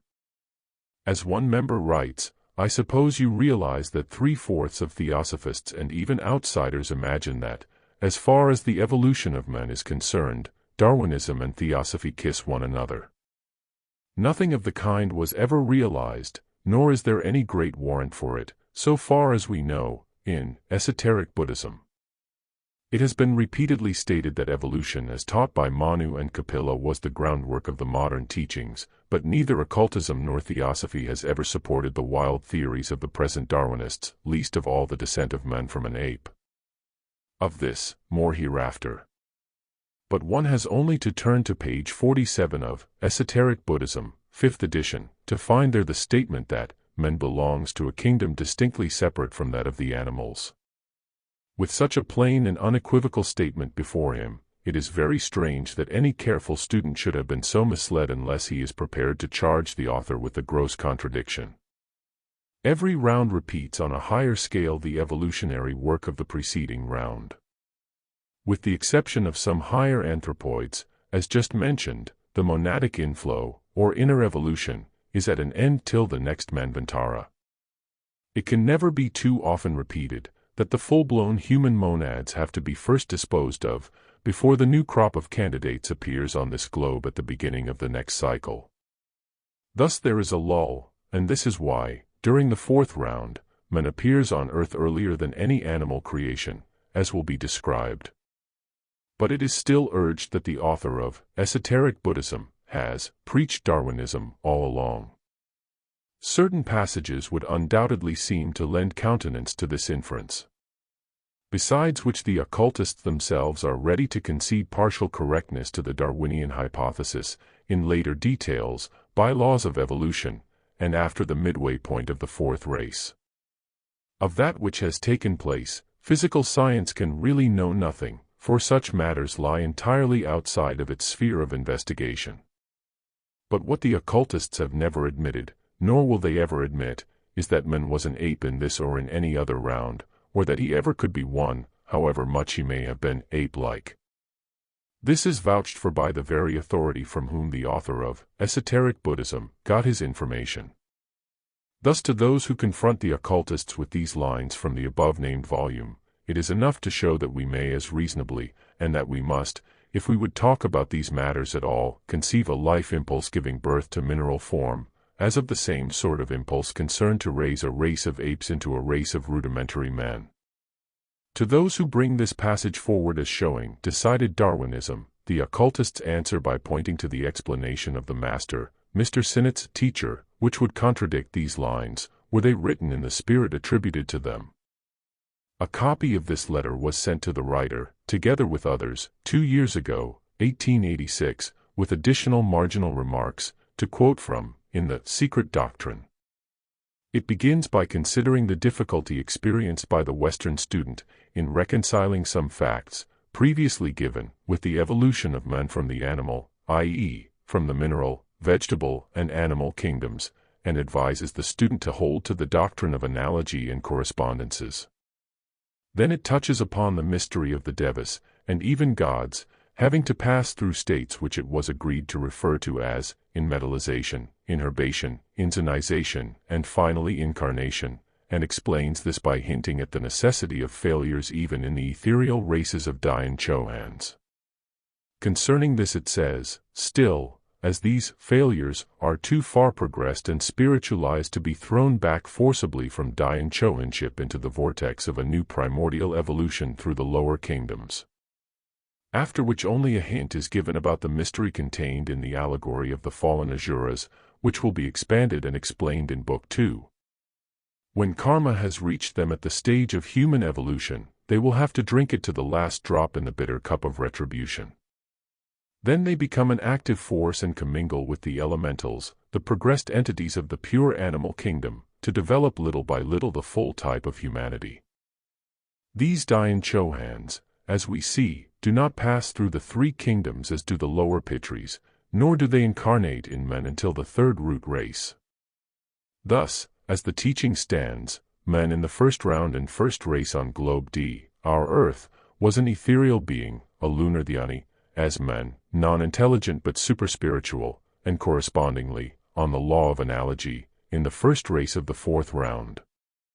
In each of the subsequent races and sub-races, he grows more and more into an encased or incarnate being, but still preponderatingly ethereal. He is sexless, and, like the animal and vegetable, he develops monstrous bodies correspondential with his coarser surroundings. In second round, he, man, is still gigantic and ethereal but growing firmer and more condensed in body, a more physical man. Yet still less intelligent than spiritual, for mind is a slower and more difficult evolution than is the physical frame. In third round, he has now a perfectly concrete or compacted body, at first the form of a giant ape, and now more intelligent, or rather cunning, than spiritual. For, on the downward arc, he has now reached a point where his primordial spirituality is eclipsed and overshadowed by nascent mentality. In the last half of the third round his gigantic stature decreases, and his body improves in texture, and he becomes a more rational being, though still more an ape than a deva. All this is almost exactly repeated in the third root race of the fourth round. In fourth round, intellect has an enormous development in this round. The hitherto dumb races acquire our present human speech on this globe, on which, from the fourth race, language is perfected and knowledge increases. At this halfway point of the fourth round, as of the fourth root, or Atlantean race, humanity passes the axial point of the minor Manvantara cycle. The world teeming with the results of intellectual activity and spiritual decrease. This is from the authentic letter. What follows are the later remarks and additional explanations traced by the same hand in the form of footnotes. The original letter contained general teaching, a bird's-eye view, and particularized nothing. To speak of physical man, while limiting the statement to the early rounds, would be drifting back to the miraculous and instantaneous coats of skin. The first to nature, the first to body, the first to mind on the first plane of perception, on the first globe in the first round, is what was meant. For karma and evolution have centered in our make such strange extremes. From different natures marvelously mixed. Restore he has now reached the point, by analogy, and as the third root race in the fourth round, where his, the angel, man's, primordial spirituality is eclipsed and overshadowed by nascent human mentality, and you have the true version on your thumbnail. These are the words of the teacher, text, words and sentences in brackets, and explanatory footnotes. It stands to reason that there must be an enormous difference in such terms as objectivity and subjectivity, materiality and spirituality, when the same terms are applied to different planes of being and perception. All this must be taken in its relative sense. And therefore there is little to be wondered at, if, left to his own speculations, an author, however eager to learn, yet quite inexperienced in these abstruse teachings, has fallen into an error. Neither was the difference between the rounds and the races sufficiently defined in the letters received, nor was there anything of the kind required before, as the ordinary Eastern disciple would have found out the difference in a moment. Moreover, to quote from a letter of the Masters, the teachings were imparted under protest. They were, so to say, smuggled goods, and when I remained face to face with only one correspondent, the other, Mr., had so far tossed all the cards into confusion, that little remained to be said without trespassing upon law. Theosophists, whom it may concern, will understand what is meant. The outcome of all this is that nothing had ever been said in the letters to warrant the assurance that the occult doctrine has ever taught, or any adept believed in, the preposterous modern theory of the descent of man from a common ancestor with the ape, an anthropoid of the actual animal kind, unless metaphorically. To this day the world is more full of ape-like men than the woods are of men-like apes. The ape is sacred in India because its origin is well known to the initiates, though concealed under a thick veil of allegory. Hanuman is the son of Pavna, Vayu, the god of the wind, by Anjana, a monster called Kesari, though his genealogy varies. The reader who bears this in mind will find in Book 2 Passim the whole explanation of this ingenious allegory. The men of the third race, who separated, were gods by their spirituality and purity, though senseless, and as yet destitute of mind, as men. These men of the third race, the ancestors of the Atlanteans, were just such ape-like, intellectually senseless giants as were those beings, who, during the third round, represented humanity. Morally irresponsible, it was these third race men who, through promiscuous connection with animal species lower than themselves, created that missing link which became ages later, in the tertiary period only, the remote ancestor of the real ape as we find it now in the pithecoid family. Thus the earlier teachings, however unsatisfactory, vague and fragmentary, did not teach the evolution of men from the ape. Nor does the author of Esoteric Buddhism assert it anywhere in his work in so many words, but, owing to his inclination towards modern science, he uses language which might perhaps justify such an inference. The men who preceded the fourth, the Atlantean race, however much he may have looked physically like a gigantic ape, the counterfeit of men who hath not the life of a man, was still a thinking and already a speaking man. The Lemuro-Atlantean was a highly civilized race, and if one accepts tradition, which is better history than the speculative fiction which now passes under that name, he was higher than we are with all our sciences and the degraded civilization of the day. At any rate, the Lemuro-Atlantean of the closing third race was so. And now we may return to the stanzas. Stanza 6 continued. 5. At the fourth round, or revolution of life and being around the 7 smaller wheels, the sons are told to create their images. 1/3 refuses. 2/3 obey. The full meaning of this sloka can be fully comprehended only after reading the detailed additional explanations in the Anthropogenesis and its commentaries in Book 2. Between this sloka and the last, sloka 4 in this same stanza, extend long ages, and there now gleams the dawn and sunrise of another aeon. The drama enacted on our planet is at the beginning of its 4th act, but for a clearer comprehension of the whole play the reader will have to turn back before he can proceed onward. For this verse belongs to the general cosmogony given in the archaic volumes, whereas Book 2 will give a detailed account of the creation, or rather the formation, of the first human beings, followed by the second humanity, and then by the third, or, as they are called, the first, second, and the third root races. As the solid earth began by being a ball of liquid fire, of fiery dust and its protoplasmic phantom, so did men. That which is meant by the qualification the fourth is explained as the 4th round only on the authority of the commentaries. It can equally mean 4th eternity as 4th round, or even the 4th hour, globe. 4. As will repeatedly be shown, it is the 4th sphere on the 4th or lowest plane of material life. And it so happens that we are in the 4th round, at the middle point of which the perfect equilibrium between spirit and matter had to take place. Says the commentary explaining the verse, the holy youths, the gods, refuse to multiply and create species after their likeness, after their kind. They are not fit forms, rupas, for us. They have to grow. They refuse to enter the chayas, shadows or images, of their inferiors. Thus had selfish feeling prevailed from the beginning, even among the gods, and they fell under the eye of the karmic lipikas. They had to suffer for it in later births. How the punishment reached the gods will be seen in the 2nd volume. 6. The curse is pronounced, they will be born in the 4th race, suffer and cause suffering. This is the first war.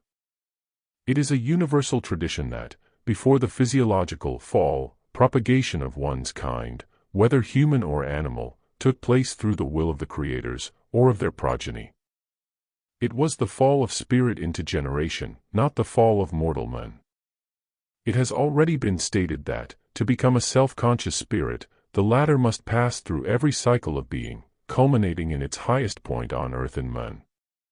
Spirit per se is an unconscious negative abstraction. Its purity is inherent, not acquired by merit, hence, as already shown, to become the highest Dhyan Chohan it is necessary for each ego to attain to full self-consciousness as a human, i.e., conscious being, which is synthesized for us in men. The Jewish Kabbalists arguing that no spirit could belong to the divine hierarchy unless Ruach, spirit, was united to Nefesh, living soul, only repeat the Eastern esoteric teaching. A Dhyani has to be an Atma Buddhi. Once the Buddhi Manas breaks loose from its immortal Atma of which it, Buddhi, is the vehicle, Atman passes into non-being, which is absolute being. This means that the purely nirvanic state is a passage of spirit back to the ideal abstraction of beingness which has no relation to the plane on which our universe is accomplishing its cycle. The curse is pronounced does not mean, in this instance, that any personal being, God, or superior spirit, pronounced it, but simply that the cause which could but create bad results had been generated, and that the effects of a karmic cause could lead the beings that counteracted the laws of nature, and thus impeded her legitimate progress, only to bad incarnations, hence to suffering.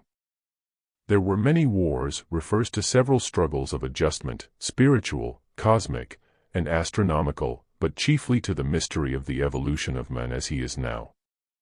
Powers, pure essences, that were told to create, is a sentence that relates to a mystery explained, as already said elsewhere.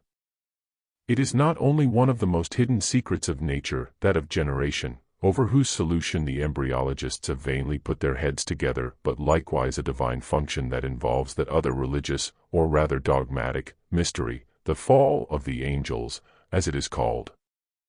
Satan and his rebellious host would thus prove, when the meaning of the allegory is explained, to have refused to create physical men, only to become the direct saviors and the creators of divine men. The symbolical teaching is more than mystical and religious, it is purely scientific, as will be seen later on. For, instead of remaining a mere blind, functioning medium, impelled and guided by fathomless law, the rebellious angel claimed and enforced his right of independent judgment and will, his right of free agency and responsibility, since men and angel are alike under karmic law. And there was war in heaven. Michael and his angels fought against the dragon, and the dragon fought and his angels, and prevailed not, neither was their place found any more in heaven.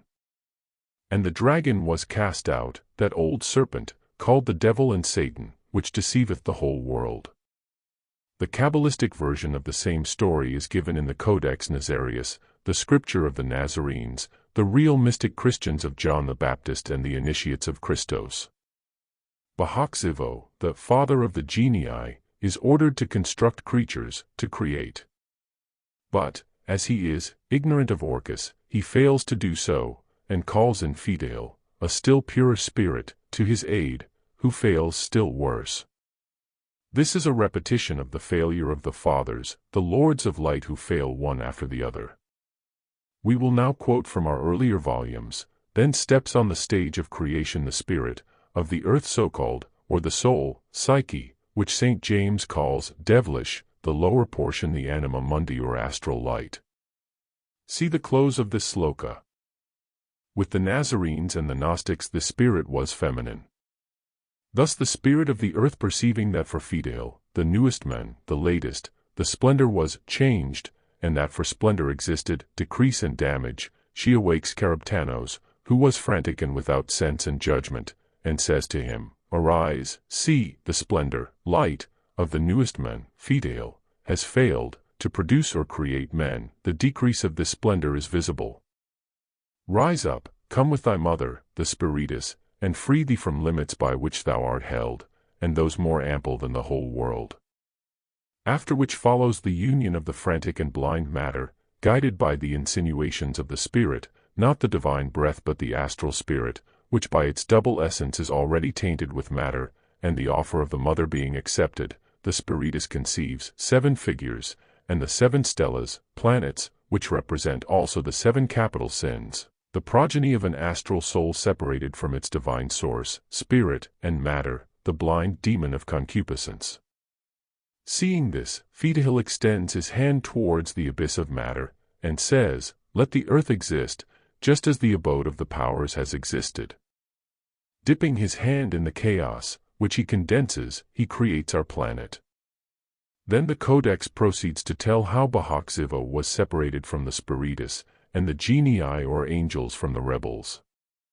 Then Mano, the greatest, who dwells with the greatest pharaoh, called Kabar Zivo, known also by the name of Nebataivar Bar Yufan Ifafan, helm and vine of the food of life, he being the third life, and commiserating the rebellious and foolish genii, on account of the magnitude of their ambition, says, "Lord of the genii, Eons, see what the genii, the rebellious angels do, and about what they are consulting. They say, let us call for the world, and let us call the powers into existence. The genii are the principes, the sons of light, but thou art the messenger of life." And in order to counteract the influence of the 7 badly disposed principles, the progeny of Spiritus, Kabarzio, the mighty lord of splendor, produces 7 other lives, the cardinal virtues, who shine in their own form and light from on high, and thus re-establish the balance between good and evil, light and darkness. Here one finds a repetition of the early allegorical, dual systems, as the Zoroastrian, and detects a germ of the dogmatic and dualistic religions of the future, a germ which has grown into such a luxuriant tree in ecclesiastical Christianity. It is already the outline of the 2 supremes, God and Satan. But in the stanzas no such idea exists. Most of the Western Christian Kabbalists, preeminently Eliphaz Levi, in their desire to reconcile the occult sciences with church dogmas, did their best to make of the astral light only and preeminently the pleroma of early church fathers, the abode of the hosts of the fallen angels, of the archons and powers. But the astral light, while only the lower aspect of the absolute, is yet dual. It is the anima mundi, and ought never to be viewed otherwise, except for Kabbalistic purposes. The difference which exists between its light and its living fire ought to be ever present in the mind of the seer and the psychic. The higher aspect, without which only creatures of matter from that astral light can be produced, is this living fire, and it is the 7th principle. It is said in Isis Unveiled, in a complete description of it, the astral light or anima mundi is dual and bisexual. The ideal male part of it is purely divine and spiritual, it is the wisdom, it is spirit or Purusha, while the female portion, the spiritus of the Nazarenes, is tainted, in one sense, with matter, is indeed matter, and therefore is evil already. It is the life principle of every living creature, and furnishes the astral soul, the fluidic perispirit, to men, animals, fowls of the air, and everything living. Animals have only the latent germ of the highest immortal soul in them.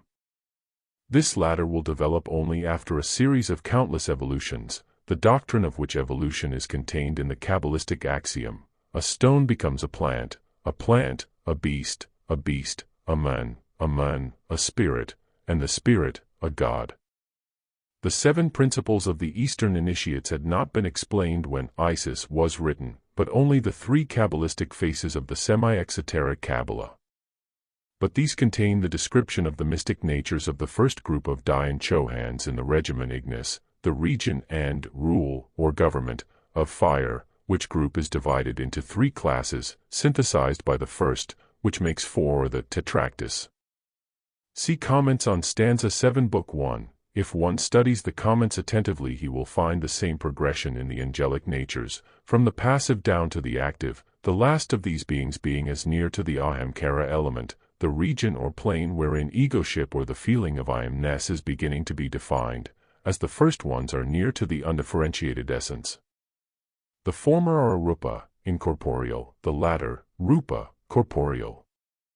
In Volume 2 of Isis, page 183, the philosophical systems of the Gnostics and the primitive Jewish Christians, the Nazarenes and the Ebionites, are fully considered. They show the views held in those days, outside the circle of Mosaic Jews, about Jehovah. He was identified by all the Gnostics with the evil, rather than with the good principle. For them, he was Ildebaoth, the son of darkness, whose mother was the daughter of Sophia, the divine wisdom, the female Holy Ghost of the early Christians, Akasa, while Sophia Ahamoth personified the lower astral light or ether. Ildebaoth, or Jehovah, is simply one of the Elohim, the 7 creative spirits, and one of the lower Sephiroth. He produces from himself 7 other gods, stellar spirits, or the lunar ancestors, for they are all the same. They are all in his own image, the spirits of the face, and the reflections one of the other, and have become darker and more material as they successively receded from their originator. They also inhabit 7 regions disposed like a ladder, as its rungs slope up and down the scale of spirit and matter.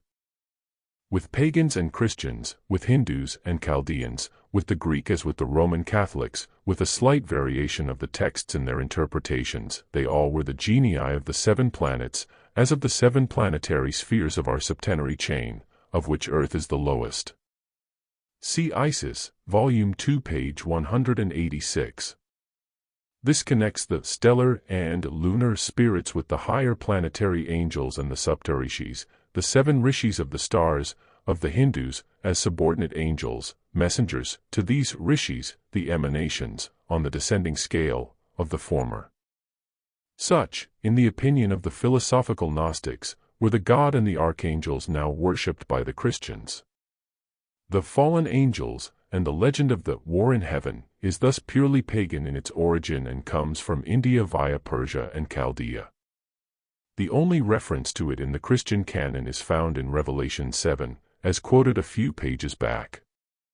Thus Satan, once he ceases to be viewed in the superstitious, dogmatic, unphilosophical spirit of the churches, grows into the grandiose image of one who made of terrestrial a divine man, who gave him, throughout the long cycle of Mahakulpa, the law of the spirit of life, and made him free from the sin of ignorance, hence of death.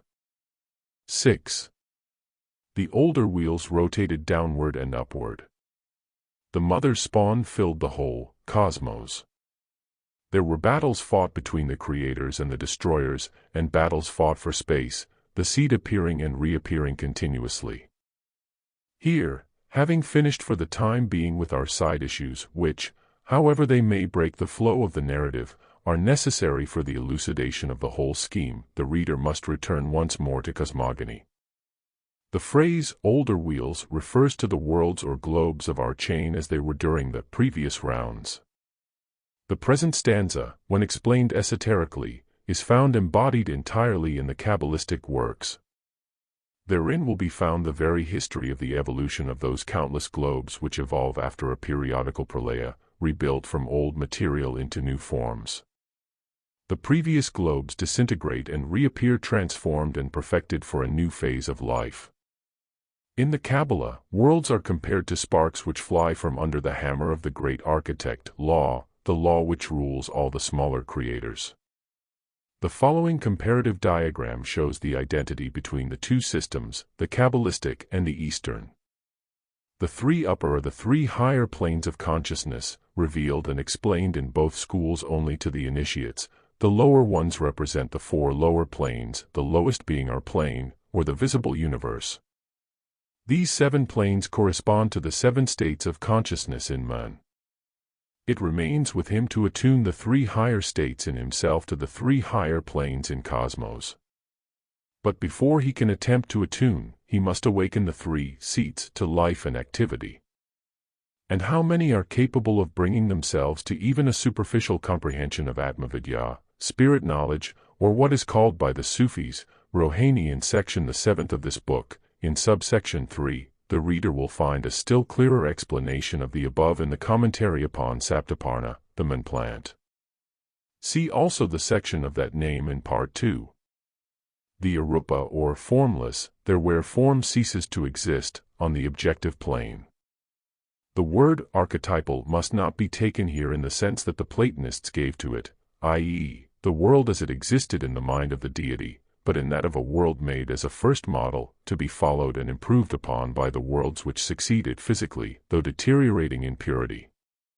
These are the 4 lower planes of cosmic consciousness, the three higher planes being inaccessible to human intellect as developed at present. The seven states of human consciousness pertain to quite another question. The seed appears and disappears continuously. Here, seed stands for the world germ, viewed by science as material particles in a highly attenuated condition, but in occult physics as spiritual particles, i.e., supersensuous matter existing in a state of primeval differentiation.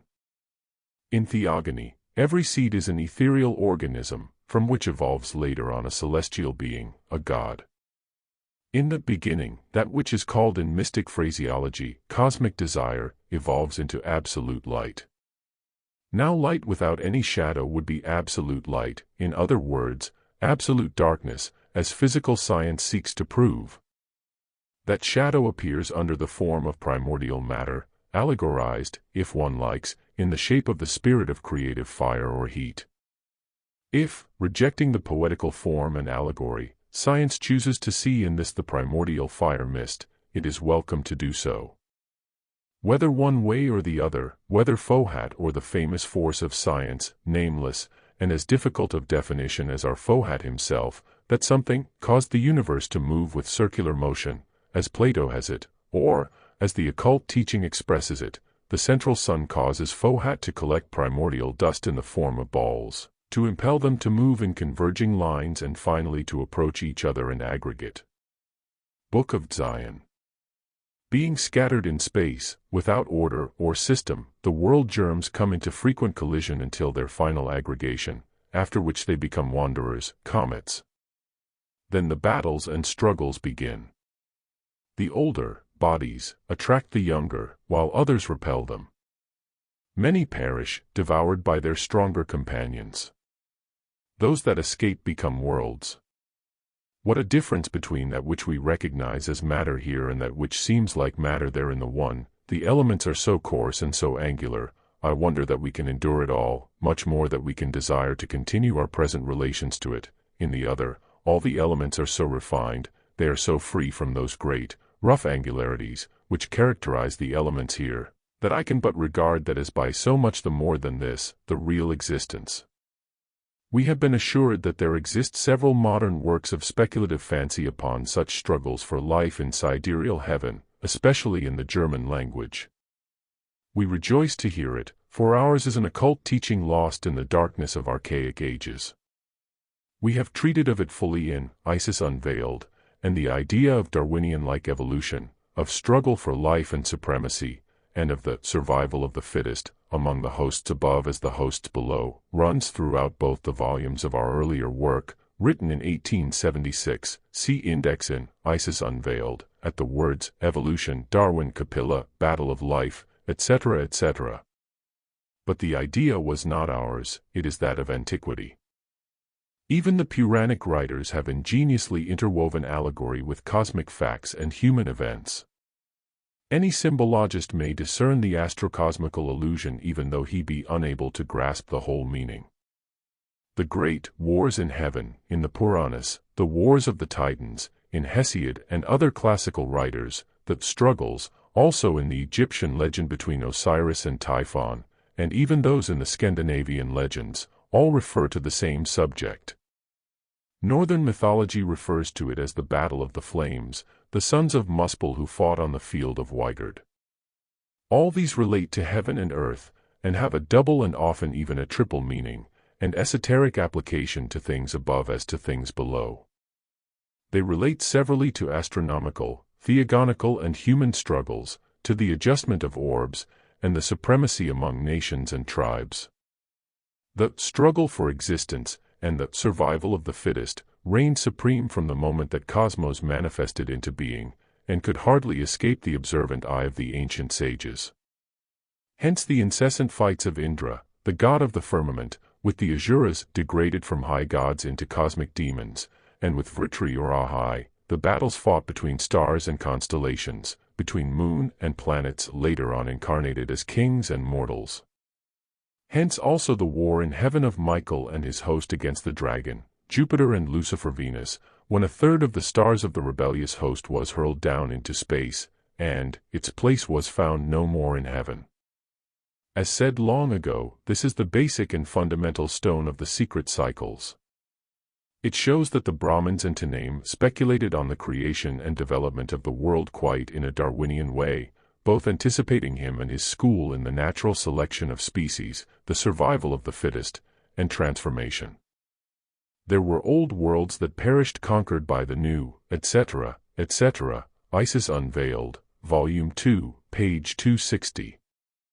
The assertion that all the worlds, stars, planets, etc., as soon as a nucleus of primordial substance in the Leia, undifferentiated, state is informed by the freed principles of a just-deceased sidereal body become first comets, and then suns to cool down to inhabitable worlds, is a teaching as old as the rishis.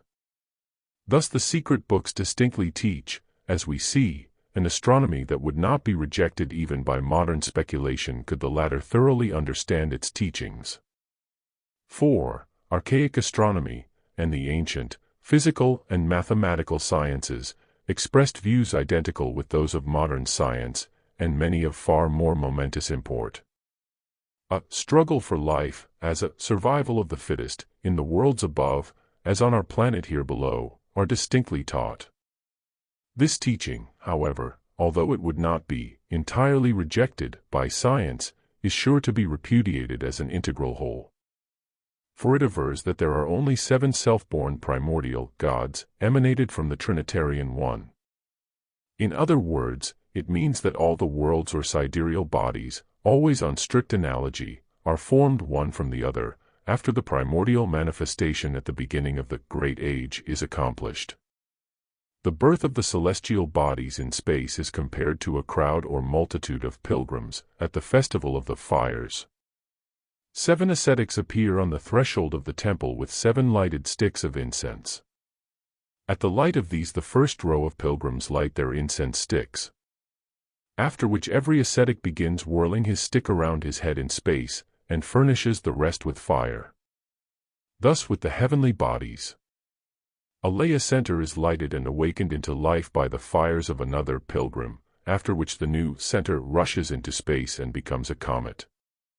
It is only after losing its velocity, and hence its fiery tail, that the fiery dragon settles down into quiet and steady life as a regular respectable citizen of the sidereal family. Therefore it is said, born in the unfathomable depths of space, out of the homogeneous element called the world soul, every nucleus of cosmic matter, suddenly launched into being, begins life under the most hostile circumstances. Through a series of countless ages, it has to conquer for itself a place in the infinitudes. It circles round and round between denser and already fixed bodies, moving by jerks, and pulling towards some given point or center that attracts it, trying to avoid, like a ship drawn into a channel dotted with reefs and sunken rocks, other bodies that draw and repel it in turn. Many perish, their mass disintegrating through stronger masses, and, when born within a system, chiefly within the insatiable stomachs of various suns. Those which move slower and are propelled into an elliptic course are doomed to annihilation sooner or later. Others moving in parabolic curves generally escape destruction, owing to their velocity. Some very critical readers will perhaps imagine that this teaching, as to the cometary stage passed through by all heavenly bodies, is in contradiction with the statements just made as to the moon being the mother of the earth. They will perhaps fancy that intuition is needed to harmonize the two. But no intuition is in truth required. What does science know of comets, their genesis, growth, and ultimate behavior? Nothing, absolutely nothing. And what is there so impossible that a Leia center, a lump of cosmic protoplasm, homogeneous and latent, when suddenly animated or fired up, should rush from its bed in space and whirl throughout the abysmal depths in order to strengthen its homogeneous organism by an accumulation and addition of differentiated elements? And why should not such a comet settle in life, live, and become an inhabited globe? The abodes of FOHAT are many, it is said. He places his 4 fiery, electropositive, suns in the 4 circles. These circles are the equator, the ecliptic, and the 2 parallels of declination, or the tropics, to preside over the climates of which are placed the 4 mystical entities. Then again, other 7 suns are commissioned to preside over the 7 hot and 7 cold lokas, the hells of the orthodox Brahmins, at the 2 ends of the egg of matter, our earth and its poles. The 7 lokas are also called the rings, elsewhere, and the circles. The ancients made the polar circles 7 instead of 2, as Europeans do, for Mount Meru, which is the North Pole, is said to have 7 gold and 7 silver steps leading to it. The strange statement made in one of the stanzas, the songs of FOHAT and his sons were radiant as the noontide sun and the moon combined, and that the 4 suns on the middle fourfold circle saw their father's songs and heard his solar selenic radiance, is explained in the commentary in these words: the agitation of the FOHATic forces at the 2 cold ends, north and south poles, of the earth, which resulted in a multicolored radiance at night, have in them several of the properties of akasa, ether, color and sound as well. Sound is the characteristic of akasa, ether. It generates air, the property of which is touch, which, by friction, becomes productive of color and light. Vishnu Purana. Perhaps the above will be regarded as archaic nonsense, but it will be better comprehended if the reader remembers the aurora borealis and australis, both of which take place at the very centers of terrestrial electric and magnetic forces. The 2 poles are said to be the storehouses, the receptacles and liberators, at the same time, of cosmic and terrestrial vitality, electricity, from the surplus of which the earth, had it not been for these 2 natural safety valves, would have been rent to pieces long ago. At the same time, it is now a theory that has lately become an axiom, that the phenomenon of polar lights is accompanied by, and productive of, strong sounds, like whistling, hissing, and cracking.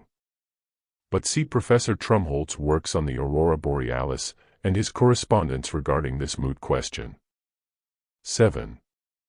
Make thy calculations, O Leno, if thou wouldst learn the correct age of thy small wheel, chain. Its 4th spoke is our mother, Earth. Reach the 4th fruit of the 4th path of knowledge that leads to nirvana, and thou shalt comprehend, for thou shalt see. The small wheel is our chain of spheres, and the 4th spoke is our earth, the 4th in the chain. It is one of those on which the hot, positive, breath of the sun has a direct effect.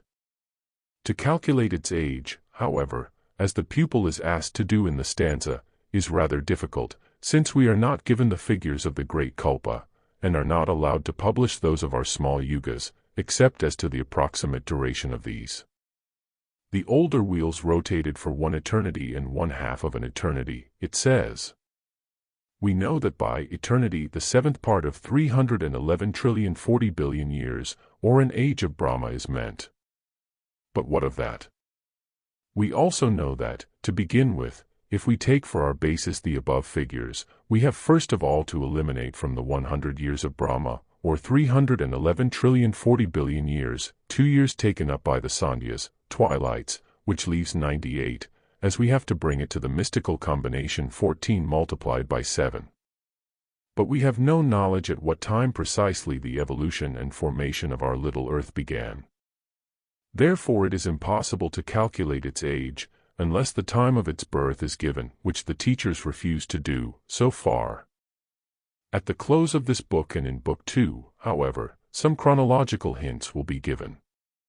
We must remember, moreover, that the law of analogy holds good for the worlds, as it does for men, and that as the 1, deity, becomes 2, deva or angel, and 2 becomes 3, or man, etc., etc., so we are taught that the Kurds, world stuff, become wanderers, comets, these become stars, and the stars, the centers of vortices, are sun and planets, to put it briefly. There are 4 grades of initiation mentioned in exoteric works, which are known respectively in Sanskrit as Srotapanna, Sagardagan, Anagaman, and Arhan, the 4 paths to nirvana, in this, our 4th round, bearing the same appellations. The Arhan, though he can see the past, the present, and the future, is not yet the highest initiate, for the adept himself, the initiated candidate, becomes Chela, pupil, to a higher initiate. 3 further higher grades have to be conquered by the Arhan who would reach the apex of the ladder of arhatship. There are those who have reached it even in this fifth race of ours, but the faculties necessary for the attainment of these higher grades will be fully developed in the average ascetic only at the end of this root race, and in the sixth and seventh. Thus there will always be initiates in the profane till the end of this minor manvantara, the present life cycle. The arhats of the fire mist of the seventh rung are but one remove from the root base of their hierarchy, the highest on earth, and our terrestrial chain. This root base has a name which can only be translated by several compound words into English, the ever-living human banyan. This wondrous being descended from a high region, they say, in the early part of the third age, before the separation of the sexes of the third race. This third race is sometimes called collectively the sons of passive yoga, i.e., it was produced unconsciously by the second race, which, as it was intellectually inactive, is supposed to have been constantly plunged in a kind of blank or abstract contemplation, as required by the conditions of the yoga state. In the first or earlier portion of the existence of this third race, while it was yet in its state of purity, the sons of wisdom, who, as will be seen, incarnated in this third race, produced by Kriya a progeny called the sons of Ad or of the fire mist, the sons of will and yoga, etc. They were a conscious production, as a portion of the race was already animated with the divine spark of spiritual, superior intelligence. It was not a race, this progeny. It was at first a wondrous being, called the Initiator, and after him a group of semi-divine and semi-human beings. Set apart, in archaic Genesis for certain purposes, they are those in whom are said to have incarnated the highest Dhyanis, Munis and Rishis from previous Manvantaras to form the nursery for future human adepts, on this earth and during the present cycle. These sons of will and yoga, born, so to speak, in an immaculate way, remained, it is explained, entirely apart from the rest of mankind. The being just referred to, which has to remain nameless, is the tree from which, in subsequent ages, all the great historically known sages and hierophants, such as the Rishi Kapila, Hermes, Enoch, Orpheus, etc., have branched off. As objective man, he is the mysterious, to the profane, the ever-invisible, yet ever-present personage about whom legends are rife in the East, especially among the occultists and the students of the sacred science. It is he who changes form, yet remains ever the same. And it is he again who holds spiritual sway over the initiated adepts throughout the whole world. He is, as said, the nameless one who has so many names, and yet whose names and whose very nature are unknown. He is the Initiator, called the Great Sacrifice. For, sitting at the threshold of light, he looks into it from within the circle of darkness, which he will not cross, nor will he quit his post till the last day of this life cycle. Why does the solitary watcher remain at his self-chosen post? Why does he sit by the fountain of primeval wisdom, of which he drinks no longer, as he has naught to learn which he does not know, neither on this earth, nor in its heaven? Because the lonely, sore-footed pilgrims on their way back to their home are never sure to the last moment of not losing their way in this limitless desert of illusion and matter called earth life. Because he would fain show the way to that region of freedom and light, from which he is a voluntary exile himself, to every prisoner who has succeeded in liberating himself from the bonds of flesh and illusion. Because, in short, he has sacrificed himself for the sake of mankind, though but a few elect may profit by the great sacrifice. It is under the direct, silent guidance of this great Guru that all the other less divine teachers and instructors of mankind became, from the first awakening of human consciousness, the guides of early humanity. It is through these sons of God that infant humanity got its first notions of all the arts and sciences, as well as of spiritual knowledge, and it is they who have laid the first foundation stone of those ancient civilizations that puzzle so sorely our modern generation of students and scholars. Although these matters were barely hinted at in Isis Unveiled, it will be well to remind the reader of what was said in Volume 1, pages 587 to 593, concerning a certain sacred island in Central Asia, and to refer him for further details to the chapter in Book 2 on the Sons of God and the Sacred Island. A few more explanations, however, though thrown out in a fragmentary form, may help the student to obtain a glimpse into the present mystery. To state at least one detail concerning these mysterious sons of God in plain words.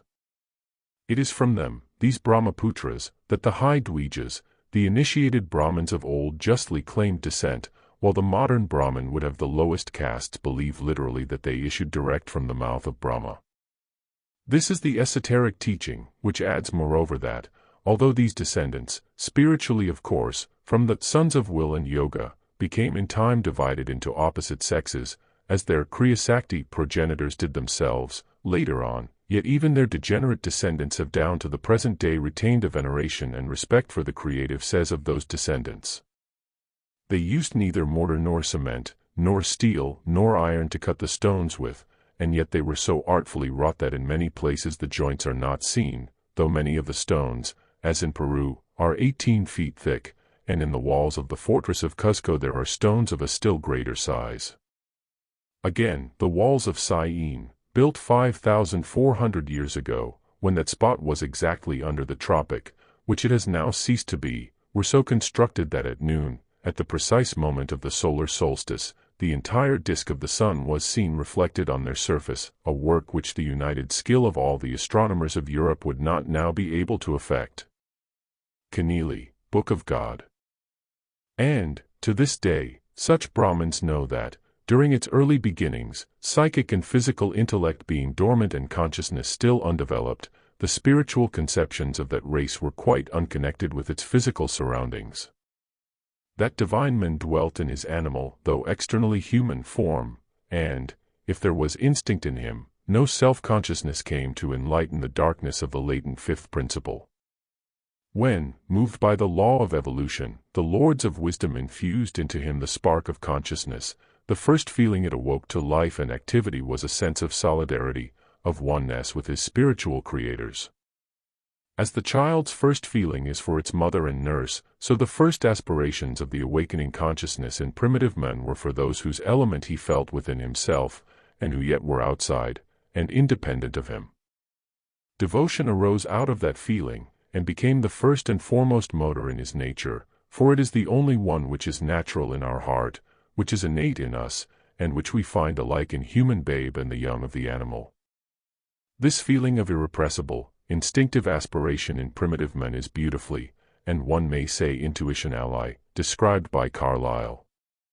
The great antique heart, he exclaims, how like a child's in its simplicity, like a man's in its earnest solemnity and depth. Heaven lies over him wheresoever he goes or stands on the earth, making all the earth a mystic temple to him, the earth's business all a kind of worship. Glimpses of bright creatures flash in the common sunlight, angels yet hover, doing God's messages among men. Wonder, miracle, encompass the men, he lives in an element of miracle. A great law of duty, high as these two infinitudes, heaven and hell, dwarfing all else, annihilating all else, it was a reality, and it is one, the garment only of it is dead, the essence of it lives through all times and all eternity. It lives undeniably, and has settled in all its ineradicable strength and power in the Asiatic Aryan heart from the third race direct through its first mind-born sons, the fruits of Kriya-Sakti. As time rolled on, the holy caste of initiates produced but rarely, and from age to age, such perfect creatures, beings apart, inwardly, though the same as those who produced them, outwardly. While in the infancy of the third primitive race, a creature of a more exalted kind was wanting yet, and therefore was designed, conscious of thought, of more capacious breast for empire formed and fit to rule the rest. It was called into being, a ready and perfect vehicle for the incarnating denizens of higher spheres, who took forthwith their abodes in these forms born of spiritual will and the natural divine power in men. It was a child of pure spirit, mentally unalloyed with any tincture of earthly element. Its physical frame alone was of time and of life, as it drew its intelligence direct from above. It was the living tree of divine wisdom, and may therefore be likened to the mundane tree of the Norse legend, which cannot wither and die until the last battle of life shall be fought, while its roots are gnawed all the time by the dragon Nidhogg, for even so, the first and holy son of Kriyasakti had his body gnawed by the tooth of time, but the roots of his inner being remained forever undecaying and strong, because they grew and expanded in heaven, not on earth. He was the first of the first, and he was the seed of all the others. There were other sons of Kriyasakti, produced by a second spiritual effort, but the first one has remained to this day the seed of divine knowledge, the one and the supreme among the terrestrial sons of wisdom. Of this subject we can say no more, except to add that in every age, even in our own, there have been great intellects who have understood the problem correctly. How comes our physical body to the state of perfection it is found in now?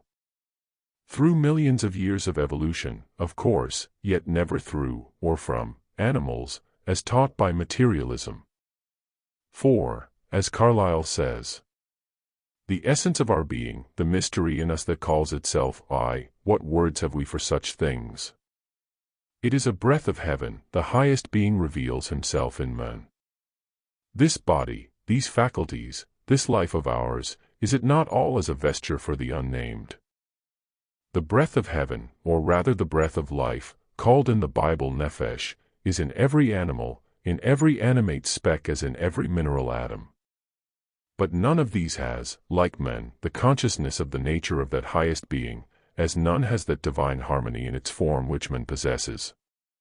It is, as Novalis said, and no one since has said it better, as repeated by Carlyle, there is but one temple in the universe, and that is the body of man. Nothing is holier than that high form. We touch heaven when we lay our hand on a human body. This sounds like a mere flourish of rhetoric, adds Carlyle, but it is not so. If well meditated it will turn out to be a scientific fact, the expression of the actual truth of the thing. We are the miracle of miracles, the great inscrutable mystery. Stanza 7. 1. Behold the beginning of sentient formless life. First, the divine vehicle, the one from the mother spirit, Atman, then the spiritual, Atma Buddhi, spirit soul, again, the three from the one, the four from the one, and the five, from which the three, the five, and the seven, these are the threefold and the fourfold downward, the mind-born sons of the first Lord, Avalokiteswara, the shining seven, the builders. It is they who are thou, me, him, Olano, they who watch over thee and thy mother, Bhumi, the earth. The hierarchy of creative powers is divided into 7, or 4 and 3, esoteric, within the 12 great orders, recorded in the 12 signs of the zodiac, the 7 of the manifesting scale being connected, moreover, with the 7 planets. All this is subdivided into numberless groups of divine spiritual, semi-spiritual, and ethereal beings. The chief hierarchies among these are hinted at in the great quaternary, or the 4 bodies and the 3 faculties, of Brahma exoterically, and the Panchashyam, the 5 Brahmas, or the 5 Buddhas in the Buddhist system. The highest group is composed of the divine flames, so-called, also spoken of as the fiery lions, and the lions of life, whose esotericism is securely hidden in the zodiacal sign of Leo. It is the nucleole of the superior divine world, see commentary in first pages of addendum. They are the formless fiery breaths, identical in one aspect with the upper sephirothal triad, which is placed by the Kabbalists in the archetypal world. The same hierarchy, with the same numbers, is found in the Japanese system, in the beginnings, as taught by both the Shinto and the Buddhist sections. In this system, Anthropogenesis precedes Cosmogenesis, as the divine merges into the human, and creates, midway in its descent into matter, the visible universe. The legendary personages, remarks reverentially Omoy, having to be understood as the stereotyped embodiment of the higher, secret, doctrine, and its sublime truths. To state it at full length, however, would occupy too much of our space, but a few words on this old system cannot be out of place. The following is a short synopsis of this anthropocosmogenesis, and it shows how closely the most separated notions echoed one and the same archaic teaching.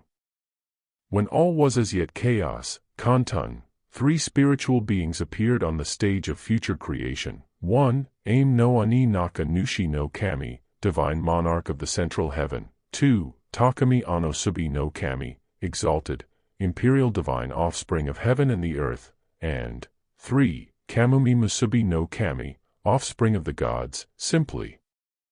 These were without form or substance, our Arupa triad, as neither the celestial nor the terrestrial substance had yet differentiated, nor had the essence of things been formed.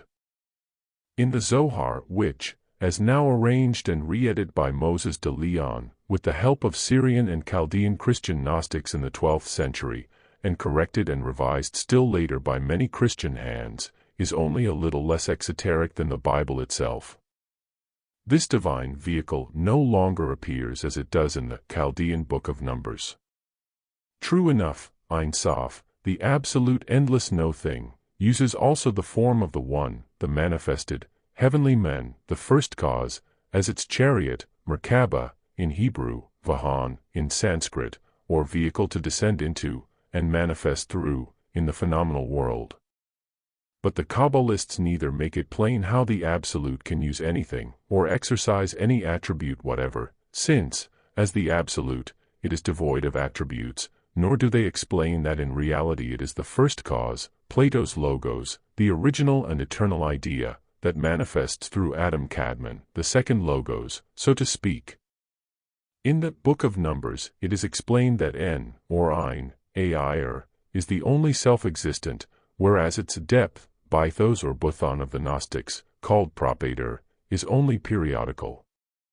The latter is Brahma's differentiated from Brahma or Parabrahm. It is the depth, the source of light, or Propator, which is the unmanifest logos or the abstract idea, and not Ein Sof, whose ray uses Adam Kadmon or the manifested logos, the objective universe, male and female, as a chariot through which to manifest. But in the Zohar we read the following incongruity: Senior occultatus est et absconditus, microprosopus manifestus est, et non manifestus. Rosenroth, Liber Mysterii, 6, 1. This is a fallacy, since microprosopus, or the microcosm, can only exist during its manifestations, and is destroyed during the Mahapralayas. Rosenroth's Kabbalah is no guide, but very often a puzzle. As in the Japanese system, in the Egyptian, and every old cosmogony, at this divine flame, the One, are lit the three descending groups. Having their potential being in the higher group, they now become distinct and separate entities. These are called the Virgins of Life, the Great Illusion, etc., etc., and collectively the six-pointed star. The latter is the symbol, in almost every religion, of the Logos as the first emanation. It is that of Vishnu in India, the chakra, or wheel, and the glyph of the tetragrammaton, the he of the four letters, or, metaphorically, the limbs of microprosopos, in the Kabbalah, which are 10 and 6 respectively. The later Kabbalists, however, especially the Christian mystics, have played sad havoc with this magnificent symbol. For the 10 limbs of the heavenly man are the 10 Sephiroth, but the first heavenly man is the unmanifest spirit of the universe, and ought never to be degraded into microprosopus, the lesser face or countenance, the prototype of man on the terrestrial plane. Of this, however, later on. The six-pointed star refers to the 6 forces or powers of nature, the 6 planes, principles, etc., etc., all synthesized by the 7th, or the central point in the star. All these, the upper and lower hierarchies included, emanate from the heavenly or celestial Virgin, the Great Mother in all religions, the Androgyne, the Sapphira Adam Kadmon. In its unity, primordial light is the 7th, or highest, principle, Devi Prakriti, the light of the unmanifest Logos. But in its differentiation it becomes FOHAT, or the 7 suns. The former is symbolized by the central point in the double triangle, the latter by the hexagon itself, or the 6 limbs of the microprosopus, the 7th being Makath, the bride of the Christian Kabbalists, or our earth. Hence the expressions, the first after the one is divine fire, the second, fire and ether, the third is composed of fire, ether and water, the fourth of fire, ether, water, and air.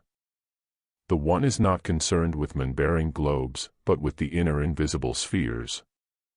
The firstborn are the life, the heart and pulse of the universe, the second are its mind or consciousness, as said in the commentary.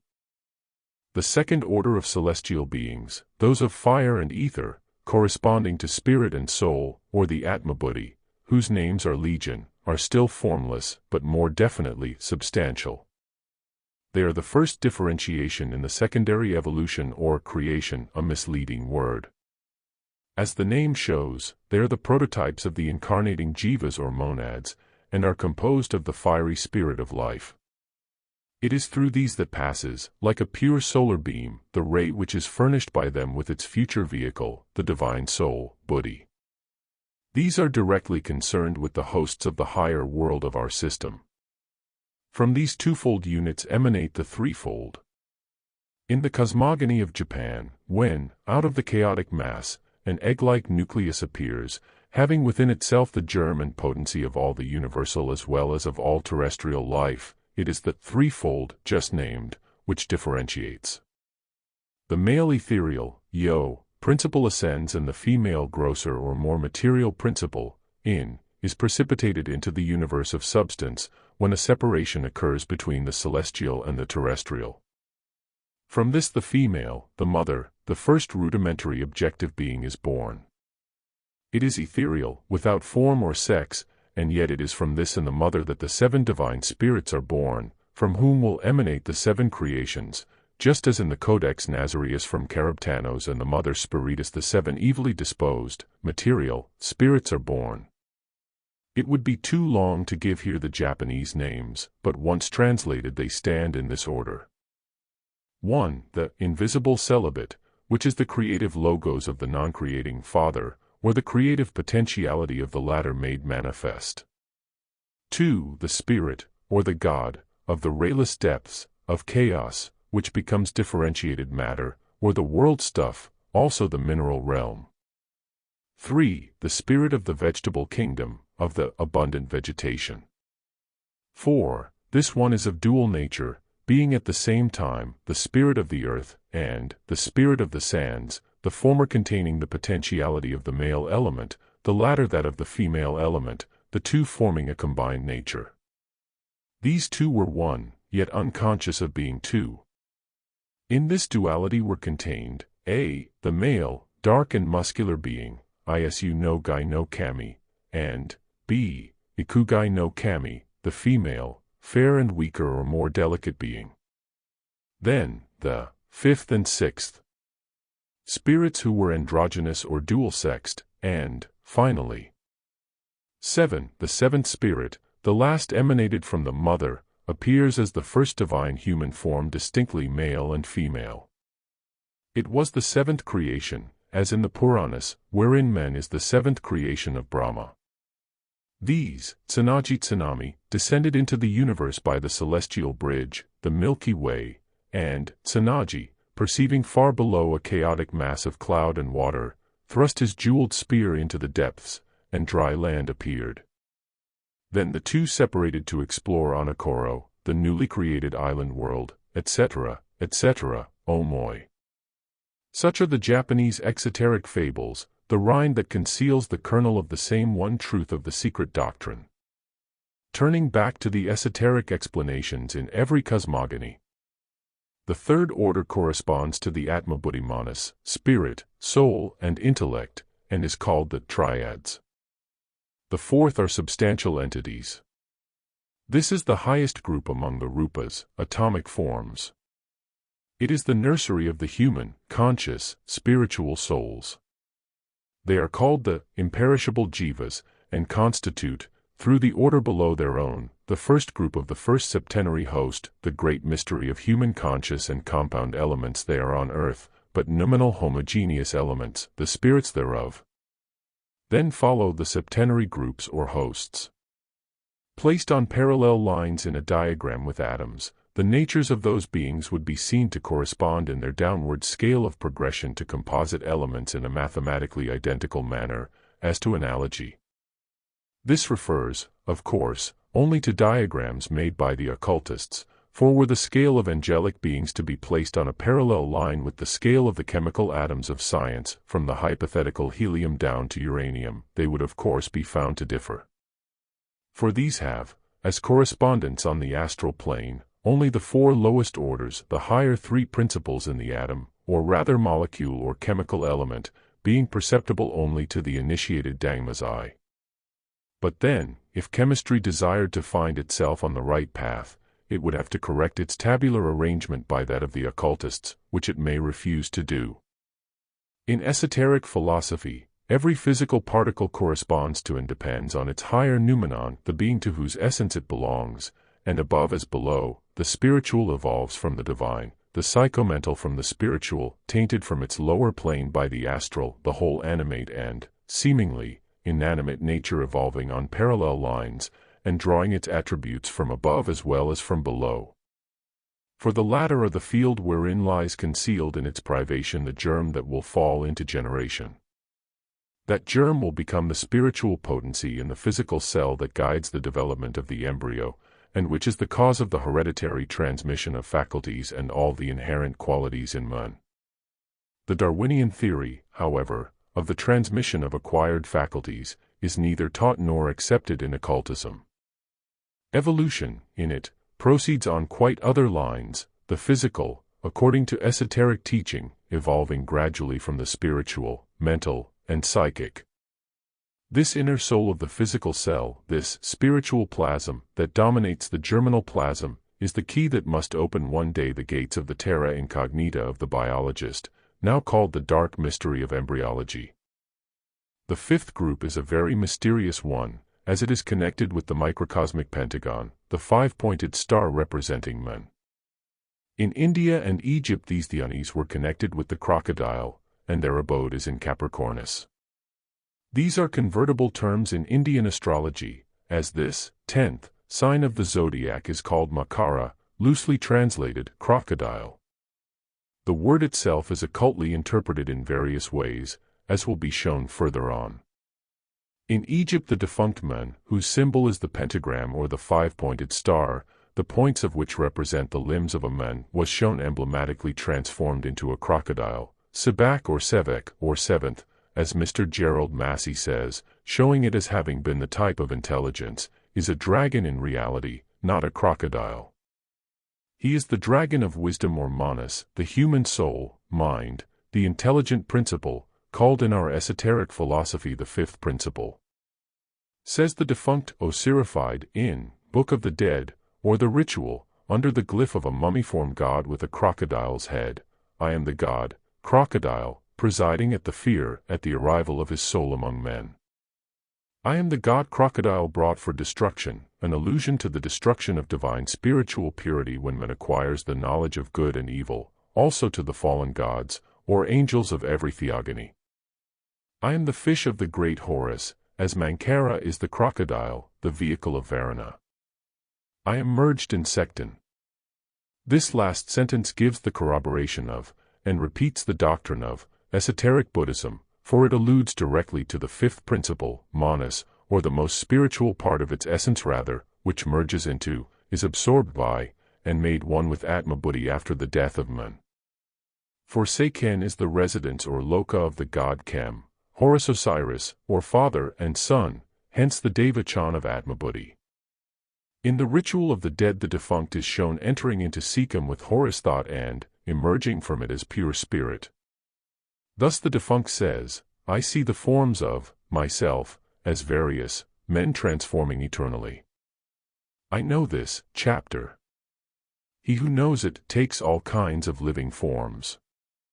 And in verse 35, addressing in magic formula that which is called, in Egyptian esotericism, the ancestral heart, or the reincarnating principle, the permanent ego, the defunct says, O my heart, my ancestral heart necessary for my transformations.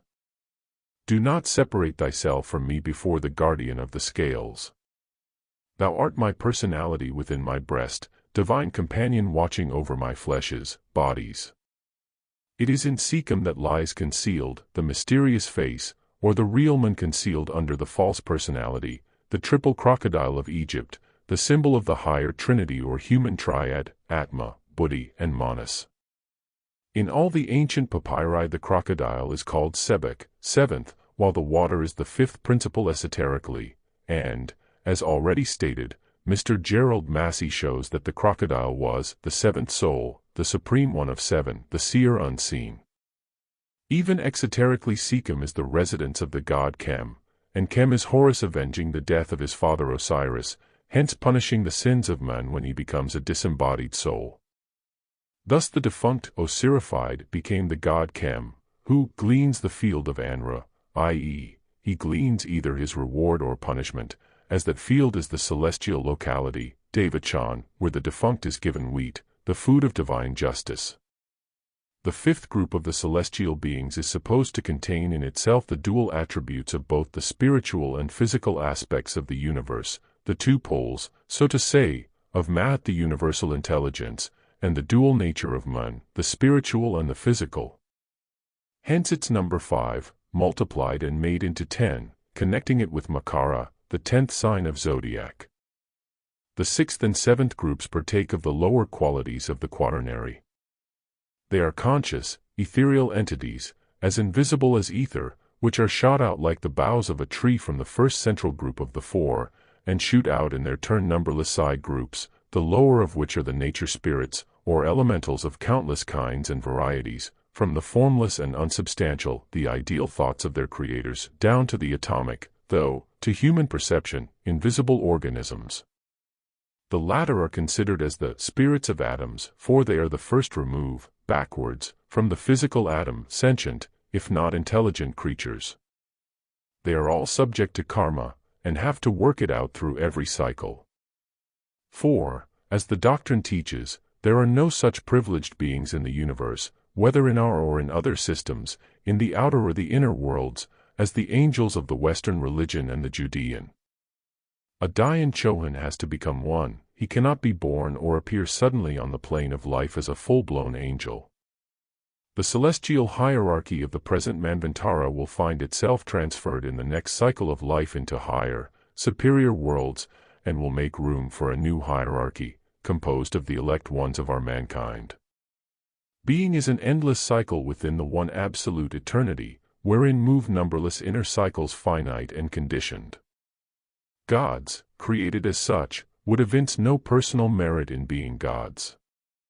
Such a class of beings, perfect only by virtue of the special immaculate nature inherent in them, in the face of suffering and struggling humanity, and even of the lower creation, would be the symbol of an eternal injustice quite satanic in character, an ever-present crime. It is an anomaly and an impossibility in nature. Therefore the 4 and the 3 have to incarnate as all other beings have. This 6th group, moreover, remains almost inseparable from man, who draws from it all but his highest and lowest principles, or his spirit and body, the 5 middle human principles being the very essence of those dhyanis. Alone, the divine ray, the Atman, proceeds directly from the One. When asked how that can be, how is it possible to conceive that those gods, or angels, can be at the same time their own emanations and their personal selves? Is it in the same sense in the material world, where the Son is, in one way, his Father, being his blood, the bone of his bone and the flesh of his flesh? To this the teachers answer, verily it is so. But one has to go deep into the mystery of being before one can fully comprehend this truth. Stanza 7. Continued. 2. The one ray multiplies the smaller rays.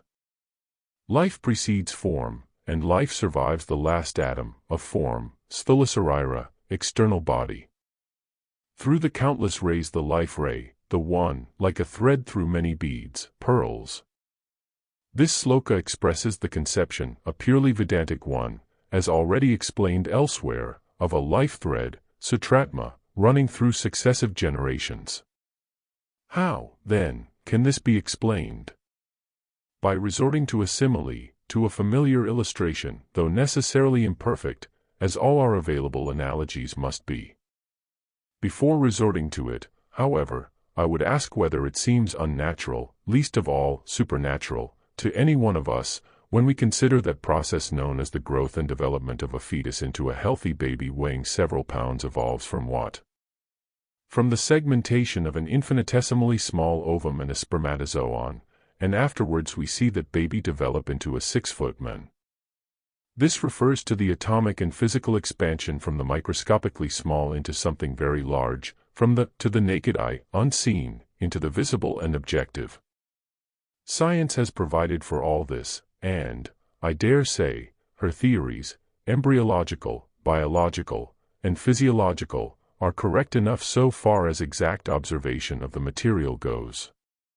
Nevertheless, the two chief difficulties of the science of embryology, namely, what are the forces at work in the formation of the fetus, and the cause of hereditary transmission of likeness, physical, moral or mental, have never been properly answered, nor will they ever be solved till the day when scientists condescend to accept the occult theories.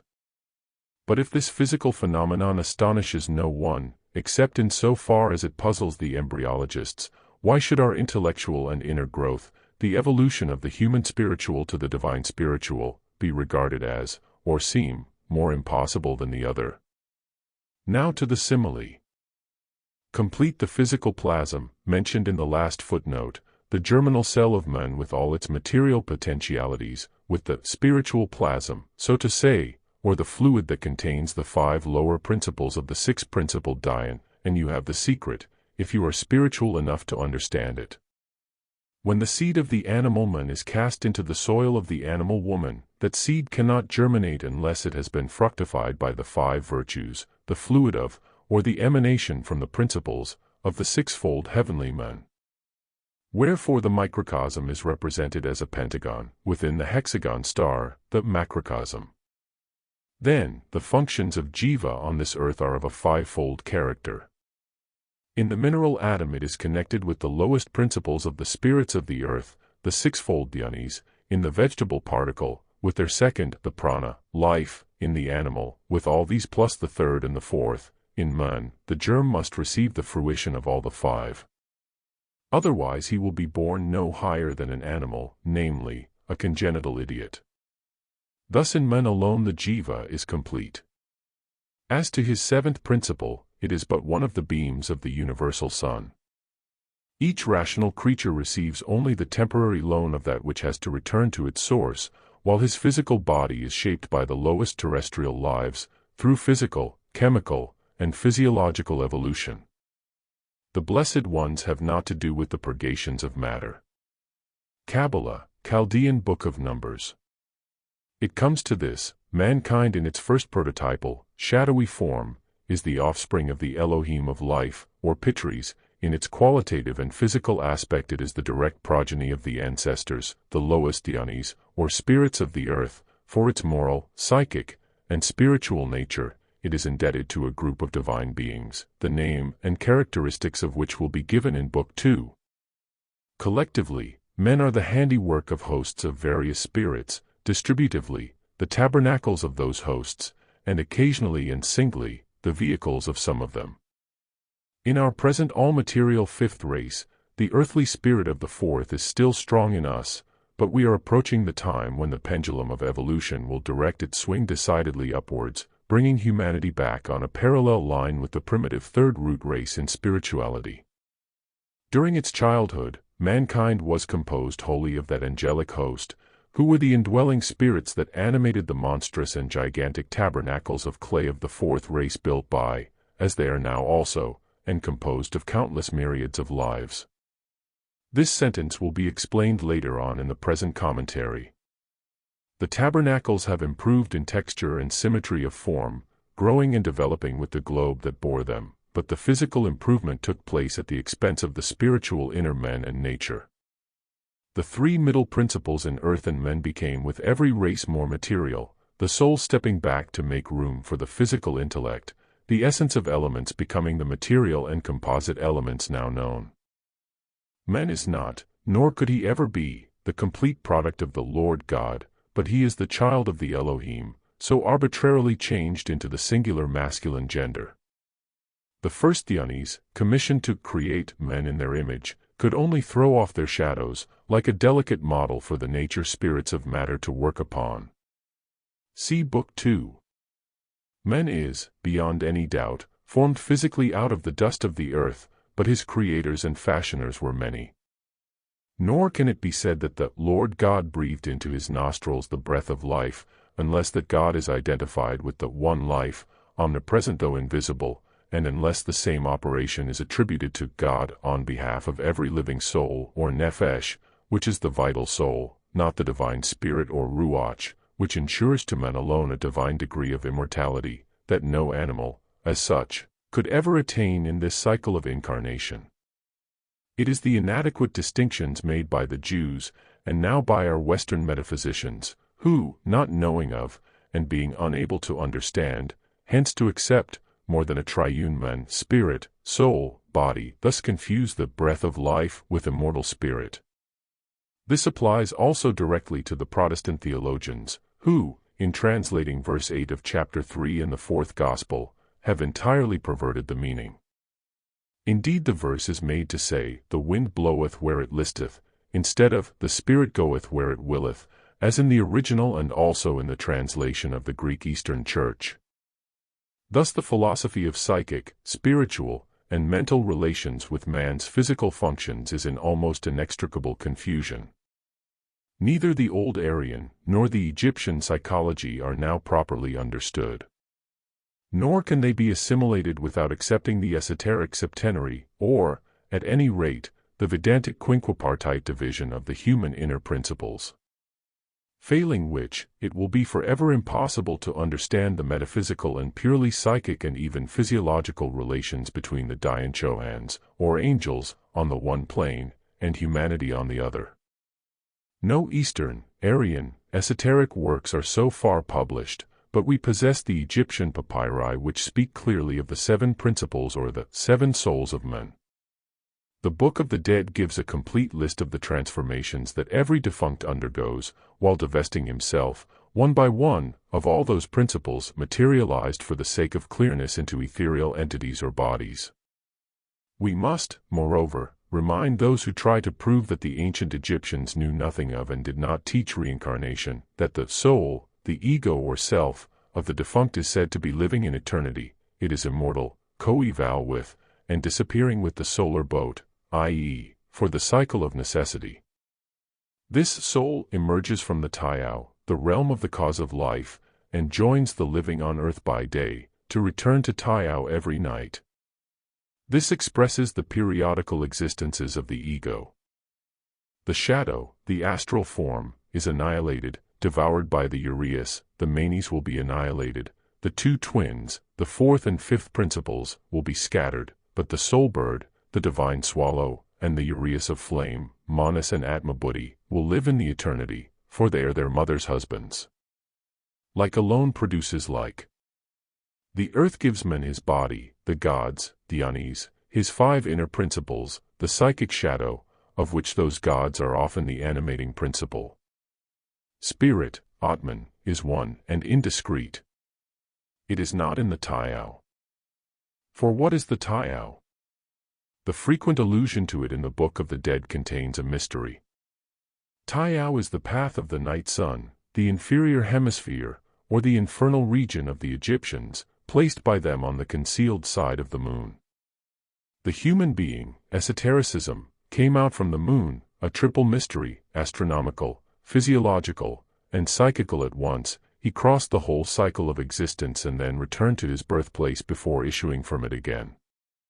Thus the defunct is shown arriving in the west, receiving his judgment before Osiris, resurrecting as the god Horus, and circling round the sidereal heavens, which is an allegorical assimilation to Ra, the sun, then having crossed the Nut, the celestial abyss, returning once more to Tayao, an assimilation to Osiris, who, as the god of life and reproduction, inhabits the moon. Plutarch, Isis and Osiris, chapter 43, shows the Egyptians celebrating a festival called the Ingress of Osiris into the moon. In chapter 41, life is promised after death, and the renovation of life is placed under the patronage of Osiris Lunas, because the moon was the symbol of life renewals or reincarnations, owing to its growth, waning, dying, and reappearance every month. In the Dankmo, it is said, O Osiris Lunus. That renews to thee thy renewal. And Sophic says to Seti I, Marietz Abidus, Plate 51, thou renewest thyself as the god Lunus when a babe. It is still better explained in a Louvre papyrus, p. Pierret, Etudes Egyptologiques, couplings and conceptions abound when he, Osiris Lunus, is seen in heaven on that day. Says Osiris, O sole radiant beam of the moon, I issue from the circulating multitudes of stars. Open me the Tiao, for Osiris N. I will issue by day to do what I have to do amongst the living, i.e., to produce conceptions. Osiris was God manifest in generation, because the ancients knew, far better than the moderns, the real occult influences of the lunar body upon the mysteries of conception. Later on, when the moon became connected with female goddesses, with Diana, Isis, Artemis, Juno, etc., that connection was due to a thorough knowledge of physiology and female nature, physical as much as psychic. But, primarily, the sun and moon were the only visible and, so to say, tangible, by their effects, psychic and physiological deities, the Father and the Son, while space and air in general, or that expanse of heaven called Nut by the Egyptians, was the concealed spirit or breath of the two. These, Father and Son, were interchangeable in their functions and worked harmoniously together in their effects upon terrestrial nature and humanity, hence they were regarded as one, though two impersonified entities. They were both males, and both had their distinct and also collaborative work in the causative generation of humanity. So much from the astronomical and cosmic standpoints viewed and expressed in symbolical language, which became in our last races theological and dogmatic. But behind this veil of cosmic and astrological symbols, there were the occult mysteries of anthropography and the primeval genesis of man. And in this, no knowledge of symbols, or even the key to the post-Diluvian symbolical language of the Jews, will, or can help, save only with reference to that which was laid down in national scriptures for exoteric uses, the sum of which, however cleverly veiled, was only the smallest portion of the real primitive history of each people, often relating, moreover, as in the Hebrew scriptures, merely to the terrestrial human, not divine life of that nation. That psychic and spiritual element belonged to mystery and initiation. There were things never recorded in scrolls, but, as in Central Asia, on rocks and in subterranean crypts.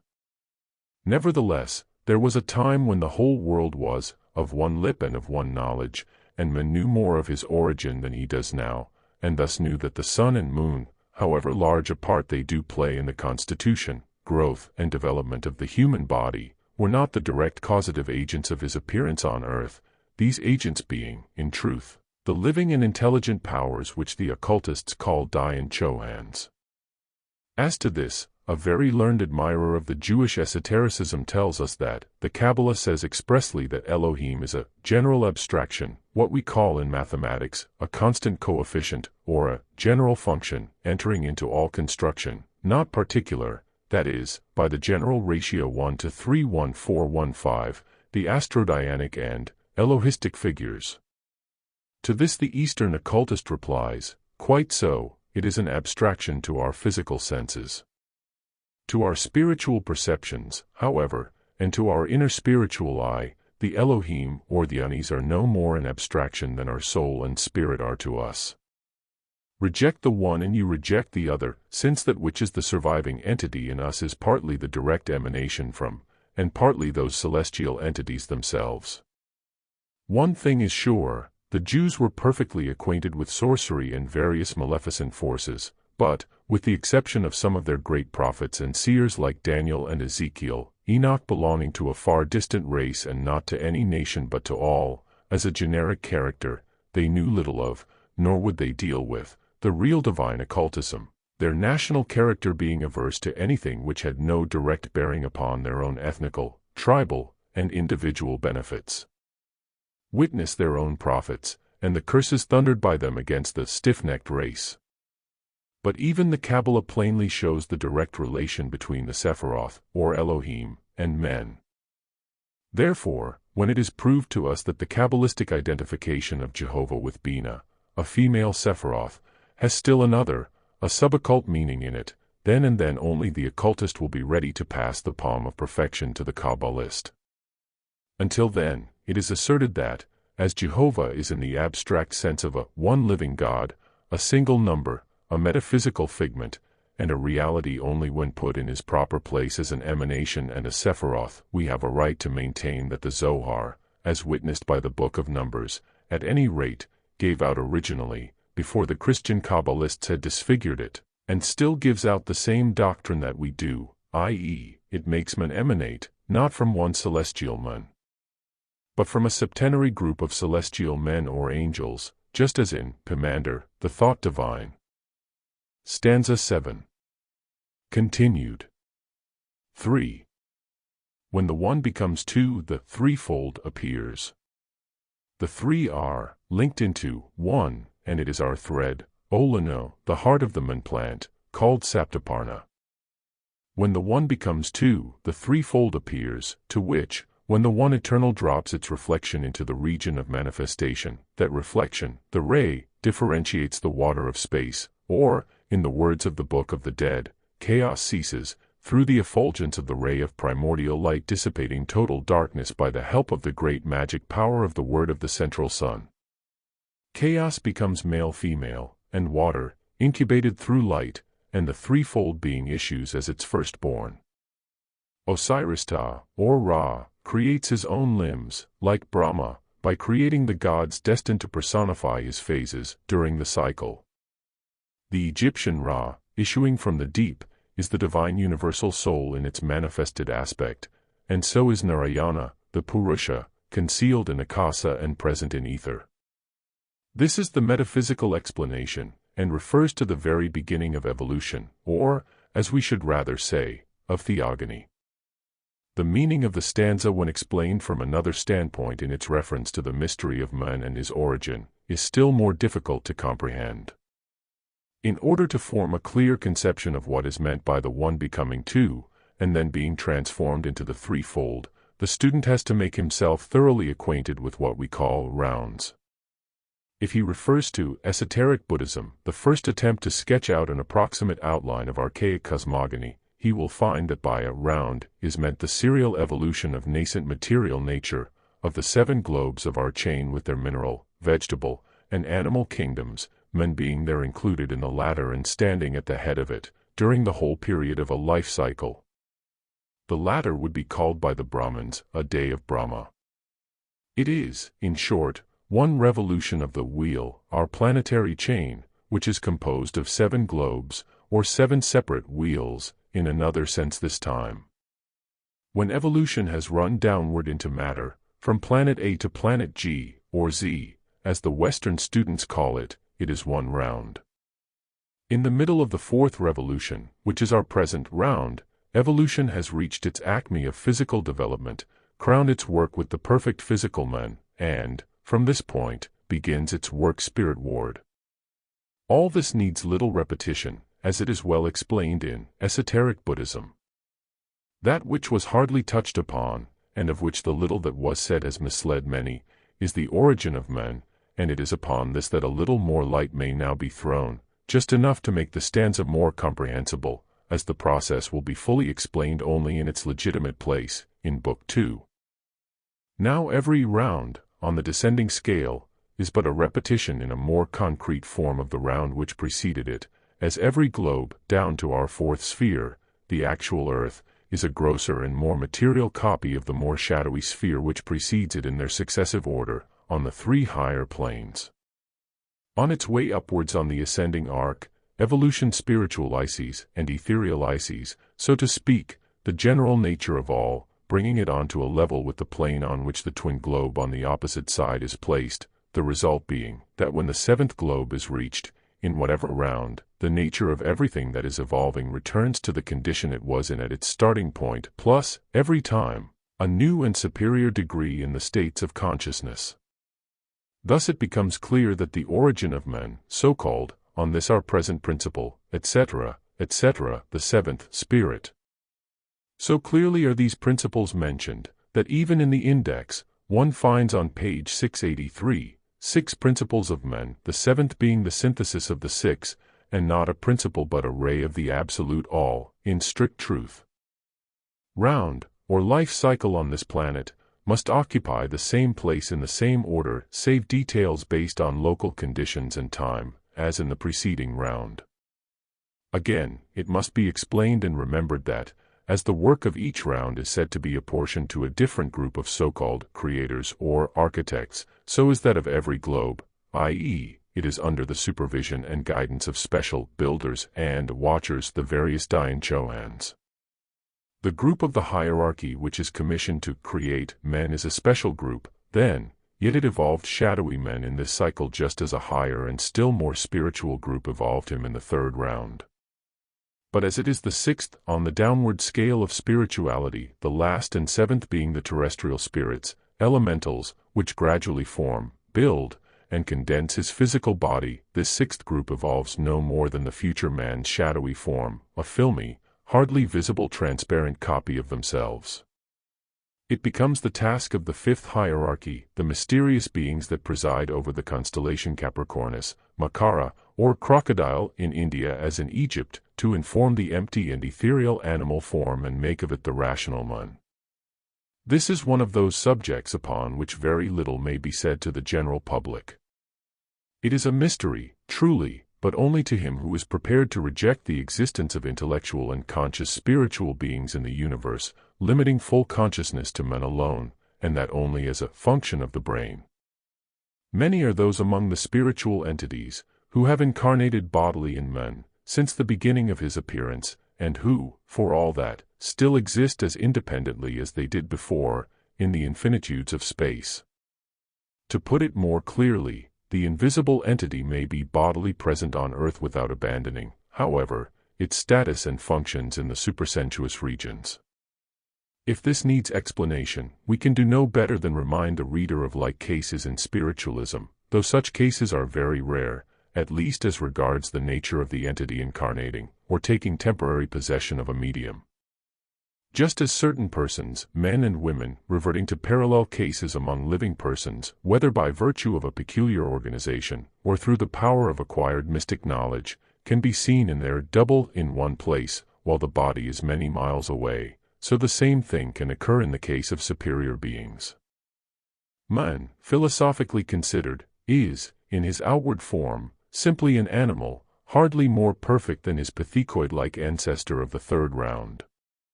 He is a living body, not a living being, since the realization of existence, the ego-sum, necessitates self-consciousness, and an animal can only have direct consciousness, or instinct. This was so well understood by the ancients that the Kabbalist even made of soul and body 2 lives, independent of each other.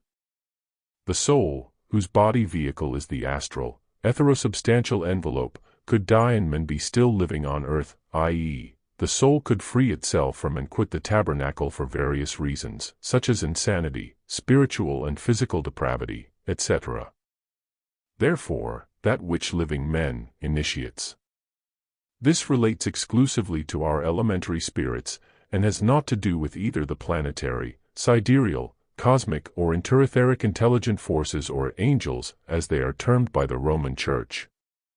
The Jewish Kabbalists, especially the practical occultists who dealt with ceremonial magic, busied themselves solely with the spirits of the planets and the elementals, so-called. Therefore this covers only a portion of the esoteric teaching. The Dhyanis, who have no physical body to hamper them, can do still better. This was the belief of the antediluvians, and it is fast becoming that of modern intellectual society, in spiritualism, besides the Greek and Roman churches, which teach the ubiquity of their angels. The Zoroastrians regarded their Amshuspens as dual entities, Faruers, applying this duality, in esoteric philosophy, at any rate, to all the spiritual and invisible denizens of the numberless worlds in space which are visible to our eye.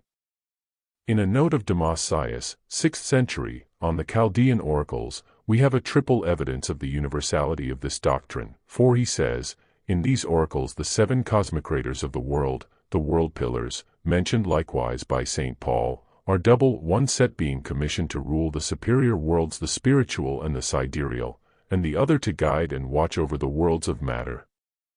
Such is also the opinion of Jamblichus, who makes an evident distinction between the archangels and the archontes. The above may be applied, of course, to the distinction made between the degrees or orders of spiritual beings, and it is in this sense that the Roman Catholic Church tries to interpret and teach the difference, for while the archangels are in her teaching divine and holy, their doubles are denounced by her as devils. But the word furor is not to be understood in this sense, for it means simply the reverse or the opposite side of some attribute or quality. Thus when the occultist says that the demon is the lining of God, evil, the reverse of the metal, he does not mean two separate actualities, but the two aspects or facets of the same unity. Now the best man living would appear, side by side with an archangel, as described in theology, a fiend. Hence a certain reason to depreciate a lower double, immersed far deeper in matter than its original. But there is still as little cause to regard them as devils, and this is precisely what the Roman Catholics maintain against all reason and logic. The concluding sentence of this sloka shows how archaic is the belief and the doctrine that man is sevenfold in his constitution. The thread of being which animates man and passes through all his personalities, or rebirths on this earth, an allusion to Sutratma, the thread on which moreover all his spirits are strung, is spawned from the essence of the threefold, the fourfold, and the fivefold, which contain all the preceding. Panchashika, agreeably to Bhagavata Purana, is one of the 7 Kumaras who go to Svetadvipa to worship Vishnu. We shall see further on what connection there is between the celibate and chaste sons of Brahma, who refuse to multiply, and terrestrial mortals. Meanwhile it is evident that the man plant, Saptaparna, thus refers to the 7 principles, and men is compared to the 7-leaved plant of this name so sacred among Buddhists. For further details as to Saptaparna and the importance of the number 7 in occultism, as well as in symbology, the reader is referred to Part 2 in Book 2, on symbolism, sections on Saptaparna, the Septenary and the Vedas, etc., etc. Stanza 7. Continued. 4. It is the root that never dies, the 3-tongued flame of the 4 wicks. The wicks are the sparks that draw from the 3-tongued flame, their upper triad, shot out by the 7, their flame, the beams and sparks of one moon reflected in the running waves of all the rivers of the earth, Bhumi, or Prithvi. The 3-tongued flame that never dies is the immortal spiritual triad, the Atma-Buddhi and Manas, the fruition of the latter assimilated by the first 2 after every terrestrial life. The 4 wicks that go out and are extinguished are the 4 lower principles, including the body. I am the 3-wicked flame and my wicks are immortal, says the defunct. I enter into the domain of Sikkim, the god whose arm sows the seed of action produced by the disembodied soul, and I enter the region of the flames who have destroyed their adversaries, i.e., got rid of the sin-creating 4 wicks. Just as milliards of bright sparks dance on the waters of an ocean above which one and the same moon is shining, so our evanescent personalities, the elusive envelopes of the immortal monad ego, twinkle and dance on the waves of Maya. They last and appear, as the thousands of sparks produced by the moonbeams, only so long as the queen of the night radiates her luster on the running waters of life, the period of a manvantara, and then they disappear, the beams, symbols of our eternal spiritual egos, alone surviving, re-merged in, and being, as they were before, one with the mother source.